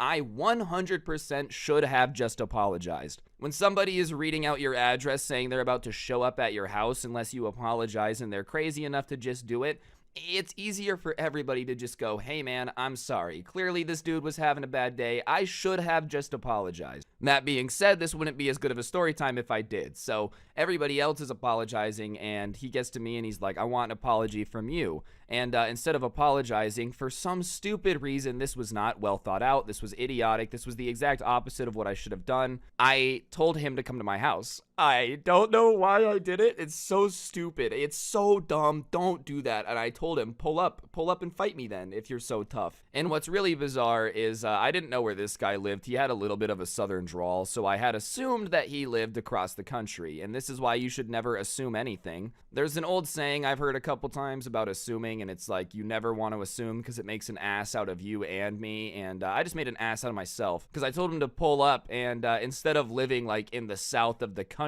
you know, thousands and thousands of miles away from me, he lets me know that he actually lives about 10 minutes away. And he's like, all right, I'll be there in 10 minutes. And he leaves the party. And as soon as that happens, everybody in the like party that's left, all my friends, are telling me I'm a moron. Like, why would I do that? Why would I do that? I've got to go tell your parents. Like, I've got to go tell my parents, you know, They're all yelling at me, calling me an idiot. They were not on board for what I had just done. And at that point, I'm sitting there. I think I was literally in my underwear with my headset on, and I don't know what to do. I'm like, do I tell my parents? Do I hope he doesn't show up? What do I do? And they're like, look, you got to go tell your parents. And I knew my parents weren't going to be happy, but at this point, there might be a crazy guy on the way to my house. So I'm like, all right, well, I've got to tell them. I don't really have a choice here. I've got myself into this mess. I at least need them to know that there might be a crazy person coming to kill me over Call of Duty. So I'll never forget, I like walk into my parents' room, bro, and my dad was sitting on the bed, and my mom was like in the closet or something. And I looked at my dad and I go, hey dad, I've got to tell you something, and I know you're gonna be mad, so will you just let me explain before you start reacting? And he looks at me and he's like, okay. And you know the look when your parents are very nervous about what you're about to say? So I start telling him, you know, naturally trash talking is normal when you're competitive, and obviously sometimes when you get into the moment, you start to say things that maybe go a little bit too far or get people angry. And my dad is like, all right, well, what did you say? You know, like, what's the situation? I go, oh, no, I didn't say anything too bad. I mean, I was swearing, you know, I will say that. I thought if I was like super honest about everything that I would get in less trouble. And so I started explaining that basically there was this grown man in the COD lobby who was talking a lot of trash, so I started trash talking back, thinking that, you know, it was just gonna be some COD beef. And my dad is like, all right. And then I explained that he invited me to a party, and I joined it because I just thought he wanted to talk more trash, but that when I got in there, he started reading off everybody's addresses. And I'll never forget when I told my dad that, like, the addresses were getting read off, bro, his eyes got all wide, and he goes, okay, and then I explained that, you know, he said our address, and the guy sounded like he was from the South, so I challenged him to come fight me, and come to find out he lives, like, 15 minutes away, and he's on his way to fight me. And I said it, and my dad immediately is just like, you what? Are you kidding me? Why would you challenge a grown man to a fight? What's wrong with you? You're a child. Even if he shows up, like, he's gonna beat you. Are you kidding me? Now I have to fix this. Why are you giving away our address on the internet? Do you have any idea what could happen? What if you get kidnapped now? You know, all the parent stuff. And listen, obviously I didn't get kidnapped. I'm still here, but imagine you're sitting there on the bed just relaxing, and your son walks up to you and goes, oh, by the way, someone's on the way to come beat me up. No big deal though. Like, obviously you'd be freaking out too, you know? So my dad is like, all right, let me go get your mom. So he goes and gets my mom, and he comes out. He's like, you're not going to believe how stupid our son is, you know? So I have to repeat the story to my mom, and sure enough, she has the same reaction. What's wrong with you? Are you trying to get kidnapped? Why do you want to die? And I'm like, Mom, I don't want to die. Listen, look, guys, I don't know if you're aware of this. There's still a guy coming to beat me up right now. So my dad basically is like, all right, what did you say? And be completely honest. He thought that, you know, I had said some really horrible stuff to this dude, but I basically was just calling him like a giant neckbeard. It wasn't that bad. So my dad's like, all right, well, at least you didn't say anything that deserves to be beaten up for it, you know? My dad's always been like pretty honest with me. So if I had said something where I deserved to get punched in the face, he honestly might have let it happen. Probably not. He's not a bad dad. That was a joke. But like, you guys get what I'm saying. So obviously my dad's like, all right, well, let's go wait by the door. So my dad goes into the closet, and he grabbed an item, and I don't really know if I'm allowed to say what the item is on YouTube. I'll put it this way. He grabbed an item where if you point it at somebody trying to break into your house and beat up your child, chances are they're either going to leave or they're gonna leave the earth. You picking up what I'm putting down? And before anyone in the comments is like, why did your dad grab a gun? Well, I don't know. There's a crazy person on the way way to beat up his 12-year-old son. What do you think? So whatever, we're just kind of sitting there by the door, and as we're sitting there by the door, I'm getting a lecture from my dad about, never talk to strangers, don't give out my address, blah blah blah. And so I'm explaining to my dad, actually, that, like, I didn't give him our address. There's something called an IP resolver, and if you're in an Xbox party chat for long enough, they can resolve your IP and get it that way. Genuinely, I'm enlightening my dad on how this stuff happens. So we're sitting there having a nice conversation, and for a little bit, I honestly forgot what we were sitting there for. Like, if I wouldn't have known any better, those couple minutes of explaining to my dad how the IP had gotten it and, like, how he had gotten our address from that, everything was going great. It was almost like I forgot that I had somehow talked trash to somebody unhinged enough on Xbox that they came to my house to come beat me up. But hey, that's just the way the life is sometimes. And thankfully, my dad didn't let me live it down. As soon as things kind of seemed to go back to normal, he immediately, like, got all stern and was like, but let's not forget why you're here, mister. You gotta be careful. You never know who you're talking to online. Which is true. Like, one important lesson I learned from this is just, it's not worth trash talking with everybody you meet in a game lobby. Messing with the boys, that's one thing. But if some guy's really having a bad day in the Xbox lobby, it's probably better to just let him be and not push him to the point where he comes to show up at your house, dude. I don't know how bad of a day that this guy was having, but it had to have been pretty bad. I've never been having a bad enough day to go show up at somebody talking trash to me on Xbox's house and, like, threaten to beat him up. Maybe that's just because I'm a normal human being. But sure enough, my dad are sitting there, and there's finally a knock at the door. So obviously there's a knock at the door, and my dad goes and he looks out the people and he sees it and he opens it and he goes, hello? And I hear a voice on the other side that's very obviously, like, not a kid. And it's like, oh, hello. I think that maybe I'm looking for somebody that lives here. And my dad is, like, obviously sketched out by this dude. So he says, oh, well, who are you looking for, And this guy says my gamer tag, which, is really, really embarrassing, bro. My gamer tag at the time was a joke about boobs. So hearing this grown man tell my dad the boob name that I had on Xbox was really funny. And my dad obviously is like, I don't know anyone by that name here because he didn't really know my gamer tag. And this guy starts explaining to my dad the situation. And I don't know if he thought somehow that, like, this was gonna make my dad be like, yeah, go beat up my son. But he starts explaining to my dad that, we were playing Call of Duty and I was talking trash and saying all this stuff to him. And obviously, he doesn't like to be disrespected. So he got my address to come teach me a lesson about manners and da-da-da-da-da. And my dad stops him and he goes, okay, so let me get this straight. You were getting trash talked by a 12-year-old in a video game, so you decided to get his address and then come here to teach him a lesson. And the guy is like, yeah, basically. And my dad looks at him and is like, well, what lesson do you want to teach my kid?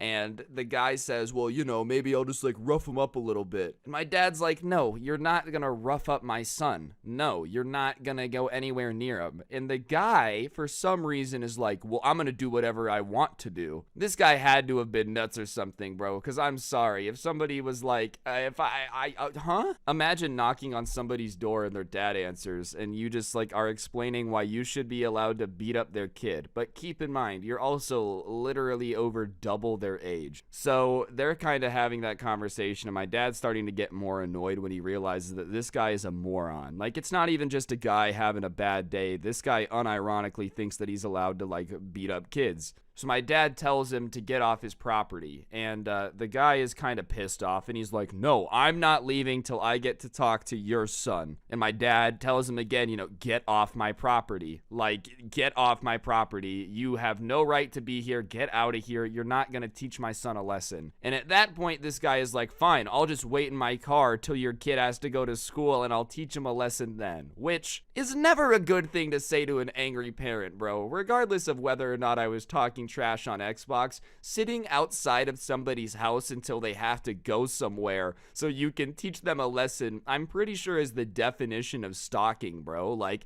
"Oh, yeah, I may have sat outside the house for 47 hours waiting for you to have to go to the bathroom, but hey, that's the way the ball bounces sometimes. Shouldn't have talked trash on Call of Duty, bruh. Not to mention, I called you a 30-year-old loser, and only a 30-year-old loser would have the free time to sit outside a 12-year-old's house to teach him a lesson about Xbox trash talking, bro. I've never seen anybody who's a winner in life being like, you want to go stalk some kids?" So, the guy was just kind of being obnoxious, so my dad had that little boom boom stick in his pocket. So at that point, he brandished it, he didn't point it at anything, and he's like, "If you threaten me or my family again, we're gonna have problems, and you're gonna leave. Do you understand?" And it seems like the guy who thought he was in a video game before kind of realized that, no, reality is real, and this guy is not playing games about you threatening his family, you know? So he skedaddled very quickly after that, bro. And for anyone that's like, "Oh, that was wrong of your dad," nah, I would have done the same thing, dude. I mean, I was 12, bro. Like, listen, I'm all for like accountability or whatever. If I did this now, yeah, it's my issue. I probably should have taken it outside or whatever. I was a 12-year-old. This was a 30-year-old man saying he was gonna beat up a 12-year-old, guys. That's not cool.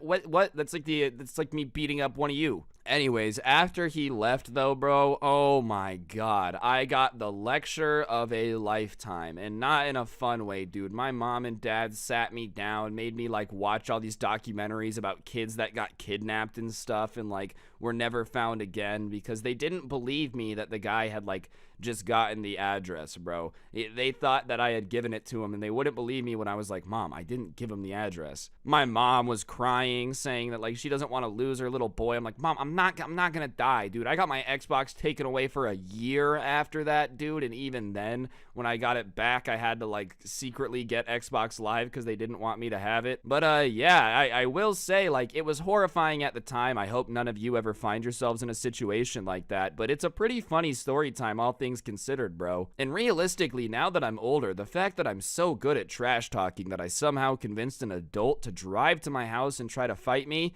it isn't something that I should be proud of, but I'm not gonna lie, I'm smiling just a tiny little bit right now. Anyways, guys, I think that's gonna do it for the video. Hopefully you enjoyed. If you did, I would really appreciate you taking a quick second to press the like button. We'll even take a second right now. Go press it. Press like. Press it. Press it if you liked the video, please. And if you really enjoyed, go ahead and comment down below too. Obviously, this was a longer story time, so all support would be appreciated, and subscribing with notifications on is the ultimate support. If y'all like the intro song, I'll put a link to it down in the description along with the link to my podcast, The Scuffed Cast. And if you're really trying to support the channel, the link to the merch store can always be found down below too. Get yourself some of the coolest merch to ever exist. I'm obviously a little bit biased, but hey, who's not? And yeah, on that note, guys, I think that's gonna do it for the video. Don't get anyone pregnant whatsoever, and if you do, make sure they're hot, and hopefully I will see you guys all next time in another video. I'm gonna go play some Xbox until somebody talks trash to me so I can find out where they live, go to their house, and try to fight them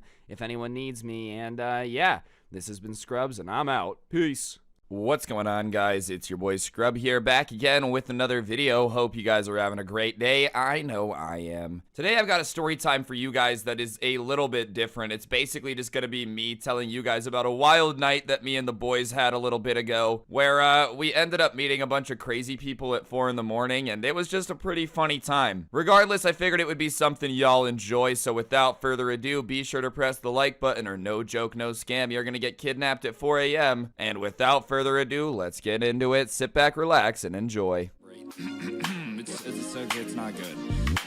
Nice racking or ass Brazilian. Just turned 21, but my bank's a million. Swear I'm a little drunk, but it's a hell of Alright, so it's safe to say that usually only weird or crazy people are out at 4 in the morning. And I guess I'm definitely a little bit bizarre, bro. Like, I talk to video games as my job. And about, you know, a year ago now, before everything went to crap, I had a couple friends in town, and I live in Vegas. And whenever people are in Vegas, they really want to see the strip, dude. They're like, "Oh my god, it's gotta be so cool. Gambling is sick. I bet you the strip is a shining beacon of swag." And listen, there are sometimes 100% where the strip is fantastic, the strip is great, it's a good time. That being said, the later in the night it gets, usually like the drunker the people get and the weirder they get. You know what I mean? Like, everybody by 4 a.m. that's relatively normal is like back in bed, or at least getting near their hotel room. Maybe not everyone, but you get the idea. So a couple of my friends that were in town really wanted to go down to the strip, and so we we went down there, and obviously we started partaking in activities that you do on the strip. So we started to get a little hydrated, and as we were walking around, just like looking at the lights, doing all the cool stuff, talking to people and whatnot, time started to move pretty quick. And because we were all in a little bit of a different state, we weren't exactly like checking our phones, checking our watches, so time started to really get away from us. And I noticed that something was off when like the fun people that used to be, you know, walking around everywhere, the crowded walkways, became very empty. And what used to be fun people started to be the type of people that, like, you didn't want to make eye contact with on the off chance they thought it was a threat and decided to rip your throat out of your esophagus, right? And at that time, I decided to look at my phone, and I very distinctly remember it being like 4:30 a.m. And I was like, guys, it's 4:30. And everyone was like, oh, crap. We should probably, like, start walking back to the place where the Ubers were. So it's 4:30 and we start walking back, and you know, obviously if we would have just gotten there, no incident, there wouldn't have been a story time. But while we're on the way there, one of my friends who isn't from this town and just hasn't really learned to like ignore people trying to give you stuff on the street started talking to this dude handing out these like pamphlet cards. And listen, if you're from a big city, you know exactly what these people are, bro. They're just paid to sit out here and like give you stuff, you know, like and try to make you feel guilty, so you go there or give them money. So usually you just ignore them and keep walking, you know what I mean? But my friend's from a small town, so he starts talking to the dude, and sure enough, this guy is telling us about, you know, there's this club a little bit that way and it's really cool and you guys should go. And we're like, no, I don't think we're gonna go to the club. We're actually trying to go home. It's 4 in the morning. I'm sure the club is closing down soon. And he's pretty understanding of that, right? But what happens next is really bizarre. Instead of like letting us walk away fine, no incident, he starts telling me and my friends about how he's a star seed, which, for those of you that don't know, I know because he explained it to me, means that he basically has alien thoughts and DNA inside of him, and when he's on copious amounts of certain substances, he becomes an alien and gets, like, alien powers. And obviously, even though I'm out of it, I'm like, yeah, okay, you're crazy, dude. You know, people want to believe in themselves, that's one thing. You start telling me that you are a rare human that has alien consciousness infused into your body, and sometimes you have memories of an alien, I'm gonna start looking at you crazy, bro. There's nothing I can possibly do to change that. And obviously the group kind of gets quiet at that point, and then he says something really funny. He's like, do you guys want to see proof of my alien powers? And whenever somebody starts talking about how they're an alien, they have alien memories or whatever, yeah, I do want to see your alien powers, bro, because I know there's no way this guy's actually an alien. And off the off chance he is, dude, if somehow he like calls a UFO down from the sky, whatever, I'm out. I'm going to Mars. You guys have a good time vibing on Earth, losers. I'm out. There's better things to do, or I get to laugh at a guy trying to prove he's an alien. So obviously we say yes, and he's like, all right, everyone stand back. So we take a step back, and he closes his eyes, and he starts like humming, you know? And he's humming for a bit, and it starts getting really intense, like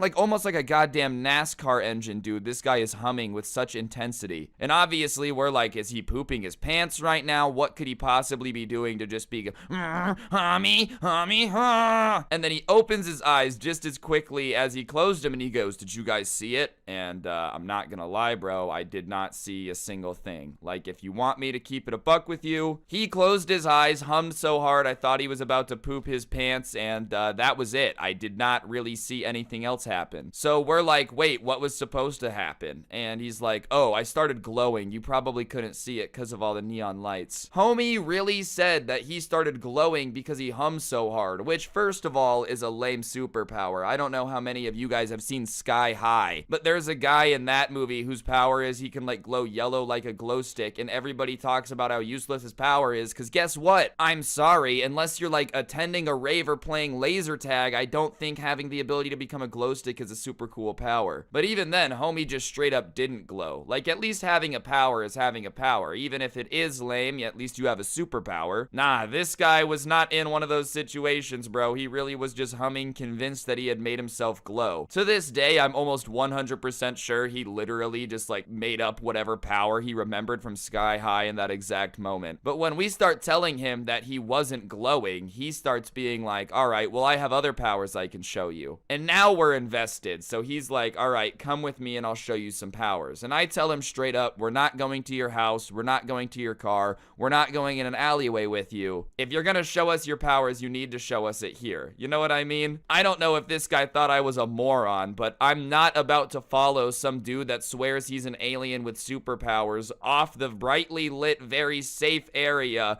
off of it to like some dark, sketchy area where him and all of his alien friends might be waiting to, I don't know, abduct my wallet from my pocket. So he looks at me and he's like, you too are a starseed. And I'm like, what do you mean? And he starts saying that only other aliens have the ability to speak to other aliens like that. So he didn't realize that I was also an alien and he apologizes for the disrespect. And now I'm like, what are you talking about, bro? I am not an alien. I'm 100% human. So I tell him that I'm human and he starts saying that's not true. And obviously I must have been way too powerful of an alien if they wiped my memory and didn't allow me to remember that I'm an alien, bro. I'm getting gaslit by a crackhead at 4 a.m. when I'm wasted. I don't know what's happening. So we're kind of like, okay, we gotta go. So we start going to leave, but now this guy is convinced I'm an alien. So he's like, I need to get your phone number so I can start telling you all about your alien ancestry and how to use your powers. And I'm like, you know, dude, I'm gonna be honest with you. I don't really care. I'm really okay not being an alien. I'm fine. And he starts saying that, like, no matter how hard I reject my destiny, there's nothing I can do to run from the fact that I am of another world. Honestly, I was feeling like the main character in an anime, bro. Like, no, Dad, I do not want to be the next ninja. Well, son, ninja is in your DNA. There is simply nothing you can do to escape the fact that your fate is ninja. Haha, there is nothing. So, regardless, man, I'm just kind of like, all right, well, we're gonna go. So we start kind of walking away, but he's following us, trying to convince me that I have to come with him to learn my alien journey. And we get off the kind of walkway to the point where there's kind of like bushes to the left of us.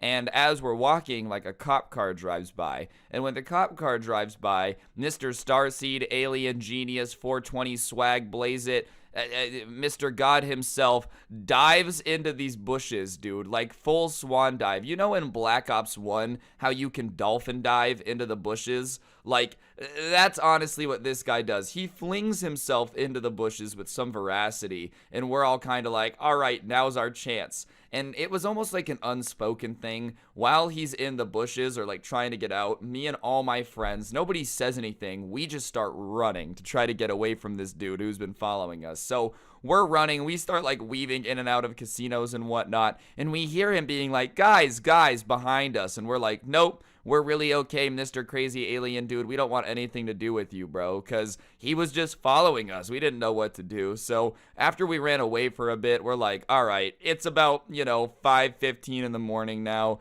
After getting chased by a crazy dude who thinks he's an alien, we're like, it's time to go home. So we call an Uber, we head to the nearest casino that has an Uber, and we're thinking that everything's gonna be good. So we end up getting into this Uber, everything's fine, me and all my friends fit in, we're going to the address, and the guy starts asking us if we had a good night and whatnot. And obviously we're still a little tipsy, so we start telling him about the crazy alien dude and how, like, he was convinced that I was an alien, and it was just awkward, and he was chasing us, and he dove into the bushes, and the guy is really quiet when we're telling him this story. You know how usually when you're telling somebody something funny or crazy, like, they'll laugh or be like, oh my god, that's crazy. So I finally get to the end of the story, and he's like, well, I think that some people just have different beliefs, and you shouldn't count them out, and we're kind of like, yeah, okay, maybe, man. And then he starts talking about how he's been a star seed since the mid 80s, bro. In one night, I met 2 of these dudes. I had never met anyone before that swears that they have alien consciousness embedded in their DNA before, dude. But in one night, I get chased by one, and then I hop in the whip and start talking about how crazy this dude is, only to be telling it to another one who's convinced he's an alien. Obviously, it was very awkward too, considering I had just slammed the other dude for like being a crazy crackhead and like all that stuff. So as soon as he started talking about how he's one too, I immediately was just super embarrassed because I was like, oh my god, even though this dude's crazy, that's just awkward. Just absolutely dunking on something somebody believes in, not knowing it, you know, oops. So whatever, he starts telling us how he's an alien, and at that point, me and all my friends in the car just simultaneously, like, once again, a small unspoken agreement amongst the boys, just agreed to shut up and not say literally anything for the rest of the ride, because there was no way that anything that this dude was about to say or anything we were gonna say was gonna end in anything but an argument. How do I respond to that, bro? Like, yeah, you're right. You definitely are an alien with alien consciousness. And here's what's wild, bro. If you guys are aliens, if you have all these alien memories, you know, if you're so sophisticated, you are from another planet with the ability to do interplanetary space travel, right?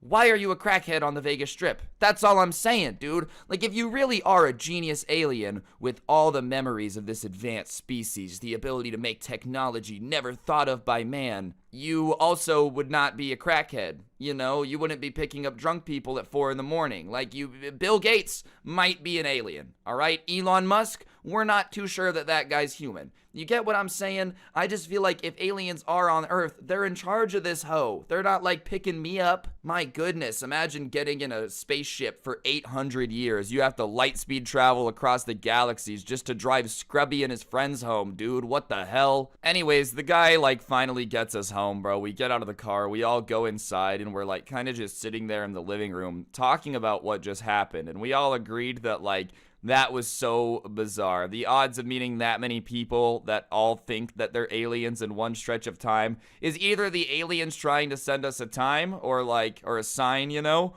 or my city's just full of crazy people. And I really do think it's the later, because I've met a lot of crazy people in this town. But realistically, dude, you never expect to meet 2 people that are both secret aliens that forgot their existence but then remembered it, but then also the aliens don't want them. I'm still really not too sure what's going on right now, bro. I will say, homeboy had me blushing when he said I was an alien, though. Like, gee, you really think I'm out of this world, mister? Aw, thanks. That means a lot. Before you told me that I was an alien, I was really thinking about just getting in a rocket without a helmet on. I don't know, bro. If I am an alien, trust me, if I ever go to the national meeting of the Fleepeldort gang on planet Zimbop, I will let all of you know, bro. I'm not gonna be a selfish starseed and keep the secrets of alien existence from the people. The second they start sending me mind control messages, I'm letting all y'all know. Don't worry, I will keep America and the Earth safe. That's priority number 1. Sorry, aliens, but you guys didn't raise me. The internet did. That's where my loyalty lies. USA! USA! Anyways, guys, that's gonna do it for the video. Hopefully you enjoyed. I know this was a very weird story time. I don't really know what I'm gonna title it. Maybe like people you meet at 4 a.m. or something. I have no clue. But yeah, it was just an interesting situation I figured you guys would enjoy hearing about. If you did enjoy listening to it, I would really appreciate y'all doing me a favor and pressing the like button. It just helps the video do better. And if you wouldn't mind commenting down below, I would appreciate it as well. If you guys were an alien, what planet would you be from? All right, that's what I want you guys to comment down below. Mars, Flingelborp, whatever. It's really up to you. You guys let me know. Other than that, if you are new, you should subscribe and turn on notifications. I simply put the best story times over Valorant gameplay posted in the year 2021. It's a simple fact. And you're never going to want to miss another upload. If you want more content, I do have a podcast called The Scuffed Cast. You can find a link to that down in the description, along with a link to the intro song. If you enjoyed it, the Spotify link's down there. And the last link I got a plug from the description is, of course, the merch store. Go ahead and get yourself some of the coolest merch to ever exist. I'm biased, of course, but it helps out the channel. And yeah, on that note, if y'all got stories you want to send in to my Instagram, it's at Scrubby. The Twitter is at Scrubby_69. And yeah, don't get anyone pregnant. If you do, make sure they're hot. And hopefully I will see all of y'all with another video soon. I'm out. Peace.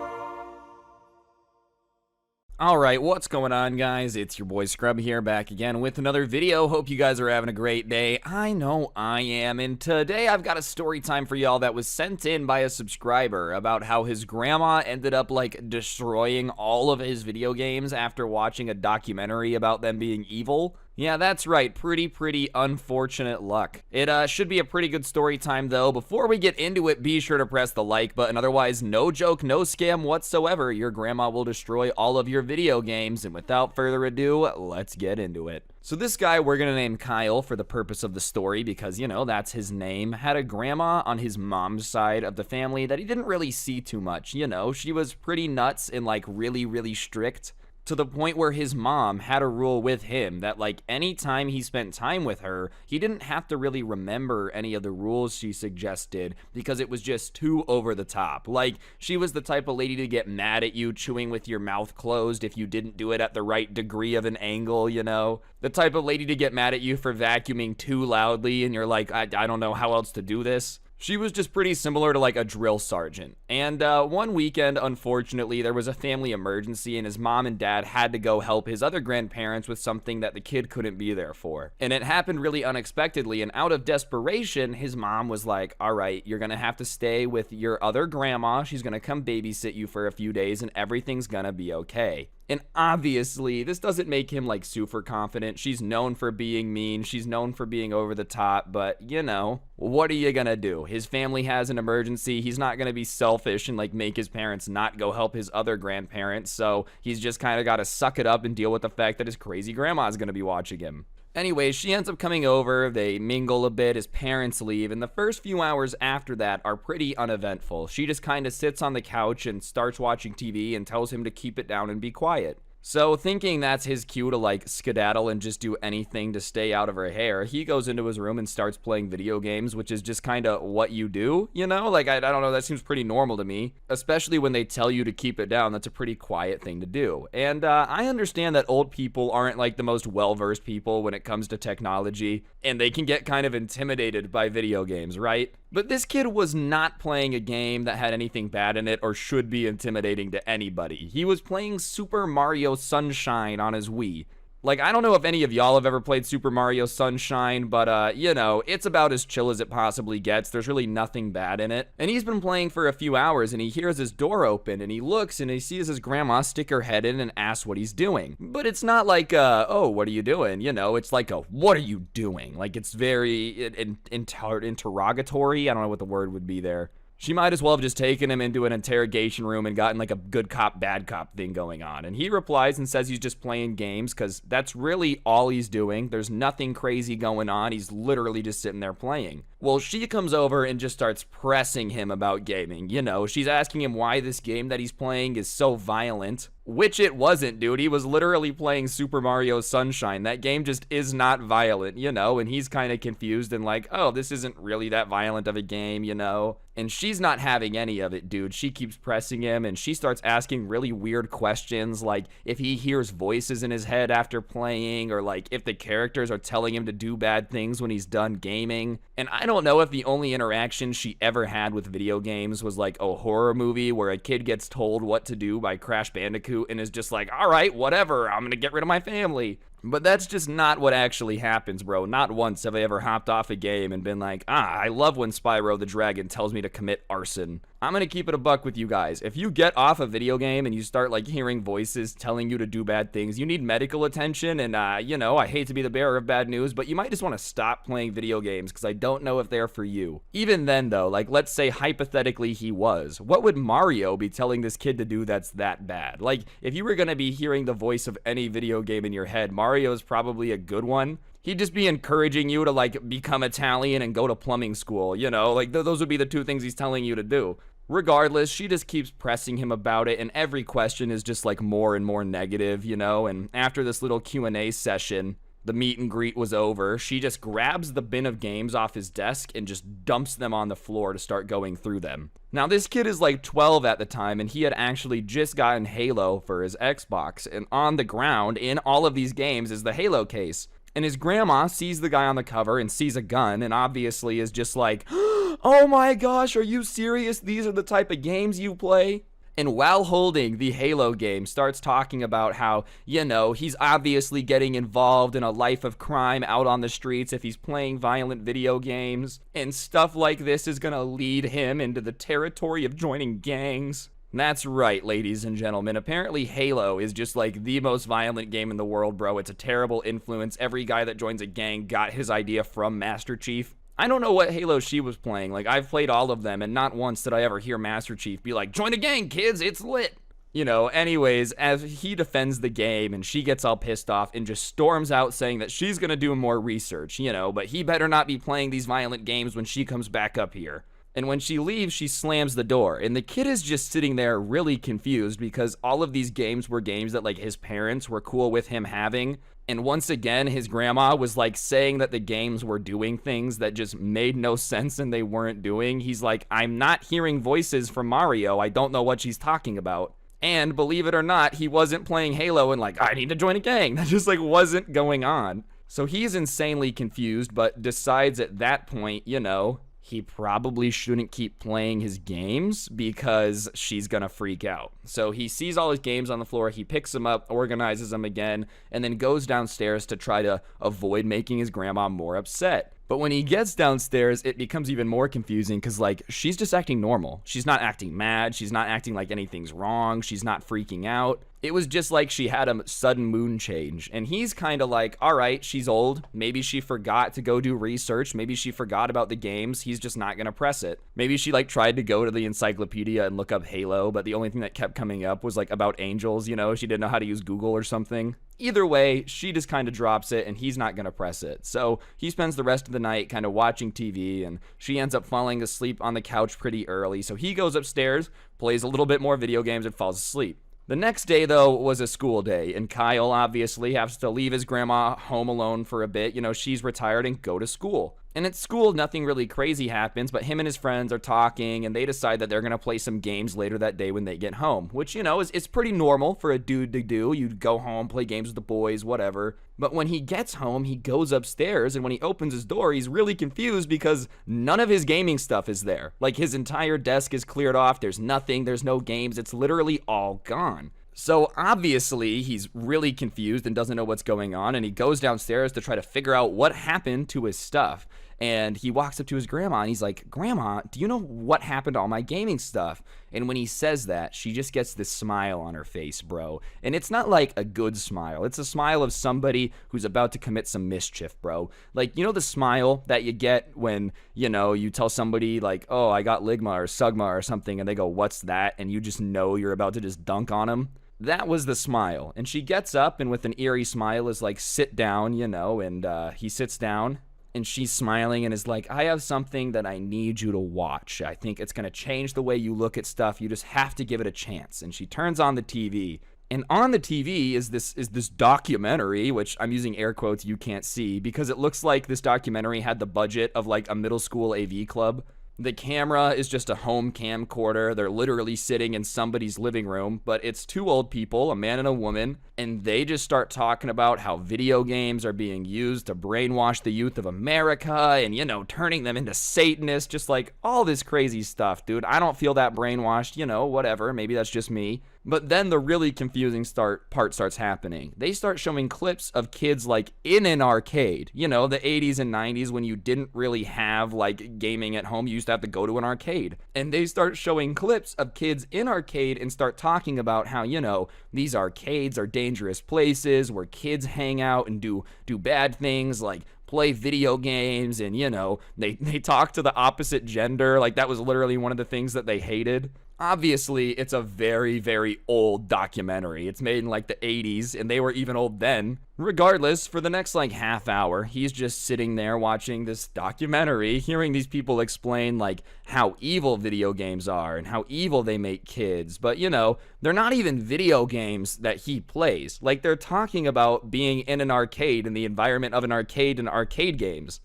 Okay, yeah, I guess, maybe. I don't know. I've never really gone to an arcade and played that much, dude. Like, when this documentary was made, Pac-Man was the newest AAA title, dude. Donkey Kong was impressive. And he's obviously confused, but his grandma the entire time is smiling and acting like it just makes all the sense in the world.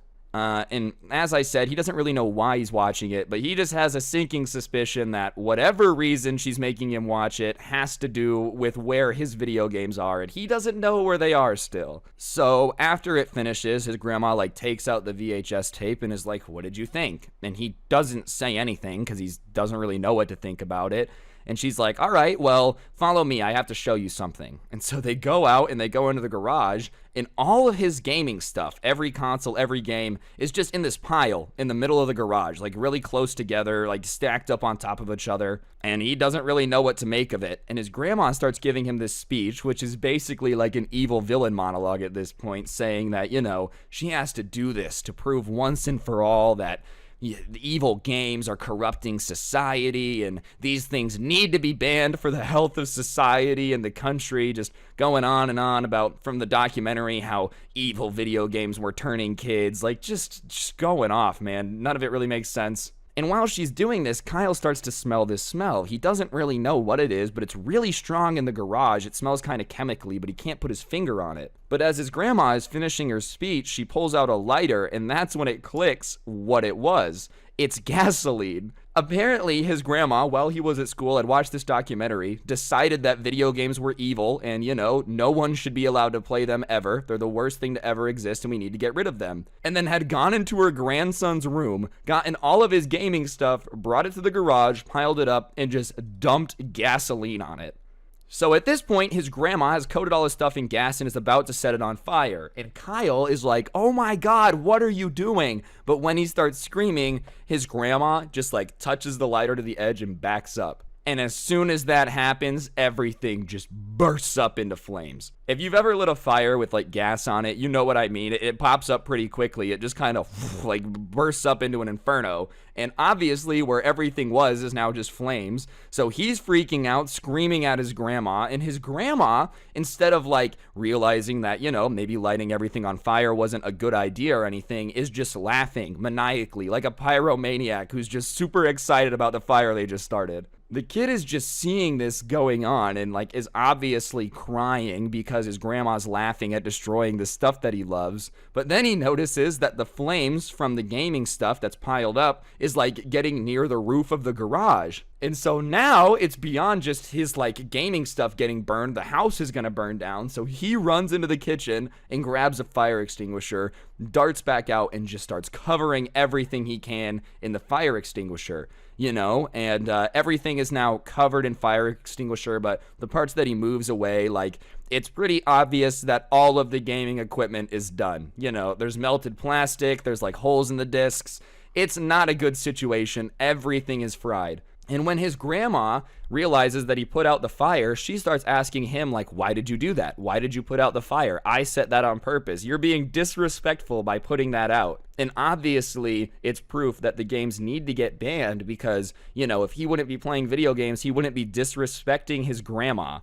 And he's like, at that point, about to just lose it. So to prevent himself from like just swinging, he goes upstairs and slams the door, locks it, and is like, "Leave me alone. I need space." And he goes over and he picks up this phone that his mom had given him, and he calls his mom and he's like, "Mom, I love you. This is what happened. I'm okay, but this is a disaster." You know, he's just pissed.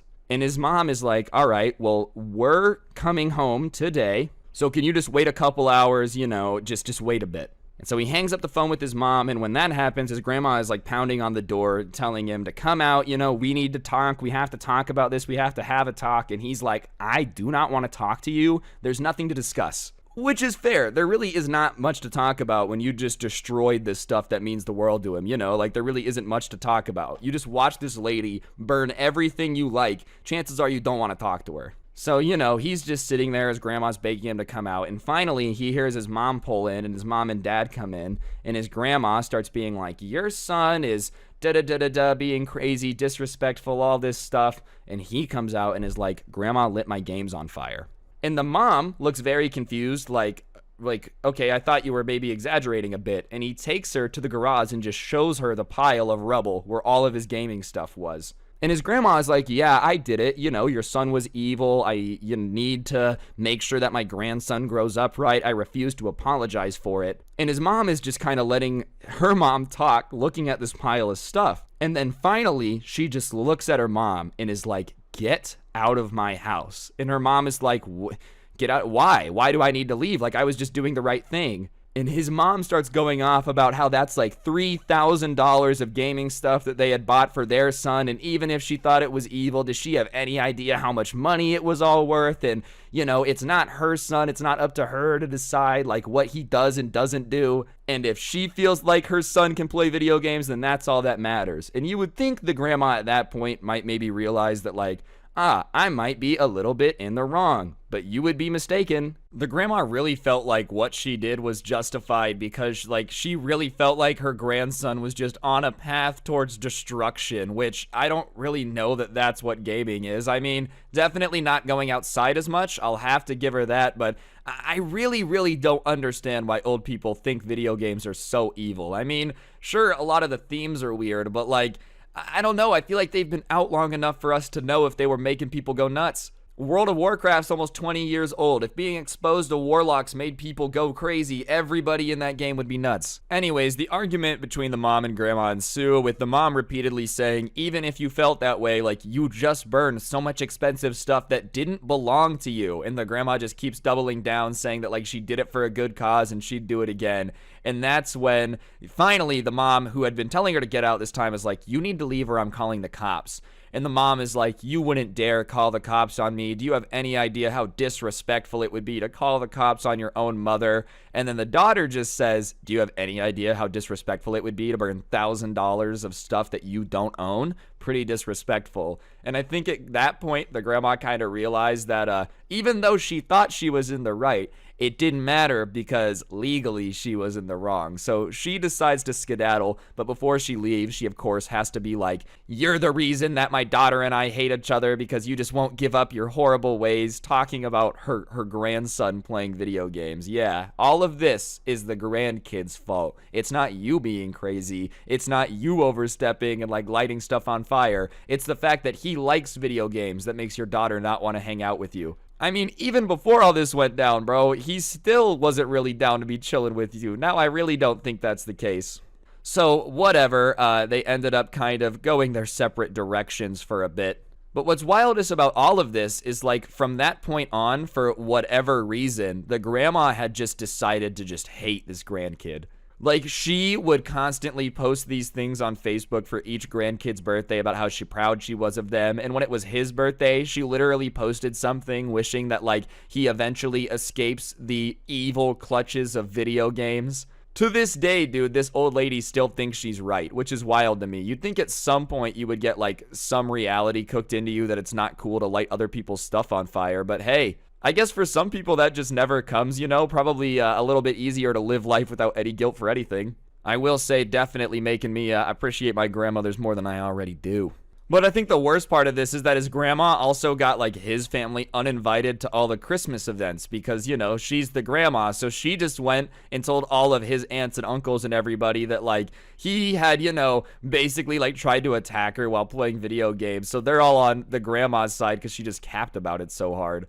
They can't come to Christmas because, as you know, those evil video games be corrupting everything. They ruined our family. Do you think she just blames Halo, bro? Like, Master Chief is the most hated person at every family event because they think that he's the reason this family went nuts? Not worth it, dude. Anyways, I think that's gonna do it for the video. Hopefully you enjoyed. If you did, I would really appreciate you guys just taking a second to press the like button. Let me know in the comment section down below what you thought, and subscribe if you're new. If you don't know what to comment, just go ahead and comment what you would do if somebody burned all your gaming stuff down. Would you cry? Would you yell? Like, I don't know. Other than that, if you really, really want to support the channel, if you drink G Fuel, the best energy drink for gamers, by gamers, you can use code Scrubby at the checkout to get yourself a little bit of a discount. Pretty fantastic if you ask me, considering how dope G Fuel is. Other than that, on screen now is actually the coolest merch to ever exist in the history of the planet, and if you go in the description, you can get some as well. Pretty fantastic if you ask me, even though I'm a little bit biased. Other than that, I do have a podcast as well, known as the Scuffed Cast. You can find a link to that in the description too, and yeah, on that note, guys, I think that's everything that I actually got to plug. Don't get anyone pregnant. If you do, make sure they're hot, and hopefully I'll see you guys next time. I'm out. Peace. What's going on, guys? It's your boy Scrubby here, back again with another video. Hope you guys are having a great day. I know I am. And today I've got a pretty crazy story time for y'all that was sent in by a subscriber that basically had this group of mom at his schools end up protesting video games. I don't really know what's up in the world where this kid goes to school. I don't know what Karens think that protesting Halo is going to get it banned, but hey, it's pretty entertaining to talk about nonetheless. So yeah, that's what we're going to be doing today, and without further ado, be sure to press the like button. Otherwise, no joke, no scam whatsoever. Your mom is going to get video games banned at your school too, and trust me, nobody likes the guy who got video games banned. And yeah, without further ado, let's get into it. I'm getting quiet now. Lay low when you reach zone, wiping out, making out, stack the Alright, so I think we've all been in a situation where a game gets crazy popular at your school pretty quickly, and the person who sent this in, their name is Jeremy, and when they were in middle school, Halo 3 was the game that, like, took the game by storm. Or the school by storm, I mean. You guys know what I'm trying to say. Basically, everybody and their mom was talking about Halo in between classes, during classes, at lunch, you know, you name it. People were trying to figure out, like, what you could do on this map. You could find a hidden skull on this part of the map in this campaign mission. Like, they were just always talking about Halo.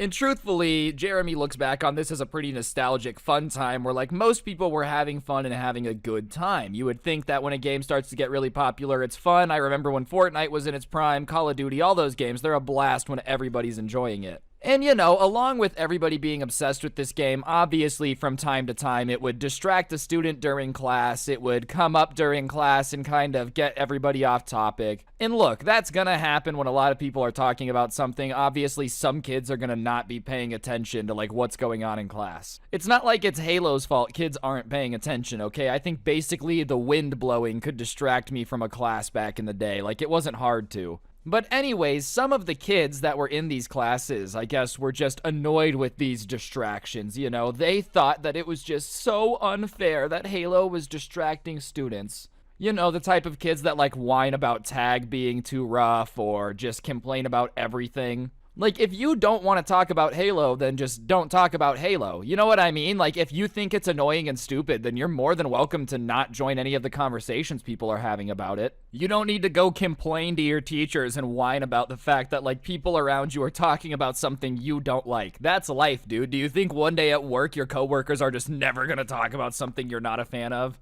Anyways, these kids, I guess, literally had a reputation for sucking, so nobody was surprised when they started, like, whining to their parents about it. The fact that it had gotten popular at school, and, you know, the fact that kids were talking about it all the time.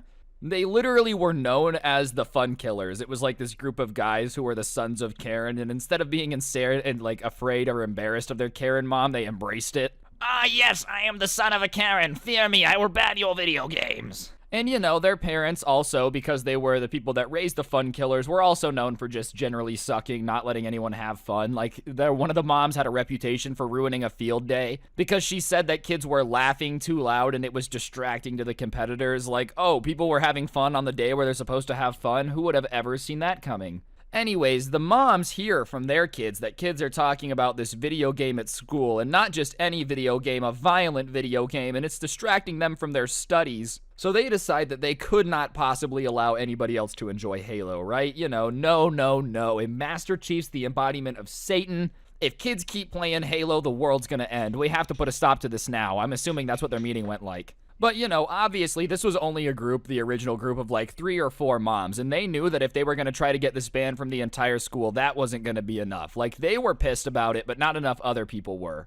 So they start going around and calling all of the moms at the school, letting them know that the game was bad and violent and they shouldn't let their kids play it, and it was going too far if they were talking about it in class. And most of the moms ended up hanging up on them pretty quickly. Like, don't tell me what to do, don't tell me what my kid is allowed to and not allowed to do, and no, I'm not going to come protest at the school for them to ban a video game. Most moms would do that, but somehow these moms are so convincing that they end up with a small little army of like 25 people to go protest in front of the school. Which honestly isn't too bad when you're a bunch of angry moms going to protest a video game. Like, the fact that you got 25 people to care enough to show up is a little bit impressive. I can barely get people to show up to anything else on time, and this lady's out here like organizing a protest of Master Chief, bro. Anyways, this group of 25 moms decide that they're going to protest Halo at the school. The fact that it's being spoken about. I don't really know, like, what they expected, dude. I don't think it's the school's responsibility to tell me what I am and not allowed to play outside of school. I'm not in school anymore, but I promise you that if at any point the school was like, you can't play this game, I would not have cared that they said it. I would have just kept doing it anyways. These moms decide to protest, to save the kids, and their ultimate goal, as I said, was to get the school to ban it. And I really don't think that was even possible if the moms would have been able to achieve their goal, but that's what they set their minds to. And they start planning that the best way to do this is to protest the school with, like, picketing, like literally make signs, stand out front, yell at people going into the school that it's a terrible school, like that type of stuff. And so they are starting to organize this protest, and when they're organizing it, they're like, we need a nickname for ourselves. We need something that we can call ourselves by, this little group. And they end up going with Mothers Against Gaming because they thought that the acronym MAG was like really good. Mothers Against Gaming. And listen, dude, all I'm saying is that that's a terrible nickname. Like, that's just a terrible acronym. Horrible, horrible acronym. And even then, Moms Against Gaming? Do you, not do any PR research? If you're anti-video games, I understand that you're automatically just kind of wrong. You don't really understand it. But I would at least assume that you guys would know that that's a very unpopular name for your organization. Like, you would think they would go with, Moms Against the Unethical Addiction to Esports Substances, or like something like that. Moms Against Gaming makes you instantly the bad guy of every kid that hears that you exist. But whatever, I guess they're gonna go with that acronym for some reason. And the next day, Jeremy comes into school, and sure enough, when he gets off the bus, there's like a group of soccer moms standing outside of the school with signs, like literal picketing signs that say various things about Halo. One of them is like, the only Halo I want my son to learn about is the one that's on top of an angel, like another one is Master Chief, like my son won't be calling anyone master, like that type of stuff on these signs. And they're just kind of walking, yelling something about how Halo sucks. I'm sorry, there's construction outside. It's been going all day. I can't do anything about it. All of these anti-Halo signs, and these moms are just like committed to spending all day just marching back and forth in front of the school to get it banned. They're literally picketing outside the school for them to ban a video game they have no control over. Like, even imagine for a second, all right, let's pretend that the school wanted to also ban Halo. Like, for some reason, the principal was an evil guy. I don't think the principal can go out and tell you to sell your video games and not play it anymore. Like, that's not the principal's job. And sure enough, bro, these moms were really committed because they don't leave all day. Literally all day. They're standing in front of the school, yelling about Halo with their signs, walking back and forth. And they're doing like laps of the school so the kids can kind of see them in their classes walking by. And I don't know if the moms had thought about the fact that like they were going to be running around screaming about Halo, the thing they were trying to get people to stop talking about. But obviously, that did not go the exact way that they had planned it to, because kids were now not only still talking about Halo, because every hour they were getting a reminder of it when they would see the like mom circle the school, but on top of that, they're now making fun of the moms for hating on Halo. Like, now it's a double-edged sword where they're talking about Halo, the mom's talking about Halo, which is making more people talk about it. So now every kid, even the ones that haven't played it before, are like, wait, what's in this game that's so bad? Why do they want to ban it? Like, it was basically as if they had made the ultimate commercial to get kids hooked on this game from before. I don't know about y'all, but if I saw somebody, like a group of people protesting a video game, I would want to know, like, okay, what is so bad about this video game? And then imagine you're a kid in middle school and they start telling you that, like, oh, it's a space superhero with super cool futuristic weapons and he fights aliens. Tell me you don't want to go play that video game now. So the moms against gaming actually were probably like a sleeper cell for Microsoft to market Halo a little bit better, but you know, it obviously ends up backfiring. And on top of just talking about Halo more, a lot of the school started making fun of the kid who had called his mom and started all this, and they were making fun of the mom. So, like, that started a bunch of drama, too, because the kid tried to, you know, tell them that they shouldn't make a mockery of people that are using their rights to protest. And obviously, they were like, bro, shut up. Go tell your mom to go protest some more stuff. Like, what is wrong with you? Obviously, bullying is never okay, you know, don't relentlessly go after somebody. But yeah, if you tell your mom to come wait outside of the school to try to ban something that most of the school likes, the school is going to make fun of you, bro. Like, I don't know what you expected. And they're especially gonna roast your mom. That's the worst part, man. Like, listen, kids get roasted, it happens. It had to have been hard to sit there and listen to everybody in the school just flame your mom. Especially because what are you gonna say to defend her, bro? Like, oh, no, my mom's not that crazy. Really? So she just has nothing to do all day and spends it protesting video games that don't know she exists outside of a middle school and she's not crazy? Like, that's just a ginormous L. But no matter how much they were made fun of or like how little people listened, the moms would not give up. Like, they just kept protesting. Every day, sure enough, he would show up and there would be people there with their signs. The only thing that was like a sign that it wasn't working very well is that every day when they would show up to school, the group would have shrunk just a little bit. You know, like more and more people were falling off like flies because A, they probably realized that they were crazy, or B, you know, their kid had come home and been like, Mom, can you please stop being a part of the brigade of people that's trying to ban everything kids like at school? They're really making fun of me. But yeah, most of them ended up standing down, but there was like a super die-hard group of the 10 mom, the fun killer parents that were just like, we are not giving up until Halo is banned. And they were outside protesting for probably a month and a half every school day, just day in and day out, until finally one day the principal decided to like give them a meeting just to see what they wanted. These people were clearly not going to leave the school alone until he at least heard them out. And I think at that point they had shown that they were like committed enough that they weren't just goofing off on the cause. So he decides to have a meeting with the principal. And no kids were allowed at the meeting.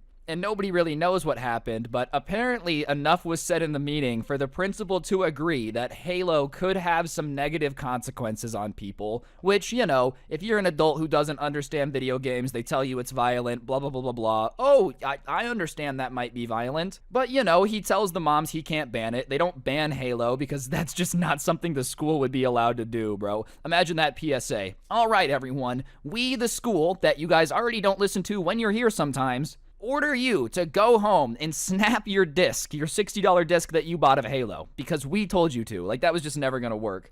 So the conclusion that they come to instead is that the moms are allowed to make a PSA that's going to play on the school news in front of all of the students to let them know about the dangers of video games. And I think the moms probably took that as a ginormous victory, you know, like, yes, we're going to spread the message of being anti-video game. The only problem is, dude, I didn't pay attention to anything that they would play on school television, and I especially was not going to listen to a bunch of, like, soccer moms tell me to quit playing video games when I was in middle school, you know. In their head, it was going to make a big difference, but let's be honest, I don't think any PSA that an adult has ever done for kids has made a big difference. I'm sure in their mind, bro, that they, like, really thought it was going to work. In fact, the only thing that we know about, like, how well they thought it was going to work is the fact that the fun killer kids were, like, going around telling everybody that, you know, pretty soon they weren't going to want to play Halo anyways. Like, there was no way that they were going to want to play Halo. And everybody had been kind of blowing them off because, like, well, I mean, if your mom's protest hasn't been working, I don't know what's going to magically change now. But sure enough, one day, everybody comes into class and they get told that they're going to be watching something on the TV. And this is a long time ago, so it's like the TV with the VCR where they wheel it in, you know, like, and you know it's going to be a good day. And usually this is a good sign, but, you know, they turn on the VCR and it starts playing.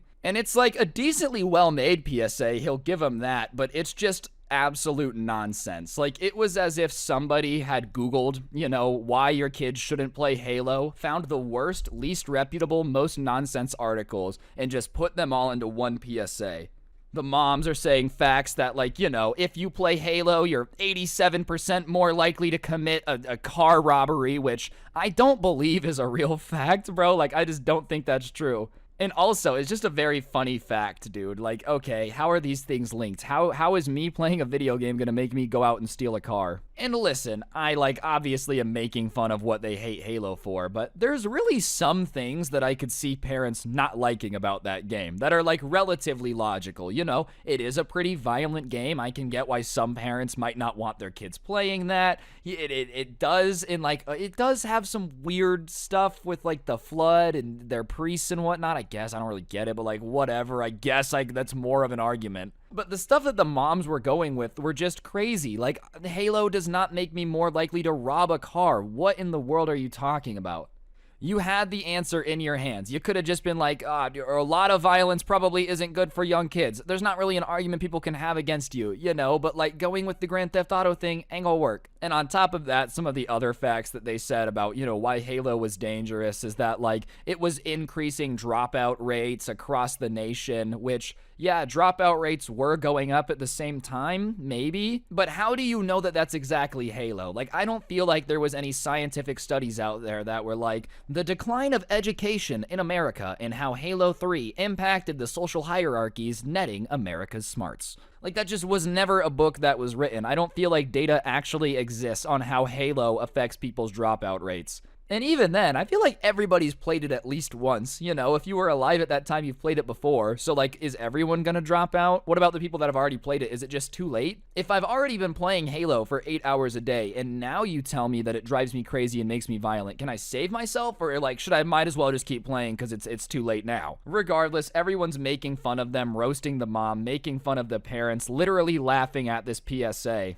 And some of the no fun kids start getting defensive, saying that, their parents worked hard on this project and they should at least respect it till it's over. And all the kids in the class start being like, screw your parents, bro. We don't care. We don't owe them any respect. None of us care about this. I don't care how hard they worked on it. And at that point, they start going back and forth, kind of arguing about it, And the teacher ended up turning it off in Jeremy's class early. Most of the class probably, or most of the school probably, ended up watching the PSA all the way through, but because of the argument in their class, it got turned off early. So it was just what they had seen, So after school, the way that this middle school released is these people would have to walk across this big field to where all the cars and the buses were. And sure enough, when the doors open for everybody to start crossing the field, the moms are standing there, all the moms that had been protesting, and they have their signs, and they are standing there expecting people to kind of greet them as heroes, I guess. I don't really know what they were expecting, but they had almost come to be yeah, that's right, we're the people that made that PSA, and we just saved you from Halo, so this is us, they were trying to be heroic or something. And obviously, all the kids walking out there just kind of made fun of them, were saying quotes from their PSA that they thought were corny back at them, saying oh, you really showed me I'm never gonna play Halo. Really? No, I'm gonna go play it right now. Just kind of trolling them. Which, listen, I'm not saying it's nice to troll parents, but dude, if you play a PSA and then you stand outside of the school, kids are gonna make fun of you, bro. I'm not saying it's right, but there's a certain point of just human nature is going to be human nature, and middle school kids make fun of things. It just is what it is. So, yeah, I will say that seemed to kind of embarrass them quite a bit. They were getting pretty red. They thought they were going to be heroes, and after that, the protest group stopped showing up. Jeremy doesn't know if that was part of their agreement with the principal, if I play this stupid PSA to the students, you guys have to stop showing up, or if it was just the embarrassment of the PSA not working, but they really never did come to the school again after that. Maybe the no fun kids finally were all right, we gotta have a little bit of fun allowed, all right, Mom? So we need you to take 15 steps back. See, what I don't understand is I'm assuming some of them had to have been stay-at-home moms, because otherwise, how do you have so much time to do this? You have enough free time to literally go to your kid's school every day just to protest an Xbox game? Huh? They better have been stay-at-home moms. Otherwise, I'm really confused on what they told their boss, dude. The boss was also a very avid Halo hater, just despised the idea of anyone playing an M-rated video game. You're protesting Halo? Forget your job. We don't need you to be an accountant. We need you to get out there and prevent these children from liking Master Chief. That's way more important than any job you could have had here. Dang, every day? I don't think I really, hate any video game enough to protest, especially that long. That's just a lot of work that goes into that. But yeah, anyways, guys, I think that's going to do it for the video. Hopefully you enjoyed. If you did, I would really appreciate you taking a second to press the like button. Let me know in the comment section down below what you thought. And of course, subscribe if you're new and turn on those notifications. It really helps out the channel and I would appreciate it. If you enjoyed the intro song from a little bit ago, a link to that can be found in the description, along with a link to my podcast, The Scuffed Cast. And if you take a look on your screen now, the coolest merch to ever exist is also down in that subscription box, or description, not subscription. You should subscribe. You guys know what I'm trying to say as well. And yeah, last but certainly not least, if you use code SCRUBBY at the G Fuel checkout, it gives you a discount. Helps me out, helps you out. Literally everybody is a winner. And yeah, on that note, guys, I think that'll do it for the video. Don't get anyone pregnant. If you do, make sure they're hot, and I'll see you guys next time. I'm out. Peace. What's going on, guys? It's your boy Scrub here, back again with another video. Hope you guys are having a great day. I know I am, and today, ladies and gentlemen, I have a subscriber story that was sent in to me about this dude's older cousin. It's a pretty good story time. I don't know why old people hate video games so much, but I guess for whatever reason, they're really hell-bent on claiming that they're the reason for everyone's problems. Just another thing that we don't have in common with the boomers, and yeah, before we get into it, be sure to press the like button, otherwise no joke, no scam whatsoever. Your parents will ban you from ever touching video games ever again, and that would suck, so press the like button, and without further ado, let's get into it. I'm getting quiet now. Lay low when you reach zone, vibing out. Making out, stack the bread. Anyways, guys, the person that sent in this story is going to be named Manny because that's their name, and Manny is about 16 years old, and he's a pretty big gamer himself. He's not like a G Fuel snorting maniac like some of us are, but he basically plays games every day, at least for a little bit. And one day, he comes home from school and he's just playing video games in his room, hanging out as you usually do, and his mom comes into his room and lets him know that that night his family was going to be coming over to hang out for a bit. And at first, he was pretty excited because he gets along with his family, and then his mom told him that his cousin Jackie was going to be coming over too. And as soon as he heard that, his enthusiasm died a little bit, okay? His cousin Jackie was about 25 years old, but she acted like she was about 87. She took things way too seriously, was always whining, and like legitimately acted like she belonged at a retirement home, dude. She hated loud music, she hated people having fun, she hated board games, she hated puppies. You name something cool, hated it. But whatever, you know, you don't really get to pick your family. That's one of the worst things about it. So if his family was coming over, it was obvious she was gonna be there. So he was kind of like, whatever, I guess I'll just deal with it. And because they weren't coming over right that second, he went back to playing video games for a bit because his family wasn't there yet. There was really no reason for him to just go wait downstairs, so he figured he would just finish his game and then go downstairs.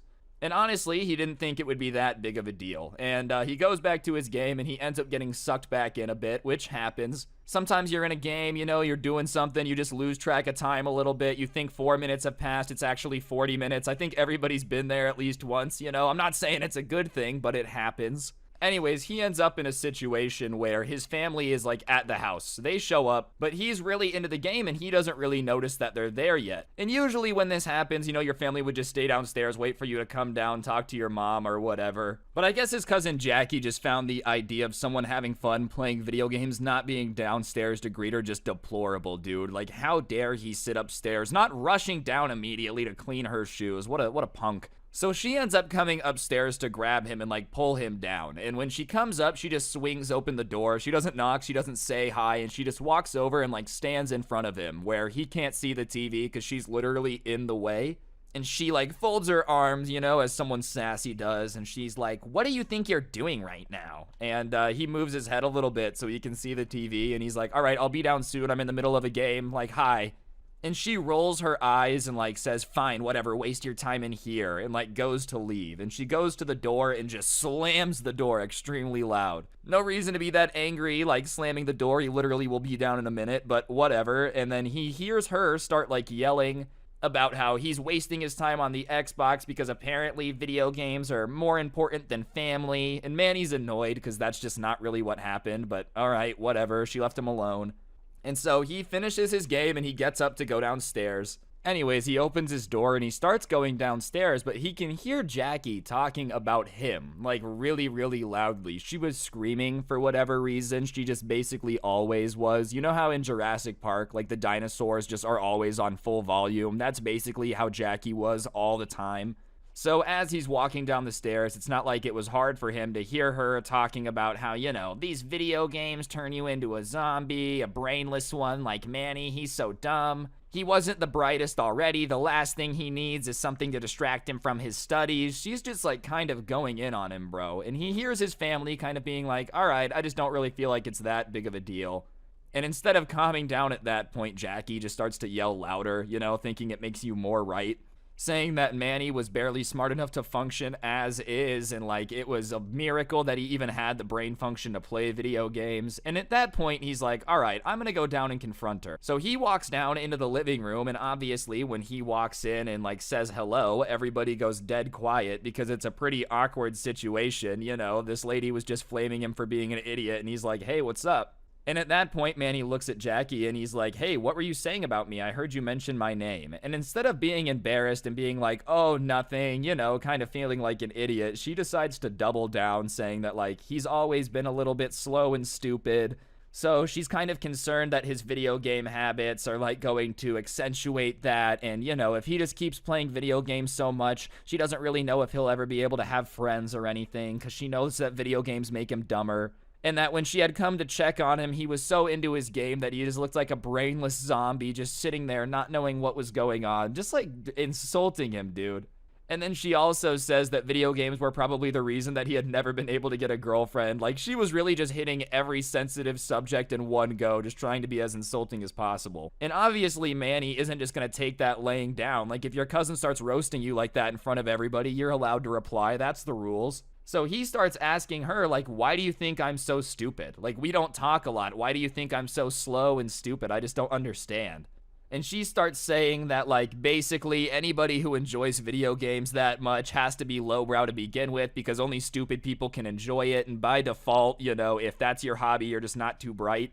And along with that, along with playing video games being the reason he's dumb, she also says that she's heard him use slang language, and anyone that uses slang words also just tends to not be that intelligent. Yeah, bro, that just makes absolutely no sense. Like, oh, you like video games? You're instantly 5 IQ points dumber. Oh, you've said the word swag before? Yeah, you actually can't be smart. It's scientifically proven. I'm sure doing nothing but playing Fortnite 24/7, cranking 90s, screaming at your mom, stealing her credit card, yeah, that probably doesn't make you smarter, but like, if you're going to school doing everything else, I don't know why playing video games for an hour or two a day would just make you an idiot. If it's just a normal hobby, I don't know how that would make things worse. But instead of even arguing with her, because obviously the points don't really make a lot of sense to begin with, Manny just decides to like make Jackie look stupid and roast her back, which, listen, might not be the nicest choice of all time, but whatever, it was pretty funny. So he is like, Jackie, I don't think you have any room to call me stupid, all right? Because if I remember correctly, you had to repeat the senior year 3 times, dude. You failed the 12th grade 3 times. Which, listen, man, I understand sometimes crap happens. You gotta repeat a grade once. I get it. But if you gotta repeat the same grade 3 times, obviously you should not be calling anyone dumb. You know what I mean? I'm not saying there's anything wrong with it. I'm not gonna judge you, but like, people in glass houses shouldn't be throwing stones. If you had to repeat the 12th grade 3 times, you calling somebody else stupid just makes no sense. She had a senior citizen year instead, bro. She probably celebrated her graduation and 21st birthday on the same day. Anyways, obviously the family kind of laughs at that because it's a pretty good comeback to being called dumb to point out that they're actually dumber than you, and Jackie's just kind of standing there not really knowing what to say. And at that point, she turns to Manny's mom, who's there because it's like the family party, and she's like, Manny just took it too far. You got to tell him to calm down. That hurt my feelings. Which, is a little bit weird. Like, you can't start the fight by insulting him and calling him an idiot and then tell on his mom, How are you going to call this guy a moron, say he's an idiot, everything he likes is lowbrow and stupid, and then tattle on him when he comes back at you? Anyways, Manny's mom, thankfully, isn't gonna let this 25-year-old tattle on her kid, and she's like, I'm not gonna tell him to stop. You started it calling him an idiot, so he has every right to respond, which kudos to the mom for having that attitude. Yeah, if somebody starts calling you a moron, saying how stupid you are, I feel like you're entitled to roast them back a little bit. Not to mention, at this point, everybody at the family reunion is enjoying the show. It's not like family reunions are known for getting very lit in the first place. So they get a little bit of free entertainment watching this go down, It's probably not like the most toxic thing they could have done. They probably should have stopped it, but the story time's better because they didn't. Anyways, after tattling fails and like the family doesn't come to her rescue and bail her out, Jackie is just kind of looking like a deer in headlights. And she tries to double down, saying it doesn't matter how many times she had to redo that grade. Video games are still making him pathetic. And then, I don't know if that's the best comeback of all time, but what happens next isn't better. She accidentally hits the self-roast button instead. And she keeps telling him that, like, yeah, if you keep playing video games like that, then you're not going to graduate on time. Like, if you keep playing video games, then you're going to be stuck in school forever, too. And at that point, when she starts pulling that move, Manny sees the kill shot, bro. He sees the perfect time to strike like a cobra. And he says, well, I'm on track to graduate right now. And even if somehow video games make me fail my grade once, I've still got 2 more tries before I'm equal with you. Which I've got to give credit for, bro. Manny, that's pretty heat, dog. And at that point, the entire family is laughing. Like, even the grandparents let out a little bit of a chuckle at that one. They were trying to stay neutral, not really show their reaction too much, but that one was just too good. And when the entire family starts laughing, she decides to just, like, go full victim mode. She starts crying, saying that, man, he's taking it too far. He's being too mean. And the rest of the family is like, hey, you were just screaming about him being a moron, like stupid forever. He's always been dumb. You can't really be upset when now he's like roasting you back, And suddenly, Jackie, like, stops crying about it. As soon as she realizes that it's not gonna work, she stops crying, which, doesn't mean it was 100% fake tears, but the odds of it stopping as soon as she's not getting sympathy, if it was real, slim to none. So whatever, she's done crying and she starts looking around the room for, like, any other backup plan. So she stands up and she's like, I don't have to take this. And then Manny says, yeah, you don't have to. You're more than welcome to leave, which, honestly, not bad. And she starts walking to the door very slowly the entire time, being like, I'm really gonna leave, guys. I'm serious. Like, I'm gonna leave. Obviously, just kind of begging someone to be like, no, please don't go. But nobody's really begging her to stay. They're kind of okay with it, too, because it's just been too dramatic for, like, the first 5 minutes of being here, right?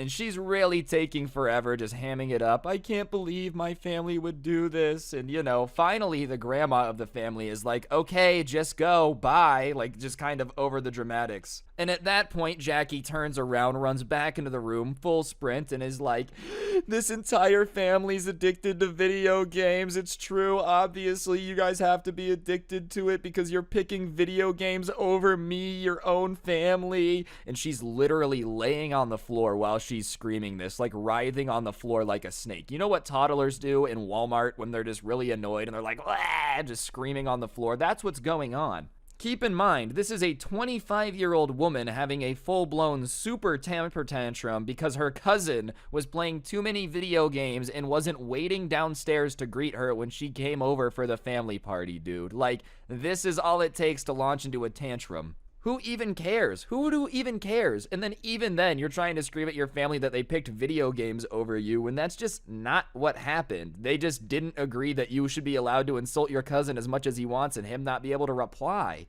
So the family tries to explain that. They're just like, okay, that's not really true. They just don't think it's fair that you're attacking Manny and not allowing him to reply. And if she's gonna be an adult, she can't be throwing tantrums like that because it just makes her impossible to talk to and deal with. And she's still crying on the floor during all of this, as the family is calmly explaining that, like, you laying on the floor writhing around like a snake isn't gonna make us change our mind. And she's just still doing it. And she finally gets up, kind of realizing that that wasn't gonna work. The tantrum approach simply stopped working probably about 20 years ago. And so she's like, fine, if you guys aren't gonna consider the fact that your addiction is ruining this family, then I'm not gonna sit here and tolerate this, and just rage quit and ends up running out the door, slamming it behind her, just causing a scene. And when she slams it pretty hard to the point where, like, the frame around the door shakes a bit. And I guess the thought in her mind was probably like, oh, the tantrum isn't gonna work. Better flee as far as possible now. She really tried the wild Pokemon approach. Like, oh, the wild Pokemon has fled as soon as it didn't work. Anyways, she ends up leaving and, like, getting in her car, honks the horn a bunch, drives away, trying to get attention again. And pretty much as soon as she leaves, she sends a long text to Manny saying that, like, he ruined her life. He's tearing this family apart with his gaming addiction. And, like, until he figures out a way to not be as addicted to video games, she's not going to consider him family anymore. And he's kind of like, okay, whatever. He doesn't really care. He doesn't even reply to it. He just kind of reacts to it with a thumbs up. You know how you can react to iMessages? He gives it the thumbs up. And he ends up just going back to the family party. The rest of the family party was pretty fun. Everybody was chilling, having themselves a good time. It had to have gotten better after that, dude. Like, if you have your cousin on the middle of the floor screaming, having a temper tantrum, even if they don't leave, if they just stop, the party's gonna be better. But yeah, the rest of the family was having a better time too, because I'm gonna assume the dramatics and getting really mad at people wasn't just a Manny thing. It would have been somebody else. But then again, they also let Manny's addiction just destroy their family. Life's never gonna be the same now, guys. But yeah, I think that's gonna do it for the video, guys. Hopefully you enjoyed. If you did, I would really appreciate you taking a second to press the like button. Let me know in the comment section down below what you thought. If you made it this far, if you don't mind going ahead and commenting the word video game down below, it helps the channel do better. And while you're down there, you might as well subscribe and turn on those notifications so you never miss another video. Other than that, if you like the intro song, a link to it can be found down below, along with my link to my podcast, The Scuffed Cast. And on top of that, if you really want to help out and you drink G Fuel, using code Scrubby at the G Fuel checkout will get you a discount. So if you haven't already, head on over to gfuel.com, use code Scrubby. And one last thing, if you take a look at your screen right now, you'll see the coolest merch to ever exist in the history of the planet, which can also be yours by taking a trip down to the description. But yeah, on that note, guys, that's everything. Thank you so much for all the support. I appreciate you, and I'll see you all tomorrow with another video. Don't get anyone pregnant. If you do, make sure they're hot. I'll see you guys next time. I'm out. Peace. What's going on, guys? It's your boy Scrub here, back again with another video. Hope you guys are having a great day. I know I am. And today, ladies and gentlemen, I've got a story time for y'all about a popular girl getting rejected in front of the entire school in an assembly. Yeah, this is a subscriber story that was sent in. I brought back the Lego Star Wars gameplay. Last time I used it, y'all demanded that I bring it back, so by popular demand, here it is. And yeah, before we get into it, be sure to press the like button. Otherwise, no joke, no scam. You're gonna get rejected in front of the entire school as well, and that's just not a very swag situation. And let's go. You would think that it's illegal. I'm getting quiet now.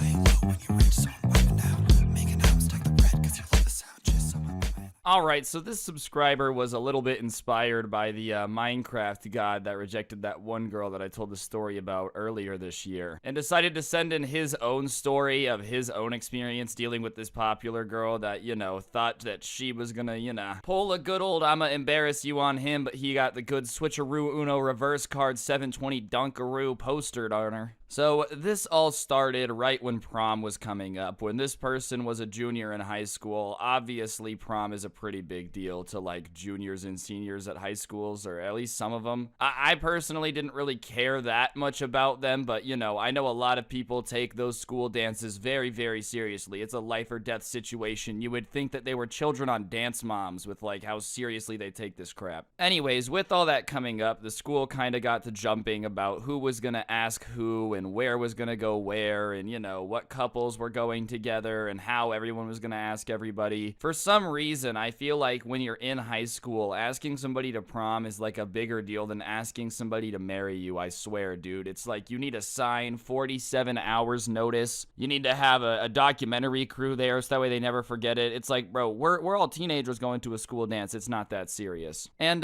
in the midst of all this conversation, there was this popular girl that we're gonna name Misty for the rest of this video, just because I was watching Pokemon earlier. And Misty was obviously one of the most popular girls in school. She wasn't a cheerleader or anything, but she was like class president. And usually, you know, the class president's like a nice person. This girl must have just bullied her way in because, you know, from what the subscriber tells me, she was just not very nice or friendly to anyone. Except for other popular kids, you know what I mean? But other than that, she like got off on making fun of people. And so everybody's talking about dates, and this Misty girl makes a joke about how she's gonna ask the weird kid Josh to prom, and everybody starts kind of laughing at it. Now, what she didn't realize is that Josh, the quote-unquote weird kid that she was gonna ask to prom, was within earshot of this conversation, but she just didn't realize that he was there. And she starts telling all these popular kids about how, like, okay, in reality, she's gonna go with this other guy, but she's gonna ask Josh in front of everybody and put him on the spot and then get him all hyped up, and then like a couple days later just reject him. Which is so unnecessarily mean, bro. Like, it's not even like she's gonna reject him at the assembly in front of everybody when she asks him. She was gonna let him stay hyped for a bit and then just crush his heart after. So it would have just been the most heartless thing ever. She wanted the good PR of asking the kid who, you know, wasn't very popular to prom, but then didn't actually want to go through with it. In which case, just don't ask him. Like, he's a person. He's not just this chihuahua that you can be like, I'm gonna take you to prom. Psych.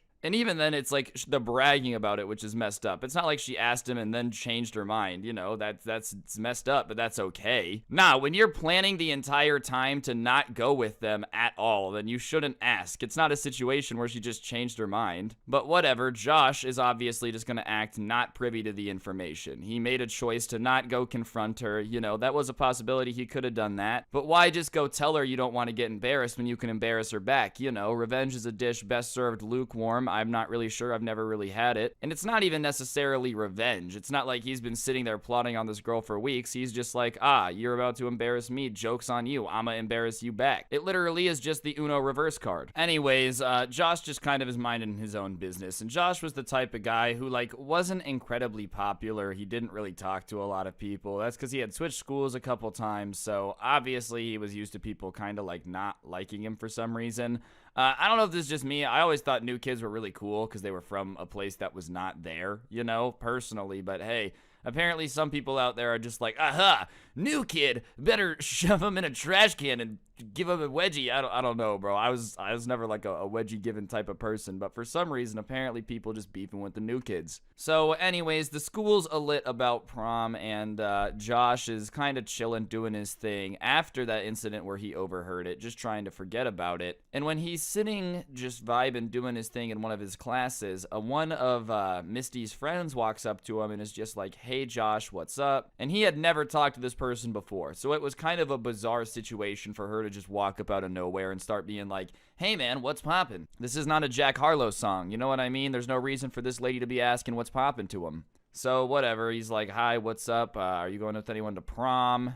No, I'm not. And that's when Misty's friend is like, okay, well, you know Misty, right? And he goes, Misty, like the most popular girl in school, Misty? And obviously her friend's like, yeah. Well, she wants to go with you to prom, and, you know, we just wanted to make sure that you didn't have a date, and if she asked you that you would be able to go. So if she asked you, would you say yes? And he's kind of like confused. So he looks at her and, you know, kind of gives him a chance. He's like, she wants to go to prom with me. Like she asked you to come ask me to go to prom with her. And the friend is like, yeah, of course, everybody thinks that you're like one of the coolest kids in school, so of course she'd want to go with you. She's just straight up lying to this dude right now. You know what I mean? Like, straight up lying to him. But whatever, Josh doesn't really want to let her in on it, so he's like, okay, sure, fine, yeah, I would love to go with her. And she's like, awesome, great, well, you know, I don't want to spoil too much, but like, don't get another date, okay? Don't get another date. And that's really messed up, bro. Like, if you're gonna prank this kid by asking him to prom in front of everybody, whatever, like that's already messed up. But going out of your way to tell him not to get another date while like you guys are just going to mess with him is silly, bro. What if some girl walked up to him right now, or he walked up to a girl that he was planning to ask to prom, and now all those plans are just kiboshed because y'all wanted to be funny and just mess with some poor kid in the middle of an assembly and embarrass him? Anyways, the day of this like assembly comes, and sure enough, they all get rounded in there. I don't know why. I guess at some schools assemblies are like mandatory or whatever, but in my experience at my school, I just got to leave an hour early if I didn't want to go, which was pretty sick. I realize I'm lucky now. Anyways, I guess this guy had to go to the assembly, so he gets in there, they're doing the thing, and obviously about halfway through the assembly, they start talking about prom. That's like basically one of the reasons that they were even here. Are you guys ready for prom? Yeah. Well, our very own Misty has something that she wants to do to get prom started off right. You know how they do that, just, Something about the fakeness of a school assembly just makes me more uncomfortable than basically anything. Like, everyone just pretending that we care about the school, you know, let's be honest, nobody actually does. Whatever, Misty comes up and she's like, all right, guys, so school pride is very important, so I figured I would start it off here by asking one of our very own students to prom. All right, guys, yeah. And like nobody applauds because nobody actually cares. And so she's like, Josh, and then she says his last name, come on down. So he goes on down, bro. He's now on the floor in front of everybody. It's not a very fun situation. All of her friends are sitting there. The friend that had asked him not to get his date is sitting there smiling at him, and she gives him a thumbs up, bro. They're just doing this man dirty, trying to set him up so hard. And she's like, so in the spirit of kicking prom off right, Josh, will you go to prom with me? And you know that it's a bad situation when the auditorium starts laughing. They didn't even like, you know, go like, "Aw," or even nothing. They just started laughing because they couldn't believe what they were seeing, and they obviously thought they were about to witness some funny stuff go down. And that's when Josh shocks the world, and he goes, no. And Misty was so confident that she was going to say yes that she was already like, "All right, guys, go get your dates," and then she had to stop herself. Like, she was mid, "All right, guys, as you can see, I got my date, so you go get yours," before she even processed the fact that this dude had said no. And the look that she gave him, in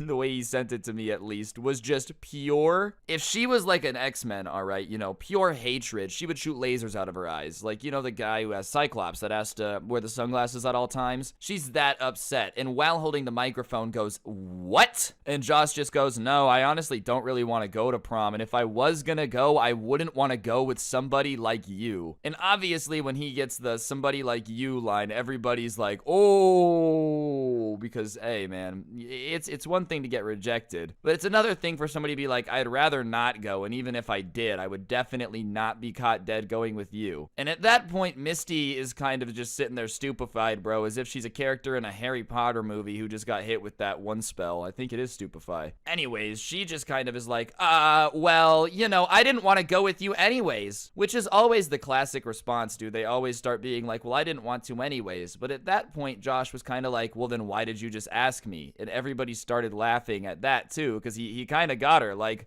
"What do you mean you didn't want to go with me? You just asked me." And at that point, he had kind of put Misty in this situation where she was screwed. She either had to come out and admit that she was like trying to trick this kid into, you know, looking good by asking him and then not going with him to prom, which really wouldn't have been a good look and probably would have gotten her in trouble with like the principals and the teachers, because that's basically bullying. Or she just has to take the rejection and deal with it, bro. So anyways, she ends up just kind of just eating it because she realizes that she's gonna get in trouble if she says anything. And she's like, "Okay, well, that was awkward." And then Josh went and sat down. And for the rest of the assembly, everybody was like high-fiving him, patting him on the back, letting him know that it was awesome. And even after that, you know, he was a newer kid, but after that, a lot more people thought he was really cool. I guess this Misty girl was kind of known for just messing with people and being mean, so seeing her get her comeuppance in front of everybody was just a situation that a lot of people were on board with, you know, it was hype time. Anyways, guys, I think that's gonna do it for the video. Hopefully you enjoyed. If you did, I would really appreciate you pressing that like button. Seriously though, okay? Please,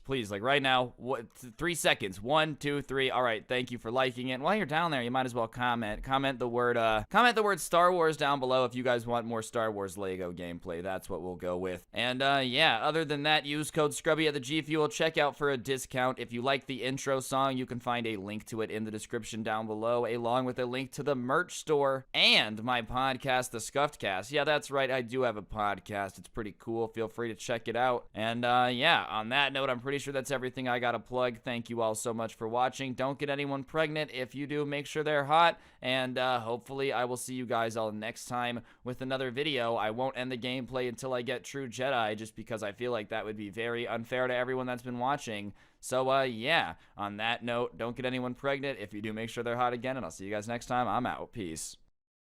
What's going on, guys? It's your boy Scrub here, back again with another video. Hope you guys are having a great day. I know I am, and today I've got a story time for y'all that I think you guys are gonna love. That was sent in by a subscriber about a teacher who absolutely hated video games. The person who sent this in is a junior in high school, you know, so obviously at this point I'm a little bit surprised that teachers exist that don't, like, at least, you know, hide their hate of video games. Openly hating them just seems like an ask for, like, kids to not like you. But yeah, this person had a reading teacher who was in his mid-50s who was a bit of a jerk and, you know, sent in a story about it, so I figured that's what we could talk about. Before we get into it, though, be sure to press the like button. Otherwise, no joke, no scam. You're gonna get a teacher like this, and that's no bueno. And without further ado, let's get into it. Alright, so as I said, this guy's teacher was in his mid-50s, which is like old enough to not be hip anymore, you know, and also old enough to start getting that old man confidence where you're just kind of excited when people disagree with you, you know? Wah, I hate video games. They've served no good purpose. And then even when people make a good argument, you're like, nope, I'm old, respect your elders, haha. And then they do the Take the L dance from Fortnite, but like their generation's version, so the Charleston. Anyways, the guy himself wasn't necessarily an angry teacher, like wasn't wasn't a desk flipping, screaming guy. He was just very condescending and was just confident that he was the smartest person in the room constantly. And that was the worst type of teacher to me. At least an angry guy is just angry, you know. Don't treat me like I'm a 4-year-old. Like, when teachers were insanely condescending, that would get under my skin so much. But part of the condescension for this guy particularly came when it came to like future careers. He basically thought that any job that didn't exist in 1955 when he was prom king, like, just was stupid and really had no purpose. If anyone wanted to be anything that existed that was like based on technology or anything, he told them it was a waste of time and absolutely stupid. One of his favorite things to talk crap about was programming, you know, which to me is really dumb. Like, that's a pretty secure job, dude, pretty decent pay there. I don't know why he hated it so much, but he really hated anything gaming related too.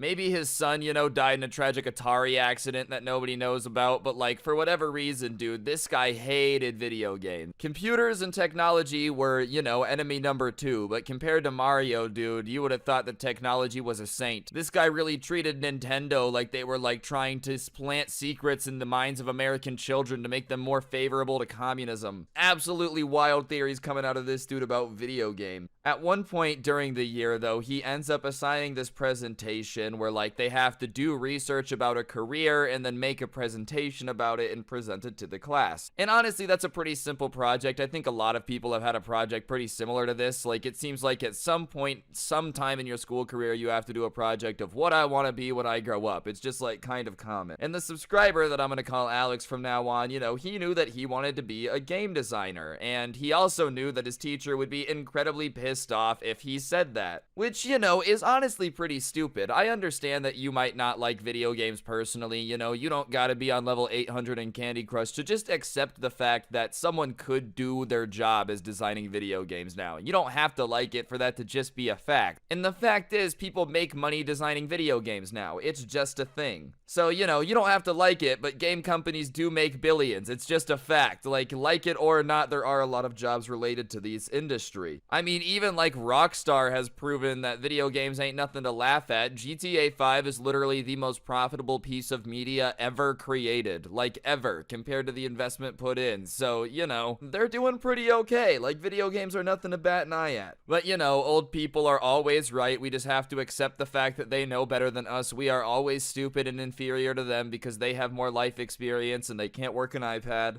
And even then, you know, let's say you take a second, you don't understand video games. You don't have to hate it just because you don't understand it. I don't understand how life insurance works, but I promise you that somewhere out there is a guy who's like a multi-millionaire off selling life insurance, and for him, it's his passion. And that's all right. I don't gotta understand it, but if somebody really wants to do it and will write an essay about why they really want to go into the life insurance game, I just accept it and tell them to chase their dreams. But anyways, Alex decides to just go ahead and do his project on it anyways because it's actually what he wants to do with his life, and he's not going to waste his time spending a week researching a career he doesn't want. But he makes extra triple checks everything to make sure that nothing is stupid. He doesn't want to waste any of his teacher's time. He doesn't want to give him any reason to hate the project more than he's already going to. Some classmates along the way had kind of figured out what he was working on and warned him that he should probably switch it over, but as he said, you know, he's going to stick to his guns and just go for it.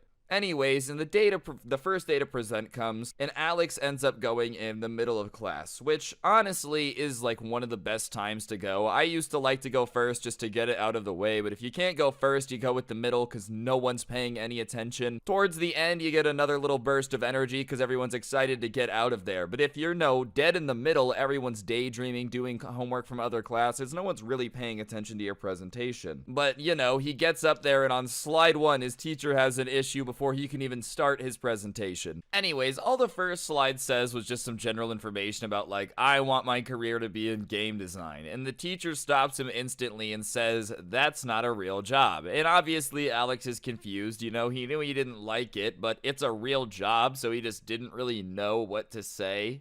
So he kind of just says the average salary and the amount of people that work as one, kind of hoping that that would like make the teacher back down a little bit and realize that, oh, it's grown a little bit bit since 1999 or whatever. Like, oh, they make more money than they used to. I don't know, just something. And the teacher is like, that doesn't matter because your job isn't safe anyways. Like, if you work as a game designer, you're gonna get fired all the time. Bro, this isn't 1981, you know? Like, even in a bad economy, gaming still exists. Sure, there was a time where gaming kind of got wiped off the map, but even now, let's say it were to shrink. If it shrank from, 200 billion to 100 billion, there still would be plenty of jobs available and people would be working. It's not like every single game designer gets fired. Even then, like, let's say you wanted to start a video editing company. People wouldn't be like, oh, in a bad economy, they stop making movies. No, they would be like, oh, okay, I guess that's a pretty practical situation. It's not like every single game designer gets fired whenever a company doesn't do good either. Like, some of them retain a job, and even then, gaming is growing. I don't understand. I don't foresee a situation where they're just gonna suddenly be all fired tomorrow. And Alex proceeds to explain all of these things to him, kind of pointing out that, like, hey, it kind of doesn't really make sense. There is job security now in the industry. It's not really possible for everyone to lose their job at one time. But apparently none of that really matters to Mr. I'm a Boomer over here, you know, it just goes right over his head, and he basically says that all gamers are pathetic neckbeards who can't get real jobs, and that's why they go to game design. Yeah, you know how it is, bro. All gamers are pathetic. You know me, bro. I have a neckbeard the size of Nantucket.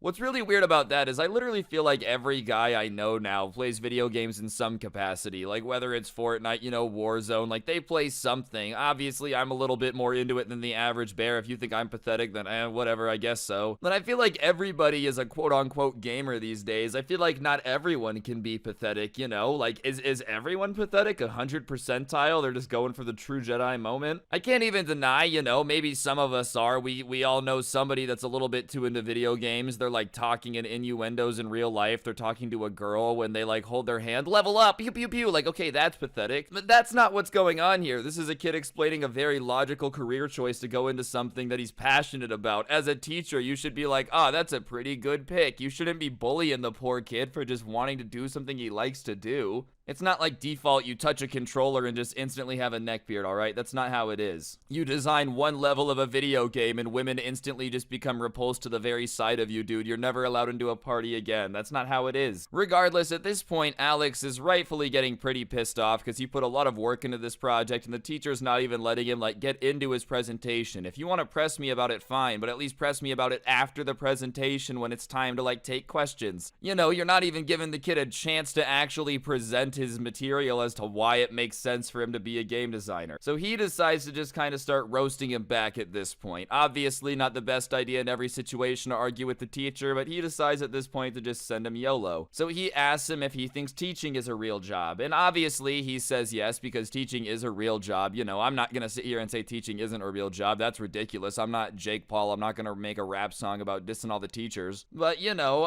Alex basically was laying that as a trap card. So when he says yeah, he thinks teaching is a real card, he basically's got him. Like, oh, if teaching's a real job, then check this out. And he asks him then, how does this fake job make more money than his real one? You know, which is a pretty fair statement, dude. Like it or not, a high-level game designer, programmer, you know, somebody like that, even working in marketing for video games, makes more than a teacher. I'm not saying teachers don't deserve to make more, but we can't deny most jobs be making more than teachers out here. And the teacher kind of has like a surprise Pikachu moment and starts getting defensive because that's totally different because, you know, he's really got nothing, because that's a very valid point. If that job is fake, then your very, very real quote-unquote job should be making more money than it, bro. You don't have to like the industry for people to be able to make money doing it, you know? He says, even if I work in my unsecure job for 10 years, and he like air quotes around unsecure, I'll be 10 years ahead of where you'll be regardless. Which, you know, is definitely a little bit of a zinger. You shouldn't say that to like a teacher who's being chill, but in this situation, when the guy's telling you that your dreams are stupid and there's no reason for you to be doing it, I feel like you kind of had free reign to be like, boom bada bing, take this roast and deal with it. You're a pork roast on Sunday night, man. I don't know what to tell you. You just gotta take this one on the chin, Billy Bob Thornton. And the teacher's response to that is that, like, yeah, well, you get more money, but you're pathetic. And Alex, you know, was ready to rumble on this one, and he goes, if it's pathetic, then what do you call this? And he changed sides, and he starts showing stock data at that point from video game companies. And, you know, some companies have been doing very well by being on the stock market related to video games, because they make money, and money money talks, you know, it's just is what it is. If a company can make a lot more money than they do spend, then, you know, it's a good thing. The company grows, the stock does better. And he starts explaining that, you know, game developers getting involved basically have stock options on top of like good benefits, and he kind of starts listing all the things that go along with a high salary and like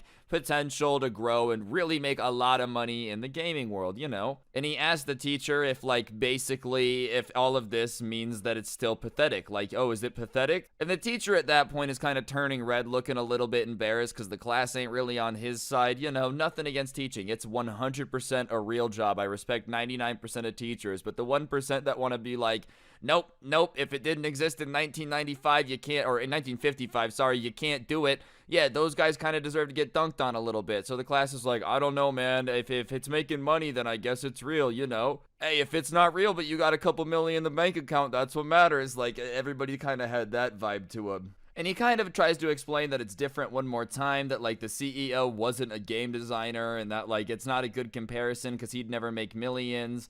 And then the kid kind of was like, all right, well, okay, let's change that. At least I have a chance at making millions. Like, okay, let's say I go just get a normal job being an accountant. Let's say I work at H&R Block, bro. Like, what are my odds of at least getting a chance at getting some stock options or something, you know? And the teacher's like, well, either way, I think it's just a pathetic industry. And he goes, all right, and I think that line of thinking is pathetic. And the class at that point is like, ooh, and the teacher tells him to get out of class, which he's kind of got to do at that point. I can't even lie. Send him to the dean's office, because if he doesn't do something at that point, then the class ain't ever gonna listen again. He's got to do what he's got to do. And when he gets to the dean basically tells him that the teacher had reported him for insubordination, which isn't listening to anything, being rude, and he tells them that's not true, and he kind of explains the situation. They don't believe him though, and they kind of are like, nope, you're trying to avoid trouble, and they decide to call in his parents from work to try to like rectify the situation and make him realize the wrongness of his ways. And while he's waiting there, you know, his teacher comes in and starts saying that he can't wait to talk to his parents and tell them about his stupid dreams. And finally they get there, they go into this conference room, and the teacher starts telling the story that he's making a joke of the assignment. And Alex speaks up and basically is like, no,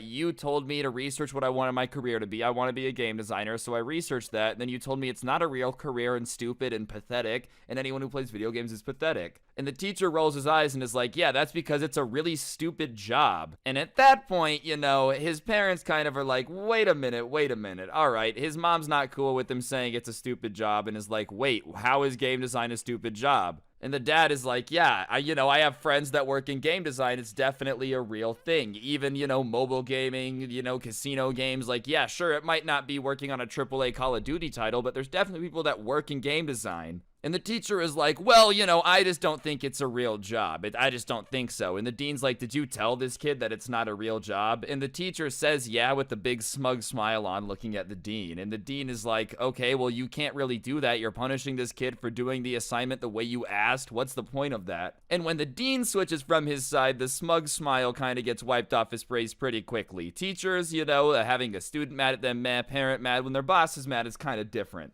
And the dean is like, you know, super apologetic, but he's doing the super corny thing that deans have to do in the situation. We're here to encourage students' dreams, you know. It's a great career choice, a very smart one. And his parents are like demanding an apology, bro. And the teacher doesn't want to apologize, but the dean is like, no, you need to apologize. You can't be treating students that way. This is ridiculous. And he reluctantly agrees and is like, I'm sorry for telling you that that's dumb, you know. He probably still thinks that all gamers are neckbeards, but at least he had to look dumb in front of some people, you know. I just don't really understand what his point was, though, because, like, it is real, bro. That's like me, all right? Do I necessarily love the fact that people out there make money by, like, I don't know, gambling on turtle swim races? Somewhere out there's a millionaire doing that. I mean, I don't hate it. I don't really care, I guess. Get your bag. It's kind of weird to me, but, hey, do what you gotta do. It's definitely a real thing, I bet. Just because you don't like it doesn't mean it's not real. Even then, though, the dean kind of switched him out of the class just because they were worried about him getting like retribution by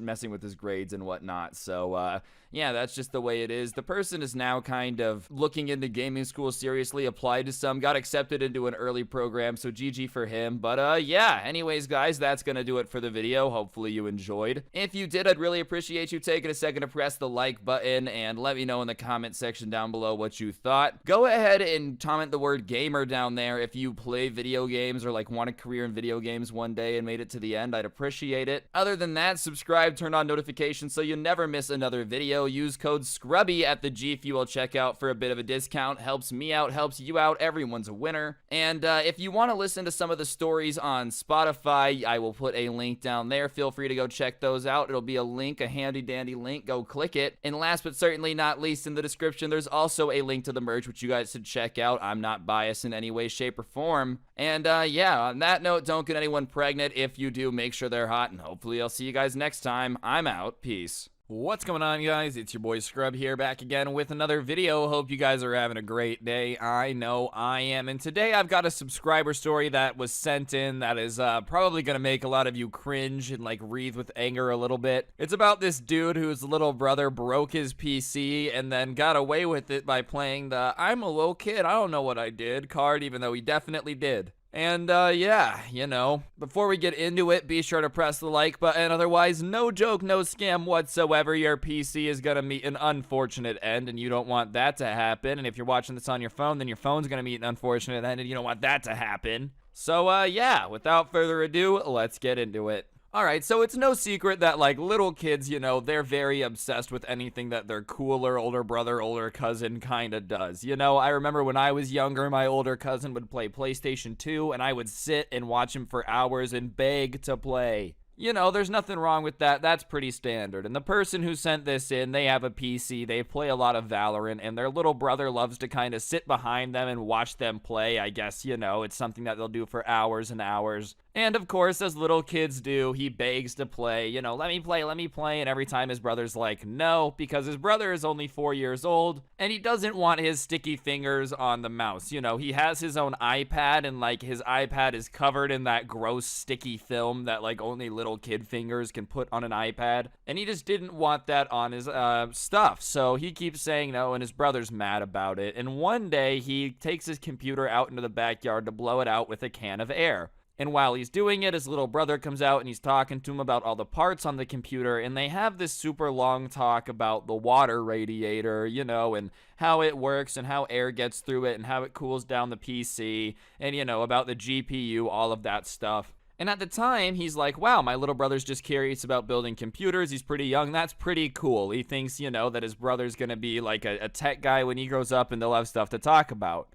And what he gets out of it very quickly is that his brother understands that, you know, you shouldn't really mess with the computer. The stuff is very fragile. You shouldn't be playing with it. After this conversation, he knows his brother is aware of that because he's constantly telling him, when you're working with it, you got to be careful. It can't get wet. It can't get stuff on it, you know, that type of stuff. And his brother's like, that makes sense. That makes sense. And so, you know, one day he's playing Valorant after they had cleaned the computer, and his brother comes in and he goes, can I play? And he's in the middle of a game, and he goes, no, I'm in the middle of a game. And his brother's like, well, we cleaned it the other day, and, you know, I learned a lot about it, and I really want to play. Please let me play. And he's like, I'm in the middle of a game. You can't play right now. No. And his brother, you know, walks over and unplugs the computer in the middle of the game. And he's like, what the hell? What's wrong with you? He starts yelling at him, tells him to get out of his room, you know, leave, go away. And his brother is like, you won't let me play. And he's like, go away. So he closes his door after his brother leaves, plugs in his computer, and is like, damn, that kid's pretty entitled. I don't know if y'all would agree with this, bro, but the iPad generation does have a little bit of entitlement issues. They feel like everything just belongs to them, you know? He's like, dude, my brother's spoiled, but, like, that was too far. And sure enough, he ends up getting back into his game. Thank goodness, you know, he boots up the computer. He gets back in before he gets in trouble, but his team had lost some rounds. He's just annoyed at the situation. So after, he leaves his room and he closes his door and he goes to tell his mom what happened, hoping that, you know, there would be something done about it. And he goes and he tells his mom, and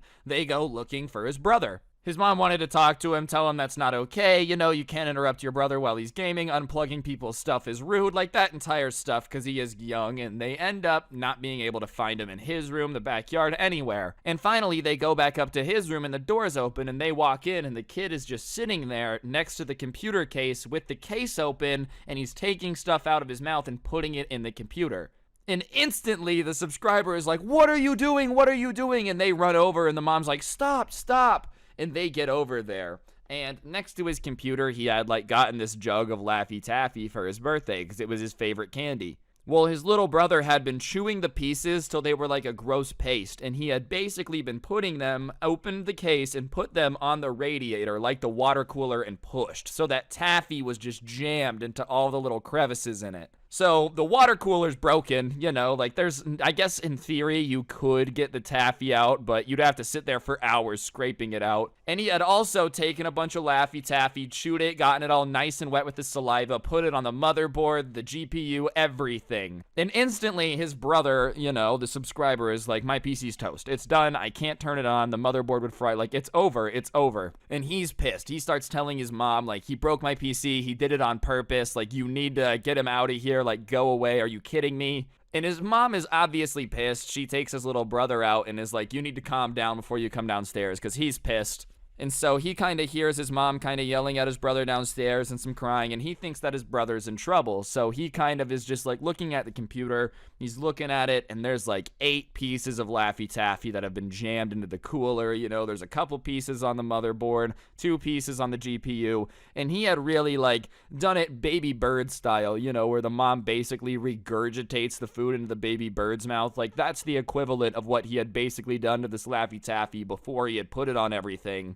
So, like I said, there's really no chance of him being able to salvage it and scrape it all off. And so he's just kind of pissed, and he starts to go downstairs because he's calmed down enough to talk about what happened, you know, talk to his brother about it. And he gets down there, and his brother is, like, eating a popsicle on the counter, you know, and he's kind of confused because his brother's got this big smile, and he's like, "He broke my computer. Why does he have a popsicle?" And his mom starts explaining that his brother didn't know what he was doing. He thought that, you know, if he put the Laffy Taffy in the holes that he was fixing the computer, and, you know, he's just a little kid. He doesn't know any better. And he looks at his brother while his mom is saying this, and his brother just has this smirk on his face of, like, "I'm totally gonna get away with this." You know, the smirk? And at that point, he's like, "Mom, he's lying. He totally knows what he did. He knows exactly what he did. He broke it on purpose." And his mom's like, "Come on now. Do you really think that a 4-year-old knows what he's doing when it comes to breaking the computer?" And he's like, yeah, he does. He's smirking while you're saying this. And as soon as he does that, bro, his brother, almost like with an Oscar-worthy performance, goes from smiling to just crying, like on a switch, dude. Just, "No, I don't know what I'm doing." And his mom's like, "Stop trying to upset your brother." You know, now she's turning it back on him like he's bullying his brother. She's like, "Does it make you feel like a big man to make your brother cry?" And he's like, "Mom, I'm telling you right now, he knows what he's doing. He knew that putting Laffy Taffy in that, putting it all over the stuff, was gonna break it." And she kind of is mad now, you know, trying to defend her son because she thinks that he's being ridiculous. And she's like, "Oh, really? How would he know that that would break it?" And he starts telling his mom that, you know, the other day when he was in the backyard trying to clean it, his brother had come out and they had talked for a long time about how computers work and cleaning it. And he had told him that you can't get anything wet, you know, you don't want to put anything in the cooler. He had told him basically all the ways that he could break his stuff. And when he's saying that, his little brother just denies it. He's like, "That's not true. That's not true. That never happened. He didn't teach me anything. I have no idea anything about computers." My dog's joining the story, I guess. And his mom is kind of like, "I don't know. I just don't believe that he would be able to remember that even if you did teach him." Which, listen, all right, here's my thing. 4 is young, obviously. Young enough to make a mistake, but not young enough that, like, when you tell them not to do something that they don't know not to do it. You know,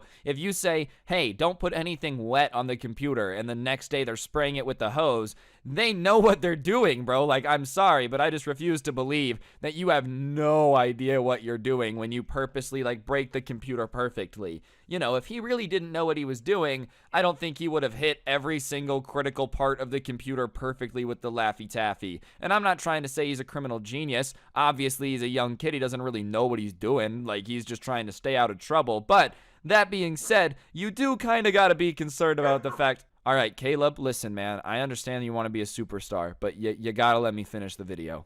All right, anyways, guys, like, you do kind of got to be scared of the fact that he's just throwing his brother under the bus this hard. And, you know, as much as I would love to say there's a happy ending, his computer gets fixed, his mom, you know, is kind of like, you need to stop accusing your brother of this. This is ridiculous. You know, we're going to help you pay for it. But, like, if you keep trying to be mean to your brother and make him feel bad, then we're not going to help you at all. So he basically just shuts up and stops saying anything about it because, you know, he doesn't want to have to pay for the computer that he didn't break, knowing full well that his brother purposely broke it. So his brother kind of avoids trouble, doesn't really get in trouble for it, and is kind of just like, haha, I got away with it. And when he gets his new computer, his number one rule is like, you're not allowed to touch it. And, you know, his brother kind of tries to make a fuss about it, and his mom's like, no, you did break his last one, so he has every right to not want you near him with this one. So he doesn't even get to watch him play Valorant anymore. So eat that, bro. Your plan kind of backfired. You don't get to watch the cool games no more. That's gonna do it for the video, guys. Hopefully you enjoyed. Let me know in the comment section down below what you would do if your little brother, like, broke your gaming system, dude, if they got away with it. If you did enjoy, liking also helps the video a lot. Subscribing, turning on notification is sick. And if you want to get yourself some G Fuel, the best energy drink for gamers, use code Scrubby at a checkout for a little bit of a discount. Also in the description, you can find story times on Spotify that you can listen to, and a link to the merch store, which you should check out. And yeah, on that note, guys, that's gonna do it. Don't get anyone pregnant. If you do, make sure they're hot, and hopefully I'll see you guys all next time with another video. I'm out. Peace. What's going on, guys? It's your boy Scrubby here, back again with another video. Hope you guys are having a great day. I know I am. Today I've got a story time for you guys about the time this girl decided to just call all gamers disgusting and go on a rant in class about how they're the most putrid, vile, disgusting people ever. And obviously, as a gamer, when I saw this story, I was like, ayo, gotta tell you guys that one. It was sent into my Instagram at Scrubby. It's a subscriber story, and without further ado, let's get into it. Be sure to press the like button, and let's go. Stacking so much money, you would think that it's illegal. I'm getting quiet now. Lay low when you rich, so I'm vibing now. Making out, stack the bread, cause you love the sound. Just Now, look, I'm not gonna be the person who's gonna get up in front of the YouTube and lie to you guys. You know, some gamers definitely are a little bit disgusting. Let's be realistic here. I don't think a majority of us are gross. I will defend that. But we all know that there definitely are some dudes out there that smell like BO and like sweat hot Cheeto cologne. There's definitely some of them out there. Like, the way society thinks about gamers, people think about it that way for a reason. They exist. I definitely think our generation gaming is cool, so it's not as like weird, but yeah, there's definitely some gamers out there that are a little bizarre. That being said, when somebody decides to call all gamers disgusting, I do take it a little bit personally, okay? I'm repulsive, I'm not disgusting. There is a difference, okay? I've never made anyone throw up, I've just made someone dry heave before. I can't be that gross. Jokes aside, I don't really understand how you can call a group of anybody gross, like all of them, you know? Oh, all tennis players look like a naked mole rat. Like, I don't know, it can't be all of them. A lot of people play tennis, bro. I mean, sure, sometimes gamers be on the grind, but like, how do you even decide all of a group is disgusting? You're just sitting there one day watching YouTube. You know, I think every gamer looks exactly like Francis from Boogie298H channel and acts like him as well. That's what I imagine when I see a gamer. Because even if you're imagining that, like, that's just not how it is. You know what I'm saying? Regardless, that was just this girl's opinion, and the person who sent me in the story was in 10th grade at the time, and I guess he had a philosophy class with this girl. Now, I never had any philosophy classes in high school. All of my classes in high school did the opposite of making me think deeper. They made me try to figure out how to do as little work as possible. But anyways, when it comes to philosophy, genuinely what would happen, according to this guy, is most of the time you would come into class and there would be a topic and you guys would just kind of talk about it the whole time. It also helped that they had one of those teachers that was super easy to distract, so obviously the class would just kind of get him going off on a rant or change the topic, and it would keep the teacher distracted so they never actually had to do any work, and it's just more fun to talk about what you want to talk about than like philosophy, let's be honest here. And for some reason, the topic of dating preferences had come up this day, like, oh, what people like, what people don't like, which, you know, I personally would never be exposing myself like that in the middle of class, but whatever, I guess this philosophy class just was talking about the philosophy of what makes a good girlfriend, you know? And it wasn't trying to be offensive, it was really just people saying, like, oh, I like this in a person, I like this in a person, you know, I like moms, it's a proven fact. In fact, if you don't press the like button, I'm gonna have to sleep with your mom. And all of these people were just kind of being honest about it, just what they liked. It wasn't offensive. It wasn't trying to be mean. However, the guy who sent in this story, the subscriber, raised his hand and said something about how he doesn't like girls who vape or whatever. Which, you know, is pretty fair. It's petty to me. Like, I don't really care if people vape. But hey, it's called a personal preference for a reason, dog. If you don't want to date somebody who vapes, that's totally your choice. Well, apparently, dude, it was very, very offensive because one girl kind of across the class goes like, what the heck? And then starts saying, like, vaping is a real addiction, and the fact that you would, like, not date someone based on an addiction that they have is disgusting. Yeah, you know what else is an addiction? Heroin. And I can tell you all now that I would never date a heroin addict, bro. Like, I don't really feel like it's that bad. Obviously, you know, nicotine and heroin are very different. But yes, you are allowed to not date someone because they're addicted to something. That's totally up to you, bro. So she starts going on and on about how people struggle with nicotine addiction, yada, yada, yada, acting as if this guy just dropped the worst insult of all time. And he wasn't even being mean. It's not like out of nowhere he just screamed in class, "Oh, if you Jewel, you're ugly." Like, it was relevant to the topic of conversation. So he tries to apologize just because it was feeling awkward, dude, and she's having none of his apology whatsoever. She starts kind of going in on him, like, saying that clearly he just doesn't have the life experience if he thinks quitting vaping is that easy, and he's a moron. I don't know if this girl vaped. He didn't tell me in the story. I'm guessing she had to, because this is taking it weirdly personally for somebody just saying something, dude. Like, hear me out, you know? She has to have been weirdly addicted to vaping because, I don't know, for example, I really, really like to spend money on microtransactions in video games. If somebody was like, that's really stupid and a waste of money, I wouldn't get mad. I would be like, yep, you're right, because it's the truth. Just because you're vaping doesn't mean it's good for you, dog. Like, just because you are constantly drinking, Windex doesn't mean it suddenly is a Gatorade flavor. It's still bad for you. And she starts saying that this kid looks like a slimy grease ball. She starts insulting the subscriber. And at that point, the teacher gets involved and he's like, all right, guys, let's calm down a little bit. You know, the goal of this classroom isn't to make enemies. It's to have good conversations. And she starts getting into it with the teacher now, being like, you're gonna let him talk to me that way and not yell at him. Like, I can't believe this. This isn't a good conversation. And the teacher does the logical thing and just tells this girl, like, well, it's his personal preference. You know, what do you want me to do? Tell him he has to date people who vape? It's a student. We were talking about this. Like, yeah, you can say whatever he wants. And the girl at that point is like, well, I think everyone who plays video games is disgusting. Like, they're gross, they're fat, they're sweaty, they're just the most disgusting things ever. And so obviously the class is kind of like, okay, you know when somebody snaps and is just screaming in class and the entire class just goes dead silent, like you can hear a pin drop? That's what happens. And finally, she's just still ranting, like every now and then about how like, and they're lazy, like just still going off about how apparently everyone who plays video games is the worst person ever. When somebody asks her, they're like, well, why do you think that, dude? You know what I mean?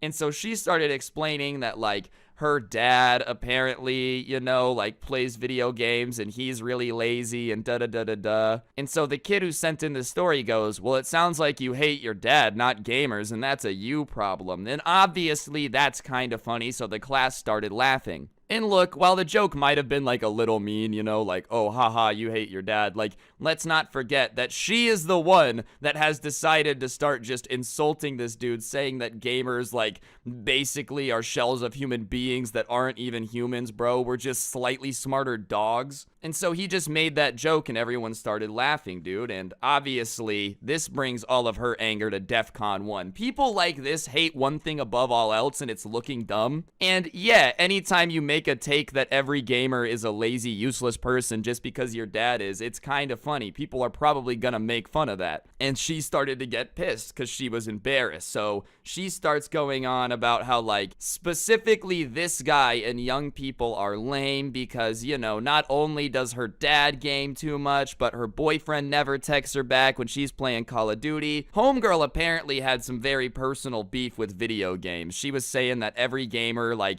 doesn't shower, you know. And apparently, dude, she said that gamers are so lazy that all of us have like an empty 2-liter bottle next to our setup that we pee into. She was just saying every stereotype known to man, and I honestly have to wonder if she had ever met someone who actually plays a video game before. Because, like, jokes aside, yes, I've made jokes before about cutting a hole in the bottom of my DX Racer, getting a 5-gallon bucket so I don't have to get up. I'm not actually gonna do that. Like, I'm a human being. You're not gonna catch me crapping in a bucket and peeing in a bucket so I can continue my gaming marathon. I might hold it till the end of the round. I'm not gonna deny that occasionally happens, but, like, I'm not a dog, dude. This lady was literally acting like we were just the dumbest thing ever. In fact, I think the best way I could describe her vibe of what she thought every gamer was like is, if any of you have seen that episode of South Park where it's like the World of Warcraft guy who's just an absolute nerd. He's grinding World of Warcraft. He gets so good that he literally can kill people in no PvP zones, and he's just this fat old man with like balding. Yeah, I'm pretty sure that's what she thought every single gamer ever was like. And that's not how we are. Trust me, I've played video games forever. I've met different types of people from all walks of life, dude. I've met dudes that are 6'7", jacked super athletes that like video games. And yeah, I've met a few Jabba the Hutts. I've met myself. I look like a stick bug. I literally think most of you could snap me in half like a toothpick. I love video games. We got some variation. Not all of us are the World of Warcraft guy who's never kissed a girl sitting there like, my level 17 magic spell. So she goes on her rant, does this all, and then looks at the guy who sent me in this story and is like, yeah, what do you think about that, you disgusting loser? And the way she said disgusting loser, she was very clearly like thinking that was going to be the death blow to this guy's feelings. He was just going to instantly burst into tears. Oh no, the big mean girl said that I'm disgusting. And she's like, you know, tears in her eyes, that mad. And the kid who sent in this story, the gamer, just looked at her and went, I bet you vape. Huh, that was his response to her just going off, calling him a loser, saying the thing he loved is super dumb. His response was, oh, I bet you vape. And when he says that, she just starts screaming, is that all you have to say? Are you kidding me? Even after everything I just said, you're still gonna focus on the vaping? And she starts running at him like pissed. And the teacher is getting between them, and she's like trying to get over the teacher to fight this guy, dude. I don't know if asking her if she vaped was just too disrespectful of a question or what, but she's literally like, so as I said, the girl's going ballistic and the dean is trying to hold them apart. Not the dean, the teacher, but the teacher says to call the dean because he's holding them apart. You know what I mean? Like, he needs some help, sorry. So one of the kids like calls and says to send down, I don't know if you guys had like the hall monitors that doubled as security that would come break up the fights and stuff. And once she hears that, you know,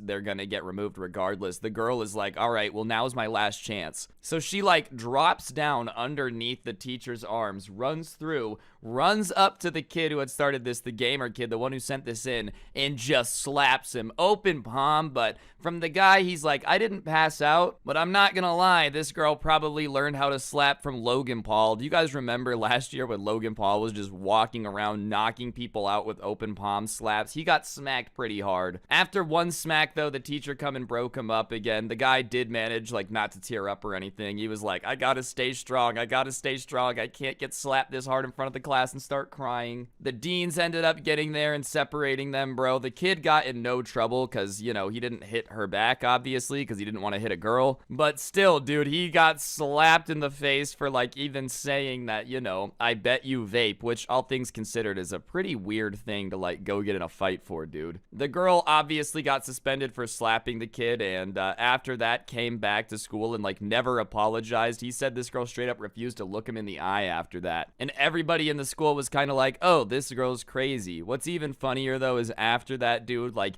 in school, the story got around about what would happen, and whenever the kid who sent this in would walk around, people would be like, gamers are disgusting, like, making fun of her. Not when she was around, but, like, to him. So he was like, all things considered, I did get slapped, but everybody thought it was a really funny story, so I guess it's kind of a W. Anyways, guys, I think that's going to do it for the video. Hopefully you enjoyed. If you did, I would really appreciate you taking a second to press the like button. Let me know in the comment section down below what you thought. It really does help out the video a ton. If you don't know what to comment, just go ahead and comment the word zombies down below, just like the gameplay. It does help out. Realistically, if y'all are offended, dude, if you think that all video games are losers and I was in the wrong on this story, I don't know what to tell you. This probably isn't the channel for you. But if you're anything like me and you just love seeing people who don't understand understand video games get kind of owned. I hope you enjoyed it. If y'all want more content, I do have a podcast called The Scuffed Cast. Link can be found in the description. Feel free to check that out if you want more content, along with a link to the intro song that can also be found down below. The merch store, the Teespring store, is also in the description down there. If you guys feel like checking it out, no pressure. The Instagram is just at Scrubby, Twitter at Scrubby_69 if y'all want to follow me on there. Obviously, I think I'm pretty hilarious, but yeah, on that note, I think that's everything I've got to plug. Don't get anyone pregnant. If you do, make sure they're hot, and hopefully I'll see you guys next time with another video. I'm out. Peace. What's going on, guys? It's your boy Scrubby here, back again with another video. Hope you guys are having a great day. I know I am. Today we've got a subscriber story that was sent in about this dude who apparently got to reject this popular girl in front of the school after she tried to make him look bad. And honestly, a story of karma like that I figured would just fit pretty well here on the channel, so that's what we're going to be talking about today. So without further ado, let's get into it. Press the like button or you're going to get pregnant. And yeah, sit back, relax, and enjoy. Let's go. Stacking so much money, you would think that it's illegal. I'm getting quiet now.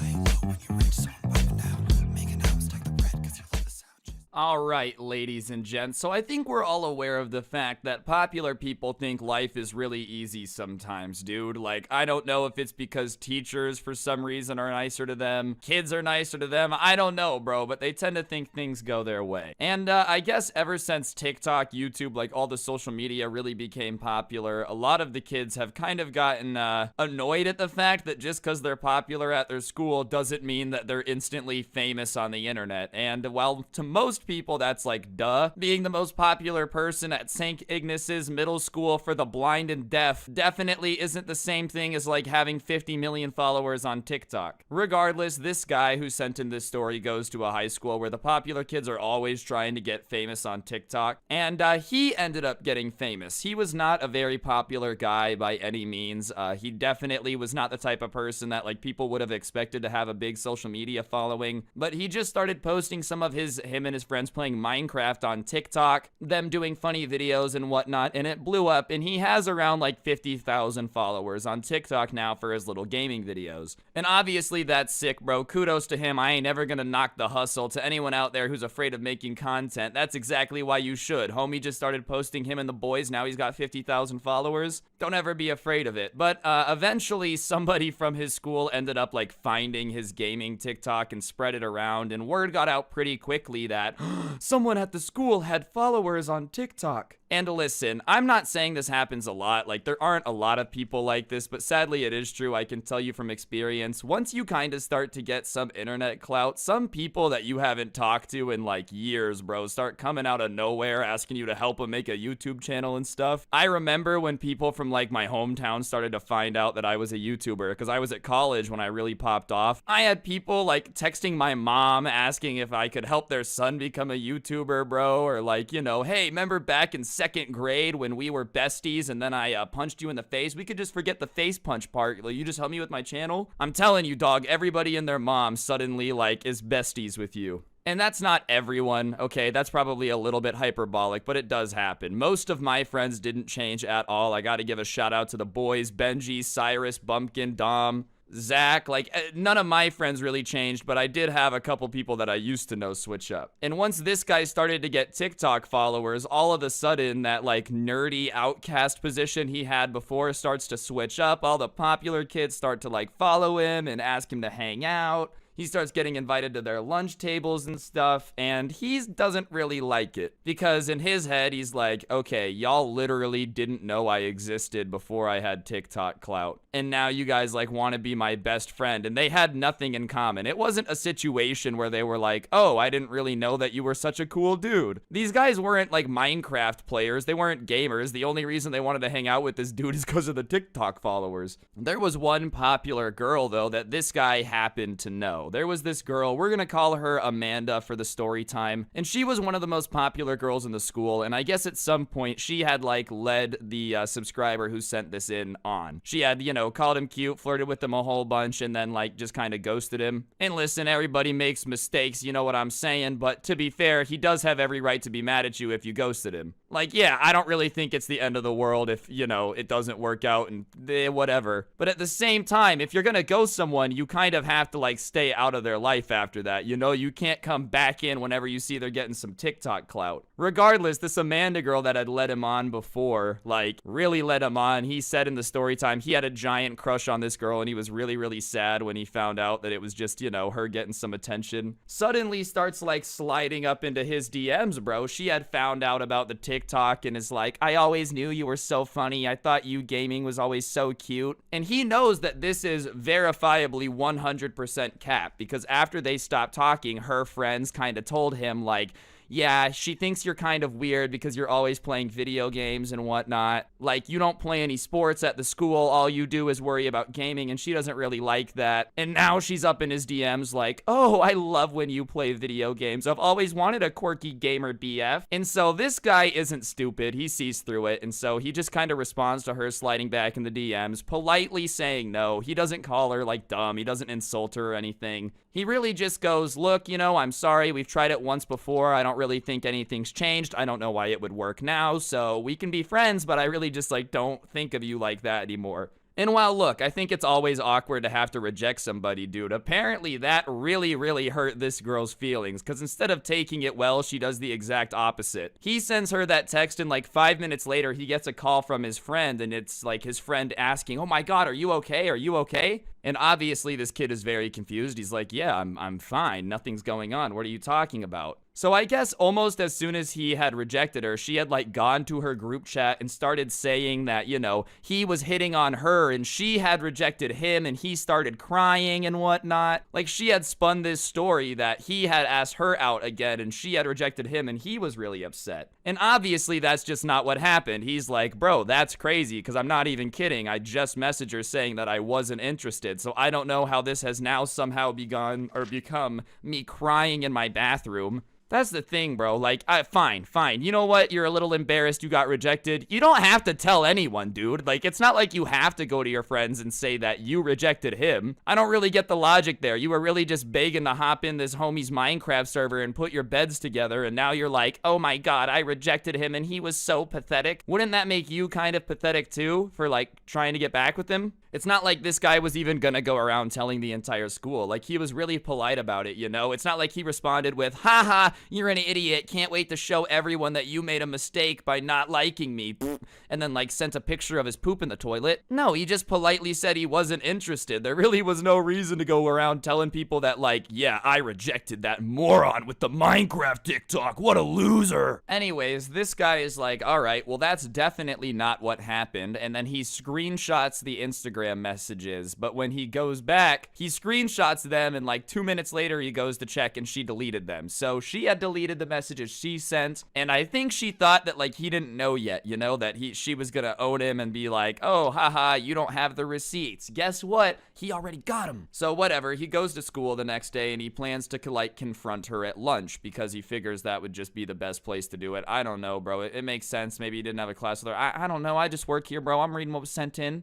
And lunch finally comes and he goes up to her and he goes, hey, why are you telling people that you rejected me and I cried when that's definitely not what happened? And he's doing it in front of all of her friends. And usually when you call somebody out like that in front of their friends, you know, they get a little bit embarrassed. They get like shy, scared a little bit. No, she kind of smiles and she's like, because that's what happened. Don't you remember when I rejected you and you cried like a little baby? This girl is literally trying to like say that that happened. I don't think she had any idea that this dude has screenshots. So he tells her, he's like, yeah, remember yesterday when you slid into my DMs asking me to flirt with you and whatnot and da-da-da-da-da, and I told you that I wasn't interested. And she's like, yeah, that never happened. What are you talking about? And he's like, yes, it did. And that's when the smirk comes up on this girl's face. And she says, well, then prove it. Where's the messages? I really think that this girl thought that this dude didn't have the screenshots, that she had deleted them off Instagram fast enough that he was about to pull up the messages and just look nuts. Unfortunately for this girl, though, homie had the receipts. So in front of all of her friends, keep in mind at this point, everybody around the table is looking pretty invested. And how could they not be? School lunches are pretty boring, dude. He pulls up the messages and hits her with the hardest "this you" of all time. He's like, okay, so what about this message where you say that, you know, you love my Minecraft videos, you think I'm adorable, and you miss when we used to talk? What's that? And she's like, I obviously embarrassed, and everyone at the table is like, oh my god, no, you did. And listen, dude, I understand a lot of y'all are probably like, that's really petty. And it's not like he was just doing this for fun, dude. This wasn't a this you just like for giggles. She was going around telling people that she rejected him, that he was the loser who started crying. And then like when he confronted her, just said, no, I never texted you that. Like didn't even apologize, you know, nothing. Like, okay, I feel like at that point, this youing them is pretty okay. Sometimes it gets a little toxic on TikTok, bro. Like a girl will post a dancing video and someone will like this you it with a screenshot of her dad on Facebook, like saying that he wants to disown her, dude. It's crazy. Some y'all are savages. But this one, pretty appropriate, bro. Pretty fair. So obviously the table's kind of like, oh my god, because she's getting wrecked out here. And she'd been telling everybody all day about how she rejected the popular TikTok guy. So the table starts kind of being like, why would you tell us that you rejected him if you didn't? And she's like, I did. Those messages are fake.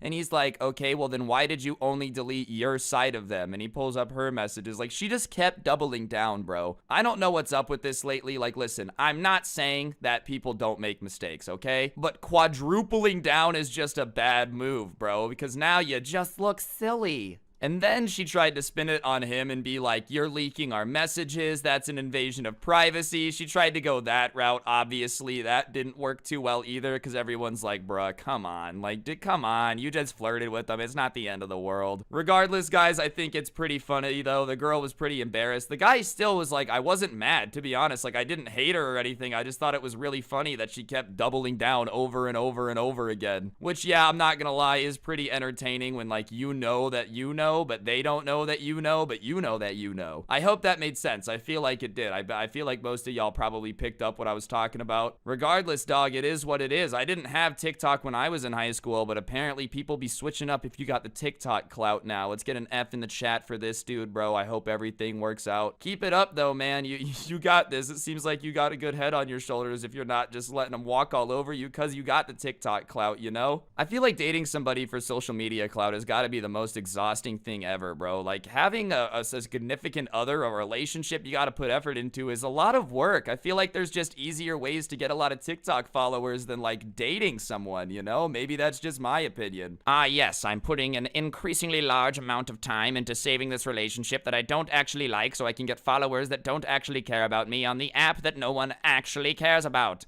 Like, yeah, man, at least YouTube clout means something, I say biasly while looking at my YouTube plex. Jokes aside, y'all, just make sure that whenever you're dating anybody, guy, girl, cousin, left nut, right nut, dog, except I probably don't approve of most of that stuff, just be sure that they like you for you. You know what I'm saying? No cousins or dogs allowed. I think that's off limits. Guys or girls, do whatever floats your boat, and yeah. Anyways, guys, I think that's gonna do it for the video. Hopefully you enjoyed. If you did, please be sure to press that like button. Let me know in the comment section down below what you thought of the video. It just helps it do better in the algorithm, bro. And if you wouldn't mind leaving a comment, very appreciated. If you don't know what to comment, just go ahead and comment the word Minecraft down below. I don't know, I'm just thinking of it. Helps me do better once again. If y'all want more content, I actually do have a podcast called The Scuffed Cast. Link will be down below. We talk about gaming stuff and whatnot, so if that interests you, feel free to check it out. And I will also put a link to the intro song down in the description if y'all feel like giving that a listen. The Spotify link's down there. And the last link I gotta plug in the description is the merch link, the Teespring store down below. We got the OG Sub Club merch and the Haha merch, both of which are very fire. Feel free to check them out. And last but certainly not least, follow me on Instagram at Scrubby, where we post the flicks on not a very often basis, but they do get posted sometimes, and the Twitter at Scrubby_69, so y'all can get the latest updates on what's poppin' and oppin'. Realistically, I want to take another second to say thank you to everyone that's subscribed. Y'all really mean the world to me. Don't get anyone pregnant. If you do, make sure they're hot, and hopefully I will see you guys all next time with another video. I'm out. Peace. What's going on, guys? It's your boy Scrubby here, back again with another video. Hope you guys are having a great day. I know I am. And today I've got a story time for y'all about these two Minecraft kids that ended up fighting in the middle of school. I wouldn't recommend doing this, but before we get into it, be sure to press the like button. Otherwise, no joke, no scam. You're gonna fight over Minecraft in front of everybody, and let's get into it.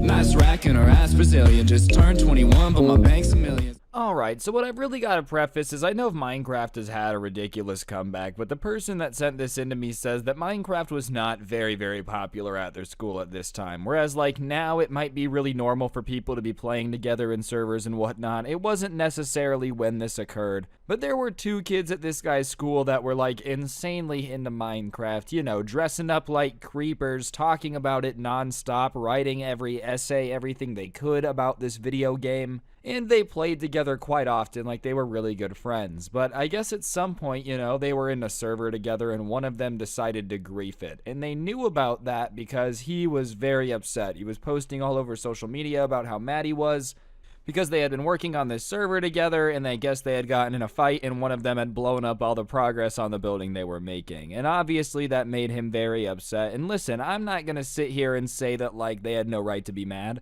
If I had spent months and months working on something in Minecraft with somebody I thought was my friend and then they went behind my back and decided to blow it up, I would be mad. But the difference would be I would be mad on the internet, you know. I guess this guy, after posting about it online, decided that not only did he need to confront him on the internet, he also needed to confront him in person. So he decided that he was going to confront this guy about griefing his server at lunch. And listen, I'm just going to say here that, like, it's probably not a good idea to go around talking to people and loudly screaming about your Minecraft beef in the middle of school. I understand that it might feel very important to you, but at the same time, there's a good chance, A, nobody else cares, and B, you're going to get made fun of for the fact that you're, like, trying to fight someone over Minecraft server drama, you know? You guys don't understand. Me and him have to fight because in Minecraft, he cut down my trees. Like, everyone's gonna make fun of you for that, and I can't even blame him. What do you want the principal to do for that? Like, have an anti-bullying seminar when you're making it that easy to do it? Anyways, he decides to confront him at lunch, and he walks up to him, and he's like, "Why did you grief the server, dude? What's wrong with you? Are you kidding me? All the work that we put into that, and you just destroyed it. I can't believe that you would do that, man.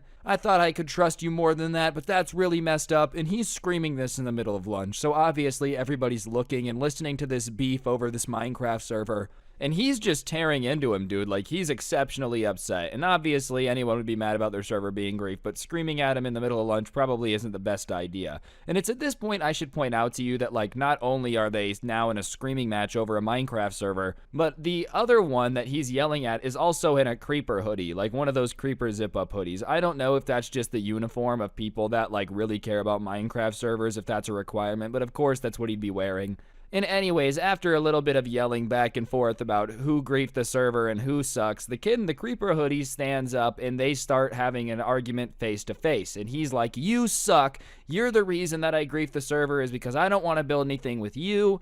And at that point, the screaming match is really getting the attention, and people are starting to get up and walk over there. You know what I mean? To get a closer view. And you know your argument is good and dramatic when the entire lunchroom starts to come over and listen. The only problem is most people don't know what these guys are talking about, because while it originally was a confrontation about, like, you know, oh, you destroyed the server, you did this, it turns into them arguing about, like, PvP strategies and Bed Wars and Sky Wars, being like, well, you do this in Bed Wars, so you're an idiot, and da-da-da-da-da, blah, blah, blah, blah, blah. And they're literally arguing about Minecraft PvP, screaming at each other in the middle of the lunchroom at school.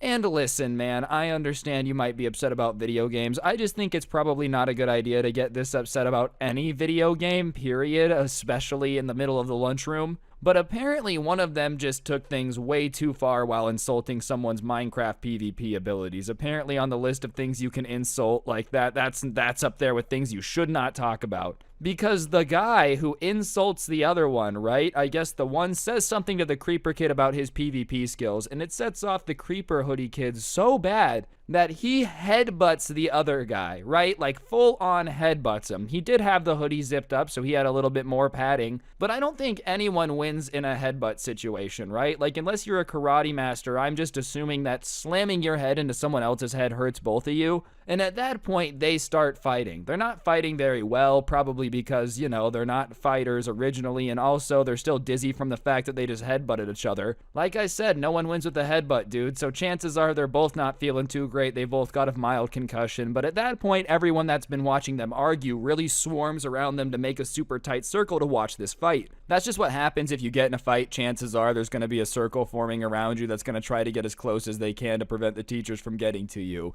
And in this fight, dude, they're just fighting like almost like what you would expect people to fight like if they'd never been in a fight and just watched movies. They're just kind of like throwing haymakers at each other, and every now and then they're hitting each other and like being like, take that and take this and take that. But the other thing they're doing while they're fighting, literally fisticuffs in the middle of the lunchroom, is just screaming about Minecraft still. Even in the heat of the moment, man, they were still like, and you're the one who did this to the server. Well, you did that, and you did this. And listen, I think everybody's had the emotions get the better of them in a situation over something dumb before, but the fact that they were so mad about this Minecraft server that they could literally be beating each other up and still angry about it goes to show how much it meant to them, you know? Like, I'm gonna be honest, if me and my friend were arguing about Call of Duty and somehow it turned into a fight, which just wouldn't happen, by the time I get punched in the face, I'm probably not thinking about Call of Duty anymore. I'm thinking about the fight. But no, even while punching each other, they're like, and you do this wrong in Minecraft PvP. And no matter how good the circle around you when your fight is going is, eventually teachers are gonna break in. And at that point, as they're like fighting each other, screaming about Minecraft, teachers finally get into the circle and like start to get near them to break each other up, right? And these kids are still going to town as the teachers get there. They really are not letting up. It's almost like they don't even care that the teachers are there at that point. They're like, whatever. If they want to watch us throw hands, then that's on them. This is the next UFC fight. We should have charged pay-per-view. And I'm going to be honest, instead of Jake Paul fighting someone, I would rather watch an undercard where it's just a bunch of kids super addicted to Minecraft fighting. I think that'd be way more entertaining. But regardless, the teachers get in and finally break them up. The crowd dissipates a little bit. But obviously, everyone's still talking about the Minecraft fight that just went down, because how could you not be talking about that and making fun of it at this point? Anyways, even as the teacher's pulling them apart, like, they're still yelling stuff about the server, you know, like still going after each other verbally for the Minecraft thing. And listen, man, once again, I feel like once you've literally fought each other, like the anger about the server should dissipate. You shouldn't be as mad. Obviously, it's why you started fighting in the first place, but you know, if even when the teachers are separating you, you're like, you shouldn't have done that on this Minecraft day, then you're probably a little bit too addicted to Minecraft. For your own good, you might want to take a break. Like when you start throwing away friendships and attacking people over what they did to you in the video game, I think that's the sign that it's time to take a break in the video game. And as I said, most of the school is crowded around watching them, so they're yelling all this stuff about servers and Minecraft, and you know, while some people definitely know what they're talking about, a majority of people have no clue what they're talking about whatsoever, literally at all. And that makes it even worse, because now most of the people that are watching this are hearing them scream all these words and they don't know what's going on, so they start trying to come up with what's happening, and like, this is a smaller school, and the subscriber that sent this in to me knows Minecraft, right? But because they were yelling all these words and talking about the nether and killing stuff and all these things, people started to say that they had gotten possessed and that's why they were fighting each other. Yeah, you know how it is, dude. They got possessed in the middle of lunch, started throwing fisticuffs to try to, you know, show people the way of what happens if you're possessed by demons. I will say, if you don't know what they're talking about, though, and people start screaming about zombie pigmen in the world full of lava, while they're also fighting each other for no discernible reason at all, like they're headbutting each other, I mean, maybe you just go with, like, demons possessed them. I guess there really is no logical explanation, so you might as well go with an illogical explanation. I really do just gotta say, though, man, like, I love video games, don't get me wrong. I get very, very passionate about it. I love winning a Valorant game. I love playing it. That being said, I feel like it gets to a point where you've got to remember it's a video game. Because at the end of the day, it is not your real life, dude. I could just never imagine getting this mad at a video game. Broken controllers or whatever, but staying so mad I go to school the next day and fight the person I was playing against. And out of every game you're gonna literally physically fight someone over, out of every single one that you could be like, I'm literally going to punch someone in the face over this, the worst option is Minecraft. Out of every game that you would have to explain to somebody, oh, we're fighting because of a disagreement we had online. It's not like over a game you bet money on or, you know, a competitive game. It's over Minecraft. I hope they had to explain that to their parents, dude. hey, mom, listen, okay? Like, I understand you might be mad that I'm suspended for school from school for a week now. I said that backwards. But what you have to understand is I was standing up for my honor on the Minecraft server, and that's what really matters, is that everyone in the Minecraft server is still gonna respect me because I fought for my honor. I just feel like your parents might not be that understanding. Hey, maybe not. Maybe their dad is the admin on the server, and that's why the beef got so intense. But regardless, even after they got back from their suspension, which did take a little bit, everybody thought that they would eventually get back to being friends because they were the only two people that addicted to Minecraft. But like to this day, they still refuse to talk to each other. In fact, they like refuse to talk to each other to the point where it's detrimental to themselves. Like even before they fought, they had this class where they had been put on a group project together. Obviously, they fight, they don't like each other, but they just refuse to talk at all to the point where, you know, the teacher wasn't going to change their group for the project, which wasn't the best. But they ended up just taking the 0% on the project instead. Like, instead of just kind of getting over it and dealing with each other long enough to save their grade, they literally took the F in the class. And to me, that's dedication. You ever hate someone for a video game so much that you're willing to not only in real life attack them, but on top of that, you're gonna fail your class for it? That just seems like something that, you know, is a real gamer move. All jokes aside, I feel like it's just not really worth the suffering, dude. Like, your parents got mad, you probably got your stuff taken away. You get suspended. Now on top of that, you're just going to put your academic future in jeopardy so that way they don't have to listen to your voice. If anything, I feel like this is what you do. You do the entire group project, turn it in, and then tell the teacher that the other guy did nothing so you get the credit. You know what I mean? I feel like if you're mad enough at somebody over Minecraft to take it this far, like this had to have been just the worst server grief of all time. And what's insane is you think they would have been embarrassed not wanting to talk about it all the time with everybody else at school, but like they really love to bring it up every chance they get, how that guy had been a backstabber and, you know, just betrayed them and the server all at one time.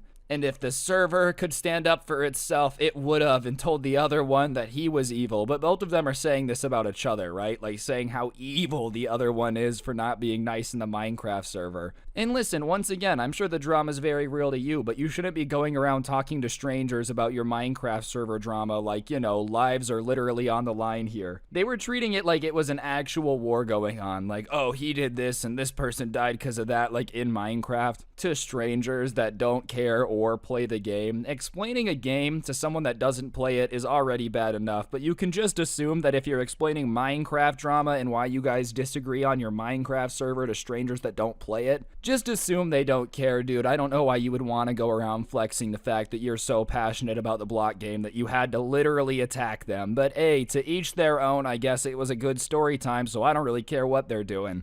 If you enjoyed the video, though, I'd really appreciate you taking a second to press the like button. Let me know in the comment section down below what you thought, and of course, subscribe if you're new and turn on notifications. If you really want to help me out, you can check out the intro song linked down below, along with a link to my podcast, The Scuffed Cast, or you could use code Scrubby at the G Fuel checkout. You get G Fuel energy, I get some help, and you get a discount. Everyone's a winner. And last but certainly not least, you know, I did put some of my story times on Spotify. That link will be at the top of the description, but feel free to check that out. And yeah, on that note, don't get anyone pregnant. If you do, make sure they're hot, and hopefully I will see each and every single one of you guys next time with another video. I'm out. Peace. What's going on, guys? It's your boy Scrubby here, back again with another video. Hope you guys are having a great day. I know I am. And today, ladies and gentlemen, I've got a story for y'all about a cringe individual that I was in contact with in high school. Arguably one of the cringiest people to ever exist. I would say they're up there. It was this kid who was crazy addicted to Minecraft, also never showered, and was also really bossy. Not a good combination.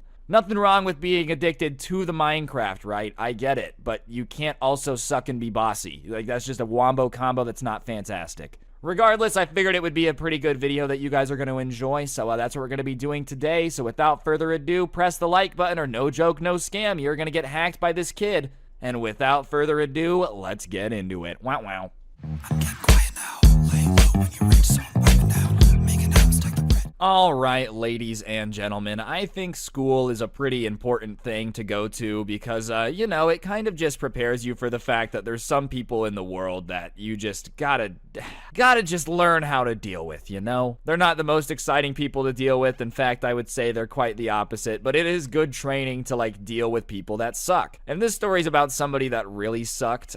This took place in my junior year. I came to class one day, you know, sat next to these people that I didn't really know too well, and one of the guys at the table was someone that I had seen around school plenty of times before, just kind of walking around. I had never really had a chat with him or anything. His name's going to be, we're gonna name him Sam for the purpose of this story, okay? Because I have a lot of friends named Sam, and I don't want people to figure out who this is. And you know, Sam, as I said, I'd seen him around before, but I'd never really gotten close to him. And now that I was sitting at this table with him, one of the first things that I noticed is that he had a very particular stench to him. And when I say stench, I don't mean like cologne, I don't mean like deodorant. I mean this dude straight up smelt like the piracy. And not the internet kind. Like, you know, the 1800s pirates that had scurvy, dude, like their toenails would be falling off, they never showered. Like, imagine how that would smell, and then imagine walking into a classroom and sitting near someone that smelled like that. I literally could not believe that somebody like could smell this bad and not be aware of it, dude. Like, there's no way he wasn't able to smell himself.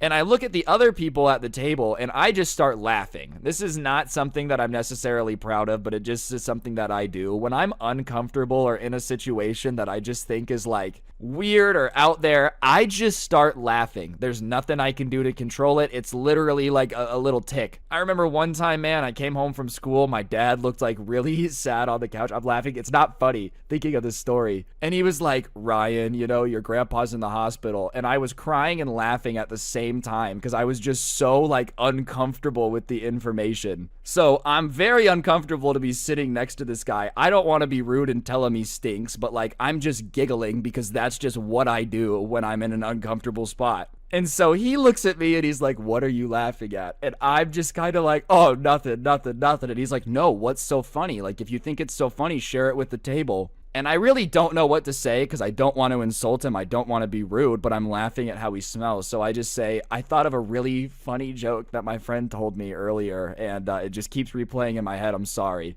And he kind of rolls his eyes at me. And this is the first interaction I've had with this dude other than smelling him. And he's like, yeah, okay, I guess that makes sense. Will you do me a favor and just try to keep it down? I'm trying to focus. Which, like, alright, fair enough. I guess I was giggling too much, but at the same time, dude, come on. Like, class hadn't even started yet. I was just giggling. Not to mention, I'm giggling at your stench. Like, okay, let's just relax. I could tell he was going to be a little bit of a bossy know-it-all, you know, and so sure enough, teacher comes in, you're sitting together, blah, blah, blah, blah, blah, here's the project, da-da-da-da-da, and it ends up being something that we have to do as a little table, like the little group of people. And when the paper gets passed out, there was 2 girls, me and this kid at this table. One of the girls grabs it and reads the instructions and says, we have to do XXXX, like the 3 steps. So whatever, I'm like, all right, I start getting ready to do the 3 steps. But for whatever reason, this Sam kid is like, I'm gonna double check the instructions because I just don't necessarily believe that you guys are able to comprehend them that quickly. Which, like, damn, bro, that's pretty rude. We are reading the instructions on a worksheet in class. We're not reading the Declaration of Independence. I'm pretty sure we can read it.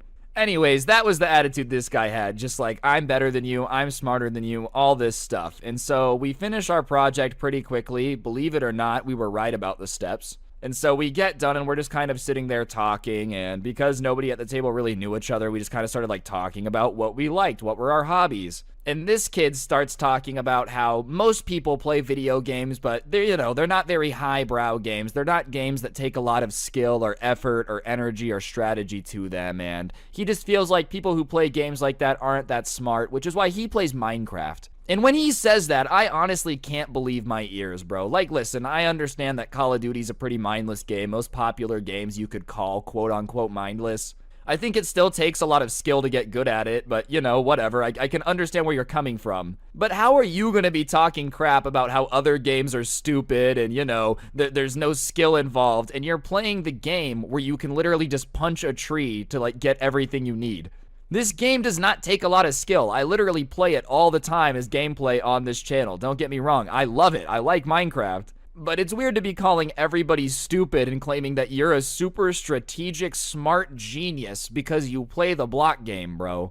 So, the first day I've known him, I know that he thinks he's better than me, he thinks the video games I play are stupid, and he smells bad. That's what I know, dude. You would think somebody that is thinking so deeply in strategy that they're a professional Minecraft player would also realize that showering might, like, benefit the situation, but no. He's just a genius in strategy, not showering. So whatever, I leave that day, and I just can't really believe that, like, that person exists. I just think it's kind of funny. But when I go back the next day, I can't even believe my eyes even more. So he had told me that they really liked Minecraft. You know, I believed him. It's the smartest game to ever exist. So much strategy, all that stuff. But one thing that I didn't expect was for the kid to come to school the next day in a creeper hoodie. Keep in mind, we're like juniors in high school, so whatever, nothing wrong with that. Wear your creeper hoodie. But the strangest thing is this man is sitting in class with the hood all the way zipped up. Like, you know the creeper hoodies that you could become the creeper? He is just sitting there, like, in the creeper hoodie, zipped up all the way. You can't see his face. And this creeper hoodie is not in good shape. This was not a new hoodie. This thing was covered in, I don't know what the stains were. I don't want to know what the stains were, but this thing basically looked like a Jackson Pollock painting. Like, this thing was just covered in stains, and I could smell him probably about the same time I could see him. Like, as I walked in and see the creeper, I just kind of get this waft of just BO and Manwich and Sloppy Joe and 3 hot dogs that have been boiled for too long. It was just overwhelming. And I'm kind of like, oh, hey, man, nice hoodie. Nothing wrong with wearing the hoodie, like I said. Just kind of weird to have it full zipped up in the middle of class. And instead of, like, replying with words, he just looks at me and goes, like, makes a creeper noise, bro. Makes a creeper noise. And so I'm like, oh, all right, this is kind of bizarre. And I was the first other person at the table, so the other ones come in, they kind of see the same thing. And when they say hi to him, he also hisses at them in creeper.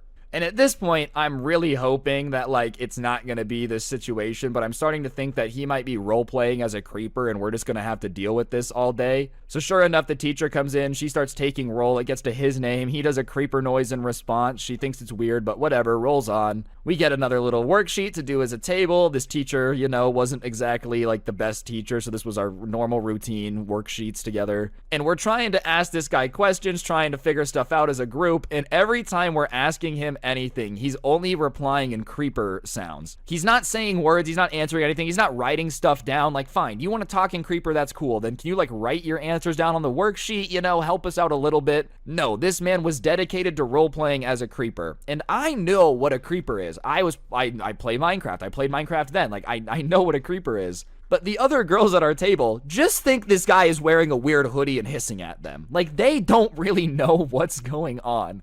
So after about 2 minutes of him hissing and being, like, absolutely useless on this worksheet, one of the girls goes, okay, are you going to help us, or should I just go tell the teacher that you're going to be a freak today? You know what I mean? Which is fair. Like, all right, this is annoying. Stop hissing at me. And when that happens, he finally decides to talk words, and he goes, I'm not being a freak, I'm a creeper. You would know that if you played Minecraft, but you're probably too dumb to understand it anyways. Yeah, bro, this girl is too dumb to understand Minecraft. It's just not a very hard game to understand. It's just not. And even then, what does understanding the video game Minecraft of, like, collect resources, stay alive, have to do with you pretending to be an animal from Minecraft to the point where you're not talking?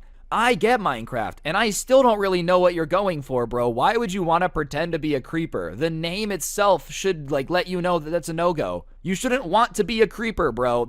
Anyways, the girl predictably doesn't really know what he's talking about, and she's like, okay, I'm gonna go tell the teacher. So she just gets up, goes, talks to the teacher. The teacher comes over and is like, all right, what seems to be the problem? You know that you can't be talking in made-up languages during class, like, you have to work as a team. And now Minecraft Kid is still zipped up in the creeper costume, by the way. He still hasn't unzipped it. And he starts arguing with the teacher about how, you know, it's his constitutional right to dress this way, and the freedom of speech protects talking like a creeper.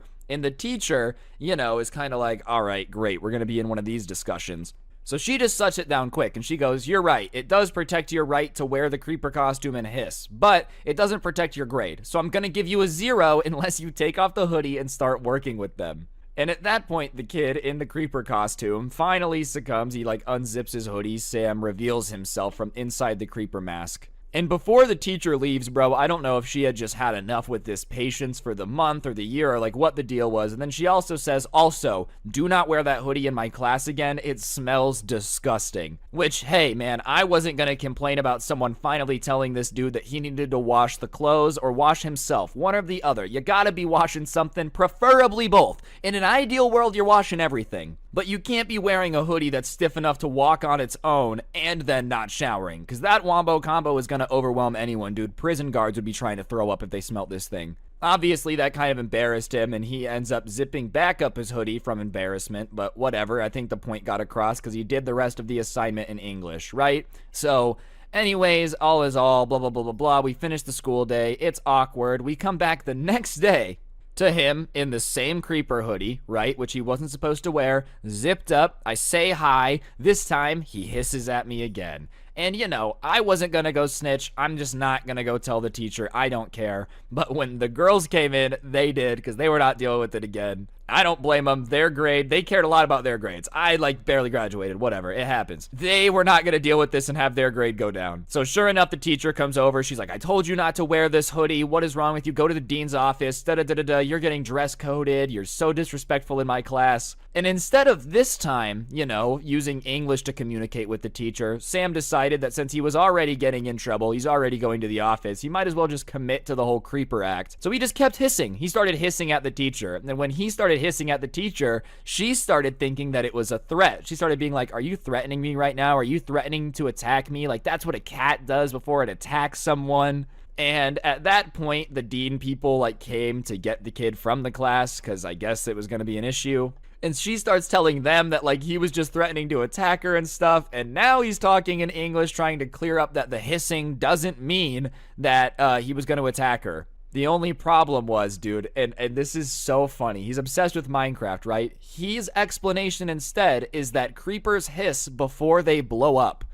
So he was just warning her to back up before he explodes, which does not exactly calm down the people that were coming to remove you from the classroom. So sure enough, he gets taken out of there real quick with his backpack, everything. They take him to the deans. They're searching him. The teacher, you know, they're like, are you okay? But yeah, after that, I think what ended up going on is he got moved into a different class for sure. I think the teacher was like, I don't feel safe teaching him, you know, he threatened to blow up in my class. He was talking about a creeper, but you guys get the point. And so I didn't see him anymore in class. I saw him around school sometimes, never again in the creeper hoodie though. But yeah, he got moved out of that class after that. But regardless, that's the story time of the Minecraft kid that never showered that I had to deal with. Hopefully you guys enjoyed. If you did, I would really appreciate you taking a second to press the like button. Let me know in the comments section down below what you thought. If you really want to support the channel, you can check out the intro song, link down below. You can also use code Scrubby at the G Fuel checkout. Gets you a discount on G Fuel, helps me out. And of course, if you want more content, my podcast, The Scuffed Cast, can be found down there too. Last but certainly not least, if you want some merch, look at your screen now and you'll see the coolest merch to ever exist in the history of the planet, which can also be yours by visiting the description.